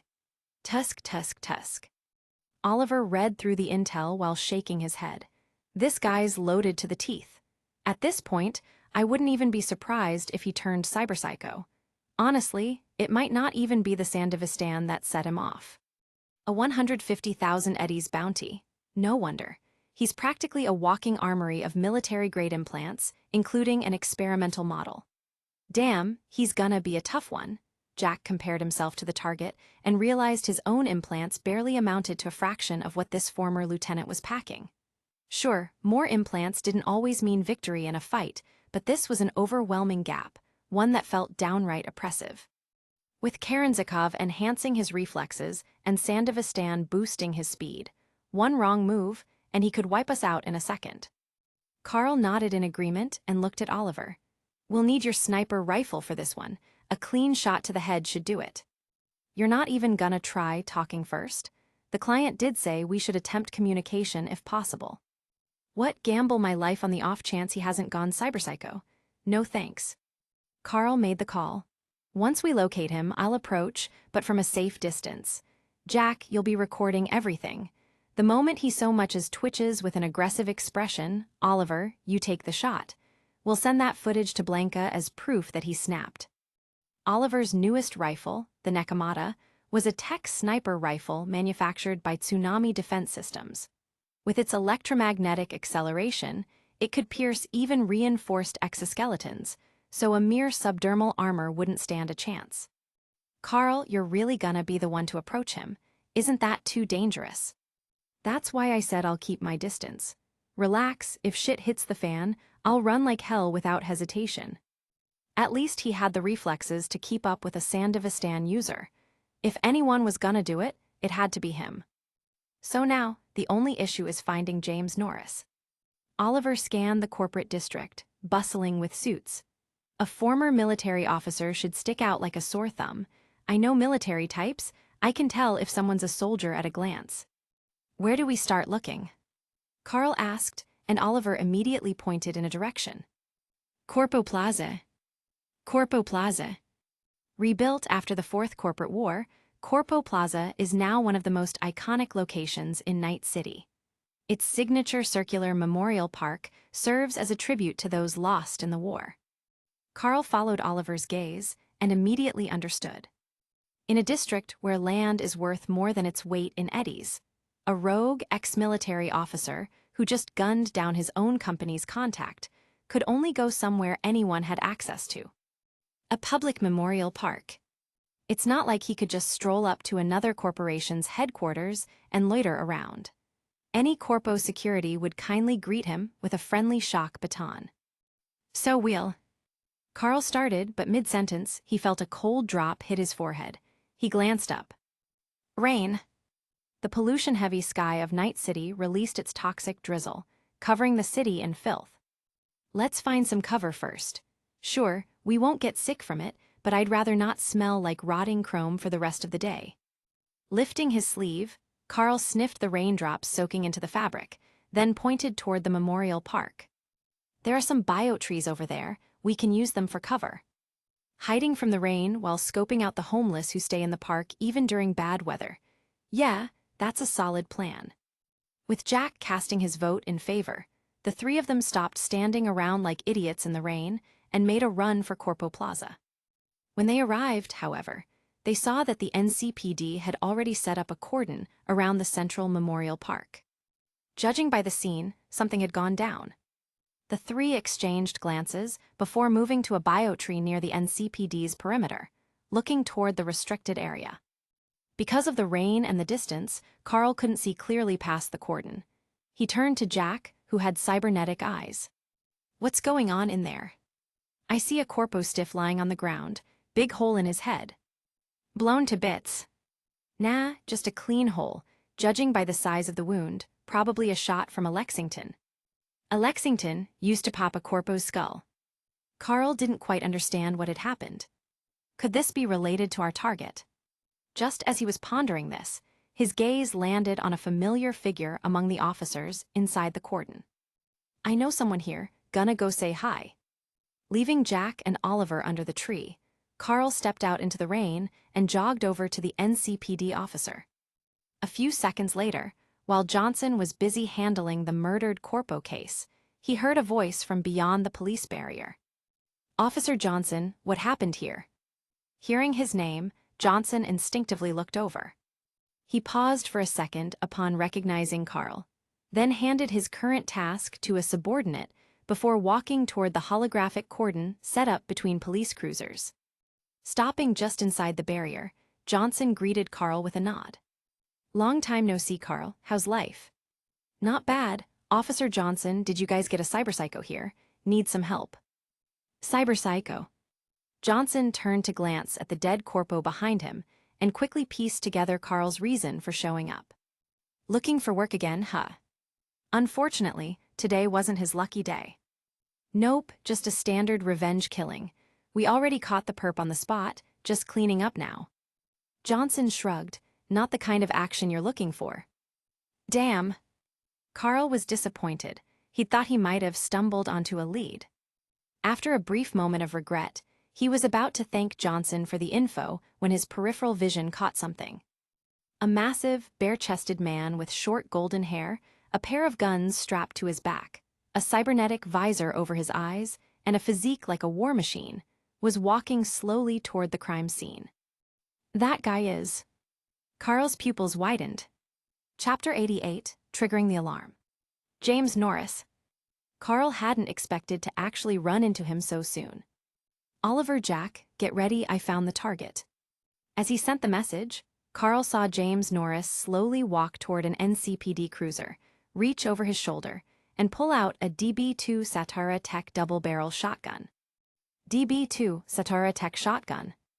A chargeable tech shotgun capable of delivering devastating shots. There's a saying, where Satara strikes, even steel bends.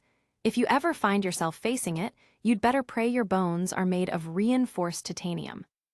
As soon as Norris pulled out the shotgun, his triple cyber optics flared with an eerie red glow. A glow that Carl immediately recognized. That overheated radiance, the kind produced when cyberware runs at its absolute limit. He'd seen it before. On cyberpsychos. Shit, in this rain, with military-grade jamming in effect, will Oliver even be able to get a clean shot? Even as anxiety crept in, Carl rushed past the police barricade. Carl. Officer Johnson was still processing Carl's sudden change, in expression when Carl grabbed his shoulder and yanked him backward. Call your guys and get them the fuck out of here. That guy's not right, he might be cyberpsycho. Not right, cyberpsycho. The exhaustion from overtime work immediately left Johnson's system as his eyes darted toward his men. What he saw made his stomach drop. Inside the barricade, a massive man had approached a police cruiser, pointed a shotgun through the window, and aimed it directly at an NCPD officer sitting inside. Huh, the hell you doing? The officer in the car, who had been in the middle of a radio conversation, turned just in time to see the twin barrels of the shotgun aimed right at his face. At that exact moment, his radio crackled with a desperate order from his superior. Get the fuck out of there, he's CYBERPUNK. Cyberpsycho. The thought barely registered before. Boom. The window shattered. Shards of glass flew in all directions, flames of impact flared against metal, and the officer felt a sharp sting tear into his face. The pain registered before the fear. I'm not dead. Dumbass, get the hell out the other door and run. His superior's furious yelling over the radio snapped him back to reality. His body reacted faster than his brain. He slid across the seat, slammed his back against the opposite door, and rolled out onto the wet pavement, collapsing into the rain. He was still alive. James Norris didn't pursue him. He wasn't interested anymore. Something far more dangerous had just entered his field of perception. A soldier's instincts, sharpened by countless battles, were screaming at him. If he stayed fixated on killing that cop, he would get injured. And if he got injured in the face of that incoming threat, he would die. Red-black fire. Muttering incomprehensible words under his breath, James Norris turned toward the source of the high-level threat his instincts had picked up. And in his cyber-optics flickering display, he saw Carl, black-haired, gun raised, aiming directly at him. Kenshin, that's... The moment he saw the gun, his battle-hardened instincts kicked in, and for a brief moment, his scattered, frenzied thoughts were overridden by raw firearm recognition. As Norris turned toward him, holding a now cracked and damaged shotgun, Carl let out a quiet breath. Good, at least I reacted in time. Had he hesitated for even a second, breaking that shotgun mid-action wouldn't have been so easy. He didn't know if Norris, clearly in the middle of cyberpsychosis, could even comprehend his words, but Carl called out to him anyway. Forget the others, how about playing with me instead? At the same time, Carl sent a message through his comms to Jack and Oliver. To Jack, flank from the side, don't get too close. Suppress him with your Saratoga, I need to gauge his Sandevistan speed first. To Oliver, hold your cat mew steady, my life's in your hands. Then he contacted Officer Johnson. To Johnson, pull your men back. He's a former new U.S. Army lieutenant, fully loaded with military-grade cyberware. Your guys Lexingtons won't even scratch him. Don't throw your lives away. Just provide covering fire from a safe distance. Carl's mind processed the data stream, then added one final request. Oh, and call in Max DAC. If I can't take him down, I'll hold out until they get here. Carl, I'll back you up. No, stay the fuck back, Johnson. Carl stepped forward into the rain, droplets splattering against his face, which subtly but unmistakably held a faint trace of excitement. I can't afford to protect you in a situation like this. Just trust us, we're professionals. Then Carl flashed him a grin. And besides, if I couldn't protect my friends, I'd be heartbroken. Friends. For a moment, Johnson froze. Then he laughed. Well shit, guess I'm honored. He didn't hesitate anymore.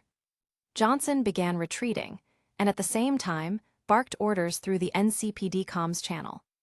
All units fall back, keep your distance and suppress with gunfire. That guy's loaded with military-grade implants. Don't get close. Call in Max DAC. Let those lunatics handle their own kind. As Carl's data stream found an opening, he initiated a breach into James Norris's system. The puppet demon kicked in. And instantly, Carl's Arasaka Type 3 cyberdeck hit its processing limit. Fucking hell. Arasaka had boasted about their Type 3 in their ads, saying it could handle top-tier data warfare. But one single puppet demon had already maxed it out.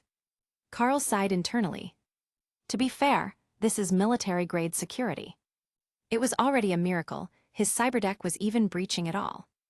Hell, if his deck could talk, it'd probably be cursing him out for running against a full-blown military firewall. Carl's puppet demon wasn't meant to fully disable Norris. It was just meant to slow him down. Because right now, time was everything. Whether it was giving Jack and Oliver time to get into position, or ensuring those cops got the hell out of there. Every second counted. Carl hadn't expected this fight. But honestly, it saved them the effort of tracking Norris down. And now, with NCPD's body cams recording everything, there was no longer any doubt. This guy was cyberpsycho. Now, there was only one thing left to do. Fight. Kill him. That was the only thought left in Carl's mind. Distance, 22 meters. Chapter 89, The Fight Begins. James Norris felt the intrusion of the data stream into his system. The puppet demon flooded his neural pathways, disrupting the transmission between his pyramidal tracks and his legs, completely locking him in place just as he was about to take a step forward. Military-grade anti-hacking countermeasures prioritized protecting the user's brain, preventing hackers from overloading implants to the point of self-destruction. But when it came to blocking movement-disrupting hacks, that priority was much lower. So, the movement inhibitor demon easily bypassed security and took effect on James. But Carl knew it wouldn't last long. A military-grade cyberware system would quickly recognize the breach and begin purging it. At best, he had 1 second. That was more than enough time to shoot. At a 20-meter distance, Carl took aim with his Kenshin. And in an instant, he fired 6 shots. 2 aimed for James's cybernetic eyes. 2 targeted his bare, unarmored left chest. 1 went straight for his throat. And the last one was aimed at a rather delicate spot below his waist. Carl was genuinely curious. Would a so-called hard-ass like James Norris still be able to act tough if he got shot there? Gunfire erupted. And in that moment, time seemed to slow. It wasn't that time actually slowed down. It was that Carl's reflexes had caught up to James Norris activating his implants. His Karensikov spinal mod kicked in, enhancing his reaction speed. And then, the military-grade prototype Sandevistan activated. Even with his legs immobilized, James's movements became as fluid as a butterfly. He dodged the shots aimed at his eyes. He sidestepped the bullet meant for his throat. And as for the shot aimed at his groin, James didn't even try to dodge. Because as the bullet tore through his pants, Carl saw something unexpected. There was nothing there. Only an empty, reinforced metal casing. Oh. Carl suddenly understood. That's why they call him a Hiatus. Ding. Out of the 6 bullets fired, 4 had been completely dodged. The only 2 that landed were the ones aimed at his left chest. But instead of tearing through flesh, they hit metal. The bullets collided against his chest plate with a sharp metallic clang, and then clattered to the ground, completely flattened. Carl's eyes narrowed. Beneath the damaged artificial skin, he saw it. Subdermal armor. This motherfucker just tanked my Kenshin. Carl's mind raced. Fuck, I should have known. Militech's gear isn't on the same level as civilian crap. He recalled something from his past life's era. Back in America, ballistic vests were ranked across 6 levels. Level I could stop basic 9 bullets. Level IV could withstand armor-piercing rounds at 850 ms. The difference between low-end and high-end protection was massive. And clearly, even in 2075, that hadn't changed one damn bit. Military gear was for insiders. Carl figured Militech soldiers probably felt grateful for getting top-tier protection. But as someone on the other side of that corporate advantage, he really wanted to fucking swear. TSS. The data stream cut off. Carl's hacking had reached its limit.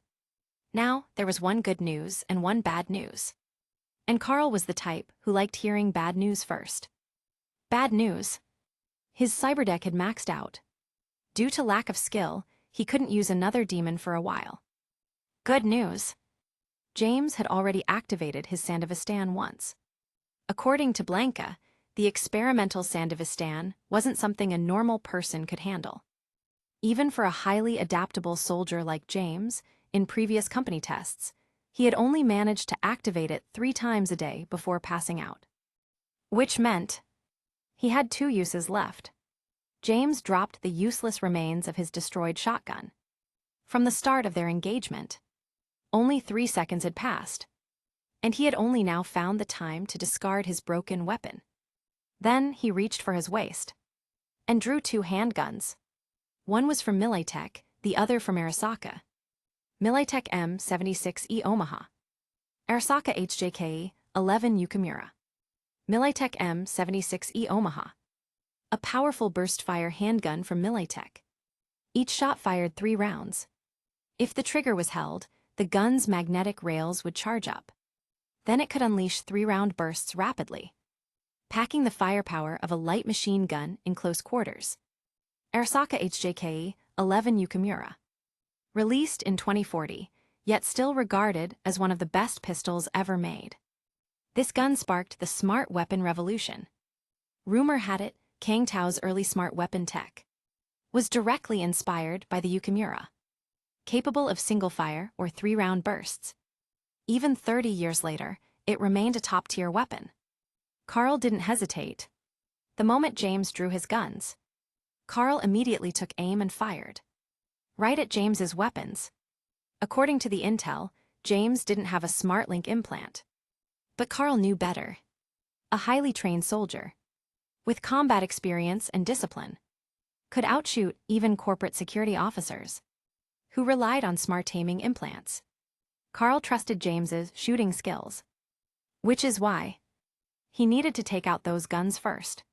But James had expected it. Before Carl's bullets could hit their mark, James blocked the shots with his cybernetic arm. Damn, military instincts kicking in again. Carl clicked his tongue. But he wasn't fighting alone. Jack aimed for his guns. You got it, Mano. Jack Wells is on the scene. Jack had arrived. As always, right on time. He raised his Saratoga submachine gun and unloaded a full burst, straight at James's hands. Jack wasn't the best marksman. He wasn't as precise as Carl. He wasn't as deadly as Oliver. But he had survived the streets. His skills were on par with any trained soldier. And right now, all he needed was to fire suppressive bursts. Metal cracked. Bullets slammed into James's hands. His Omaha pistol shattered. His Yukimura malfunctioned and fell. Both weapons hit the ground. And along with them, so did James's fingers. The intense gunfire had ripped through his cybernetic skin. His fingers shattered. His subdermal armor held firm. But his bones, they weren't unbreakable. Cyberware still needed organic support. And without proper structure, even cybernetic fingers couldn't withstand that kind of impact. But just as Carl was about to press the attack, he felt it. Time slowed down. Again, James had activated his Sandevistan. This time, his left arm shifted. From his forearm, a hidden launcher system activated. The barrel extended and locked onto Jack. Then, the high-explosive round was fired. Chapter 90, Cyberpsycho. Jack once promised Mrs. Wells that as long as he was around, Oliver and Carl would never be in danger. Yet, during that mission, Carl had suffered severe injuries. Every time Jack recalled that moment, guilt weighed heavy on his heart. He believed he had failed to fulfill his duty to protect Carl, breaking his promise. For someone like Jack, breaking a promise was something he would never forget. And today, facing James, standing in the middle of a firefight, there was no way he would let Carl fight alone again. Just as James's arm-mounted projectile launcher fired its high-explosive round, before the shell even reached him, Jack moved. He saw it. After that last escort job, Jack had used what was left of his payment, after setting aside money for his car, to buy a cyberware implant. The one he chose was called the Synaptic Accelerator. Synaptic Accelerator, a neural processor that regulates hormone balance when faced with danger.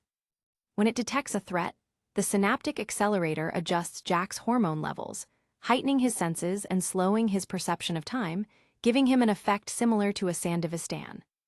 Jack saw it clearly.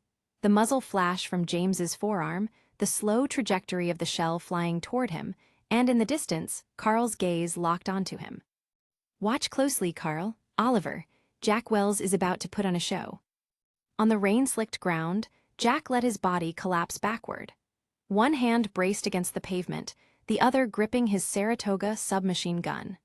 With speed and agility that seemed impossible for someone of his size, he slid sideways across the ground, dodging out of the way. The high-explosive shell roared past. The impact tore through a nearby bioengineered tree, cutting it clean in half. Against the raw power of the projectile, the synthetic materials of the artificial tree stood no chance. Good thing that was a fake tree. Would have been a real shame if it was a real one. Night City still had real trees, though they were rare due to pollution. Even in Coronado Farm, the place that boasted the greenest landscapes in Night City, there were only about 40 actual trees. But in Corpo Plaza, where corporate executives often walked, there were a dozen real trees mixed in with the synthetic ones. These poor plants already struggled to survive in this toxic air. Getting blown apart in a firefight would just be adding insult to injury.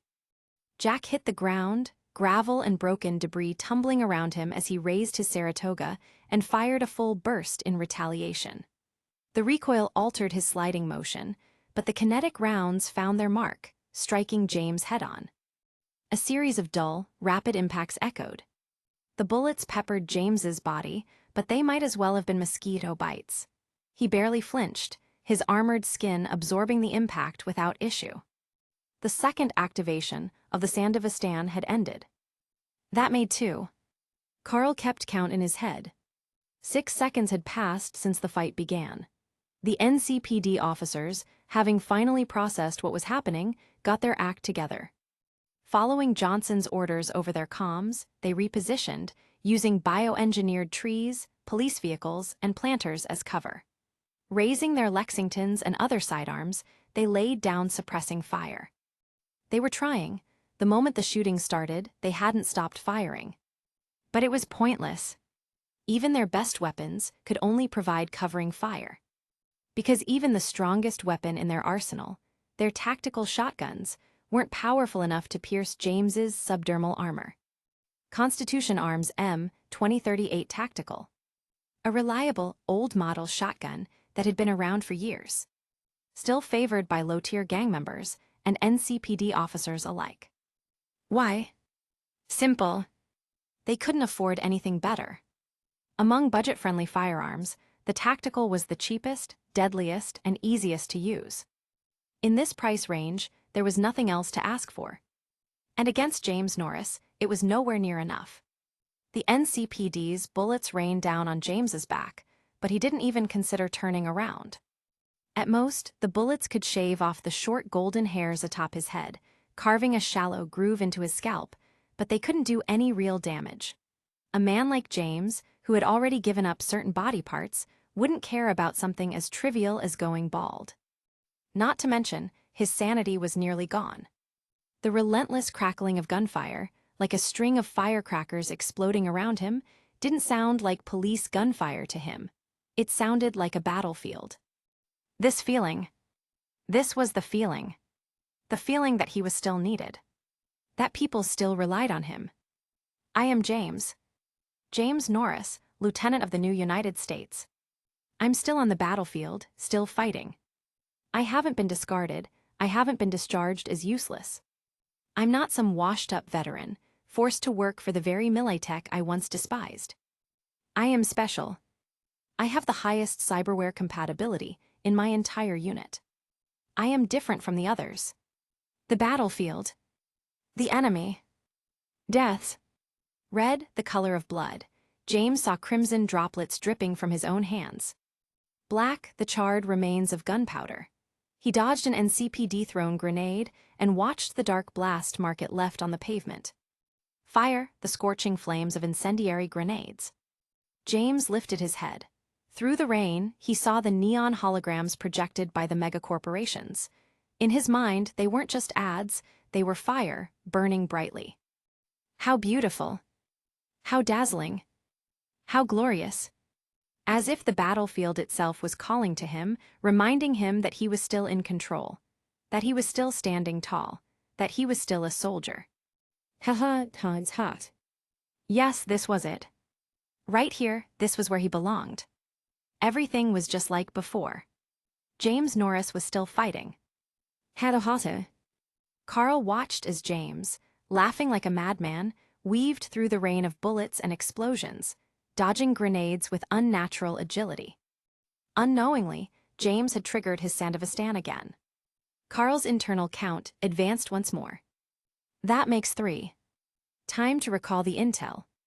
Even someone as tough as James Norris could only activate his experimental military-grade Sandevistan 3 times in a single day before reaching his absolute limit, before collapsing into unconsciousness. It was time. Don't forget to vote, your support matters. Chapter 91, Continue. Jack, cover me. After sending a message to Johnson, instructing him to order his men to cease fire, Carl advanced. James's Sandevistan had already run its course. The distance between them was now 10 meters. Avoiding only the most dangerous grenades while keeping close, Carl discarded his empty Kenshin, letting it fall to the ground. He slightly raised his hands, and 2 monowires extended from his wrists. As expected, I'll have to settle this up close with the monowires I spent a fortune upgrading.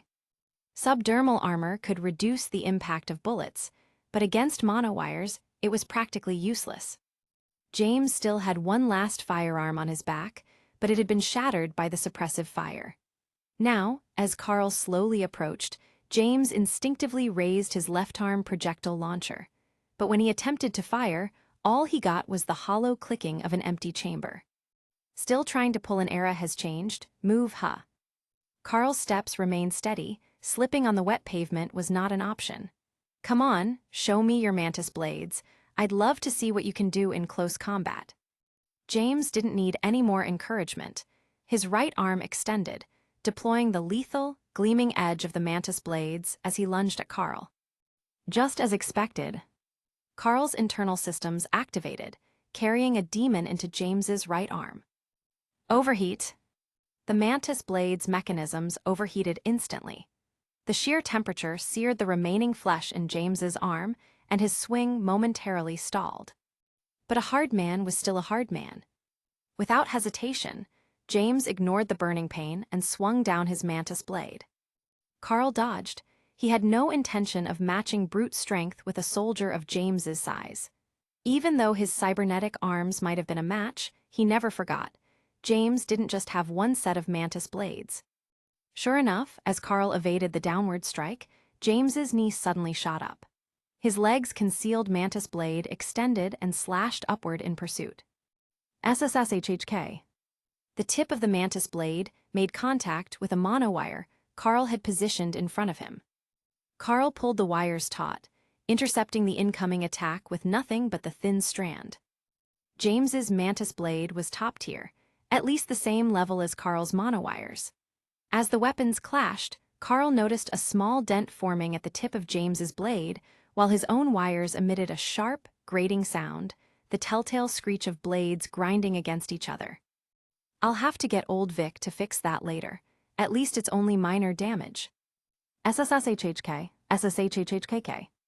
The grinding noise stretched into a long, piercing whine. I knew it. As Carl acknowledged the inevitable, his prediction came true. James activated Sandevistan for the 4th time. Cyberpsychosis really was insane, overclocking limits like it was nothing. The raised knee came down, retracting the hindering leg blade. James pivoted with blinding speed, his mantis blades carving afterimages in the air. Before the effects of Sandevistan could fade, he was already behind Carl, swinging his blade down toward his head. A single strike. If this blade landed, Carl wouldn't stand a chance. His skin wasn't ACPA-grade armor, there was no way he could block it. So I was right, just as expected. Carl remained still, back-facing James, making no attempt to dodge. Even though his reflexes could keep up, he didn't move. Because any movement could disrupt the aim of someone who was waiting for the perfect shot. At this angle, you should be able to land the hit right. Easy. As if responding to Carl's thoughts, Oliver, who had been aiming with his Nekomata sniper rifle since the start of the battle, finally took his first shot. A sniper only needs one shot. Boom! The deafening blast rang out just as Sandevistan's time stopped. Blood sprayed across Carl's back, along with fragments of bone and mechanical debris. An arm, still attached to half of a mantis blade, was sent flying high into the air. We are a 3-man team, after all. Well done, Oliver. Amid Jack's triumphant shout, Carl turned and flicked out his monowire. SSSHHK. The clean, precise sound of severing was unmistakable, yet James's body bore no visible wounds. James, now missing an arm, stood there stunned. The moment he realized his arm was gone, he instinctively tried to raise his knee to deploy his mantis blade once more. But as Carl turned toward him, he felt nothing from his legs. The real movement impairment is just cutting the legs off, don't you think? Carl spoke with a smile, carefully keeping his face clear of the splattered blood. Meanwhile, Jack approached and delivered a swift kick, knocking James to the ground. With his legs completely severed, leaving only his torso and head with any sensation, James lifted his gaze. Even now, despite his lost weapons and disabled cyberware, he looked ready to attack with his teeth. You might have been a real soldier after all. Jack placed his foot on James's chest, ensuring he couldn't move. Staring down at James, whose glowing red eyes still burned with the desperation of a rabid dog, Jack's gaze softened with a hint of sympathy. Cyberpsychosis, huh? Jack drew a pistol from his belt. The weapon he pulled out was a new, produced by Tsunami Defense Systems, an elegant yet deadly kinetic firearm. Jack had it custom painted gold and affectionately called it his golden bitch. Now, raising his prized golden bitch, Jack aimed the barrel at James's cybernetic eyes. Rest easy, soldados. In the final moments of his life, the red glow in James's eyes faded slightly. His gaze shifted, still fixated on the burning fire, the intense, scorching flames. But he no longer resisted. He simply stared at Jack, then at the golden gun in his hands, and with a serene expression, he spoke. Well played, soldier. You really should be saying that to Oliver, but I'll take it on his behalf. Thanks. And with that, Jack pulled the trigger. Bang. Chapter 92, David's Thoughts. Bang. Whoa, David's body convulsed violently on the couch, nearly losing control as he instinctively reached up to rip off the Braindance headset.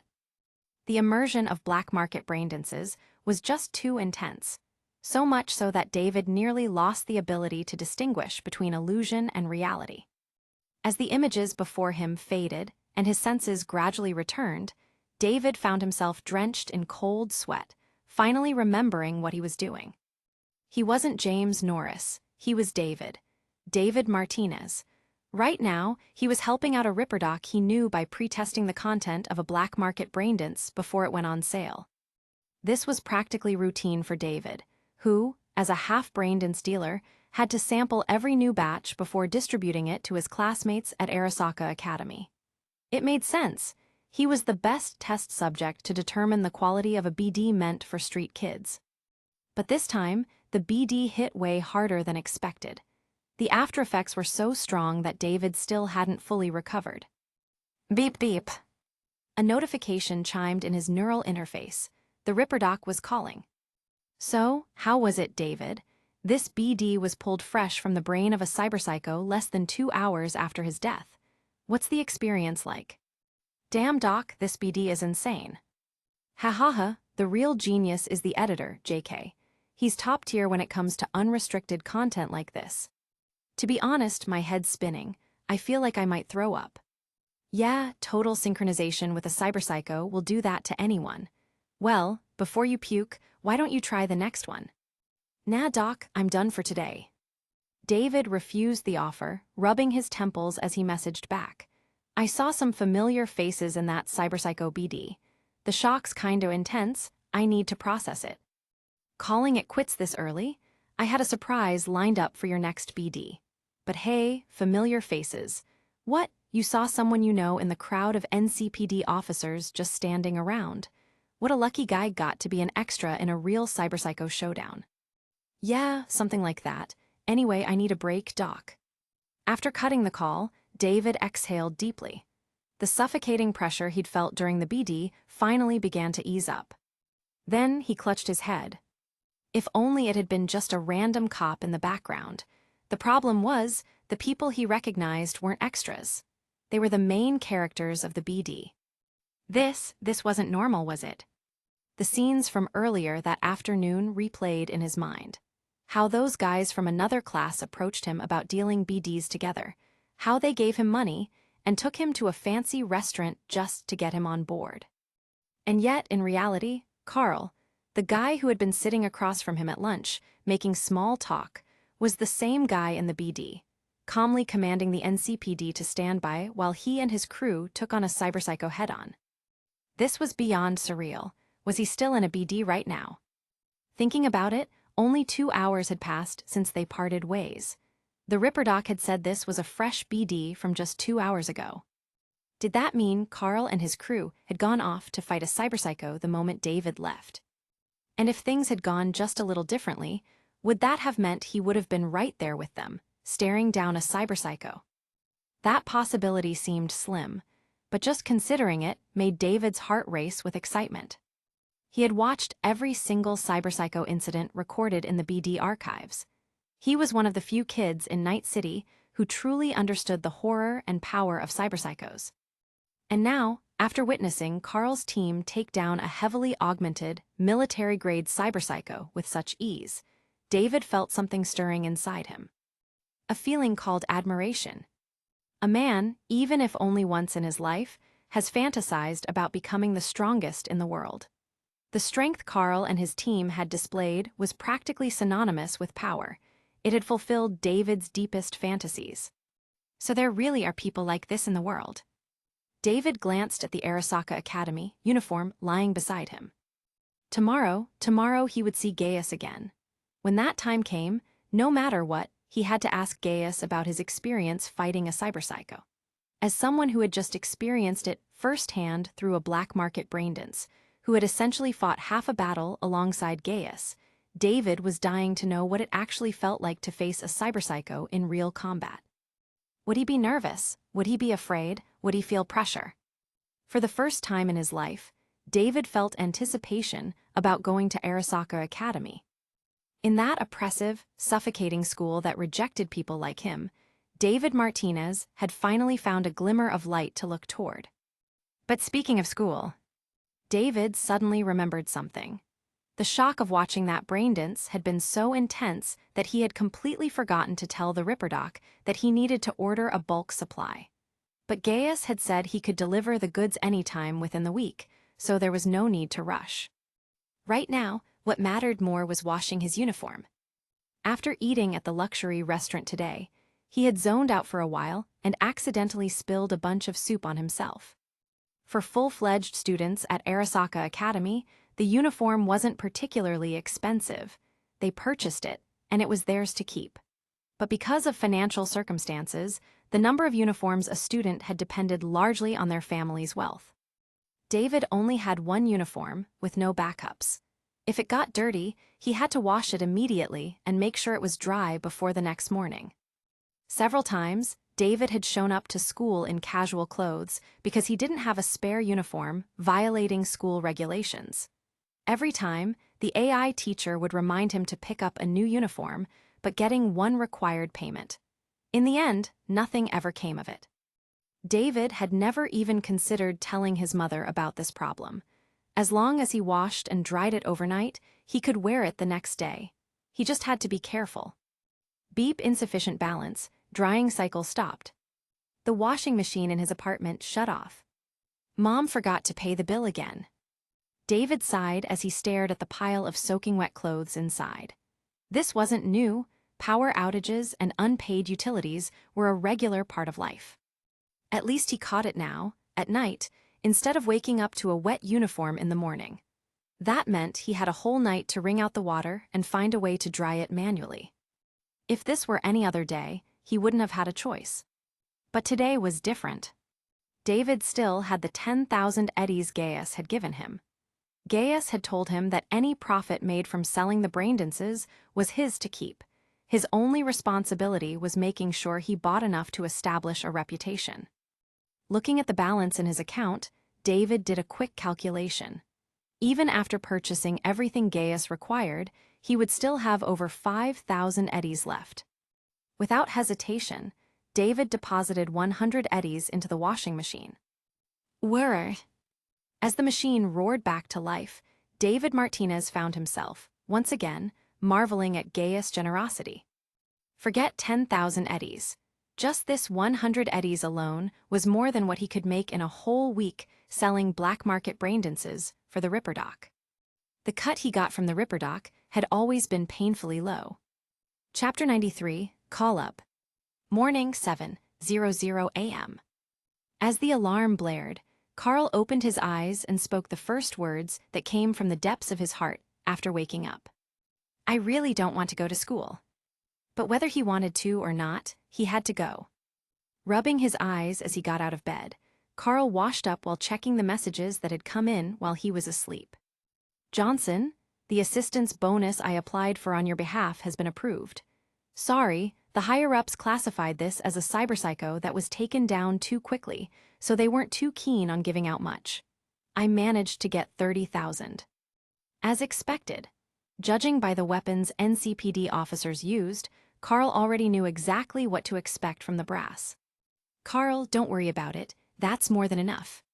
He sent 10,000 each to Oliver and Jack from the 30,000 Johnson had transferred, then checked the next message. Blanca, as expected from a professional, good work, this job is done. The 150,000 from the James Norris contract had arrived. Sending another 50,000 each to Oliver and Jack, Carl suddenly realized, why didn't he check his own balance before distributing money again? But there weren't any more incoming payments left to check. Carl glanced at his balance.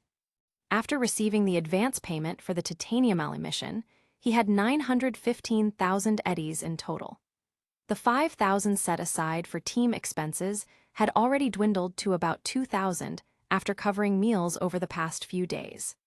Subtracting that reserve fund, Carl's personal funds sat at around 910,000 eddies. Yesterday, he had given David 10,000. That left 900,000, adding Johnson's payout and Blanca's money. 960,000. Not bad. Once he adapted a bit more to his current implants, he could probably use this money for another round of upgrades. What had old Vic, said about the ideal adaptation period again. Half a month. Carl had indeed been a bit aggressive with his modifications. He had been in 2075 for just over a month, and in that time, his implants included Arasaka Type 3, CyberDeck monowire titanium skeletal structure for his arm's dense bone marrow bionic joints. He didn't personally feel much different. Everything functioned as smoothly as his old limbs. But old Vic had warned that extensive modifications in a short time were a prime trigger for cyberpsychosis. Best to follow medical advice. Maybe he should look into acquiring a better CyberDeck. That upgrade had significantly improved his abilities, but the Arasaka Type 3, while top tier on the market, was still a step behind military-grade tech. And after that, what else should he install? Carl understood his own limits well. Against ordinary cyberpsychos, he could handle things without much difficulty. But if he had to fight someone like James Norris alone, he could probably win, but at a heavy cost. He'd probably lose another hand or something. He needed to get even stronger. Once you start modifying yourself, it's hard to stop until you become a cyberpsycho. To avoid that, he had to choose carefully. Before experiencing the full benefits of the Arasaka Type 3, Carl had considered installing a Sandevistan. The implant was just too useful. The gap between having it and not having it in high-level combat was enormous. But after realizing that his reflexes could already keep up with Sandevistan users, and that his CyberDeck allowed him to counter their speed, he knew what he actually needed. Not a Sandevistan, but a better, faster CyberDeck. Carl felt like an AI. The more processing power he had, the faster he could act. After washing up, he grabbed a pack of synthetic milk from the rented fridge and paired it with a microwaved wheat bun for breakfast. The wheat bun tasted pretty good, thanks to the genetically modified wheat. The synthetic milk, well, it was drinkable. Holding his plastic-wrapped milk and bun, Carl left his apartment, eating as he walked. The time was now 7:05 a.m. The pork is supposed to arrive tonight. I'll need to have Jack and Oliver pick up some cookware. This apartment only has a rented microwave, and I'm not one of those people who just heat up half-prepared meals and call it dinner. Beep beep. Just as Carl was thinking about how he should cook his long-awaited real pork, his communicator buzzed with a message from Oliver and Jack. Oliver, you up? We're waiting downstairs. Let's go, we'll drop you off at City Center so you can get to school. Carl, screw that, I already don't want to go. Second day of school, and he was already burned out. Despite his complaints over comms, Carl still walked toward them obediently, finishing his breakfast along the way. Did you get the money? Of course. Oliver leaned against the driver's side door with the window down. After we drop you off, I'm heading to Vic's. Yesterday's rain interference was a nightmare. If my cyber optics were better, I could have taken that guy down way sooner. Now that I have the cash, I'm definitely getting a Kuroshi Optics MK1 upgrade. Kuroshi, huh? That's high-end tech. Didn't think Vic could get his hands on that. Carl gave Jack, who was sitting in the passenger seat, a nod in greeting before sliding into the back seat. As he shut the door, he made sure not to close it all the way. That's why the moment Vic mentioned it, I knew I had to go for it. Oliver sat up straight, rolled up the window, and turned to glance at Carl. How'd you sleep? Not as well as you guys, who don't have to wake up early for school. Carl wasted no time throwing shade, which made Jack chuckle. Damn, you're really salty. Look, once you get that intel on Tanaka, you can dip early. When this mission's done, how about we get together at my place? Now that we've got all the supplies, I'll cook up some corn chips and steamed pork for you. Honestly, I trust Mama Wells' cooking more than yours, Jack. You sure you can handle it? Come on, brother. You know you can always trust Jack Wells' kitchen skills. Carl thought about it for a moment. Fine, he'd give his brother a chance. He nodded but added a condition.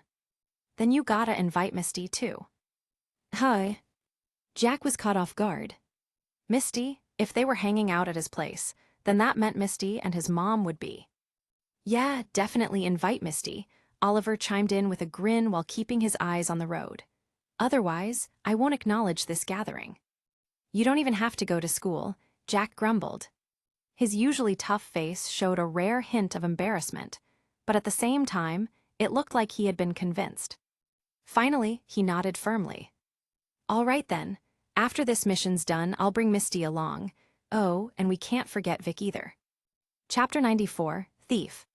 At 8:10 a.m., the first class ended. Right on time, Gaius Brutus walked out of the classroom. After a day of getting familiar with things, most of the other exchange students had at least learned some of their classmates' names. But Gaius Brutus, the one student who bolted out of the classroom the second class was over, was particularly memorable. To the other exchange students, skipping the opportunity to review the lesson material during break was an enormous waste. Did he not care about the 10,000 eddies his parents or guardians had spent on this opportunity? Did he have absolutely no ambition to improve himself? Getting to experience Arasaka Academy was a rare privilege, one that could even serve as a stepping stone into the Arasaka Corporation. Even if someone wasn't lucky enough to catch Arasaka's attention, just having this elite education on a resume would make finding work on the streets much easier. Even if they ended up hauling cargo at the docks, they could confidently demand higher wages. But Gaius, he was wasting this opportunity. And he knew it. For the average night city street rat, spending 10,000 eddies to study at Arasaka Academy was a golden ticket. Wasting it would be shameful. If Gaius were truly some poor kid from Haywood, he'd treasure this chance. The only problem was, he wasn't Gaius. He was Carl. There was nothing wrong with working hard and studying. But the knowledge being taught at Arasaka Academy wasn't something Carl needed to waste effort learning. The lessons on workforce optimization, which were really just sanitized lectures on how to oppress workers more efficiently, were useful for understanding corporate tactics. Carl memorized them out of curiosity, but diving deeper, spending time learning how to exploit people more precisely and steal credit from office rivals. Yeah, no thanks. Inside Arasaka Academy's faculty office, several administrators watched the classroom surveillance feeds. Only one student had left, Gaius Brutus. One of them adjusted the cameras, zooming into focus on the lone departing student. Gaius Brutus, a street dealer likely attending Arasaka Academy to sell black Braindance. Have his evaluations been completed? Yes, he has some utility. According to biometric data from yesterday's afternoon class, most male students showed decreased stress hormone levels. His presence has a calming effect, which is beneficial for academy management. Then, should we allow his activities? Proposal approved until the end of the exchange program. After 1 month, we will cite him for selling black Braindance on school grounds and penalize him under academy regulations. Section 3, Clause 6, Line 7. His earnings will be confiscated and he will be fined. He will also be permanently banned from all Arasaka facilities. Are we drafting the penalty notice now? Add a clause, if he willingly surrenders his sales network and hands it over to us, we will waive the fine and only confiscate 95% of his profits. Should we officially write 95%? Adjust the details. Officially state 50%. Then, we'll negotiate for another 45% under the pretense of helping him out and pleading on his behalf. We get 45. 40 goes to the higher-ups. We take 5 and split it between us. Sounds good to me. Inside the monitoring room, the faculty staff watched Gaius walking through the halls on the security feed. In their eyes, he was already a guaranteed payday just waiting to be cashed in. To maximize their extra earnings, none of the staff aware of this scheme would stop Gaius over the next month. In fact, they'd actively turn a blind eye to his actions. After all, who didn't like a little extra cash in their pocket? Those Arasaka corporate dogs running the academy are probably already scheming how to take my money. Through his text comms, Gaius messaged Jack and Oliver. I spent all of yesterday testing the waters. Still no warnings today. At Arasaka's level of efficiency, that's as good as a green light. We're clear to start bulk purchasing. David already sent me a full list of contacts for Braindance and Black Market BD suppliers this morning. I'm forwarding them to you now. Jack, got it. I'll head out with Oliver after he gets his new eyes from Vic. You also wanted kitchen supplies, right? We'll grab those too. Stay sharp at the academy. Carl, I will. No way am I getting careless on Arasaka's turf. Also, don't forget the meat. I'm making red braised pork tonight. If you want a taste, don't forget it. Jack, not a chance. You've mentioned it at least 3 times. I won't forget. Been looking forward to it. Carl, it's one of the most classic pork dishes. There are plenty of other ways to prepare it, but I don't trust most of the ingredients I'd need for those. This one keeps things simple. Jack, I get it, Mr. Gourmet. Speaking of food, Vic's been getting harassed by a few scavs lately. Since he refuses to buy ripped implants off fresh corpses, they've been threatening him through email, saying they're gonna take him out. Vic says he can handle it, but I think we should deal with it anyway, even if we don't get paid. What do you say? Carl, trash needs to be cleaned up. Don't ask me for approval, just pile them up somewhere out of sight. Consider it a pre-dinner workout. Send me their email address, I'll trace it while I'm in class. We'll take care of them tonight after school. Fast and clean, no delays, I don't want dinner getting cold. Jack, I'll send it in a bit. Oh, hold up, Oliver's surgery is starting. I gotta keep an eye on the door in case some dumbass decides to walk in. Carl, all right, hit me up later. Carl closed the comms. He was about to make his rounds, checking in with the students who had placed BD orders the day before to let them know their goods would arrive tomorrow or the day after.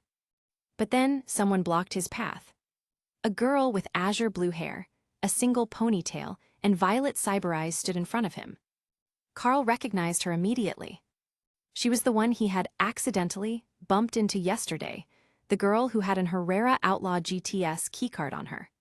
Originally, Carl had planned to befriend her as a slow and steady way to integrate into Arasaka Academy. But after discovering how eager the male students were to help him out, he had dropped that plan by the afternoon. Why waste time winning over one girl when a whole crowd of guys were practically handing him insider information for free? So why was she the one approaching him now? Carl, slightly curious, lowered his gaze to meet the girls. At 180 cm, 511, he towered over her by a good 20 centimeters, 8 inches. The girl stared straight into Carl's face, her violet cyber eyes flickering. Then she spoke a single word. Thieves. Not exactly the friendliest of greetings. Chapter 95, Be Good. Thieves. Gaius looked at the azure-haired girl with a face of mild confusion. I think I... Just as he was about to speak, the girl cut him off. I found it strange, so I went back and checked the surveillance footage at the corner where we bumped into each other. As you were walking, your movement had a slight pause. Then, as if you knew I was coming from the other side, you adjusted your pace just enough to collide with me. Immediately after your hand was obscured by my body for a brief moment, the bulge in my pocket, caused by my car chip, disappeared. The girl stared at Gaius with her violet cyber eyes, her gaze sharp and unwavering. After that, you made a deliberate movement to flip your hand over, just enough to conceal whatever you were holding in your sleeve. That's when I knew for sure you were the thief.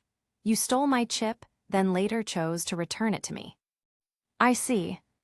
Gaius didn't bother arguing about evidence. In 2075, evidence was rarely the deciding factor in anything.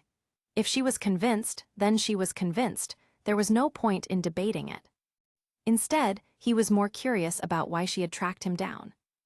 So what? Gaius folded his arms, a classic defensive posture in psychology. But on his frame, the stance didn't make him look defensive, it made him look intimidating.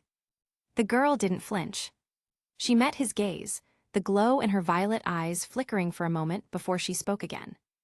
I've already disabled the security cameras in this area and replaced the footage with a fabricated loop. And that matters because wasn't this just a normal conversation between students? Then she finally got to the point. Apologize. She pointed at his head, then his waist. Bow at a 90-degree angle and apologize sincerely for deceiving me and making me thank you under false pretenses. Apologize. This girl went out of her way to check the security footage, track him down, block surveillance, and all of that was just to make him apologize for his crime. By normal standards, shouldn't she be threatening to report him instead? The request was so simple and understanding that Gaius almost didn't believe it. After blinking a few times, he asked cautiously, You just want me to bow and apologize. I care about my words, she said. Yesterday, you tricked me into thanking you. Her violet eyes locked onto him.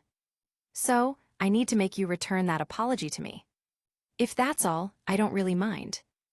Gaius shrugged. He was in the wrong.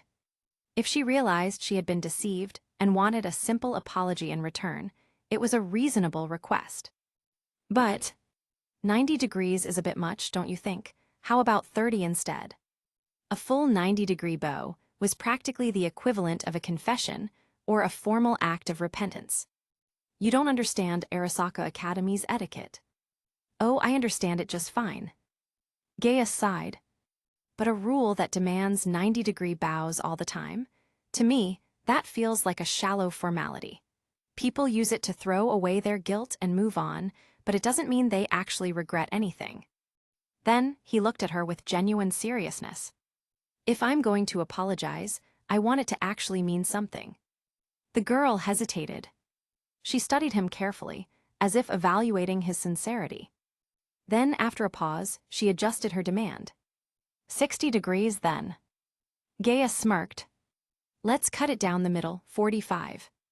The azure-haired girl seemed much less insistent about this part than she was about the apology itself.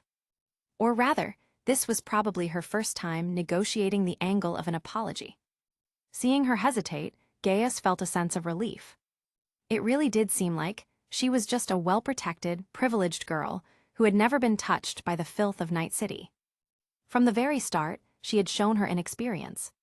Even after confirming that she had been pickpocketed and that the thief had deliberately approached her, she still came alone to confront him. She had even disabled the surveillance cameras herself, as if actively creating the perfect conditions for him to retaliate. And after all of that, the only thing that bothered her was that she had thanked someone who didn't deserve it. An Arasaka Academy student, someone practically in training to become an Arasaka employee, had the perfect opportunity to blackmail or extort someone, and she didn't even consider it. All she wanted was an apology. Are you even a product of a Japanese corporate education? As she stood there, clearly debating whether or not to accept his counteroffer of a 45-degree bow, her expression showed she had never haggled in her life. Gaius chuckled. Then he bowed deeply. I sincerely apologize for deceiving you yesterday. 90 degrees. The standard angle for atonement and remorse. Why go that far? Because he had done something wrong. He had played a trick on a genuinely pure girl. And that wasn't right. The girl stared in shock. Even though she was the one who demanded this, she had never expected him to actually do it. She gasped softly, took a step back, then quickly realized what she was doing and stepped forward again, reaching out as if to help him up. But before her hand could touch him, "What's your name?" Gaius straightened up on his own, looking her in the eyes. I think meeting people in Arasaka Academy might not be so bad after all. You. The girl frowned slightly, studying his face. Did you only apologize so you could get closer to me? No, the apology was completely sincere. But now that I think about it, I really do want to get to know you. Don't worry, I'm not trying to flirt with you. And the apology wasn't just for show. It's just that, in this rotten city, seeing a rare lotus bloom in the mud is kind of interesting. He extended his hand. Gaius, Arasaka Academy exchange student, Gaius Brutus. The girl looked at his outstretched hand. Then at his face. I've heard that some boys bully girls just to get their attention. A childish tactic, but sometimes the most effective one. I didn't plan it that way, but now you are interested in me, aren't you? Good kids shouldn't refuse a handshake from a bad one, right? I do mind.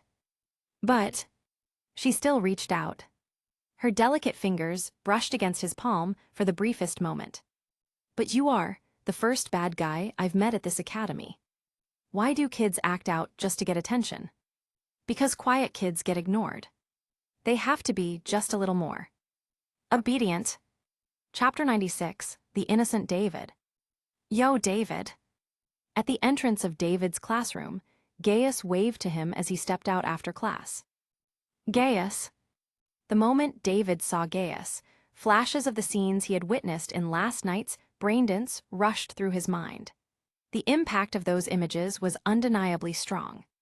"How's the stuff I asked for?" "I can bring it to you tomorrow, but we need to set up a place in advance, bringing it straight to school." "No worries, I get it." Gaius glanced at the other students trickling out of the classroom and casually pointed to a quieter spot.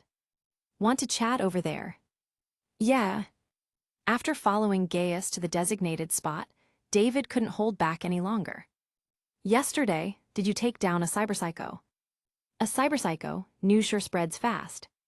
Gaius looked at David with mild surprise. "I remember the official news report credited the NCPD with handling it. How did you know it was me?" "Well..."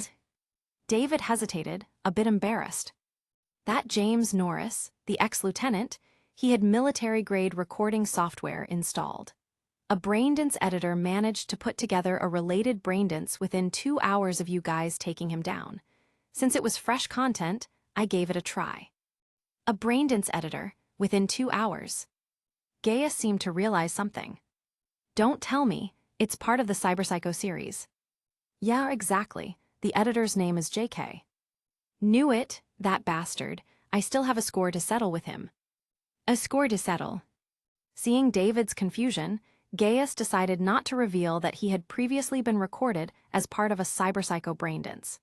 Instead, he pointed at the educational device on the side of David's face, swiftly changing the subject. "By the way, your device, it looks different from the one I saw yesterday. Did you get a new one?" "I upgraded it this morning. Cost me 1,000 eddies. Oh, don't worry, I made sure to buy the quantity of Braindances you wanted first. The count and quality are spot on." Noticing David's slight anxiety as he explained, Gaius just waved it off casually. "No problem, I'm not too concerned about that. As long as you bought enough to help me build my reputation, that's all that matters. Like I said before, all the earnings from this sale are yours. If you didn't buy enough, it just means you'll make less profit. It's your money, how you spend it is your business." After settling that, Gaius checked the time. There were still 15 minutes left of the break. Since he had met someone interesting earlier, he had waited until the second break to find David. The morning only had 3 periods, and after the third, it would be lunchtime. Gaius had no intention of staying at Arasaka Academy during the lunch break. He had to admit, Arasaka Academy's leniency towards students who didn't want to participate in the cutthroat competition was a rare kind of freedom. It was probably the most relaxed school experience he'd ever had. On the flip side, if you couldn't pay, it didn't matter how much you wanted to compete, you had no choice but to accept their freedom. "By the way, are your grades any good?" Gaius had looked into David's family background. He knew David was the kind of kid who couldn't afford to pay for the extra competitive edge. He was genuinely curious. How did a kid from a struggling family do academically when he couldn't compete financially? "Grades." David didn't really understand why Gaius was suddenly asking this, but he still answered honestly. "The last time we had a test, I only ranked 10th in the school." In a place where competition never stopped, where almost every privileged student had a private tutor, David had managed to rank 10th in the entire school, relying solely on the sparse content from regular classes. "Only ranked 10th?" "Yeah." David looked a bit puzzled, not understanding why Gaius was showing such a disbelieving expression. He continued, "I used to maintain 7th or 8th place, but my grades have dropped recently. Now I can only manage 10th. "You..." Staring at David with his punk hairstyle, Gaius suddenly realized that David was, in fact, a good student. Just by attending classes and nothing more, he could secure a spot in the top 10. If he actually had the chance to compete like the others, Gaius couldn't even imagine where David might rank at Arasaka Academy. With grades like that, doesn't Arasaka Academy offer scholarships? I heard Night Corps schools provide them. Some do, but those are mainly for the university level. We're in the middle school section, so the scholarships are more like incentives. They're usually awarded once per semester, about 300 eddies each time. If I save carefully for emergencies, that can last me a month or 2. 300 eddies, a month or 2. For the metro, my mom recharges my card. I eat at the cafeteria using a preloaded meal card. The academy provides subsidies, and while the cheaper meals don't taste great, you can still get a bread roll for 1 eddy. Sometimes, if I'm lucky, I can get a near-expiration meat floss bun for 5 eddies, enough for a meal. I have dinner at home. So that 300 eddies really is just for emergencies. You don't buy snacks or drinks. Once a week, I treat myself. I love getting fatty chicken wings from Fatty's Diner. 4 eddies for a large, golden brown, crispy wing dripping with oil. I eat the wingtip on the spot and save the drumette to reheat in the microwave at night. My mom loves the wing midsection, so I always leave one on the table for her. Listening to David's story, which felt more like hardship than childhood, Gaius recalled the time he had sent Jack to fetch David. Jack had described how David had acted nonchalantly while buying a drink, using the opportunity to also purchase a 5-eddy disposable handgun. Back then, this kid must have been bleeding inside. Looking at this young boy, whose eyes seemed to sparkle when talking about a 4-eddy synthetic chicken wing, something Gaius himself would turn his nose up at, he finally reached out and patted David's shoulder. Keep it up. Once we make every guy in this academy understand that if they want braindances, they come to us, we can start expanding to the girls too. The money we'll make will ensure you have all the chicken wings you can eat. Your mom won't have to work so hard anymore, and you'll be able to pay your own tuition. Was this the classic boss selling a dream? Looking at the pure and hopeful expression on David's face, Gaius felt an indescribable sense of guilt in his heart. Damn, why did everyone he met at this academy seem so genuinely innocent? Having lived in Night City for so long, he really wasn't used to this. Fortunately, the impression that Arasaka Academy was full of pure-hearted people didn't last long. Because trouble came knocking. To be precise, trouble came looking for David. Gaius was just collateral. Figures, a poor kid and a street rat really do fit together. Don't you think so, David? Hearing the mocking voice of the approaching student, Gaius felt a strange sense of relief. Thank goodness, it's better not to leave this academy with any kind of good impression. Finally, the classic privileged brat who looks down on the poor, and those from the streets had arrived. If they hadn't shown up, Gaius might have started doubting the true makeup of Arasaka Academy's student body. Chapter 97, Shengnan. The one who deliberately came to provoke David and Gaius was a young man with blue mullet-styled hair.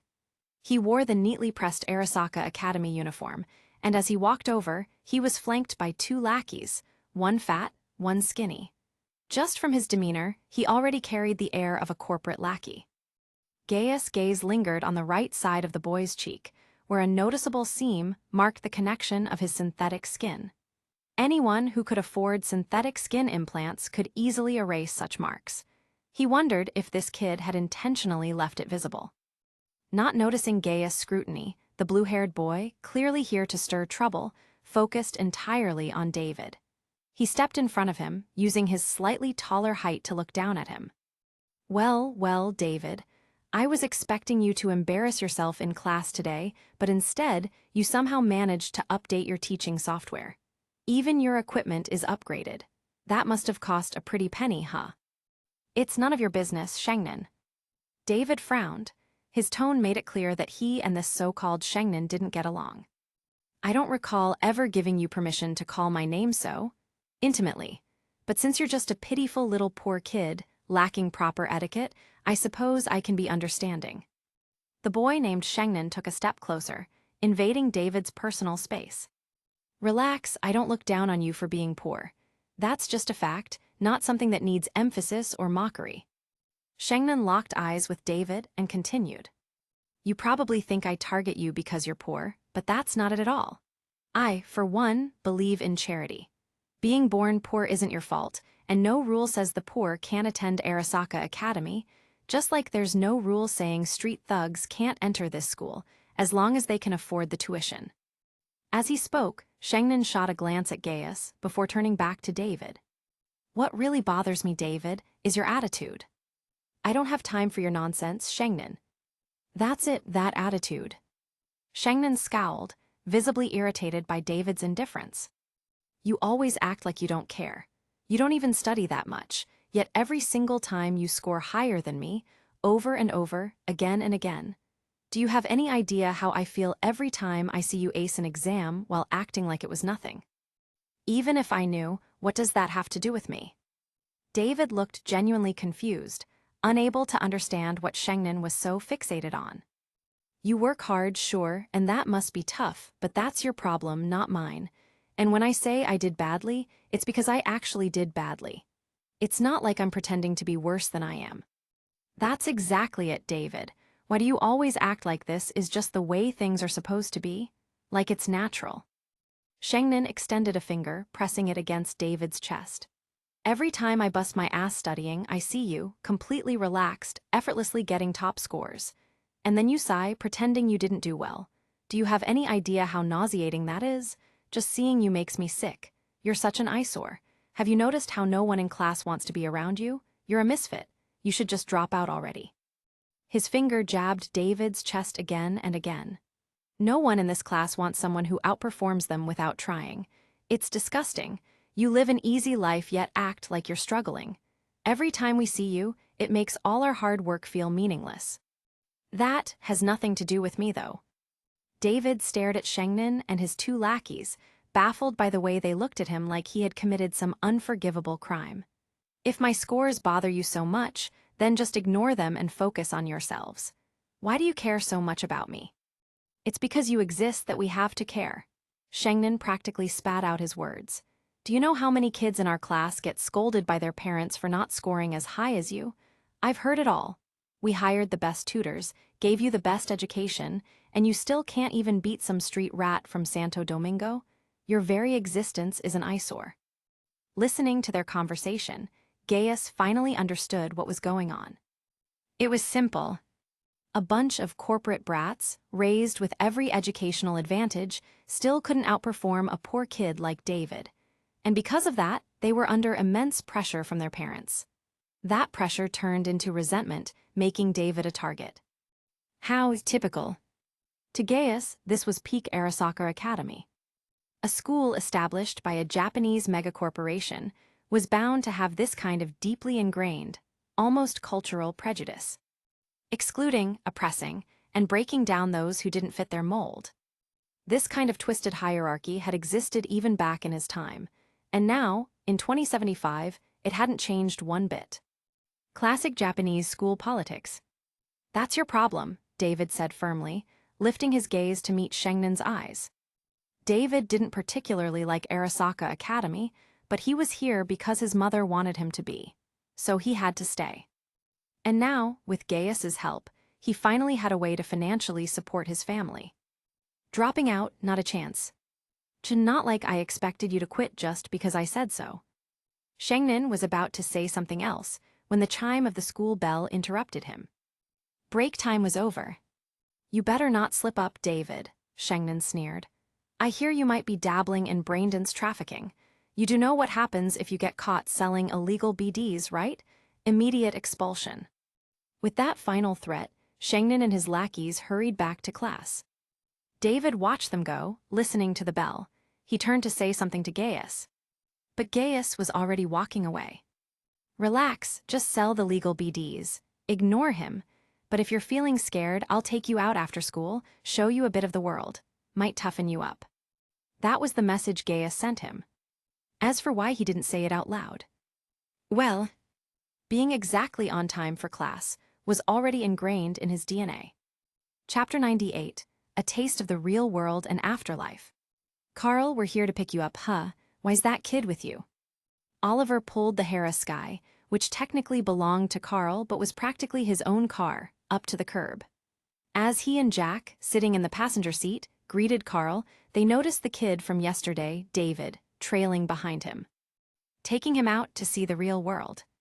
Still wearing his Gaius face, Carl walked up, scanned the area, adjusted the angle of the only surveillance camera that could see them, and erased the footage of him and David approaching. Then, he gestured for David to get into the back seat. See the real world. Oliver turned to glance at David, who sat stiffly in the back like a nervous chick, hands neatly placed on his knees. He exchanged a puzzled look with Jack before asking, "What's a school kid need to see?" He needs to know how to hold a gun when real trouble comes knocking. I'd rather teach him now than have him get gunned down by some twitchy street thug on his way to school one day. As he settled into the car, Carl felt a faint sting on his face as his features shifted back to normal. The pain was fading, his nerves were fusing well with the implant. Whether that was a good thing or not, he wasn't sure yet. "You're not worried about corrupting the kid?" Oliver didn't mind bringing in fresh blood, especially since today's job was just clearing out some scavs, nothing too serious. Even rookie mercs handled that kind of work. Having a total newbie tag along might be a hassle, but they could keep him safe. He just wasn't sure why an Arasaka Academy student needed to know this stuff. A kid from a civilian background, it's better he learns. Carl turned to David. "I already asked if he wanted to. It's not me dragging him along, he's interested. He wants to come." "That true?" Oliver fixed his gaze on David. The kid was obviously nervous, but he still met Oliver's stare and nodded firmly. "I want to learn how to shoot. That way, if my mom and I ever run into a cyberpsycho, we'll at least have a chance to fight back." "A cyberpsycho? Kid, a gun isn't gonna save you from that. If you ever run into one, you run. But yeah, you'll be able to handle punks just fine." Oliver chuckled. "You've got guts, kid. Real Santo Domingo energy. If 6th Street wasn't a mess right now, I'd introduce you to my old man." "All right, Oliver, didn't they kick you out less than a week after you joined? And let's be real, better to stay out of gangs. Even the Valentinos are the same in the end." Jack chimed in. Gangs weren't a life worth recommending, especially for a kid with potential. Getting involved meant sinking into a pit that was damn near impossible to climb out of. Jack and Oliver had been able to leave their respective gangs thanks to some personal connections. But David, if he got wrapped up in that world, he'd be drowning in the mud for life. "Enough talk, Oliver, just drive. Let's wrap this up and be done with it. David, after the job's done, I'll take you out for some real pork.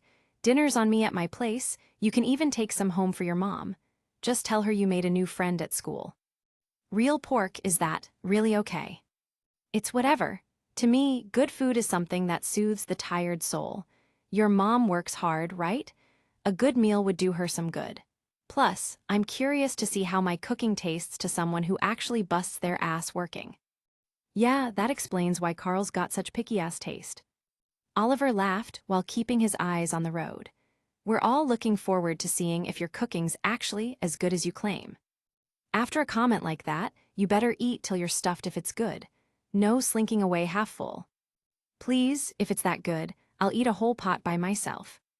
As the neon-lit cityscape blurred past the window, David listened to Carl and Oliver banter. The tight knot of nerves in his stomach slowly unraveled. Just then, Carl reached over and handed him something. "Here, hold on to this for now." David instinctively took it and looked down. It was a gun. "A gun. I told you, you're here to see how the real world works. Keep this on you for protection. We'll be watching your back, but things don't always go as planned. If you really want to learn how to protect yourself and your mom, you better start by learning how to hold a gun properly." The gun Carl handed him was his own Kenshin. It was a tech pistol, meaning it had way less recoil than a kinetic handgun, manageable even for someone as scrawny as David. As long as he didn't go full auto like Carl did, unloading 7 or 8 shots in a row, he wouldn't sprain his wrist. But even tech pistols had enough kick to dislocate a newbie's wrist if held wrong. So Carl got to teaching. "Hold it like this?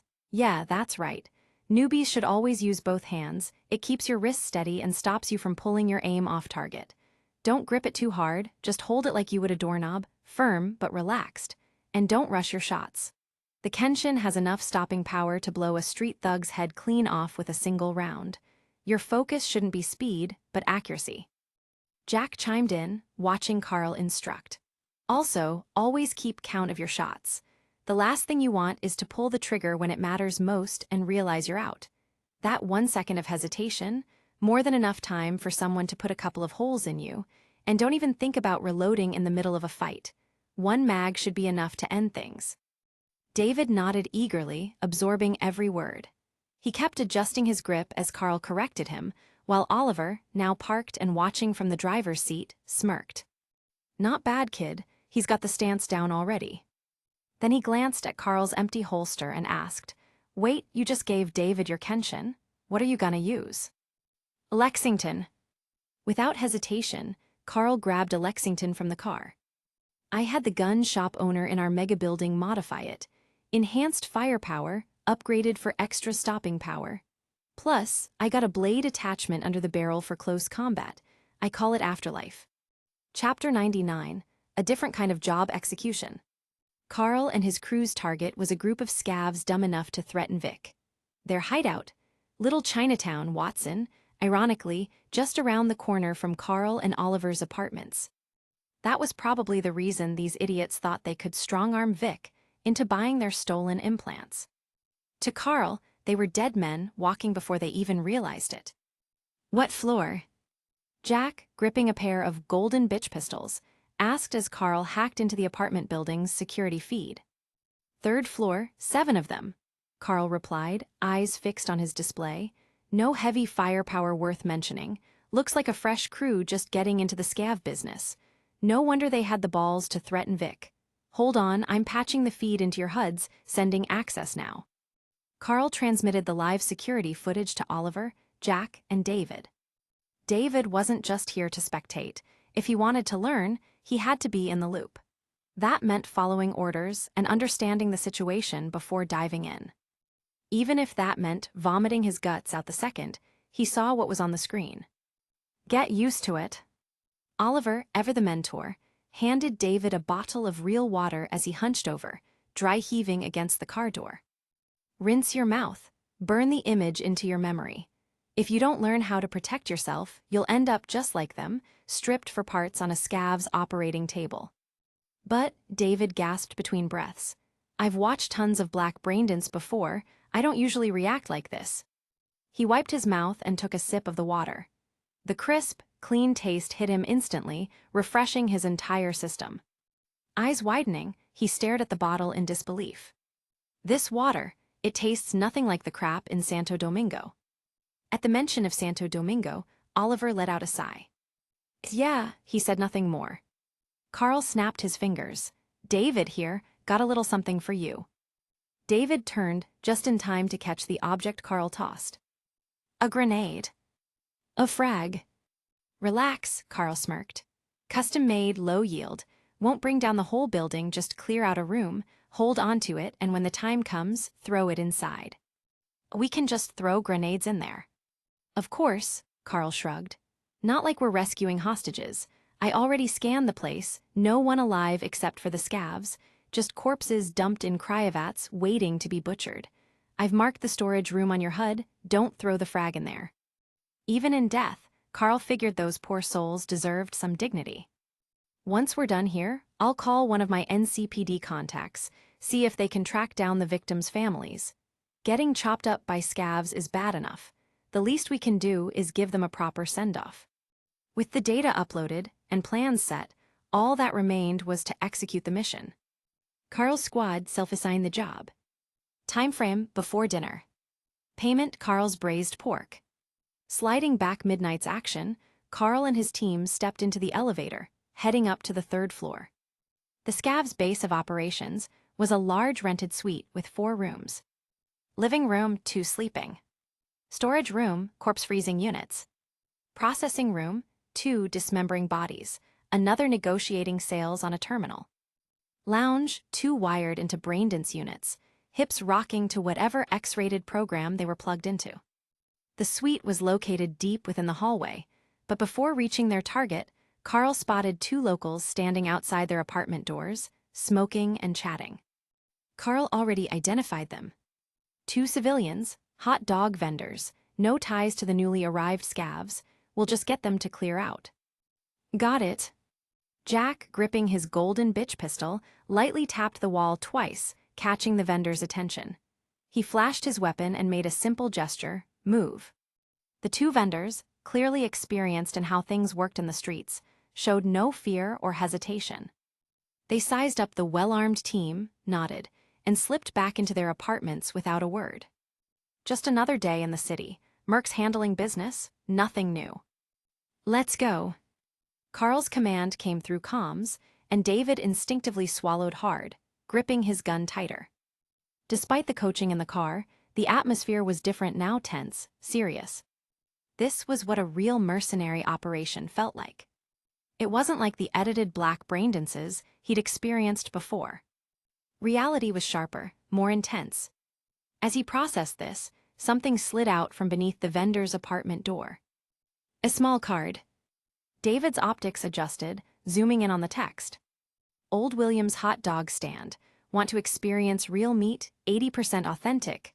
Come to Old William's in Chinatown, Watson. For just €10, get a massive hot dog fit for the whole family. Call now to pre-order. In ad. Remember it, if it's good, we'll stop by later. Oliver's casual response instantly deflated the tension David had been feeling. His brief excitement at witnessing a real mercenary operation vanished in an instant. Chapter 100, Growing into a Man. Beep. After an almost imperceptible unlocking sound, Carl successfully bypassed the lock on the scavenger's suite door. Beyond the entrance, the first room housed 2 scavengers monitoring the Braindance feeds. The faint unlocking noise didn't disrupt their immersion in the Braindance. Carl slowly pushed the door open, just enough for a single person to slip through, but didn't rush in. Landmines?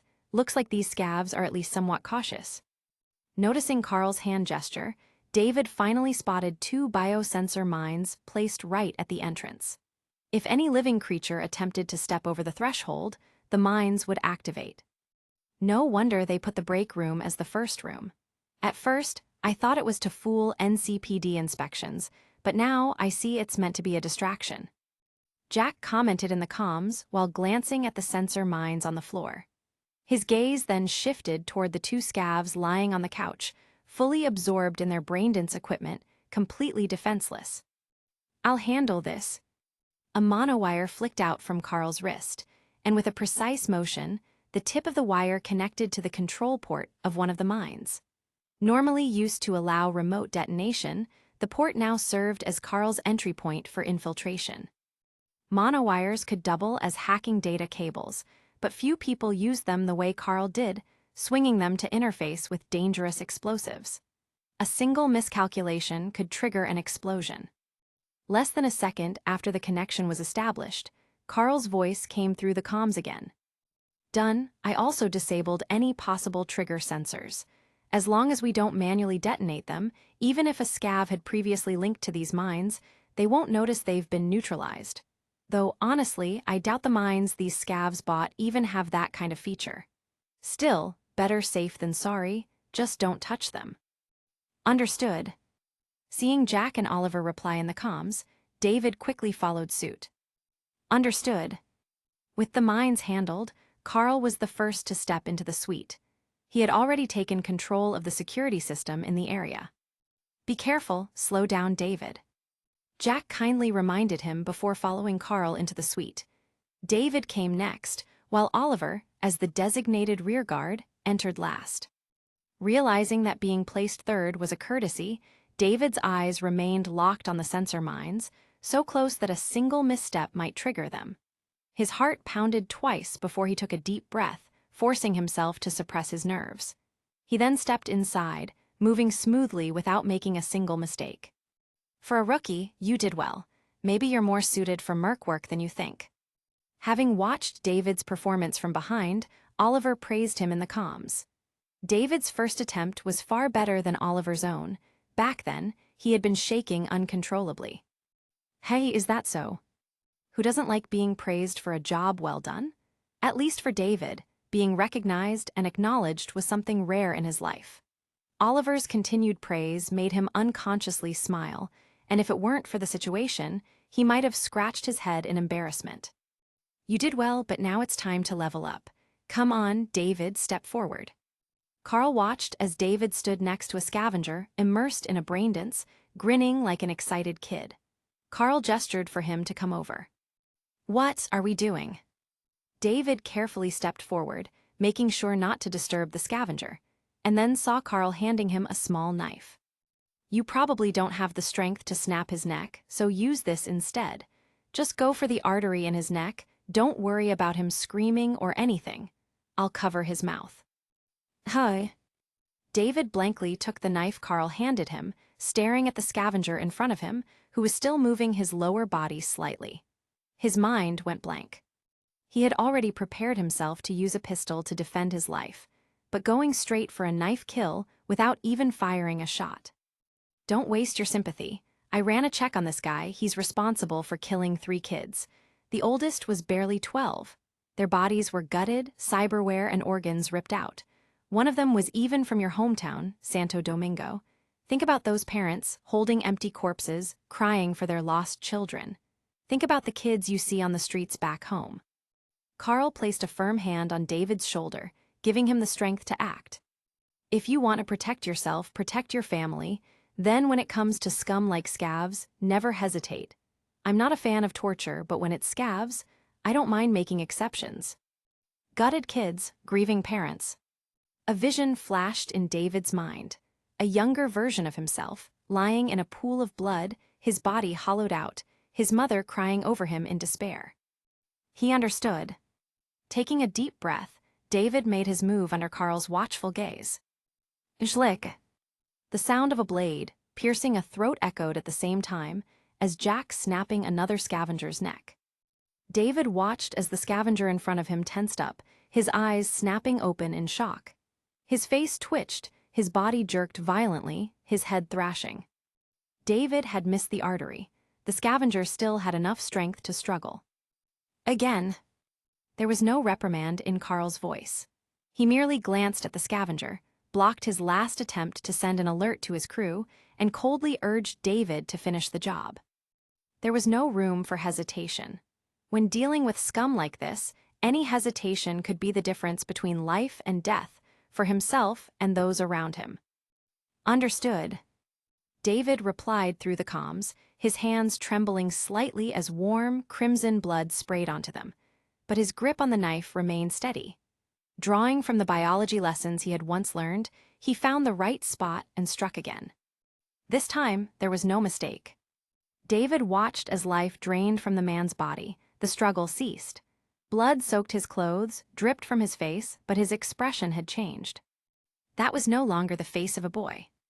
Oliver, who had been watching everything, ready to step in if needed, sent a message through the comms. Congrats, you're a man now. In Night City, when does a boy truly become a man? Is it when he kills his first enemy, the first time he sleeps with someone, the first time he fires a gun? No. It's the moment he makes the choice, when he fully commits to protecting those around him. Only then does he truly become a man. On an otherwise ordinary day in December 2075, a boy named David Martinez made that choice. Chapter 101, Cars and the Metro. After taking out the 2 scavs in the break room, the remaining 5 didn't last much longer against Carl's team. From the moment they entered, it only took about 2 minutes to finish the job. You're gonna need a serious shower when we get back to my place. Carl glanced at David, who had fired 4 shots during the fight and, counting his earlier knife kill, had taken down 2 scavs in total. His clothes were drenched in blood. Though now I get why Arasaka loves red and black outfits. Even when they're covered in blood, it doesn't really show that much. Did I really do it? The stench of blood filled his nose. Now that the battle was over, David found himself gasping for air. Of course you did, David. Oliver clapped him on the back, hard enough to nearly make him stumble. Told you, you did great. You've earned yourself a proper braised meat dinner. I'm the one cooking. Why do you make it sound like it's your treat? Carl scoffed before turning to David. How about it, David? Still got an appetite? I'm good. David adapted quickly. Didn't waste all those black market braindances for nothing. All right then, keep that Kenshin, you can have it. Later, I'll hook you up with a shop near your school. If you buy ammo in bulk, like 4 boxes at a time, you'll get a discount. You should hit up the range when you get the chance. 4 rounds for one guy is a bit of a waste. 1 hit out of 4. Honestly, David's aim isn't bad at all. Jack rummaged through the scav's suite, but aside from some second-hand cyberware junk, there was nothing worth taking. Instead, he went through their computer and checked their email logs. Yeah, this is the crew. The threats they sent to Vic are still sitting in their inbox. Hold on, they even have a log of the people they've kidnapped. This might make it easier for NCPD to reach out to victims' families. After forwarding the data to Johnson, Carl grabbed a bag filled with loot and handed it to David. What's this? Scav weapons. Pick them up while checking their gear. Not great quality, but you can sell them at a gun shop. Should make you a little cash, call it pocket money. At this point, Carl and the others didn't really care about selling junk weapons. But for David, who had just gone through his first real job, it was a perfect start. I can really have this. David looked at the bag in surprise. It was technically his first earnings. A mix of shock and excitement crossed his face. You took down 2 out of 7. More than me. What's there to feel guilty about? Carl shoved the bag into David's arms.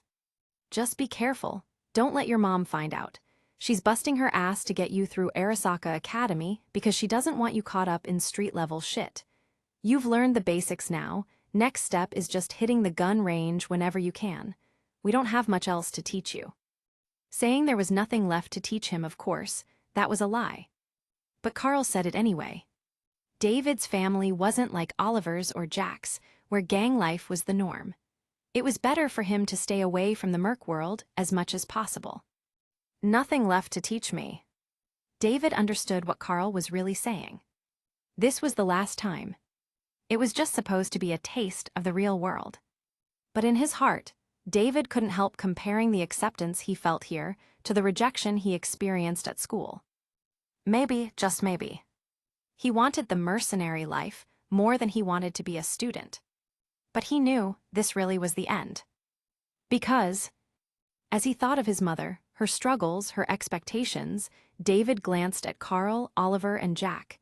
In the end, he didn't say anything reckless. He just nodded. I understand. But hey, you're always welcome to stop by for a meal. Carl chuckled, patting David on the shoulder. I don't mind friends coming over for dinner. Gives me a chance to test my cooking skills. With David's nod and the distant sound of approaching sirens, their pre-dinner exercise was officially over. Now it was time to claim their reward. Mr. Johnson. After heading downstairs, Carl filled Johnson in on the situation and casually handed him a small flyer he had picked up earlier. Old William's hot dogs. Johnson glanced at the flyer, looking a little confused. Some locals gave us this while we were dealing with the scavs. The pictures looked decent, so I figured I'd recommend it. You're recommending me a place you haven't even tried yourself. Hey, they didn't make a sound while we worked. Consider it a small favor. Carl was about to chat a bit longer. Maybe even invite Johnson over later to grab some meat, when Jack's voice came from a distance. Carl, we've got a problem. What's wrong? Carl turned to see David and Jack standing near his car, while Oliver looked absolutely pissed. Some car thief tried to break in while we were upstairs. Didn't steal it, but they slashed all 4 tires. What? Carl rushed over to check, and sure enough, the signs were obvious.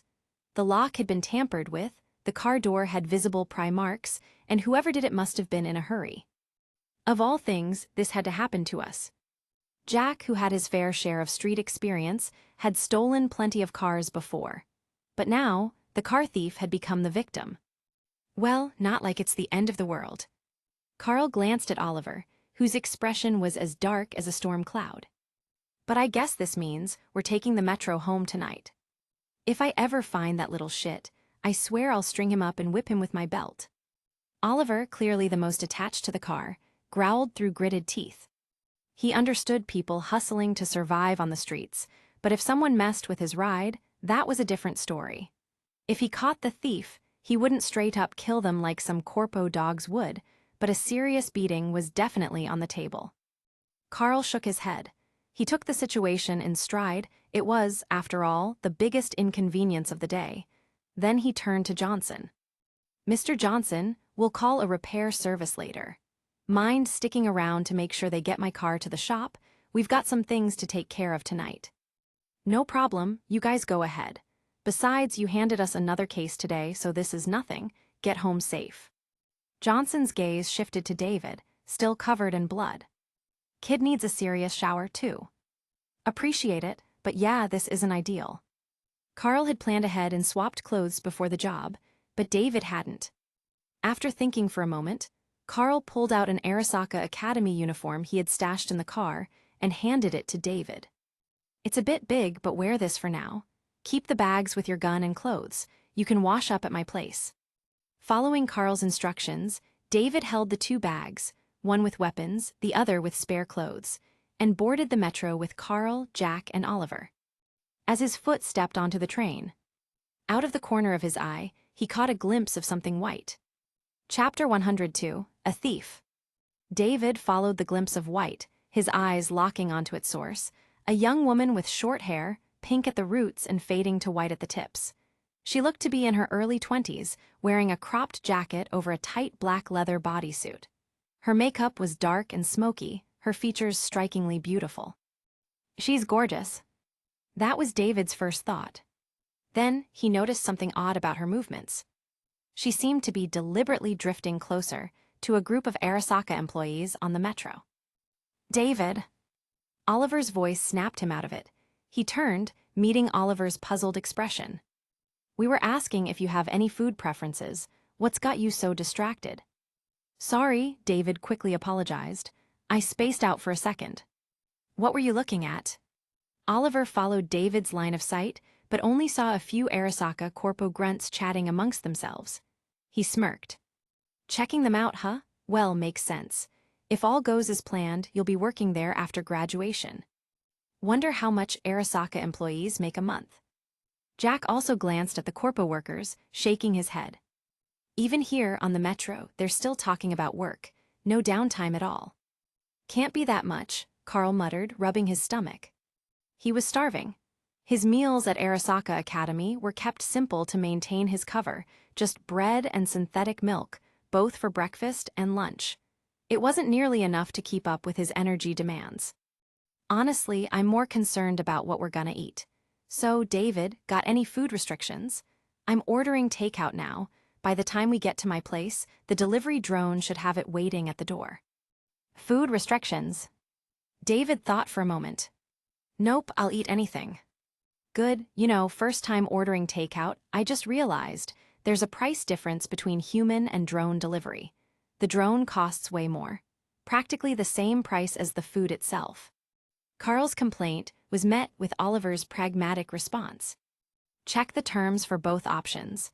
If a human courier screws up your order, they're not responsible for it. But if a drone delivers it, the company takes full responsibility. It's more expensive, but at least you're guaranteed to get your food. Guaranteed how? Even if the courier gets flatlined on the way, another drone will take over and make sure your order arrives on time.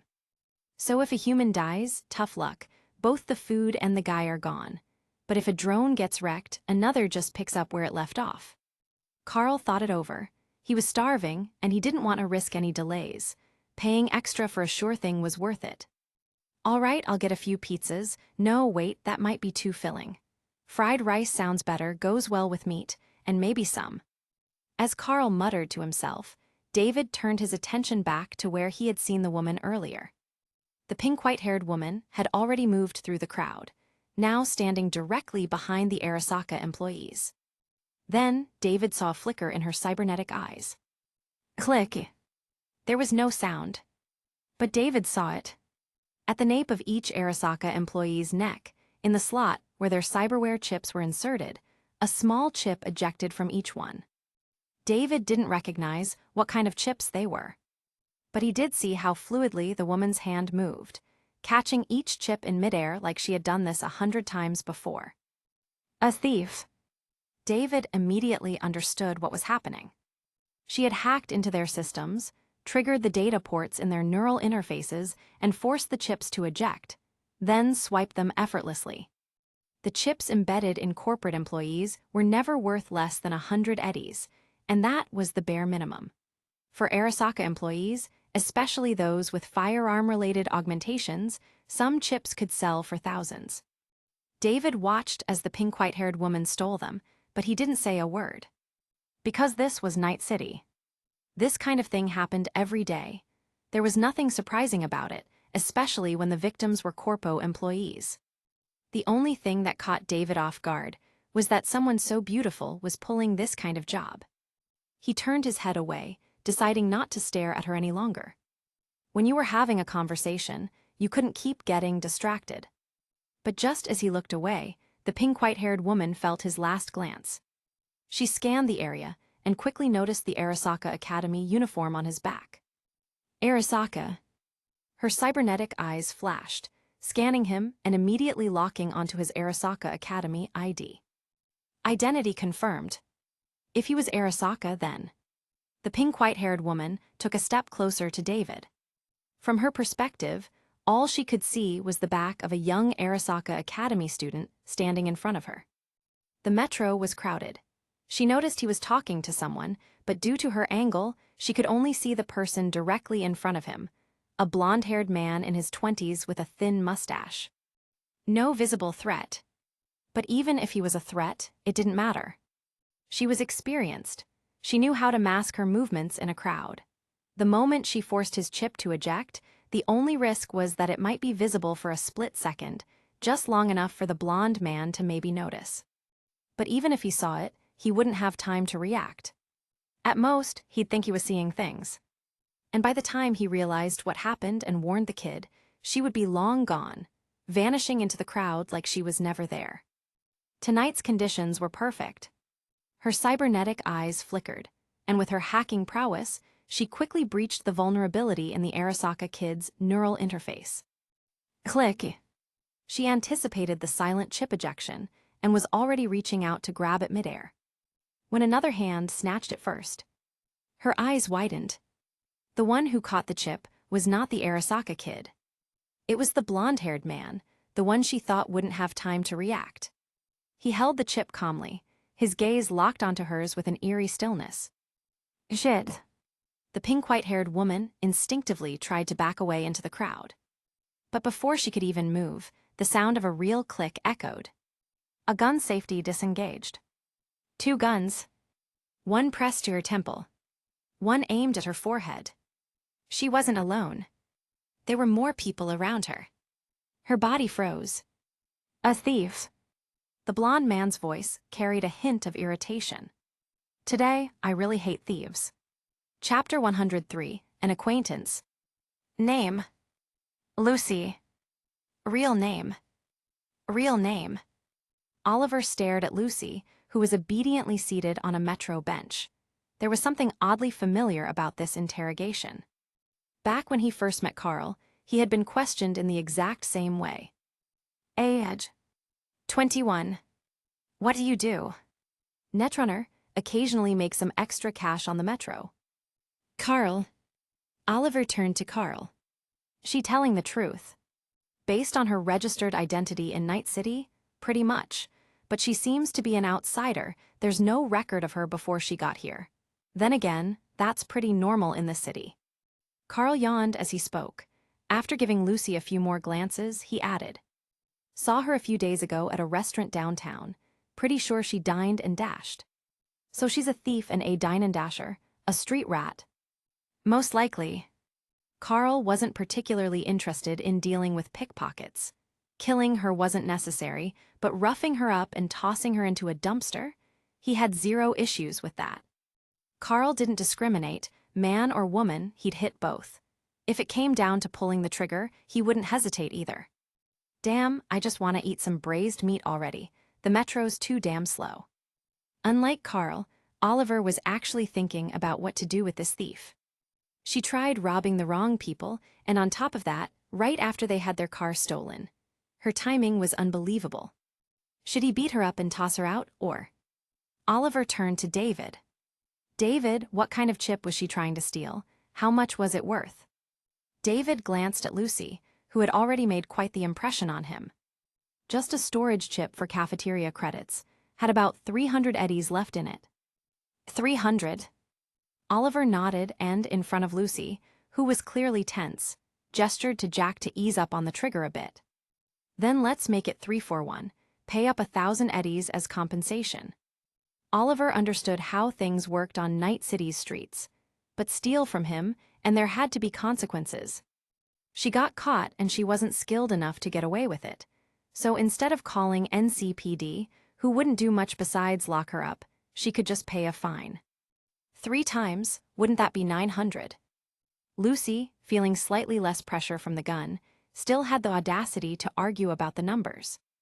Even at a time like this, she was trying to bargain. Round it up, be glad I'm not charging you 10 times the amount.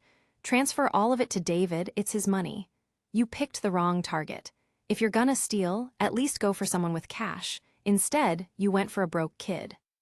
An Arasaka Academy student is broke. Lucy might have been handing over the money, but she wasn't going down without a fight, at least verbally. Still, she transferred the full 1,000 eddies to David without hesitation. Not every Arasaka Academy student is a corpo brat. Oliver turned to David. Got it. Yeah, 1,000 eddies. All right then, consider this your lucky day, I won't kick your ass. Next time be more careful who you pickpocket. Just as Oliver was about to say something else, he noticed Lucy's eyes flash for a second. Trying to hack us. That was his first instinct. Before he could act, Carl's lazy voice came from the side. It's a call, I'm reading the data now. I already paid up, can I at least answer my damn phone? Lucy was clearly eager to pick up the call, but with Jack's gun still pressed to her head, she didn't dare make any sudden moves. Be more careful next time, Chica. Jack finally lowered his gun. Not everyone is as nice as us. Not everyone would rob me for 1,000 eddies either. Her extra earnings for the day, completely gone. Lucy was just about to answer her call when she noticed something strange. The laziest of the group, the black-haired hacker, had suddenly sat up straight and was looking right at her. Maine, you know Maine. Lucy blinked in confusion. Only now did she realize that the person calling her was Maine. Wait, did this guy hack into my system and check my call logs? If she hadn't just been staring down the barrel of a gun, she would have counter-hacked him on the spot. But that wasn't what mattered right now. What mattered was that this guy had recognized Maine's name. Because Maine was her squad leader. You know Maine. Lucy fired the question back at him as she answered the call. Lucy got a job, get here fast. Maine. Carl's voice cut into the call, joining the conversation. Carl. On the other end, Maine was stunned. Why the hell is my call to Lucy routing to you? It's an open connection. Lucy, what's your connection to Maine? Wait, you ran into Lucy? She's a new member of my crew. Since Sasha is still recovering, we needed an extra netrunner for jobs. Kiwi found one of her contacts and Lucy joined us.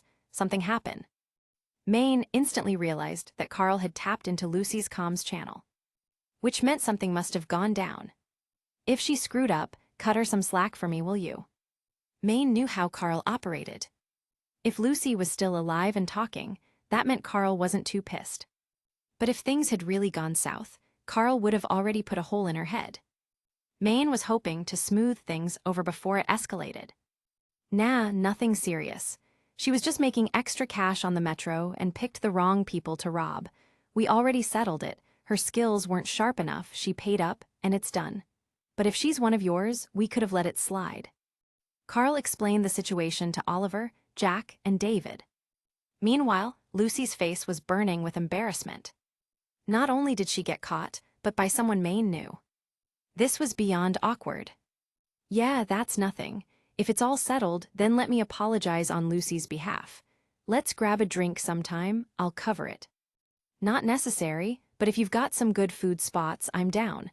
I'm cutting the call, talk to your team. If anything comes up, hit me on private comms. With that, Carl ended the call. Since Lucy was a friend of a friend, there was no need to keep things tense. I'm Carl, that's Oliver, and that's Jack. Carl gestured toward David. And this is David. Guess you could say we didn't exactly start off on the right foot. Let's start fresh. Lucy, netrunner for Maine's crew. She introduced herself properly this time. And right on cue. The metro arrived at their stop, bringing an end to this extremely awkward encounter. The moment the doors opened, Lucy practically bolted, barely throwing out a goodbye as she escaped into the station. She knew Maine's crew was going to roast her about this for weeks. Braised meat time. Coincidentally, Lucy's stop was the same as Carl and the others. As Carl cheered about finally getting to cook his long-awaited meal, David took a moment to glance at Lucy's retreating figure. So she was a mercenary too. Chapter 104, Come Have a Taste. First, soak the pork belly in cold water to remove the blood foam. Oliver, get me real water, I want the best ingredients. Buy a whole damn bucket. Carl barked orders while heating up a wok on the induction stove. Then, we blanch the meat to remove impurities. Hold up, why the hell does this stink so much? Did they not drain the blood when they butchered this pig? Wait, what, they didn't even castrate it? Holy shit. David sat on the apartment sofa, completely dumbfounded. He had seen Carl stay calm even when facing cyberpsychos, but now, the man looked absolutely distressed over some pork. His entire perception of Carl was changing by the second. Damn, fine, if it stinks, it stinks. I'll just use more seasoning to cover the smell. Cut the pieces smaller, I'll stir-fry them longer to get the flavors in. But the blood, forget boiling it now. Jack, get me an empty pot, pour in cold real water and white vinegar. I need to soak this mess first. Hopefully, it'll help with the blood smell. Do we really have to go through all this trouble, Carl? Hell yes, we do. Oh, right, we bought a bunch of corn too, didn't we? Bring that over. I'll use this pot to boil it. Carl's eyes suddenly shifted, locking onto David. David? Yes. Under Carl's commanding gaze, David instinctively jumped up from the sofa. Grab the small bag I bought. Small bag? The one labeled with cinnamon, star anise, and bay leaves. Be careful, I only got one pack. Got it. With Carl calling the shots, the whole apartment was buzzing with activity. Oliver had assumed Carl would be the one cooking while they just waited. Instead, they were being used as free labor. Carl, you're way too lazy. Oliver grumbled, but under Carl's intimidating gaze, he still followed orders without protest. I'm handling the wok, everything else. That's on you guys. Oh, and after we eat, you're all doing the dishes too. Jack, on the other hand, just laughed. Back home, I only helped my mom cook on my birthday. Never thought I'd be sweating in the kitchen without a reason. Trust me, it'll be worth it. You won't be disappointed. Carl confidently reassured them, then casually added something that stabbed Oliver right in the heart. Gotta make sure it's perfect. After all, we're bringing some for Vic, Mama Wells, and Misty. Can't have them eating trash. I don't want to be a test subject. Oliver could only pray that this hyped-up dish was actually as good as Carl claimed. Finally, everything was ready. Carl heated oil in the wok, added the spices, and slowly stir-fried them until their aroma filled the kitchen. All right, hand me the pork belly. He tossed the meat into the wok, rendering the fat and bringing out the fragrance. Then he added the soy sauce, salt, and rock sugar he had bought in Chinatown. There were many ways to make braised pork. Some people caramelized the sugar first, then added the meat. But Carl preferred to fry the pork first. Once the meat was coated in caramelized sauce, he poured in boiling water, reduced the heat, and covered the wok to let it simmer. So is that it, Carl? Seeing Carl finally stop moving, Jack asked, shouldn't we add some cooking wine or tea water to remove the gamey smell? Normally, yeah, but we don't have those on hand, so this will have to do. Will it be okay? Braised pork is a dish that every household makes differently. There's no set recipe, you can throw in whatever you want. Some people even use cola. So yeah, it's fine. Huh. Jack didn't fully understand, but he memorized Carl's steps anyway. If Misty ended up liking it, he could try making it for her. Corn's done. Oliver lifted the lid off another pot, releasing a cloud of white steam. Beneath it, the bright yellow corn gleamed, not exactly crystal clear, but still beautifully golden. Eagerly, he grabbed a cob, only to almost drop it from the heat. I've never had real boiled corn before, always just cornmeal or flakes. The fresh, earthy scent of corn husks filled the air. After letting it cool a bit, Oliver snapped it in half, handing one piece to David and the other to Jack. Here, try it, David, and Jack, you've been waiting for this the most. Can I really eat first? David hesitated as he took his half of the corn. Don't worry, there's plenty. Try it first. If the flavor's lacking, we can boil the next batch with salt, see how salted corn tastes. As Oliver went back to the pot, considering which piece to grab next, Jack had already started devouring his corn. Seeing Jack dig in, David followed suit. He had learned about corn in Arasaka Academy, so he knew not to bite into the cob itself. He only ate the kernels, and the soft, starchy texture was unlike anything he'd ever had before. It was different from the synthetic food he was used to. For the first time, he could actually taste the flavor of corn, pure and unmasked. It's kinda sweet. Starch breaks down as you chew, it gets sweeter. Carl, who had tough hands, wasn't as sensitive to the heat as Oliver. But even he wasn't immune, his lips and teeth weren't heat-resistant, so he waited a bit before taking a bite. As soon as the familiar taste hit his tongue, Carl's mind went completely blank for a second. Then a thought surfaced. Damn, I might actually cry. A taste from the past. Even in 2075, he could still experience it. Shaking off the nostalgia, Carl lifted the lid off the braised pork, turned off the heat, and placed the glistening pot of rich, caramel-colored meat in front of everyone. All right, come on, dig in. But before anyone else could move, Carl had already ripped open a takeout container of fried rice, grabbed his chopsticks, and picked up a chunk of tender, sauce-soaked pork. He placed it on the fluffy fried rice and took a bite.